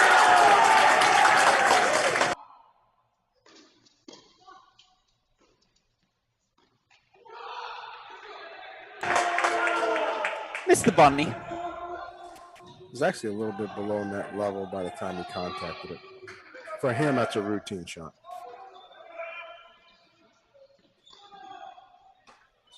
15-30 now. Meanwhile, again, Bears with break leads now at 2 and 3 and working towards a break on 1. Use that let court to your advantage, no doubt. 30 all here. So it's another thing to think about. You already have that high formation puzzle you're trying to solve, and you're trying to get a feel for the coverage and which way he's going to move. Then you have to make the return. So there's a lot going on there.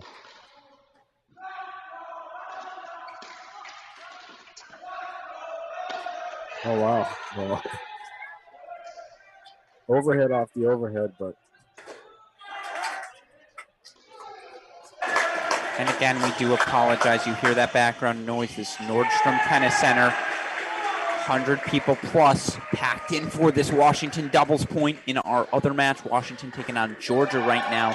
And it honestly looks like the Huskies might make it back-to-back doubles points over Ohio State and Georgia. But there's a hold for 2-4 there, Lapadat Mercer. Meanwhile, it's now all Baylor Bears as they have broken for 4-2 on 1. And let's go back to court number 1 now. 4-2 on court number 2 for the Bears. 4-2 on court number 3 for the Bears as well.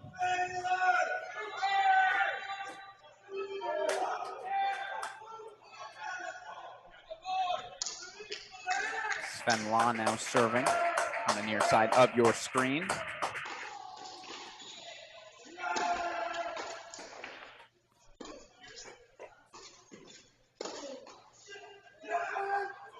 Wow.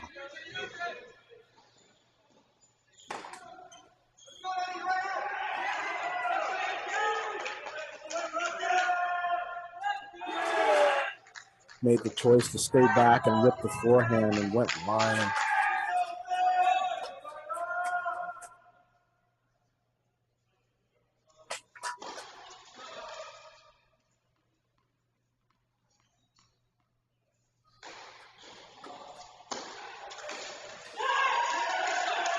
Nice serve there from Sven Lass of 40-15. Or excuse me, 15 all.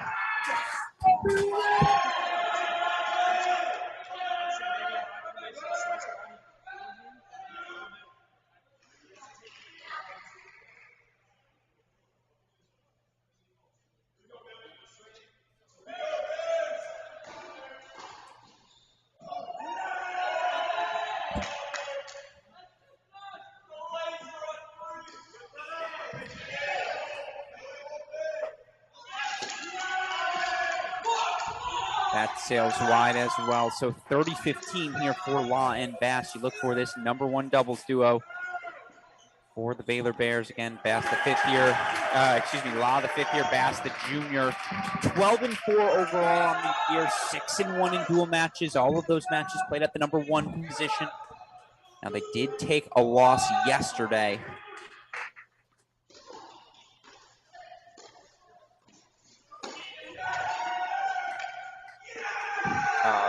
Neck cord, ball gets by Finn Bass. Unable to balance it on that half volley. 4-2-30 all. Meanwhile, Baylor Bears did get a hold for 5-2 on court #2. Still up a break on 3 as well. 4-2 there. It's exactly the energy level response you wanted to see from if you're Coach Michael Woodson.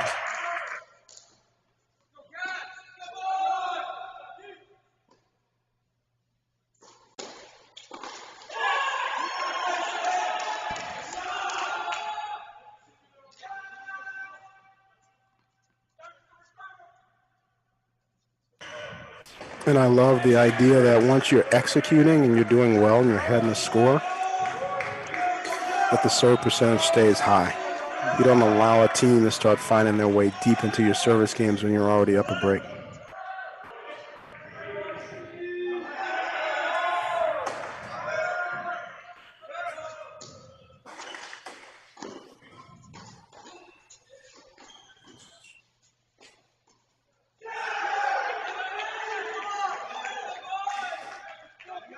Maybe that backhand volley is a little wide.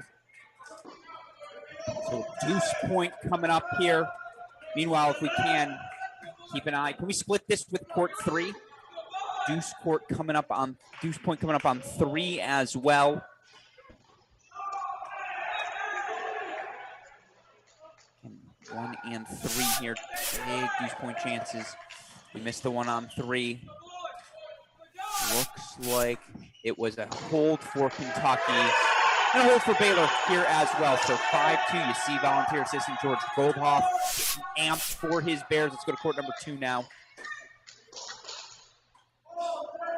Court #2. It's 2-5. J.J. Mercer, transfer from Ohio State. Still has 3 years left of eligibility, does the redshirt sophomore. Taken on, serving here. 30-15. That's much better. That's a body serve with a little bit of distraction from the service partner. So if you are in that situation, I think that's a good place where you throw the lob in. You're getting handcuffed. You don't really have the ability to extend.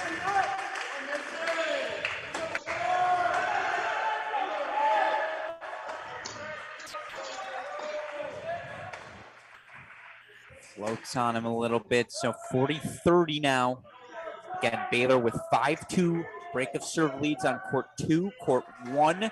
Also, a break 4-3 on 3 would take some sort of effort here from Kentucky to flip breaks on all 3 courts, let alone 2 of the 3. That's a lot of flipping. That is a lot of flipping. What is this, a primary for president? House Hunters. Oh, no. It's good hands there from the Bears. Soto, Mizuchi, again, undefeated on the season. As such, got the chance to earn win #9 here. Deuce point, match point for the Bears on 2.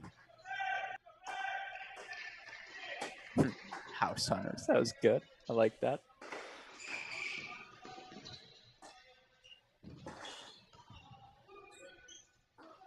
Long conference here between assistant head coach Matt Gordon, former standout player himself at Coastal Carolina, with his server, J.J. Mercer.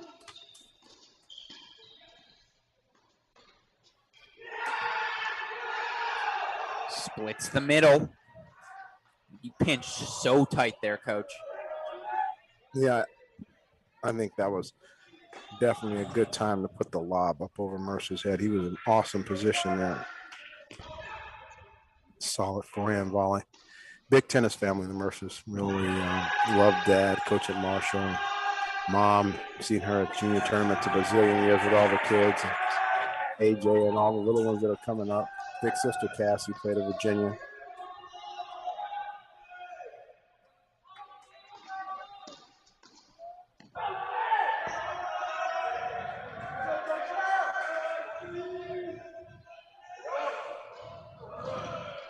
Baylor Bears are just making me happy because it's just I don't want to say boring. It's just smart and effective. Very efficient stuff. Yeah, it's just okay. Standard formation, serving bodies, high serve percentages. See, like I just feel like I'm watching them serving, and I'm always having more serves made than second serve opportunities when every game, no matter where we've panned in this broadcast so far. Absolutely. Meanwhile, Baylor Bears, and we're going to split screen here. Court number 1. The Bears 2 points away now on 1 and 2. And again, they're the first to 5 on all 3 courts. Up a break 5-3 on 2 and 3. Up a break 5-2 on 1.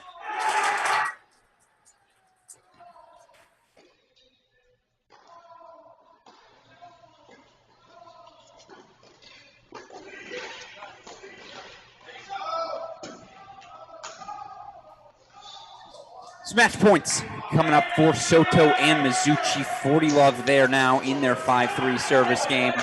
Meanwhile, that's a hold for Kentucky on 1. So let's go full screen 2 here for these match points. 40 love now. Match points? You're presuming there's going to be more than one. Well, 40 love, right? They've got 4 of them. They have 4 of them, but yeah, they only need the point. That's a good point. They only need a point.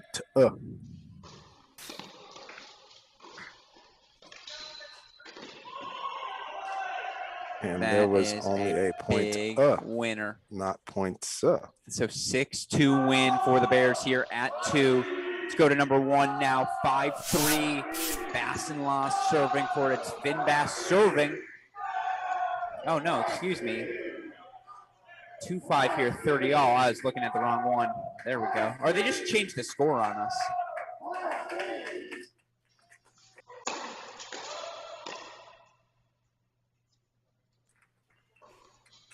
So it is match point down here.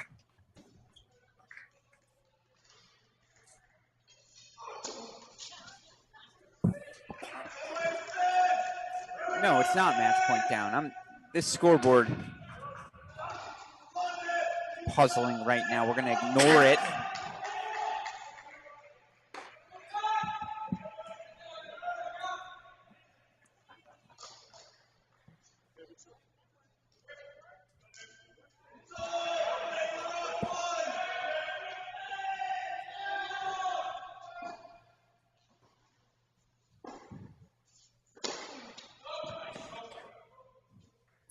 Hurrian appeals to the sideline umpire. You love to see that. Again.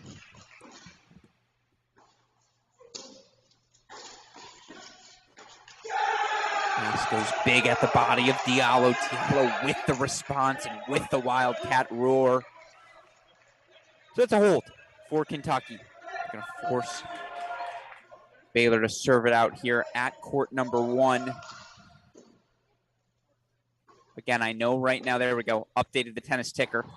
Now 5-3 Bassenlaw. Meanwhile, let's go over court number 3. Boykan and Paralek 2 points away. 5-3, they lead. Now trailing 40-30 in the service games. Zemo Musatelli. I believe that's Musatelli serving on the near side of your screen.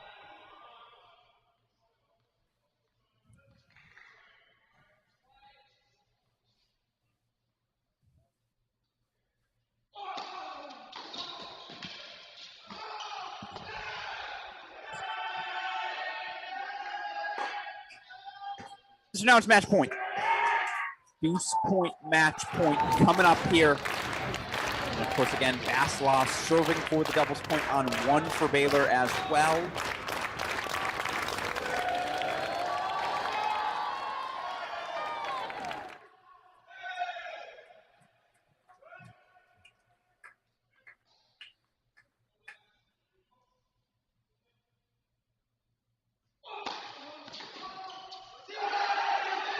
Really nice serving there from Francois Musatelli, graduate transfer from Old Dominion. Taken and then gonna force Bears to serve it out there. Meanwhile, all right, Love 30 now for Hurrian and Diallo. Finn Bass serving for this double set, up 5-3. And again, the Bears were up breaks in all three of their doubles matches yesterday before dropping that doubles point to Ole Miss. They've been up breaks seemingly from the get-go here.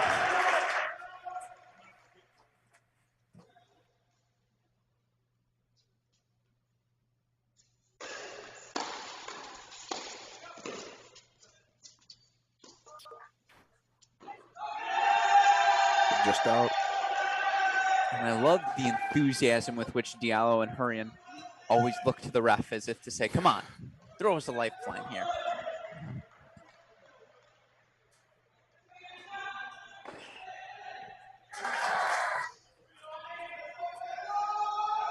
$15-30 now. Meanwhile, Boitan, Paralek about to serve for the set on 3 as they lead 5-4.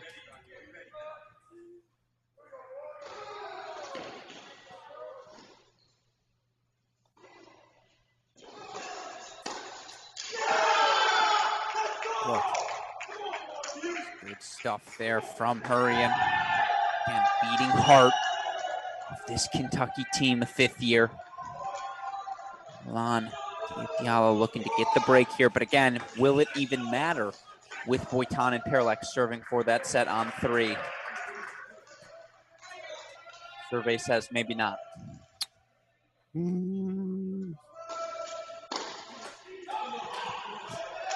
Sails wide. Missed it wide. 30-40. Now let's stay here. Of course, we'll go over to court number 3 if they get a set point, match point. But still 2 more breakpoint chances here for the Wildcats.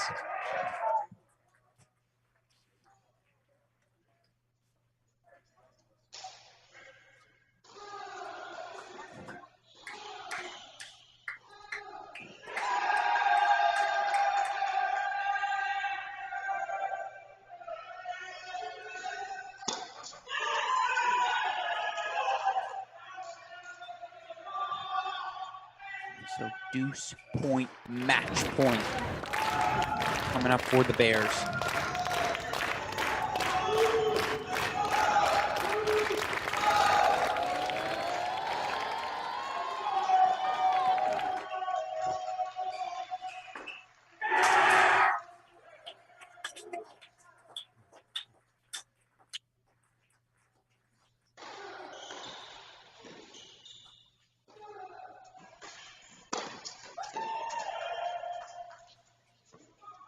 Oh my God. What a swoop there from Diallo. And you hear the Wildcat roar. They're hoping that translates over to 3, though. Or right now, it just may not matter. And again, let's go to court 3. Here we go. 40 love. Isaac van der Merwe, former top 100 player himself. Some words of encouragement to Adrian Boitan. Ace Boitan doubles point Baylor Bears. They take it with another win at the number 2 spot. 6-3 for the undefeated duo of Soto and Mizuchi. And now Boitan, Paralek. They continue to look pretty darn good this season as well. Another victory for them. They move to 7-0. Excuse me, 7-1 following yesterday's loss. But 1-0 Baylor. The Bears looked good doing it, Coach. They did. I feel really good about both Ohio State and Baylor taking those sort of, I guess, not hit on the chin, or punch, kicking the kneecap, if you want to call it that, by losing the doubles points last night. I just felt that it was quality position. Baylor got into the normal schematics that they like to play, either immediate poaching or finding their forehand strengths to do the setups. And the first serve percentage across the board, we're not watching all 3 matches at once. We're just kind of panning. But as I panned, it just felt like 70% of what we observed on the air was the percentage. Maybe it was a little worse, maybe it was a little bit better, but that type of serve percentage is really what It's supposed to be in high level doubles, right? Should be 70% if you can help it. And I can't say that I've been seeing that all across the board this tournament yet. Absolutely. And so with that in mind, going to get our singles matches set, going to make sure all of our cameras are ready to rock and roll as well. We'll be back in about 3 minutes. We hope you stick with us for our final quarterfinal here on day 2. For now, though, number 2 seed Baylor Bears 1-0 lead over Kentucky. For Mark Bay, super producer Daniel Westoff, I'm Alex Gruskin. You're watching the 2022 Division I Men's National Team Indoor Championships presented by Crack Racquets.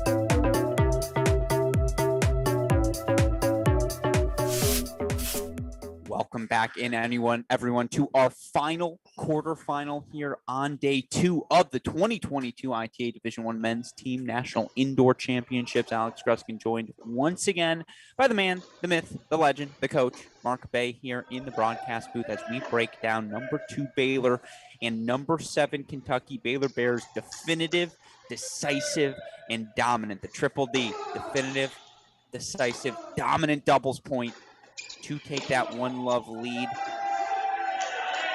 Now we kick things off in our 6 singles matches here at the number 1 spot. And some of you may be tuning in and saying, wait a second, that's not a poor man's Bjorn Borg impression with that hair. Why does this guy look different than when I saw here yesterday? Where are those long, wavy, luscious locks of former ITA number 1 player in the country, Liam Draxel? Draxel out of today's match, was told he gave it a go in warm-up, just wasn't able physically to give any sort of effort that the Cats felt comfortable with today.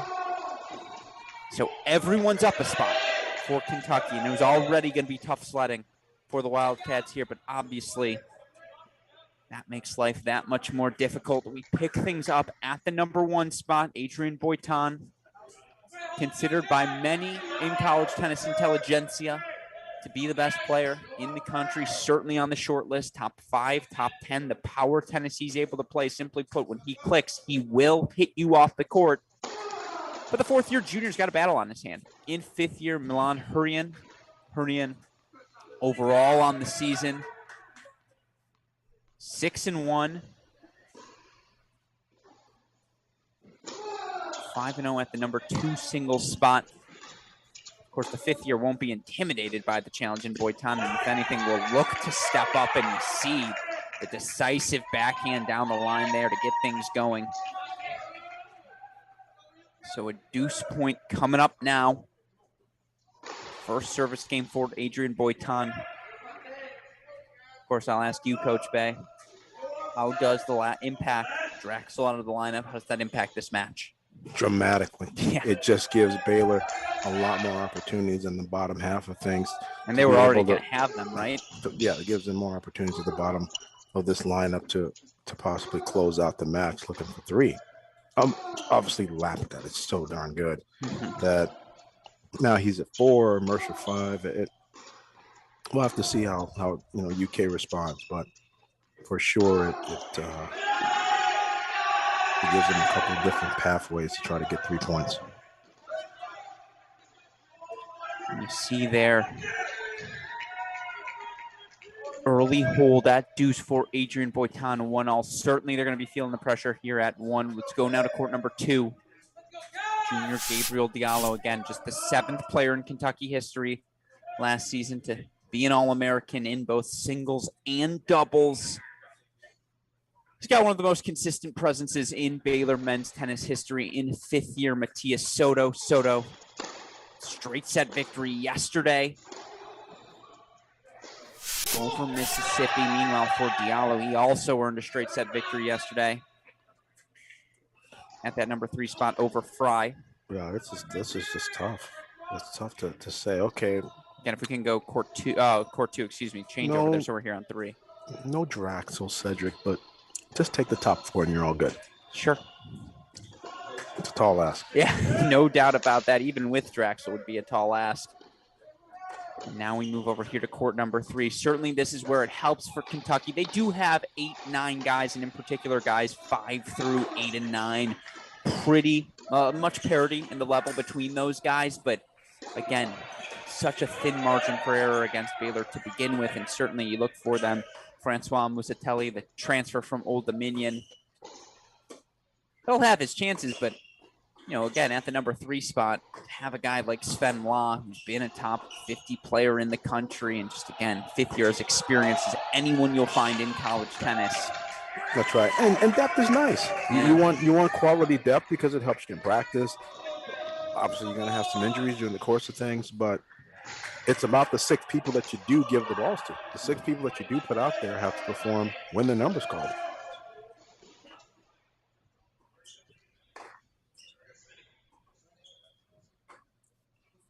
Law yesterday, straight set winner over Hallquist Liffen. Meanwhile, for Musatelli, went unfinished, up 7-5, 6 all. And USC freshman Peter Mock at that 4 spot.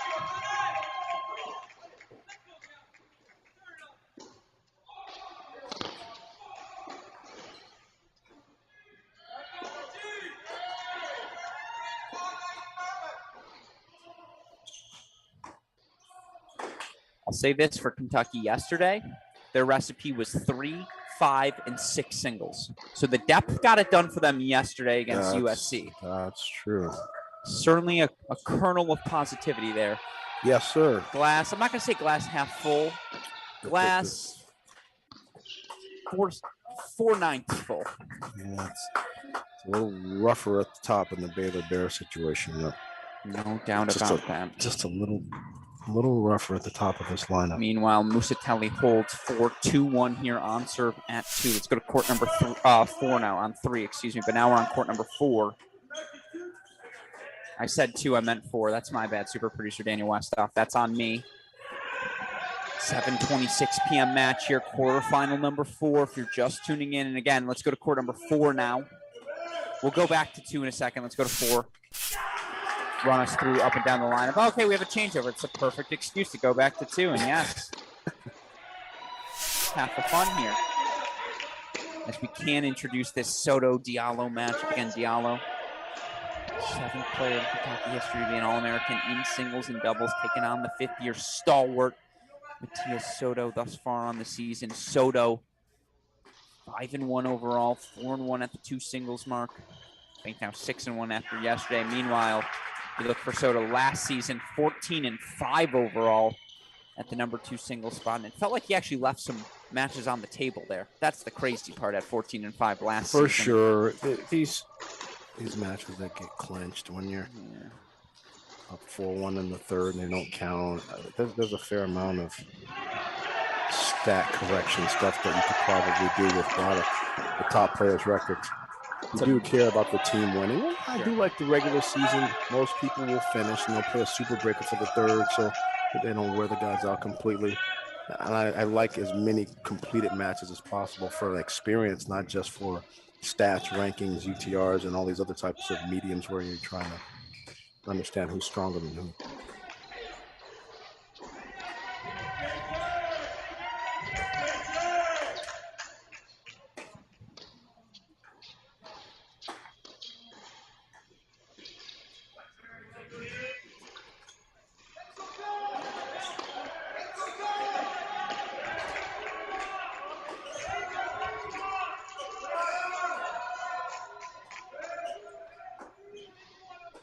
Deuce point coming up here. In fact, deuce point in the books. It's the break for Diallo. 3-1 early lead. This again always helps to be 6'7" when playing indoor tennis. So 3-1 Diallo here. Now let's go to court number 4. One of my favorite freshmen to watch thus far, Marko Milutinovic. Say that 4 times. Milutinovic. Looking for the victory here at the number 4 spot. The freshman from Serbia, so solid off both wings, just does not make the easy error. Look for him thus far this season, 4-1 overall. Love that simple rotation. Great posture on the backhand, good production. And when you see it done well, there's a little bit of core position that the player gains after they produce the backhand like he did there. And the back leg, in this case, his left foot rotates around. So he could go to a forehand, he could come in transition, any of that. I'm a big fan of that movement after a quality backhand.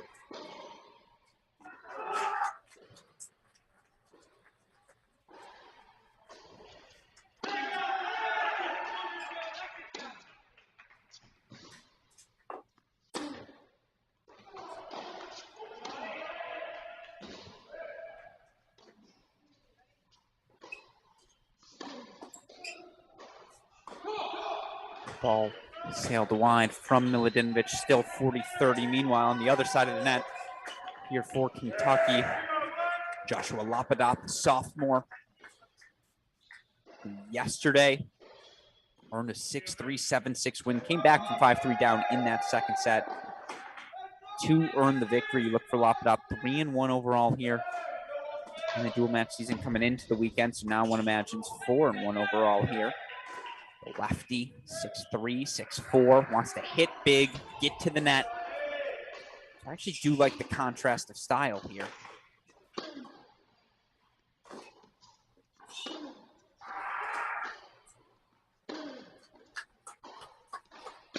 You see what's happening right there? He gets ahead in the point because of the quality of that backhand. He actually strikes that well, and we have these quick start lines and things you can see here. As the balls get past the blue line, it's really deep. It's a great, like in the old days, you think about, oh, well, then I get my ground strokes past the service line, I'm hitting them deep, quote unquote. But this little quick start blue line, it's a 60-foot line. It's showing you there's only 18 more feet. Really get into the depths of the court that way. Creates a lot of openings, and like I said before, I love the kind of the visual targets that it gives you. The lines are there, you need to be able to use them to some extent. So that's a good move. He had been playing a little bit more passive on his forehand and acting like he only wanted to use his forehand in a point building mentality. And right there, since he's been getting pushed around a little bit by the backhand, he needs to step up and hit the forehand with some purpose to move in. It's always the initial start, right? If you're lefty, you want to hit to the righty's backhand, you want to initiate that Nadal pattern. But there's hopefully more to it after that. It's good serve out line there, 40 love. I also tracked the stat. I haven't tracked it for many years, but 3-4 years ago, I tracked the stat for about a year and a half, Alex, and it was lefties were getting 1.6 free points a service game. And I was tracking it through juniors, college, and pros. 1.6 free. And that's including the first and the seconds, because sometimes people miss the seconds because of the spin on the ball.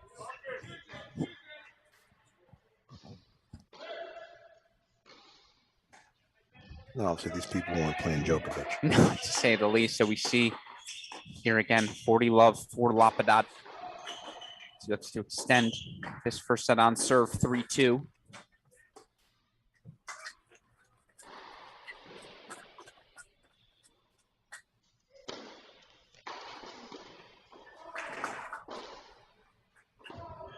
You're already starting to see a little separation at 2 and 3 for Kentucky. And you're hoping you're Cedric Kaufman to see that. That's the encouraging scoreboard that you need to feel good about making this a match tonight.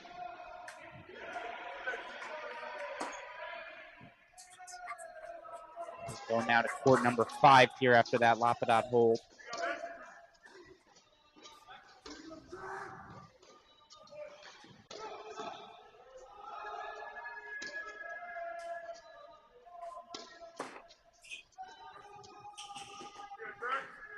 Meanwhile, J.J. Mercer, the redshirt sophomore, coming over from Ohio State. Mercer 2-1 in this dual match season thus far.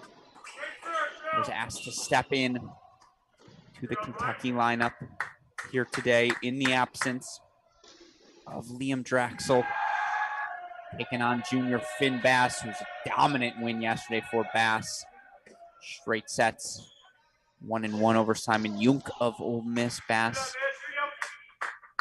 making the most of his playing opportunity this season, 8-1 in dual matches. JJ's good, and on top of it, this particular matchup is the type of style he likes to play, so he'll be comfortable in this match. Oh, I don't know about that choice to get cutesy with the drop volley, but I liked how he stood his ground, changed direction on the backhand, and immediately recognized it's time to get in. It's definitely a winning play all tournament long, regardless, but for sure over at the Seattle Tennis Club. But if the person finds your feet, you need to be able to make a better play on that. And coming from doubles, that's one of the beauties of college doubles first. You should have some of your transition and feel and first volley stuff already warmed up from all the reps.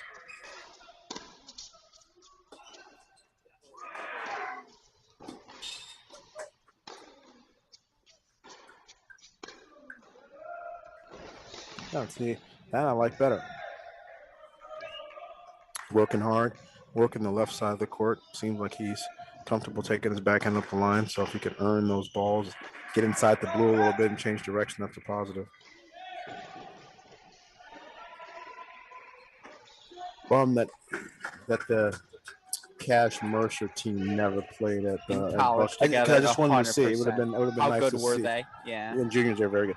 It just would have been nice to see that. You don't see too many junior teams carry through into. Of course, you're referring college. to Robert Cash, similar third year at Ohio State. Played his juniors with J.J. Mercer. They committed to Ohio State together. You figured maybe we'd get to see that duo play once or twice in college. They did play once or twice, but that's about it. Didn't get to see them mature together over the course of a couple of seasons. Mercer going big, though. And you like the aggression there, again, as he plays here on the singles court, trying to leverage those return skills.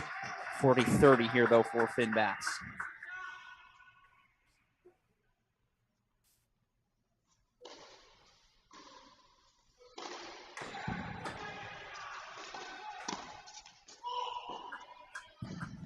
Missed return.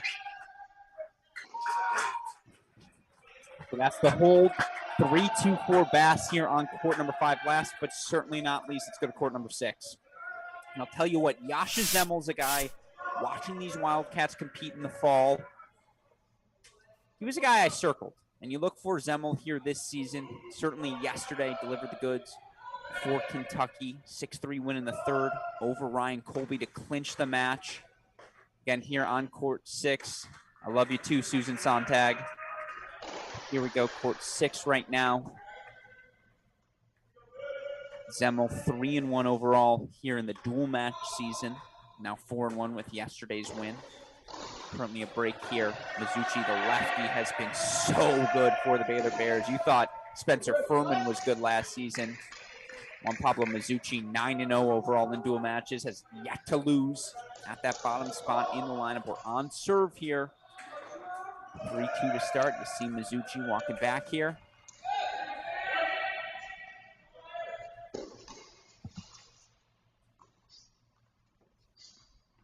And again, you look right now.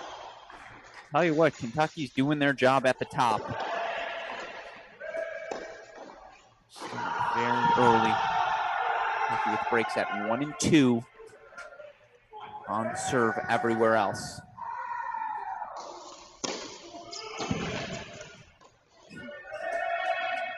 And you see volunteer assistant George Goldoff. He's on the 6-5-6, I believe here. Beat today, coaching beat today.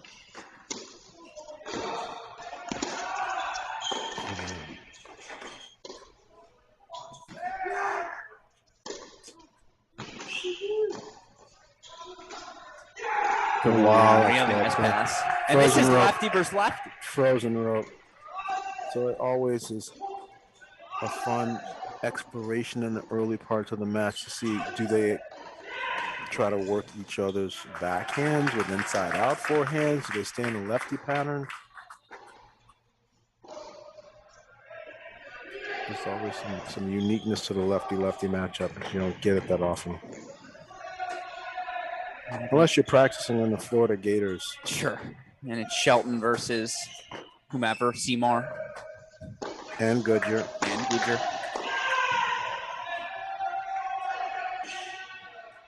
And with a backhand like Riffus, you might as well be a lefty.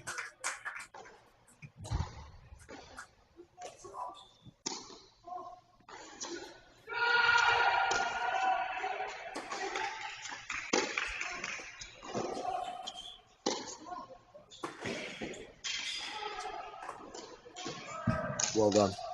That's forehand's just a weapon. That's basic, though. We're going cross courts. I get a short ball. I go out of line. I come forward. We didn't get a chance to chat earlier. I alluded to something with you before. Okay.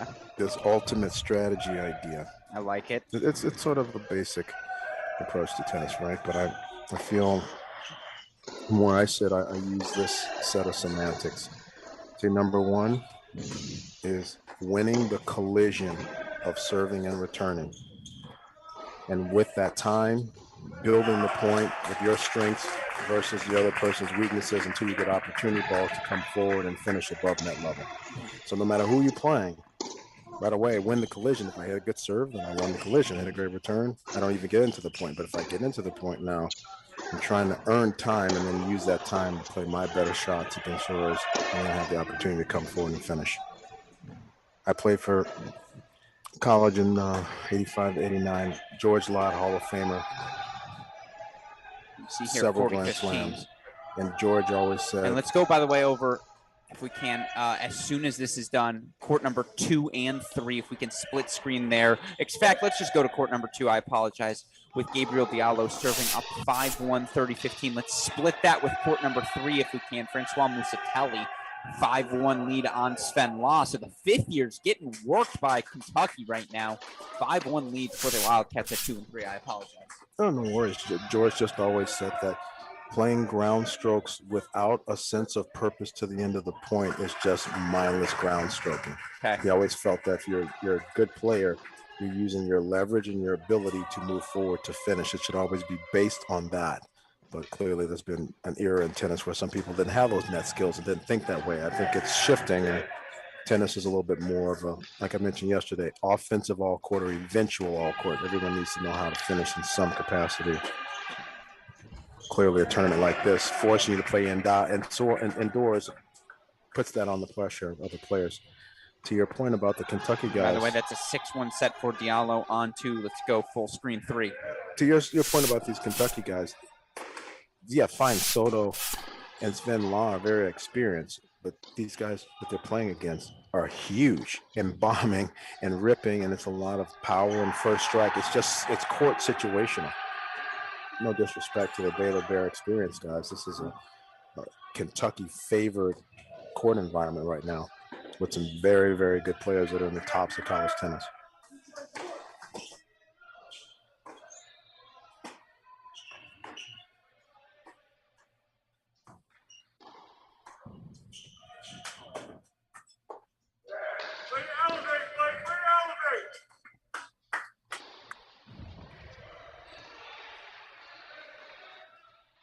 Pick things up here, by the way, 15-all in the Musatelli service game.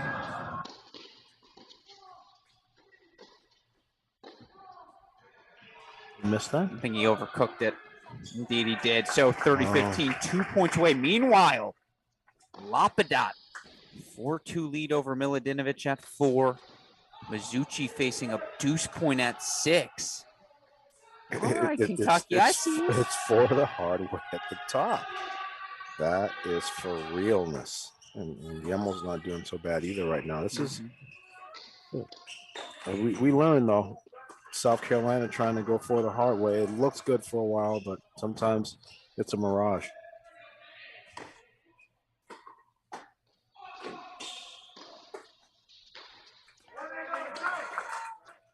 That sails on him, 40-15. If we can't hide that scoreboard, super producer Daniel Westoff, a little bit ahead of us here right now. And again, if you guys want to reach out to us, interact with us, at MarkBay13 on Twitter, at AL Gruskin on Twitter, at Cracked Racquets on Twitter, or of course, just fire that comment away in the comment section.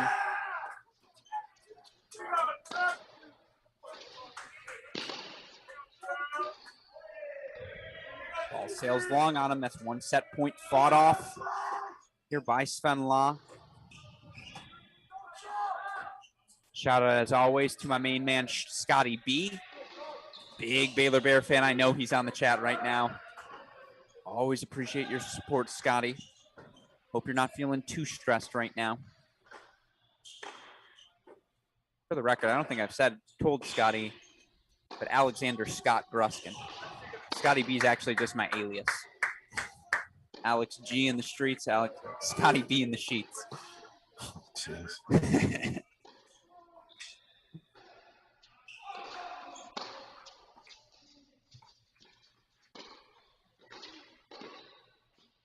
It's a nice volley there. Because he put the approach shot right on his racket. He didn't have to move at all and dared him. I see the old school approaching was much more overt. I'm John McEnroe. I'm serving and volleying on my first and second serves. I'm Stefan Edberg. I'm chipping and charging. I'm coming. Right? We knew it. It's a lot different now. Things are more covert. People move each other around, maneuver, and then try to sneak.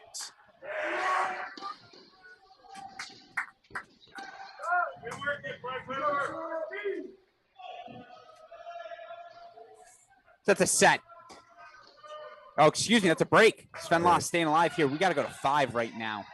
I'm telling you what, very quietly, Kentucky might be up a break everywhere pretty quickly. And certainly Finn Bass at 5 if we can. 3-all deuce now for Finn.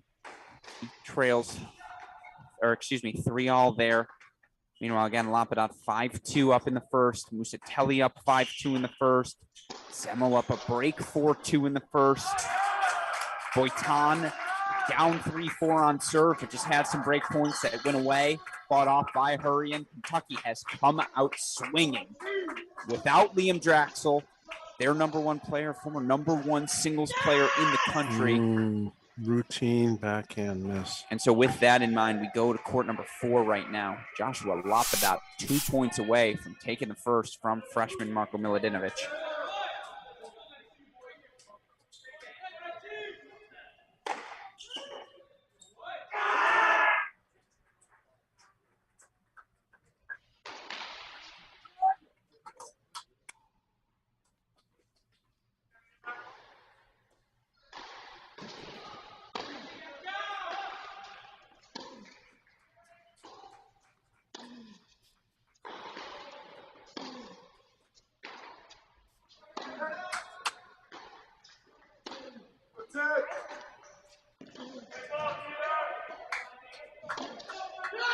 That's great. Stayed as low as he possibly could, kept his head still on the dead run, measured it. We've been seeing some great passing on the run.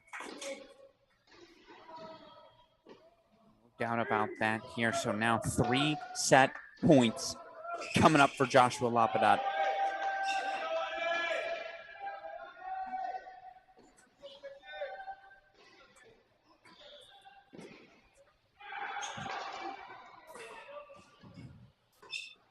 Wait, this would be first set on the board for the Cats.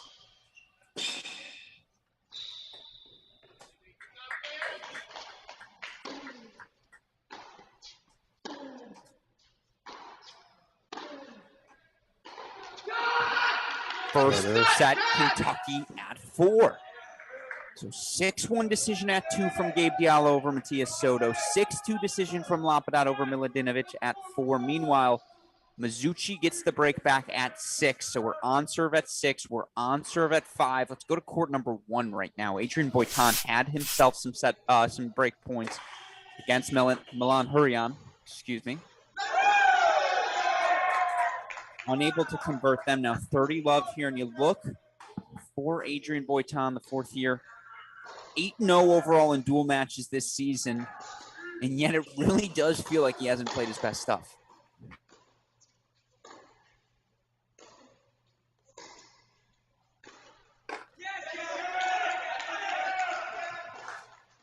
In this matchup, still miss.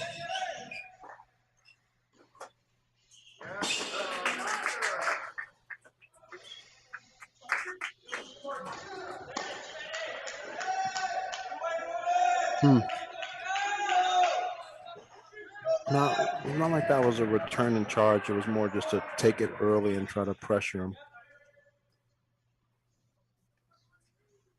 40 love now, 14 points.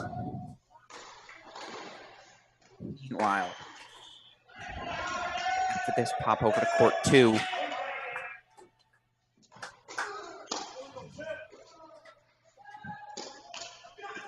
Forehand into the net.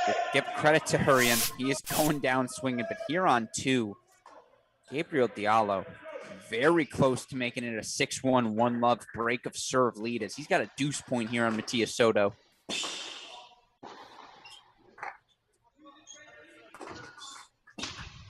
Soto's got 78 singles wins in his career at Baylor, I believe 79 after yesterday.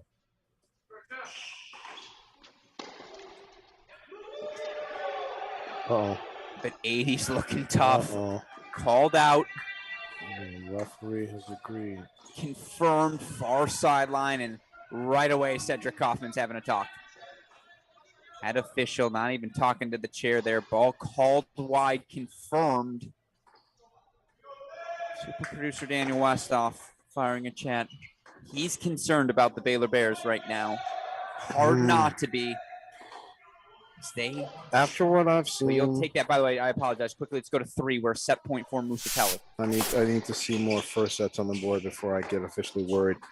But back to the point earlier, I don't care for a down the line miss on a break point in the first set like that. I want that deep up the middle return. It's just why even put yourself in a situation where maybe you could have a tight line call. I love that play. Boy, that's good tennis. Set Francois Musatelli. 2 on the board now for Kentucky. They take a 6-2, 3 on the board for Kentucky as they take a 6-2 decision on court number 3. Let's go to court 5 now. Finn Bass faced break points. Now he has a break point. Sometimes it's hard to see on our screen as well how fast these guys are going 0 to 60 when they make up their mind that they're going in the close. After he produced that backhand, he closed that ball off so well. Outstanding combination there.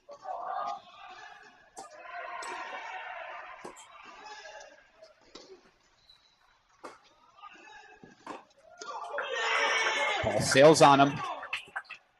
We'll see the fist pump from Kentucky assistant coach Matt Gordon, who's got a smile on his face. Hard not to be when you've taken 3 of the first 3 first sets off the board. So 4 all here on 5.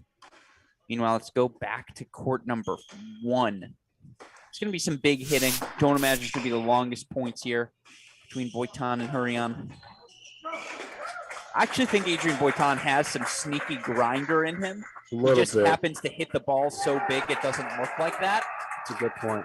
But Hurrion's got to be careful not to keep hurrying on in these points and playing bigger than he needs to be. I'm influencing you too much, my friend. If you're punning it up, yeah, this is how you know it's hour 26. It's the pithy, aphorismic, epitaphic type of show. This is how we do it. That's my guy, head coach Mark Bay, on the 1s and 2s here.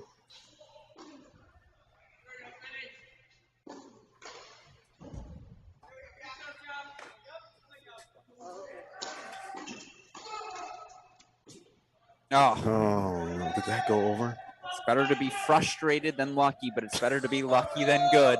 We're going full circle here. If you've been with us throughout the day, you get that reference. If not, trust me, let it slide. 15:30 here. How about it's just better to have your let court go over than not? How about that? That might be the phrase. I'm fine with that. Lock it in. Put it on a t-shirt.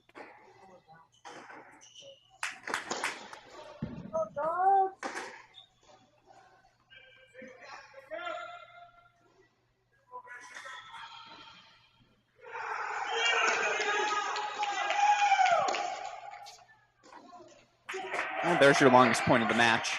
30 all. Let's quickly go to 6. Deuce point coming up for Yasha Zemmel.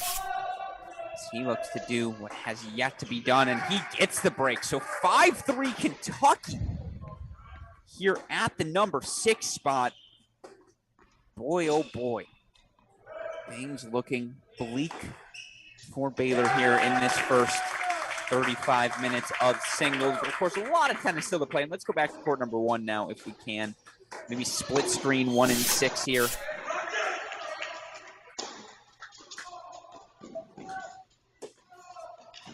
That's a really nice backhand pass for Adrian Boitan. So again, let's go split screen 1 and 6. Break points coming up for Boitan. Take a 5-4 lead for Baylor at 1. Meanwhile, Yasha Zemmel looking to do what no one else has been able to do here this season. Take a set off on Pablo Mizuchi.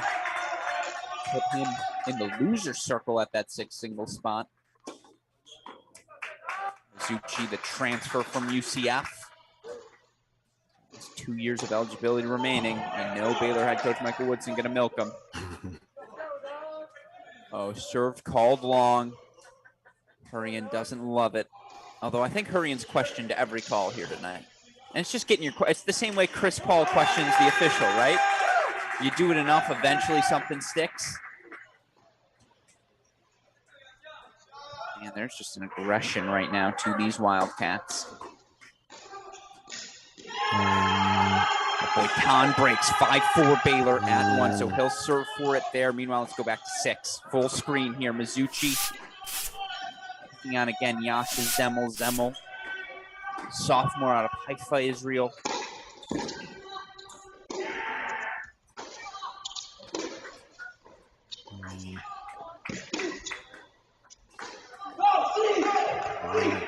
We've gotten this question a couple of times, so just to reset here, where is Bjorn Borg lookalike Liam Draxel? Draxel forced to get a haircut and just wasn't presentable on camera. No, Draxel out with injury, tried to give it a go in warm-up today, just was unable to give the sort of effort this Kentucky coaching staff was comfortable with.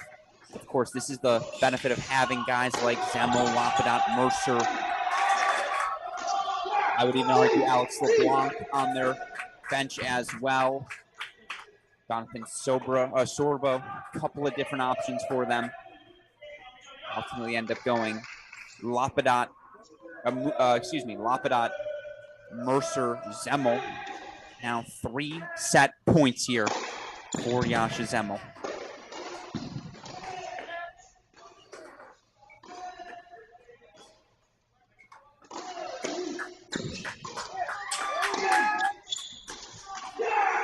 There it is. That's 4 first sets on the board. Baylor's going to need at least 1 3-set victory to earn a win today and advance to a second consecutive semifinal. Meanwhile, let's go to our last first sets on the board. We'll start out with number 5. JJ Mercer up 5-4. But down, and actually, let's just go split screen here. Courts 1 and 5 if we can. Super producer Daniel Westoff. Baylor Bears looking for any sort of set here to get their momentum going in singles.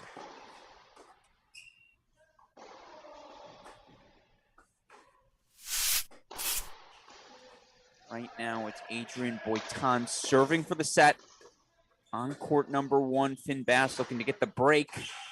Down 40-15 here. On court number 5.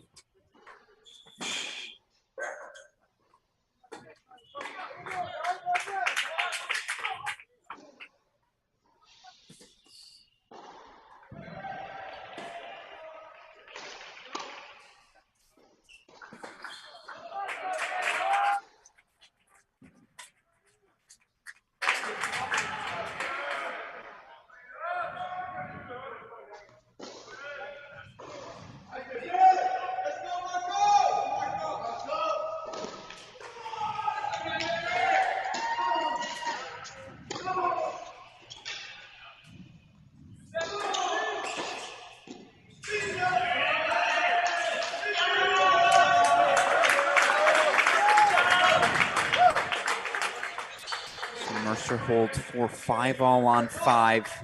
Let's go full screen on 1. Adrian Boyton, 30 love, 2 points away. And that would be a start certainly for these Baylor Bears. And we said it earlier in the weekend, or excuse me, this was last weekend with Mike Cation, 1 and 6 singles. So often the tone setters, right? All college kind of singles lineup. For different reasons.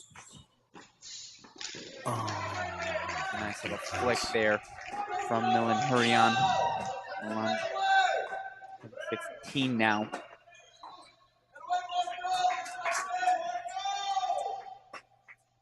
No first sets for Baylor Bears after the doubles one. None yet. None yet. They're 2 points away here.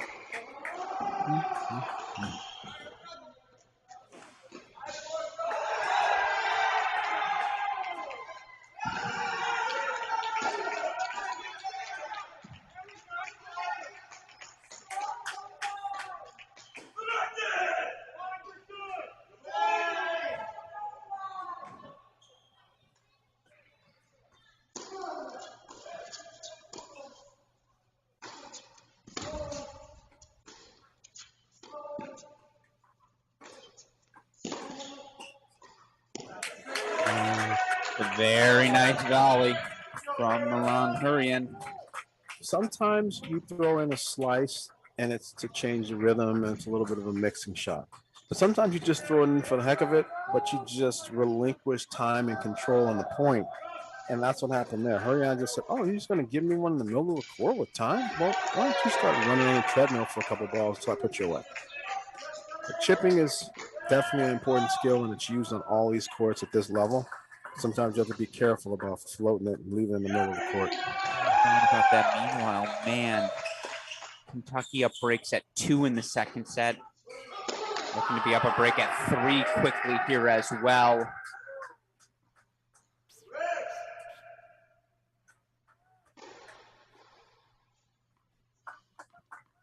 $30 here for Boitan. This set now almost a necessity for the Bears.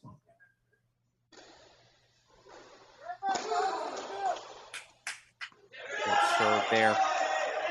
Bear number 1 into that Hurrian body, and so now 2 set points here.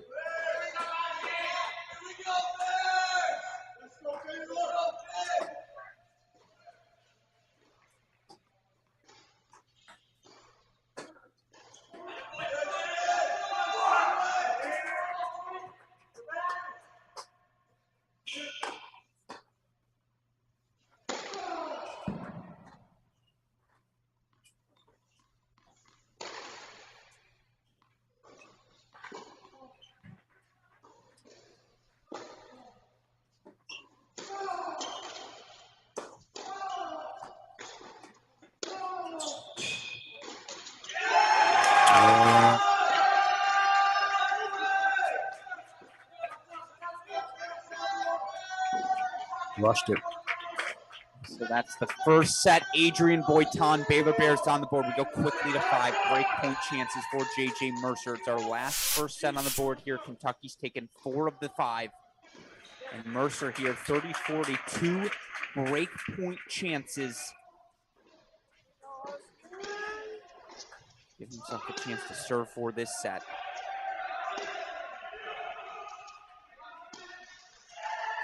Well, you know the Baylor Bears, when they do their warm-up circle, they do a chant, stay together, stay together. They're staying together, Mark. 4 first sets dropped. Vin Bass down 5-6. They're going to have to stay together if they want to work a comeback here in this match. Mercer now to serve for that first set. In the meantime, let's go to court number 3. Francois Musatelli. Well, I thought you meant staying together by losing the first set. Yeah, exactly. No, that's what I'm saying. They did stay together. And now they need to here. They need to stay together in a different manner. Exactly.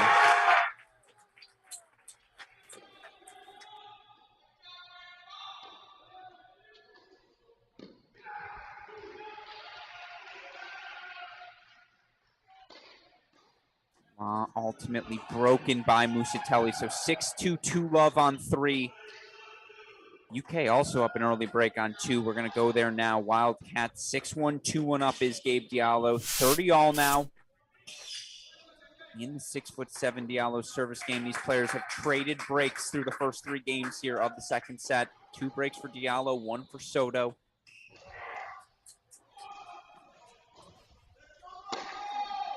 That's a difference maker. That's big boy stuff. So who was questioning me on the chat about the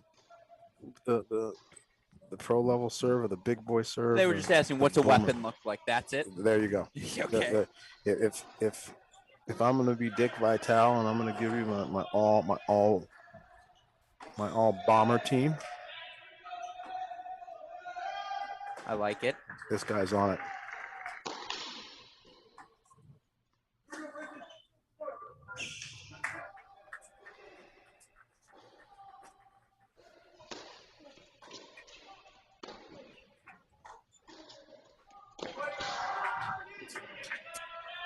I'll take that forehand, though, from Soto, and a great return of serve there.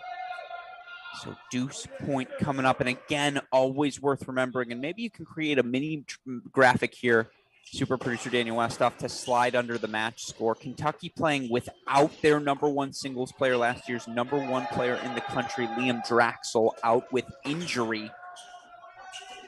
Kentucky's taken 4 first sets, serving for a 5th right now. Are you kidding me? Kentucky? What?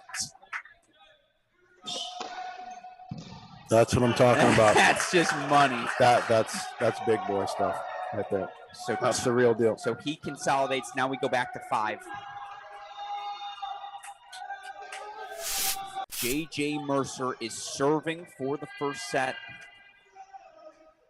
here against Baylor's Finn Bass. Would be 5 first sets for Kentucky if Mercer can take it, but love 30 here. And again,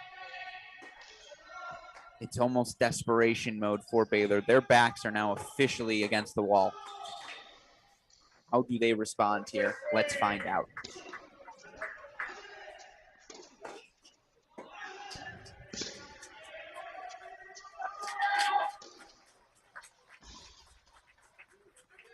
Nice job on the inside end. JJ's been going with the high roller to the backhand a lot, so it's one of the first times he's really ripped the inside end well, and he did it at a nice time.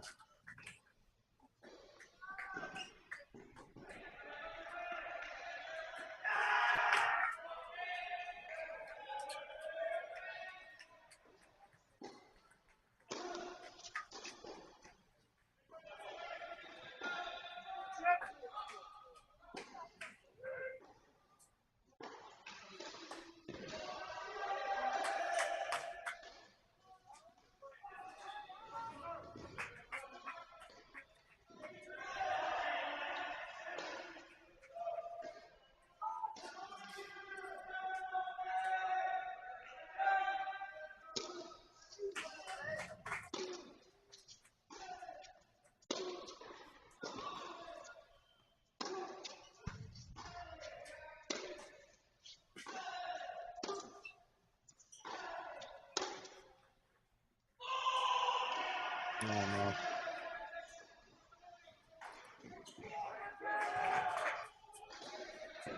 So now for Finn Bass, he's got 2 break point chances to send us to a breaker.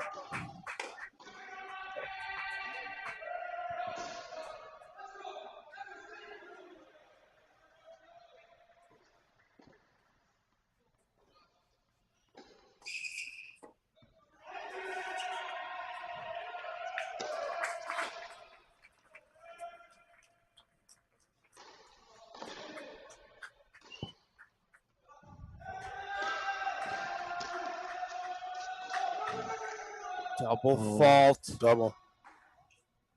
That was a double, at least from our view. That felt like it was a little wide. Yeah.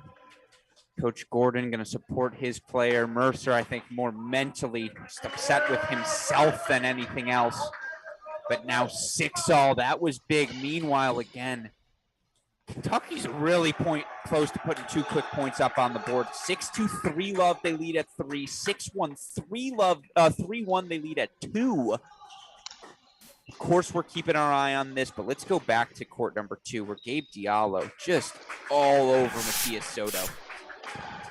And of course, when you're down your number 1 singles player, Liam Drexel, you need your guys to step up. The All-American Diallo has done just that here today, thus far.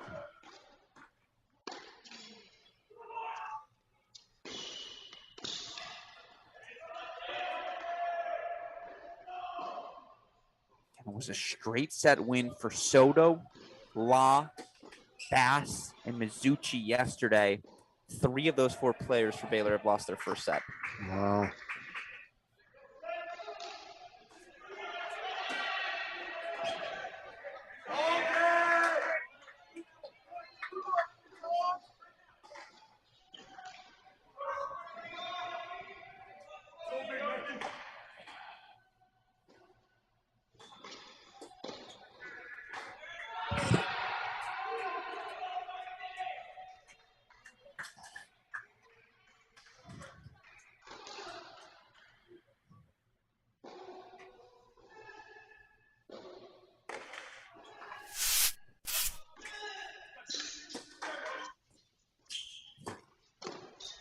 He's got to make that pass. So there we go. In this breaker. So the big one really is that Lapadot is still down a break in the second, and that's where you don't have clear-cut path to a victory. It's hard to find four, and flipping matches is easier than losing entire matches.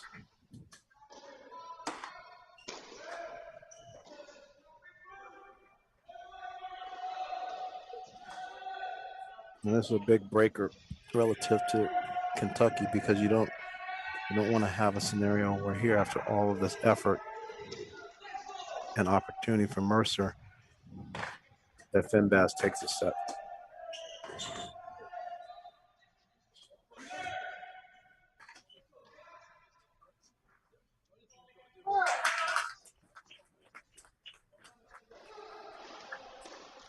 It's tricky. It's your match that you have to take care of, but there's ultimately still kind of a team match that's going on that you're part of.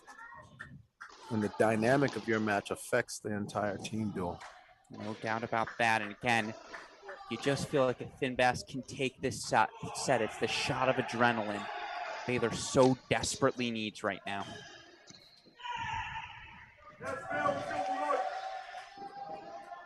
I can't see that corner. How was that shot? Tough to tell here. According to the scoreboard, good. It's good. So 3-1 Bass.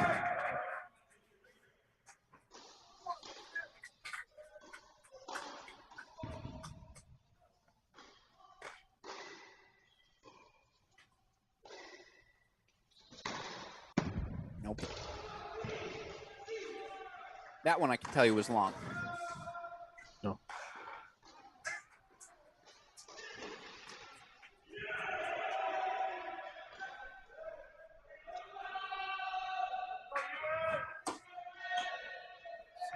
Three, 2 now.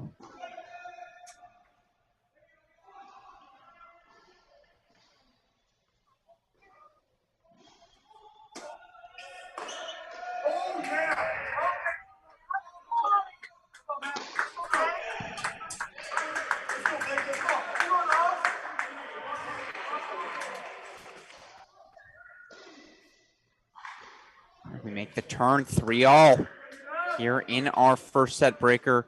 In the meantime, let's quickly pop over to 1. Break point chances for Hurrian. As he finds himself 30-40 here in Adrian Boitan's opening service game of the second set.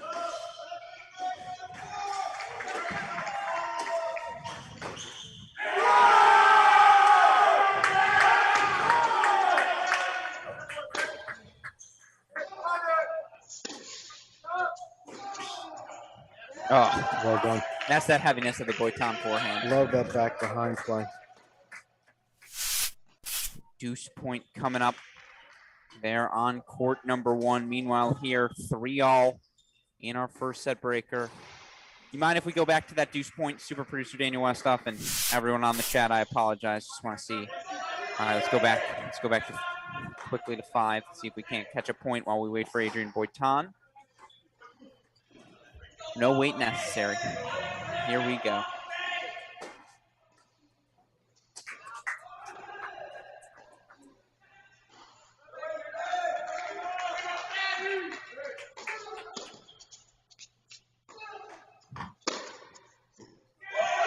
Ball misses wide. I think even Mel knew that one was wide. It's just a tradition at this point to ask the line judge. So that's a 1-all hold for Boitan. Meanwhile, again, 4-3 Finbass here. Also looks like Miladinovich racing to a third set. He's up 4-1 for the Baylor Bears at 4. So slowly you can see an outline for the Bears. Certainly the fifth years disappointing right now. Matthias Soto, Sven La, both down sets and breaks.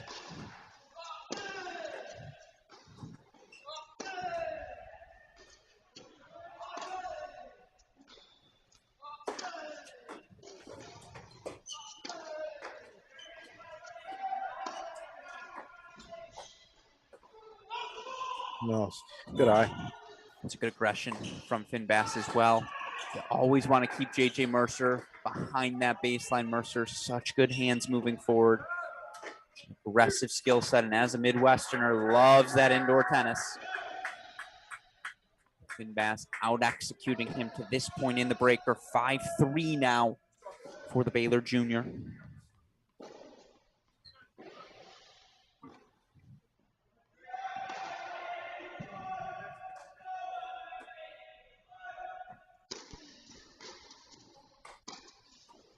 Mm.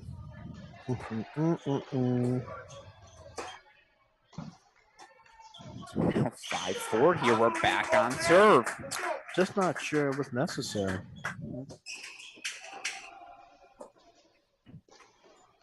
Mildinovich, 4-1.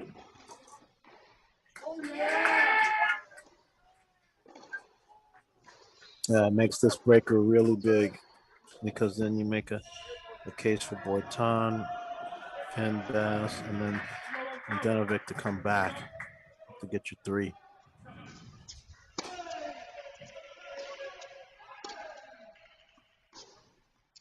Oh, Mercer going big on the inside out. And the overhead. He's there. Oh, he's there, but he doesn't get it back. It's good hustle there from Finn Bass. Ultimately, it's good 5-all here. Good for Mercer to come forward there, though. He had an opportunity ball, and instead of staying back, he applied some pressure with the inside out forehand. 5-all point coming up.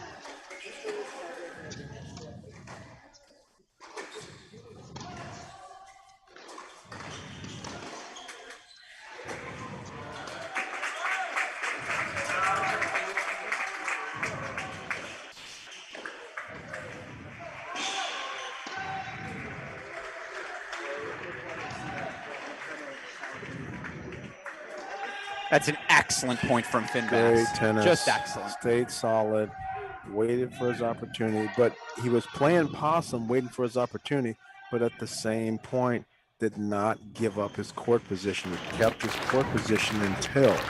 Sometimes you start waiting things out and you don't realize that you're drifting a little deeper and a little deeper as you're being cautious, and somebody gets the leg up on you in the point. Now set point Finn Bass, and again where things stand, Mizuchi making a push for Baylor at 6, Miladinovich making a push for Baylor at 4, Boitan with that first set at 1. This would be a complete reset of the tone here for the Baylor Bears.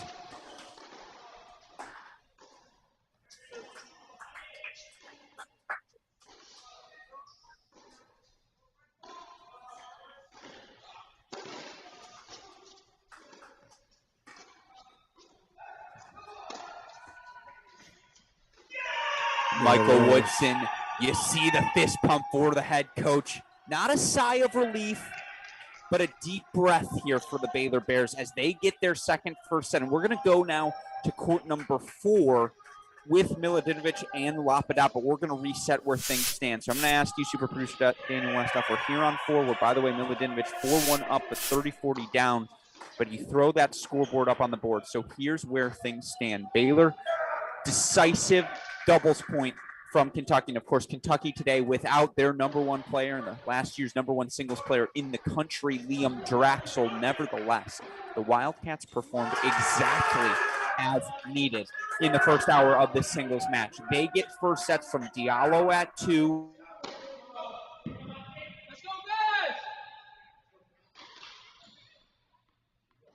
At 2, Diallo on Soto, and 3, Musatelli on Sven La. But right now, again, Baylor's making a push. They get the first set from Boitan, then a 7-6 first set from Finn Bass. Right now, Miladinovich 4-1 up. Now 4-2 up after Lapadat gets one of the breaks back, but Mizuchi just broke for 3-1 in the second set on 6. I think the second act was the Kentucky push in those first sets. I think we're getting to act 3, my friend. This is far from over. Far from over indeed. 2-4. Lapadat serving here in the second set. In the meantime, let's go to the match closest to the finish line. Gabe Diallo. 6-1, 4-3 at court number 2 over Matias Soto. We go to 2 now. The 6'7" All-American playing very much the part. Oh, I don't know about that choice, but he is definitely definitely on the all bomb team. It's looking pretty good, Ruskin. It's looking pretty good. Yeah, the all serve team. You got it lined up? Got it lined All right, up. we're going to save that here.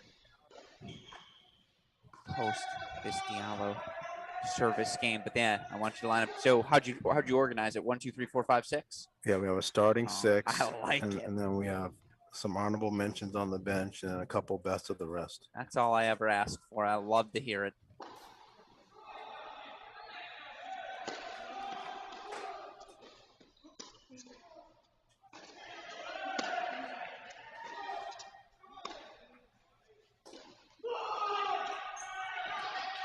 All right. Gabe Diallo. 3 points now from a 6-1, 5-3 lead. And I'll tell you what, you see a Baylor Bear pathway, but it's awfully a thin margin right now here. Bears going to need at least one 3-set victory to earn today's match and another trip to the semifinals. But that's a hold for Diallo, 6-1, 5-3. And again, can't give enough credit to this Kentucky team. Comes into this match, by the way, with just 1 loss on the resume in Columbus, where no one has, the only team to win there in the past 15 years. Virginia. And Alex Scalia led Oklahoma and Virginia last season, correct? Right now, again, for Kentucky, and we knew they had depth. Diallo, Hurrian at the top. We knew how strong they were going to be. Draxel, obviously, when he's healthy, but all these options bearing fruit right now and doing it in different ways. Oh, Soto missing the overhead there. Tough look for him. All right, give me your all-serve team. Let's hear it. Okay, we've got Diallo, Rodesh, Monday, Vossel, Shelton, Famba. Okay, so let me go through again. Gabe Diallo here on screen, Kentucky junior. Chris Rodesh, the sophomore from Virginia. Hard to deny that one. 6'6". Joe Monday, 6'5" lefty. He's cranking indoors. Look out. Shelton, I see. Vossel. Famba, I see. Vossel, that's the interesting one. Yeah, no, he gets it, and he gets it in. Yeah. He's bombing it, and it goes in singles and in doubles, and very consistent. So there's some people that could just possibly hit it hard, but I mean, hitting it hard and actually making it. And I like some of these other, Boyton, McCormick, Trotter, Geller. These guys are kind of in the conversation. Some more guys you want: Kingsley, Goodyear, Hurrian. There's a few other guys, but I feel pretty good. See him Walby when he's playing his best with like a couple. When he's down 5-1 in the second. Yeah, he not enough, but I considered it. Sure. So it's definitely a solid list from some of the best serving we've seen here in the past 2 days. We'll refine it a little bit more. And of course, we call that the Kyle Seelig all-serve bot team. Shout out to Caesar if he's watching. Great guy.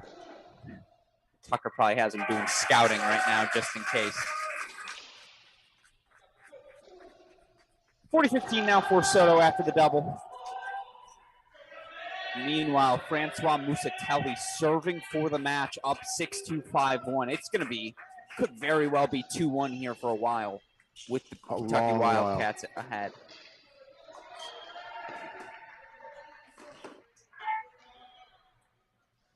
But you're only halfway there. If you're running 26.2 and you're 13.1 there, you still got some more running to do. I'm talking my language.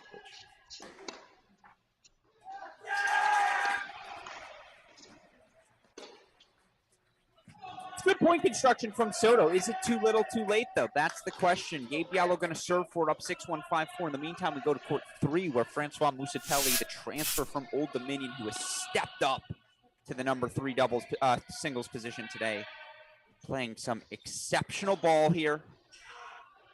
He takes first set 6-2, now up 5-1, 30-all here, 2 points away is Musatelli putting that first singles point on the board here for the Wildcats.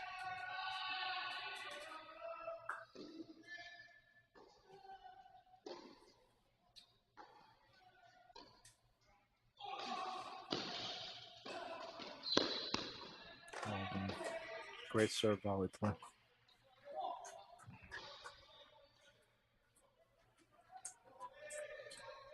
So match points Musatelli. Phrase that feels good coming off the tongue.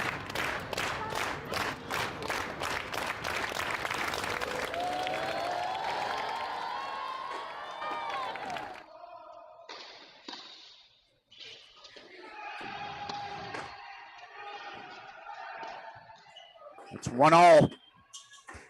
Francois Musatelli, 6-2, 6-1. Dominant performance today over Baylor fifth-year Sven Law. And so now 1-1 here in the dual match. Let's go back to 2 with Diallo about to serve it out. Coach, what a win there. What a step-up performance from the transfer. The big time. That's why he's there.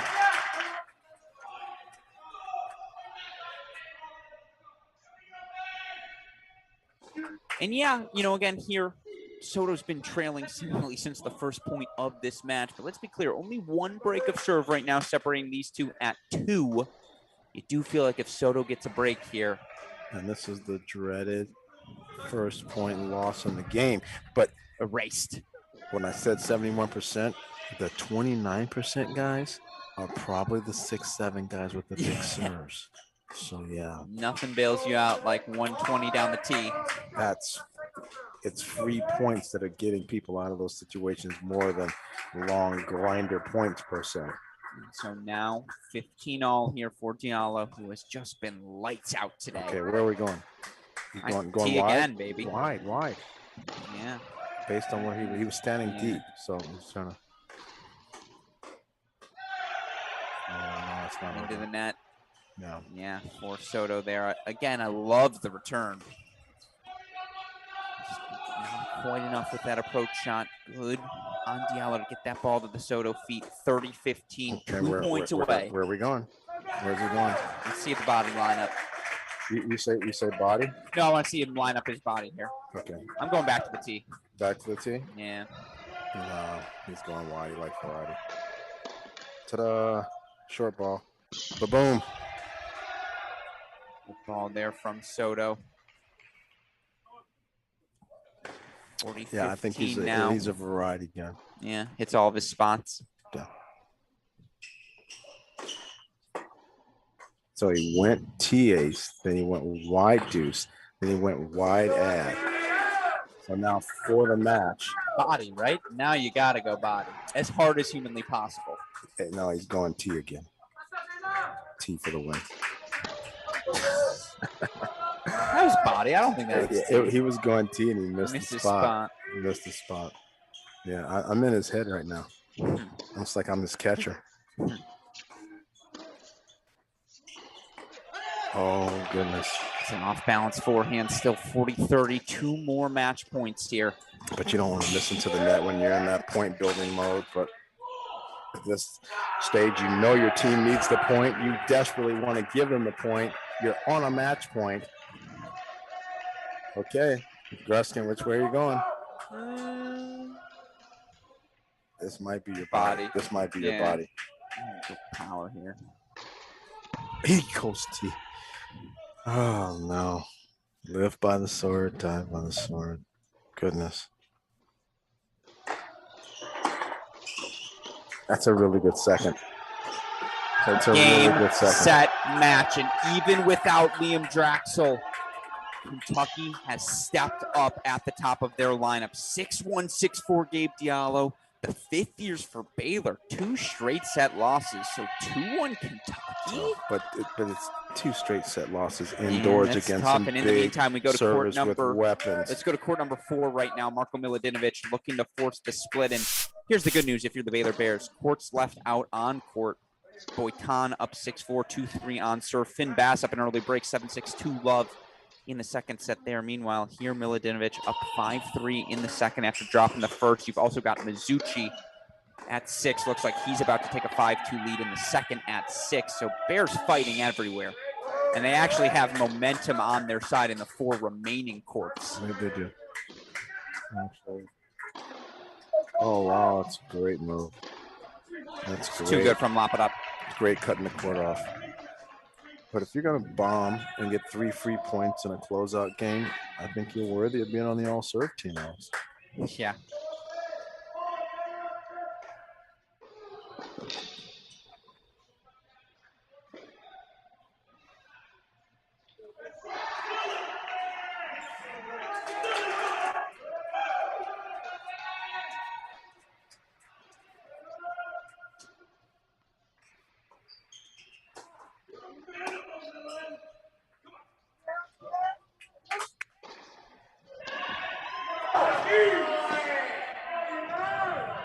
Outstanding return.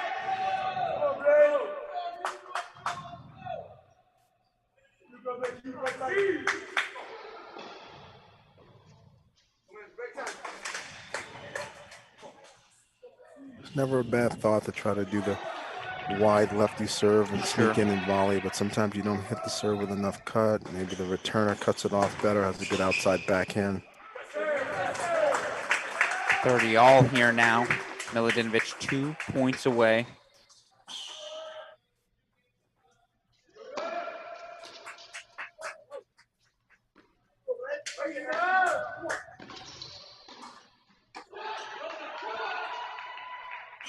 Really coming forward. He's definitely going to make sure that this match is, or this set rather. If he's going to lose it, he's going to lose it going forward. No doubt about that.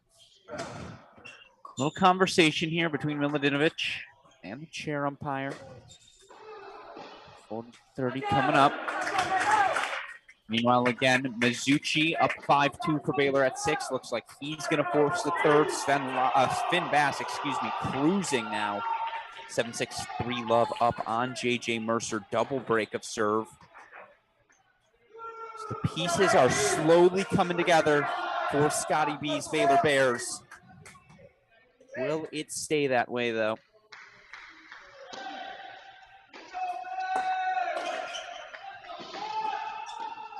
Oh.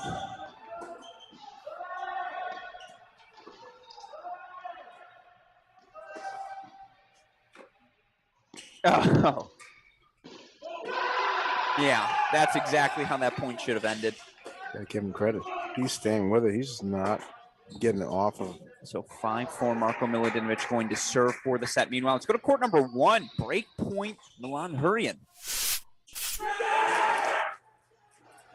Deuce point as well here for Boitan in his 2-3 service game. Meanwhile, you hear that background noise. Georgia took the doubles point, but it's a 3-3 split of first sets between them and the host Washington Huskies. The hold for Boitan, 3-all. Let's go now to court number 6. 8 points here for lefty Yasha Zemmel. 40-love, trailing 2-5 in the second. That's Juan Pablo Mizuchi. I know it's not the match on hand, but one of my takeaways from this weekend, Coach Bay, Washington's good. They're not just a host team, they're good. Washington's good. In fact, right now, if you ask me who finishes higher in the Pac-12, Washington or UCLA, I would take Washington. There's a juicy take for you. That is. I need a little more time. Yeah, the process. It's a given Fair. answer that I have to think about that. But right now, we'll worry about that take for our Cracked Racquets shows later on this week. In the meantime, we focus in here at the number 6 spot. Juan Pablo Mizuchi serving for it. Clement Shedak match points right now on Hamish Stewart. Thus the slow clap in the background. And it's going to get...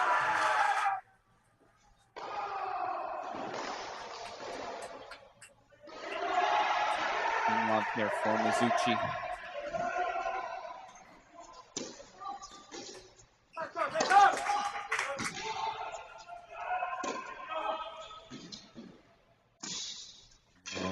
There he is. That's cute. That you want to know how Juan Pablo Mizuchi's undefeated to this point, 9-0 at the number 6. I believe 10-0 after yesterday, 6 singles spot. That's why. That was tough. You're not supposed to be able to do that at 6. He ran in there. The ball was dipping, and he played it just short. Oh, great touch. Nice feel on the backhand volley. So 30 love now, 2 points away from forcing the split. Meanwhile, let's go split screen here in 4 when we can.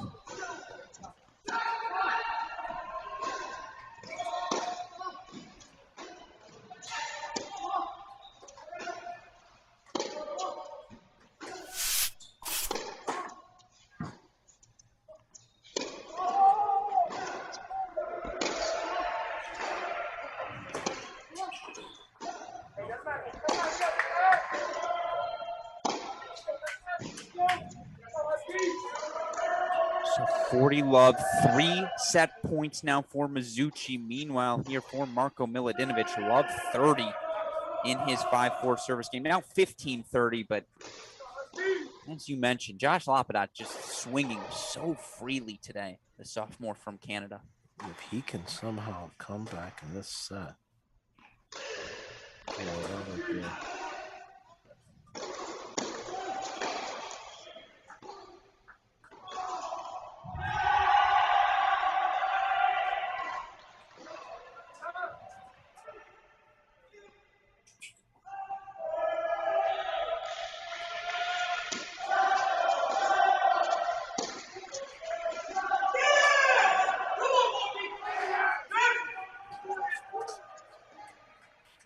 That's a set. Mizuchi on 6.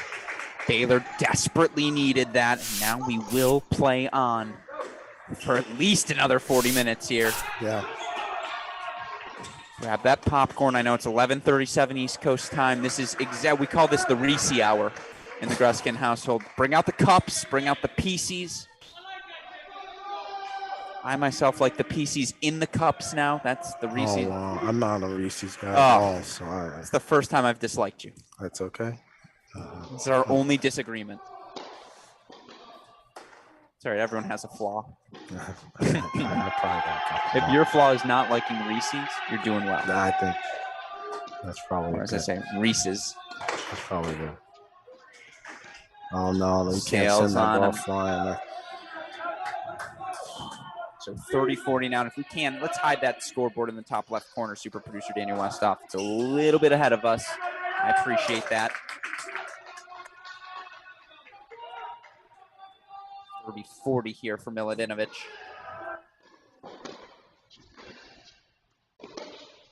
Missed it. Play on. My goodness. 5-all here on 6. Meanwhile, over to court number 1, Adrian Boitan. Looking as he has to say to let's get down to business. Great point chances here to take a 6-4, 4-3 lead. Fought off by Hurrian. No. We've been seeing, from my vantage point here, too many game point backhand flat unforced errors. Drop the back leg, get some shape. I'm not saying these guys need to go back to the 12s and push, but I'm starting to get a little annoyed by them. Just routine backhands with their feet set that are going into the net. There's too many of these.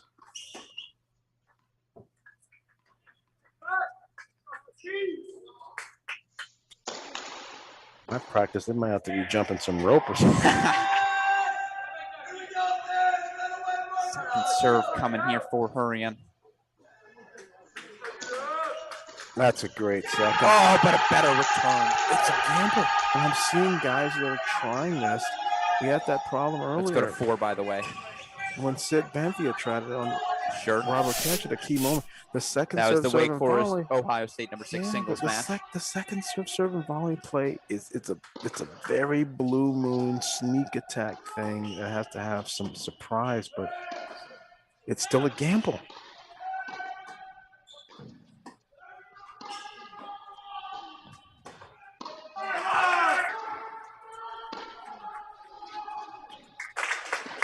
No, these guys warming up, or are they playing? That was like a 20-ball cross-court part right there. Now we're on the other side. Let's go, cross courts. That's what Milutinovic does. Oh, yeah, this is some good stuff. Oh, no. Sails on him. So, again, Milutinovic making the bet. But if we make this match physical, if I can prevent Lapadat from playing those early +1 forehands, can rebuild that lead that he just saw evaporate. Love 30 here. It was a great point. Well, again, Mizuchi very close to taking an early break to start out that third on court 6. Meanwhile, again, Finn Bass 7-6, 3-1 up. Adrian Boitan now 6-4, 4-3 up. The first time I've asked you this all match long, Coach Mark Bay, who would you rather be right now? You knew it was coming. I know you were going to ask me that. Who would I rather be? 2-1 Kentucky overall. They're doing this without the #1 player in the country from last season, Liam Draxel. So no matter what, this is but of course, moral victories only matter 2 weeks later. This is tough. I'd say slight lean Baylor, slightest of leans. Ever so slightly. This right now is 56-40. 50. No, it's 54-46. Baylor right now on the fantasy football percentages. Absolutely. Our match calculator, we'll call it. Okay. Our tennis match. Now, match at the U.S. Open during the rain delay, when it was horrible weather years ago, I created at lunchtime with Bobby Bryan and a couple other guys a fantasy tennis. It was so much fun. You're in? It was a good time. Yeah. We have fantasy college tennis matches. I like that. On surfaces, and I've got Sampras playing #2 on hard against. I like it. It was a great time. My thing is stock up, stock down. Let's buy stocks early in the season, and it adds value depending on what happens to that player throughout the year. Yeah, that's fun too. It's an off-season project. And the fantasy tennis, it was oldies As we see here, by the way, 40-30 for Lapadat. It was it was like dirt ball matches. We got into it. It was a good time. I like that. It's a really nice hold for Josh Lapadat from 5-4 down now 6-5. He leads. Let's go to court 6, but let's go right to court 6. Excuse me. Finn Bass gets that second break back, so he's now up 7-6, 4-1 at 4. Oh, he gets the break. The early break from Pablo Mizuchi, enormous. Who's undefeated thus far on the season, 10-0 at #6. And repeat that again. He is 10-0, undefeated at #6. And that's and as really, we do, let's go to 1. That's why we said Baylor by a little bit. Bobby said it. Again, court 1 here because now. Because you go Boitan, Bass, Masucci, and that's your win.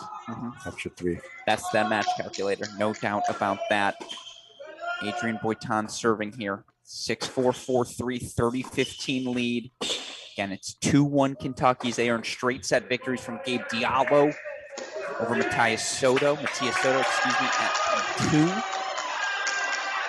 Then it was Francois Musatelli. Straight set win over Sven La at 3. Of course, Kentucky took 4 first sets in singles after dropping the doubles point. They came out with a fire to kick off our singles portion of this match. But the Baylor Bears, little tortoise in the hairy, right? Slow and steady. Perhaps slower and steadier than Coach Michael Woodson would like, but slowly and steadily have worked their way back into this match. Oh, drop shot. Adrian. Oh, my goodness. Milan. Oh.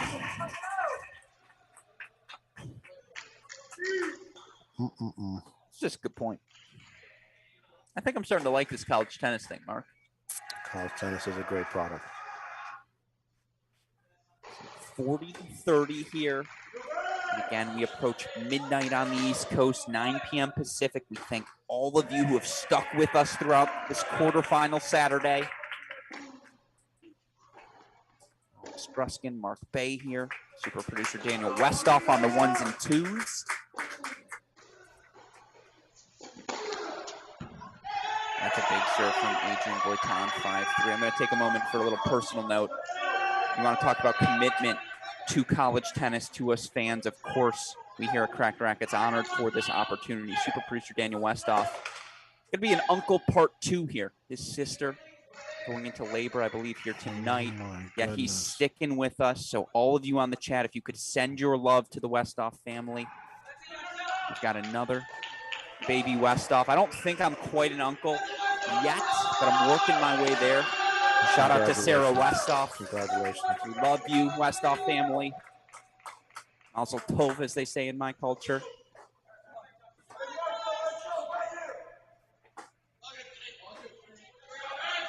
Korean here, serving to stay alive.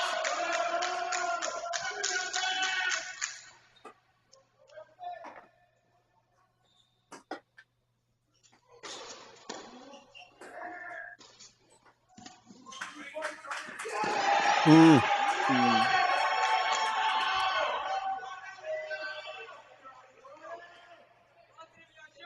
15-all now. Can we split screen this with court number 4? Milutinovic now all of a sudden serving to stay alive. And by the way, didn't we see Josh Lapadat do this exact thing yesterday to Ludwig Westrate of USC? Westrate was up 5-3 in that second set after dropping the first. Lapadat comes back to take it 7-6 and earn a straight set victory. Lapadat doing just that again here for Kentucky.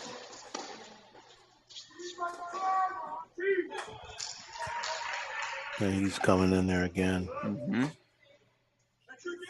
He is really moving quickly.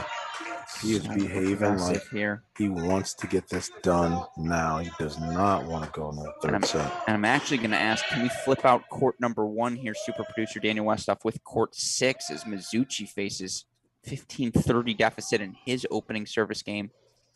And that's 6 on your left. Shout out to you, super producer Daniel Westoff.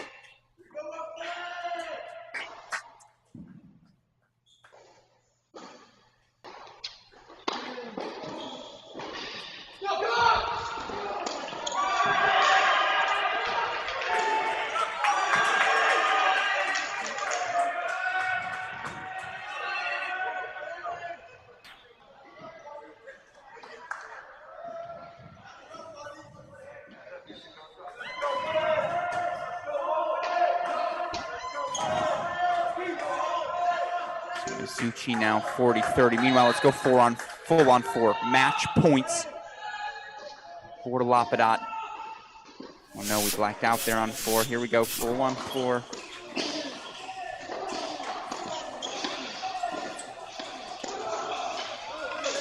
Oh, he gets there. The overhead. He just was so tentative on hitting it. The approach. I think he should have hit the passing shot up the line. Snapped it with some lefty.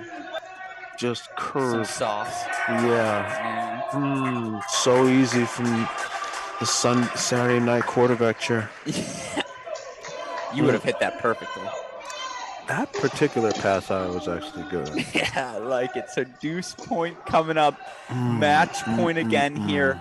Kentucky could very easily take a 3-1 lead here, and yet the team you'd rather be might be Baylor. Still, that's on paper. Craziness. This is why we play the matches on court. Deuce point here for Milutinovic. And playing as much not to lose at this point as he is to win for his team. What happens here? Boyton. Oh my goodness. That's a steal for the freshman. Has match point. So let's go over to 1 now. Adrian Boyton, deuce point, match point. We call that a game point, set point, break point, match point, quadruple threat. Here on court number 1. Second serve coming now. And again, we went from a potential 3-1 Kentucky lead to maybe 2-all here. That's a great footwork on the return. Yeah, he looks good. He looks.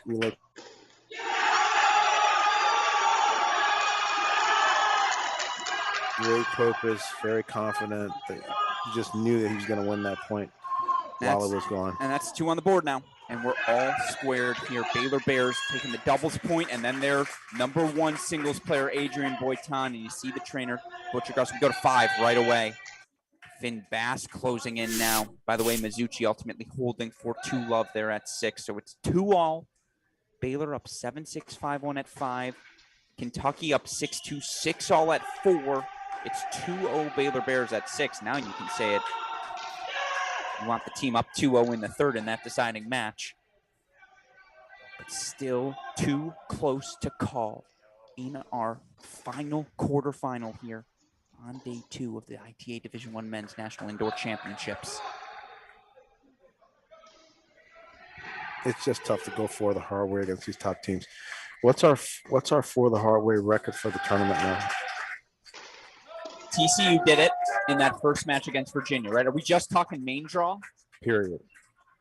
How many teams lost the doubles point and Ohio State did it against the Washington. hard way? So that's 2. South Carolina 3.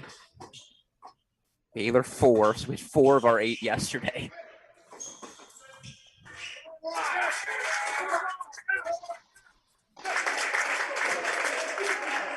USC today is 5. That's it. Those are your 5 through 15 or 14 matches.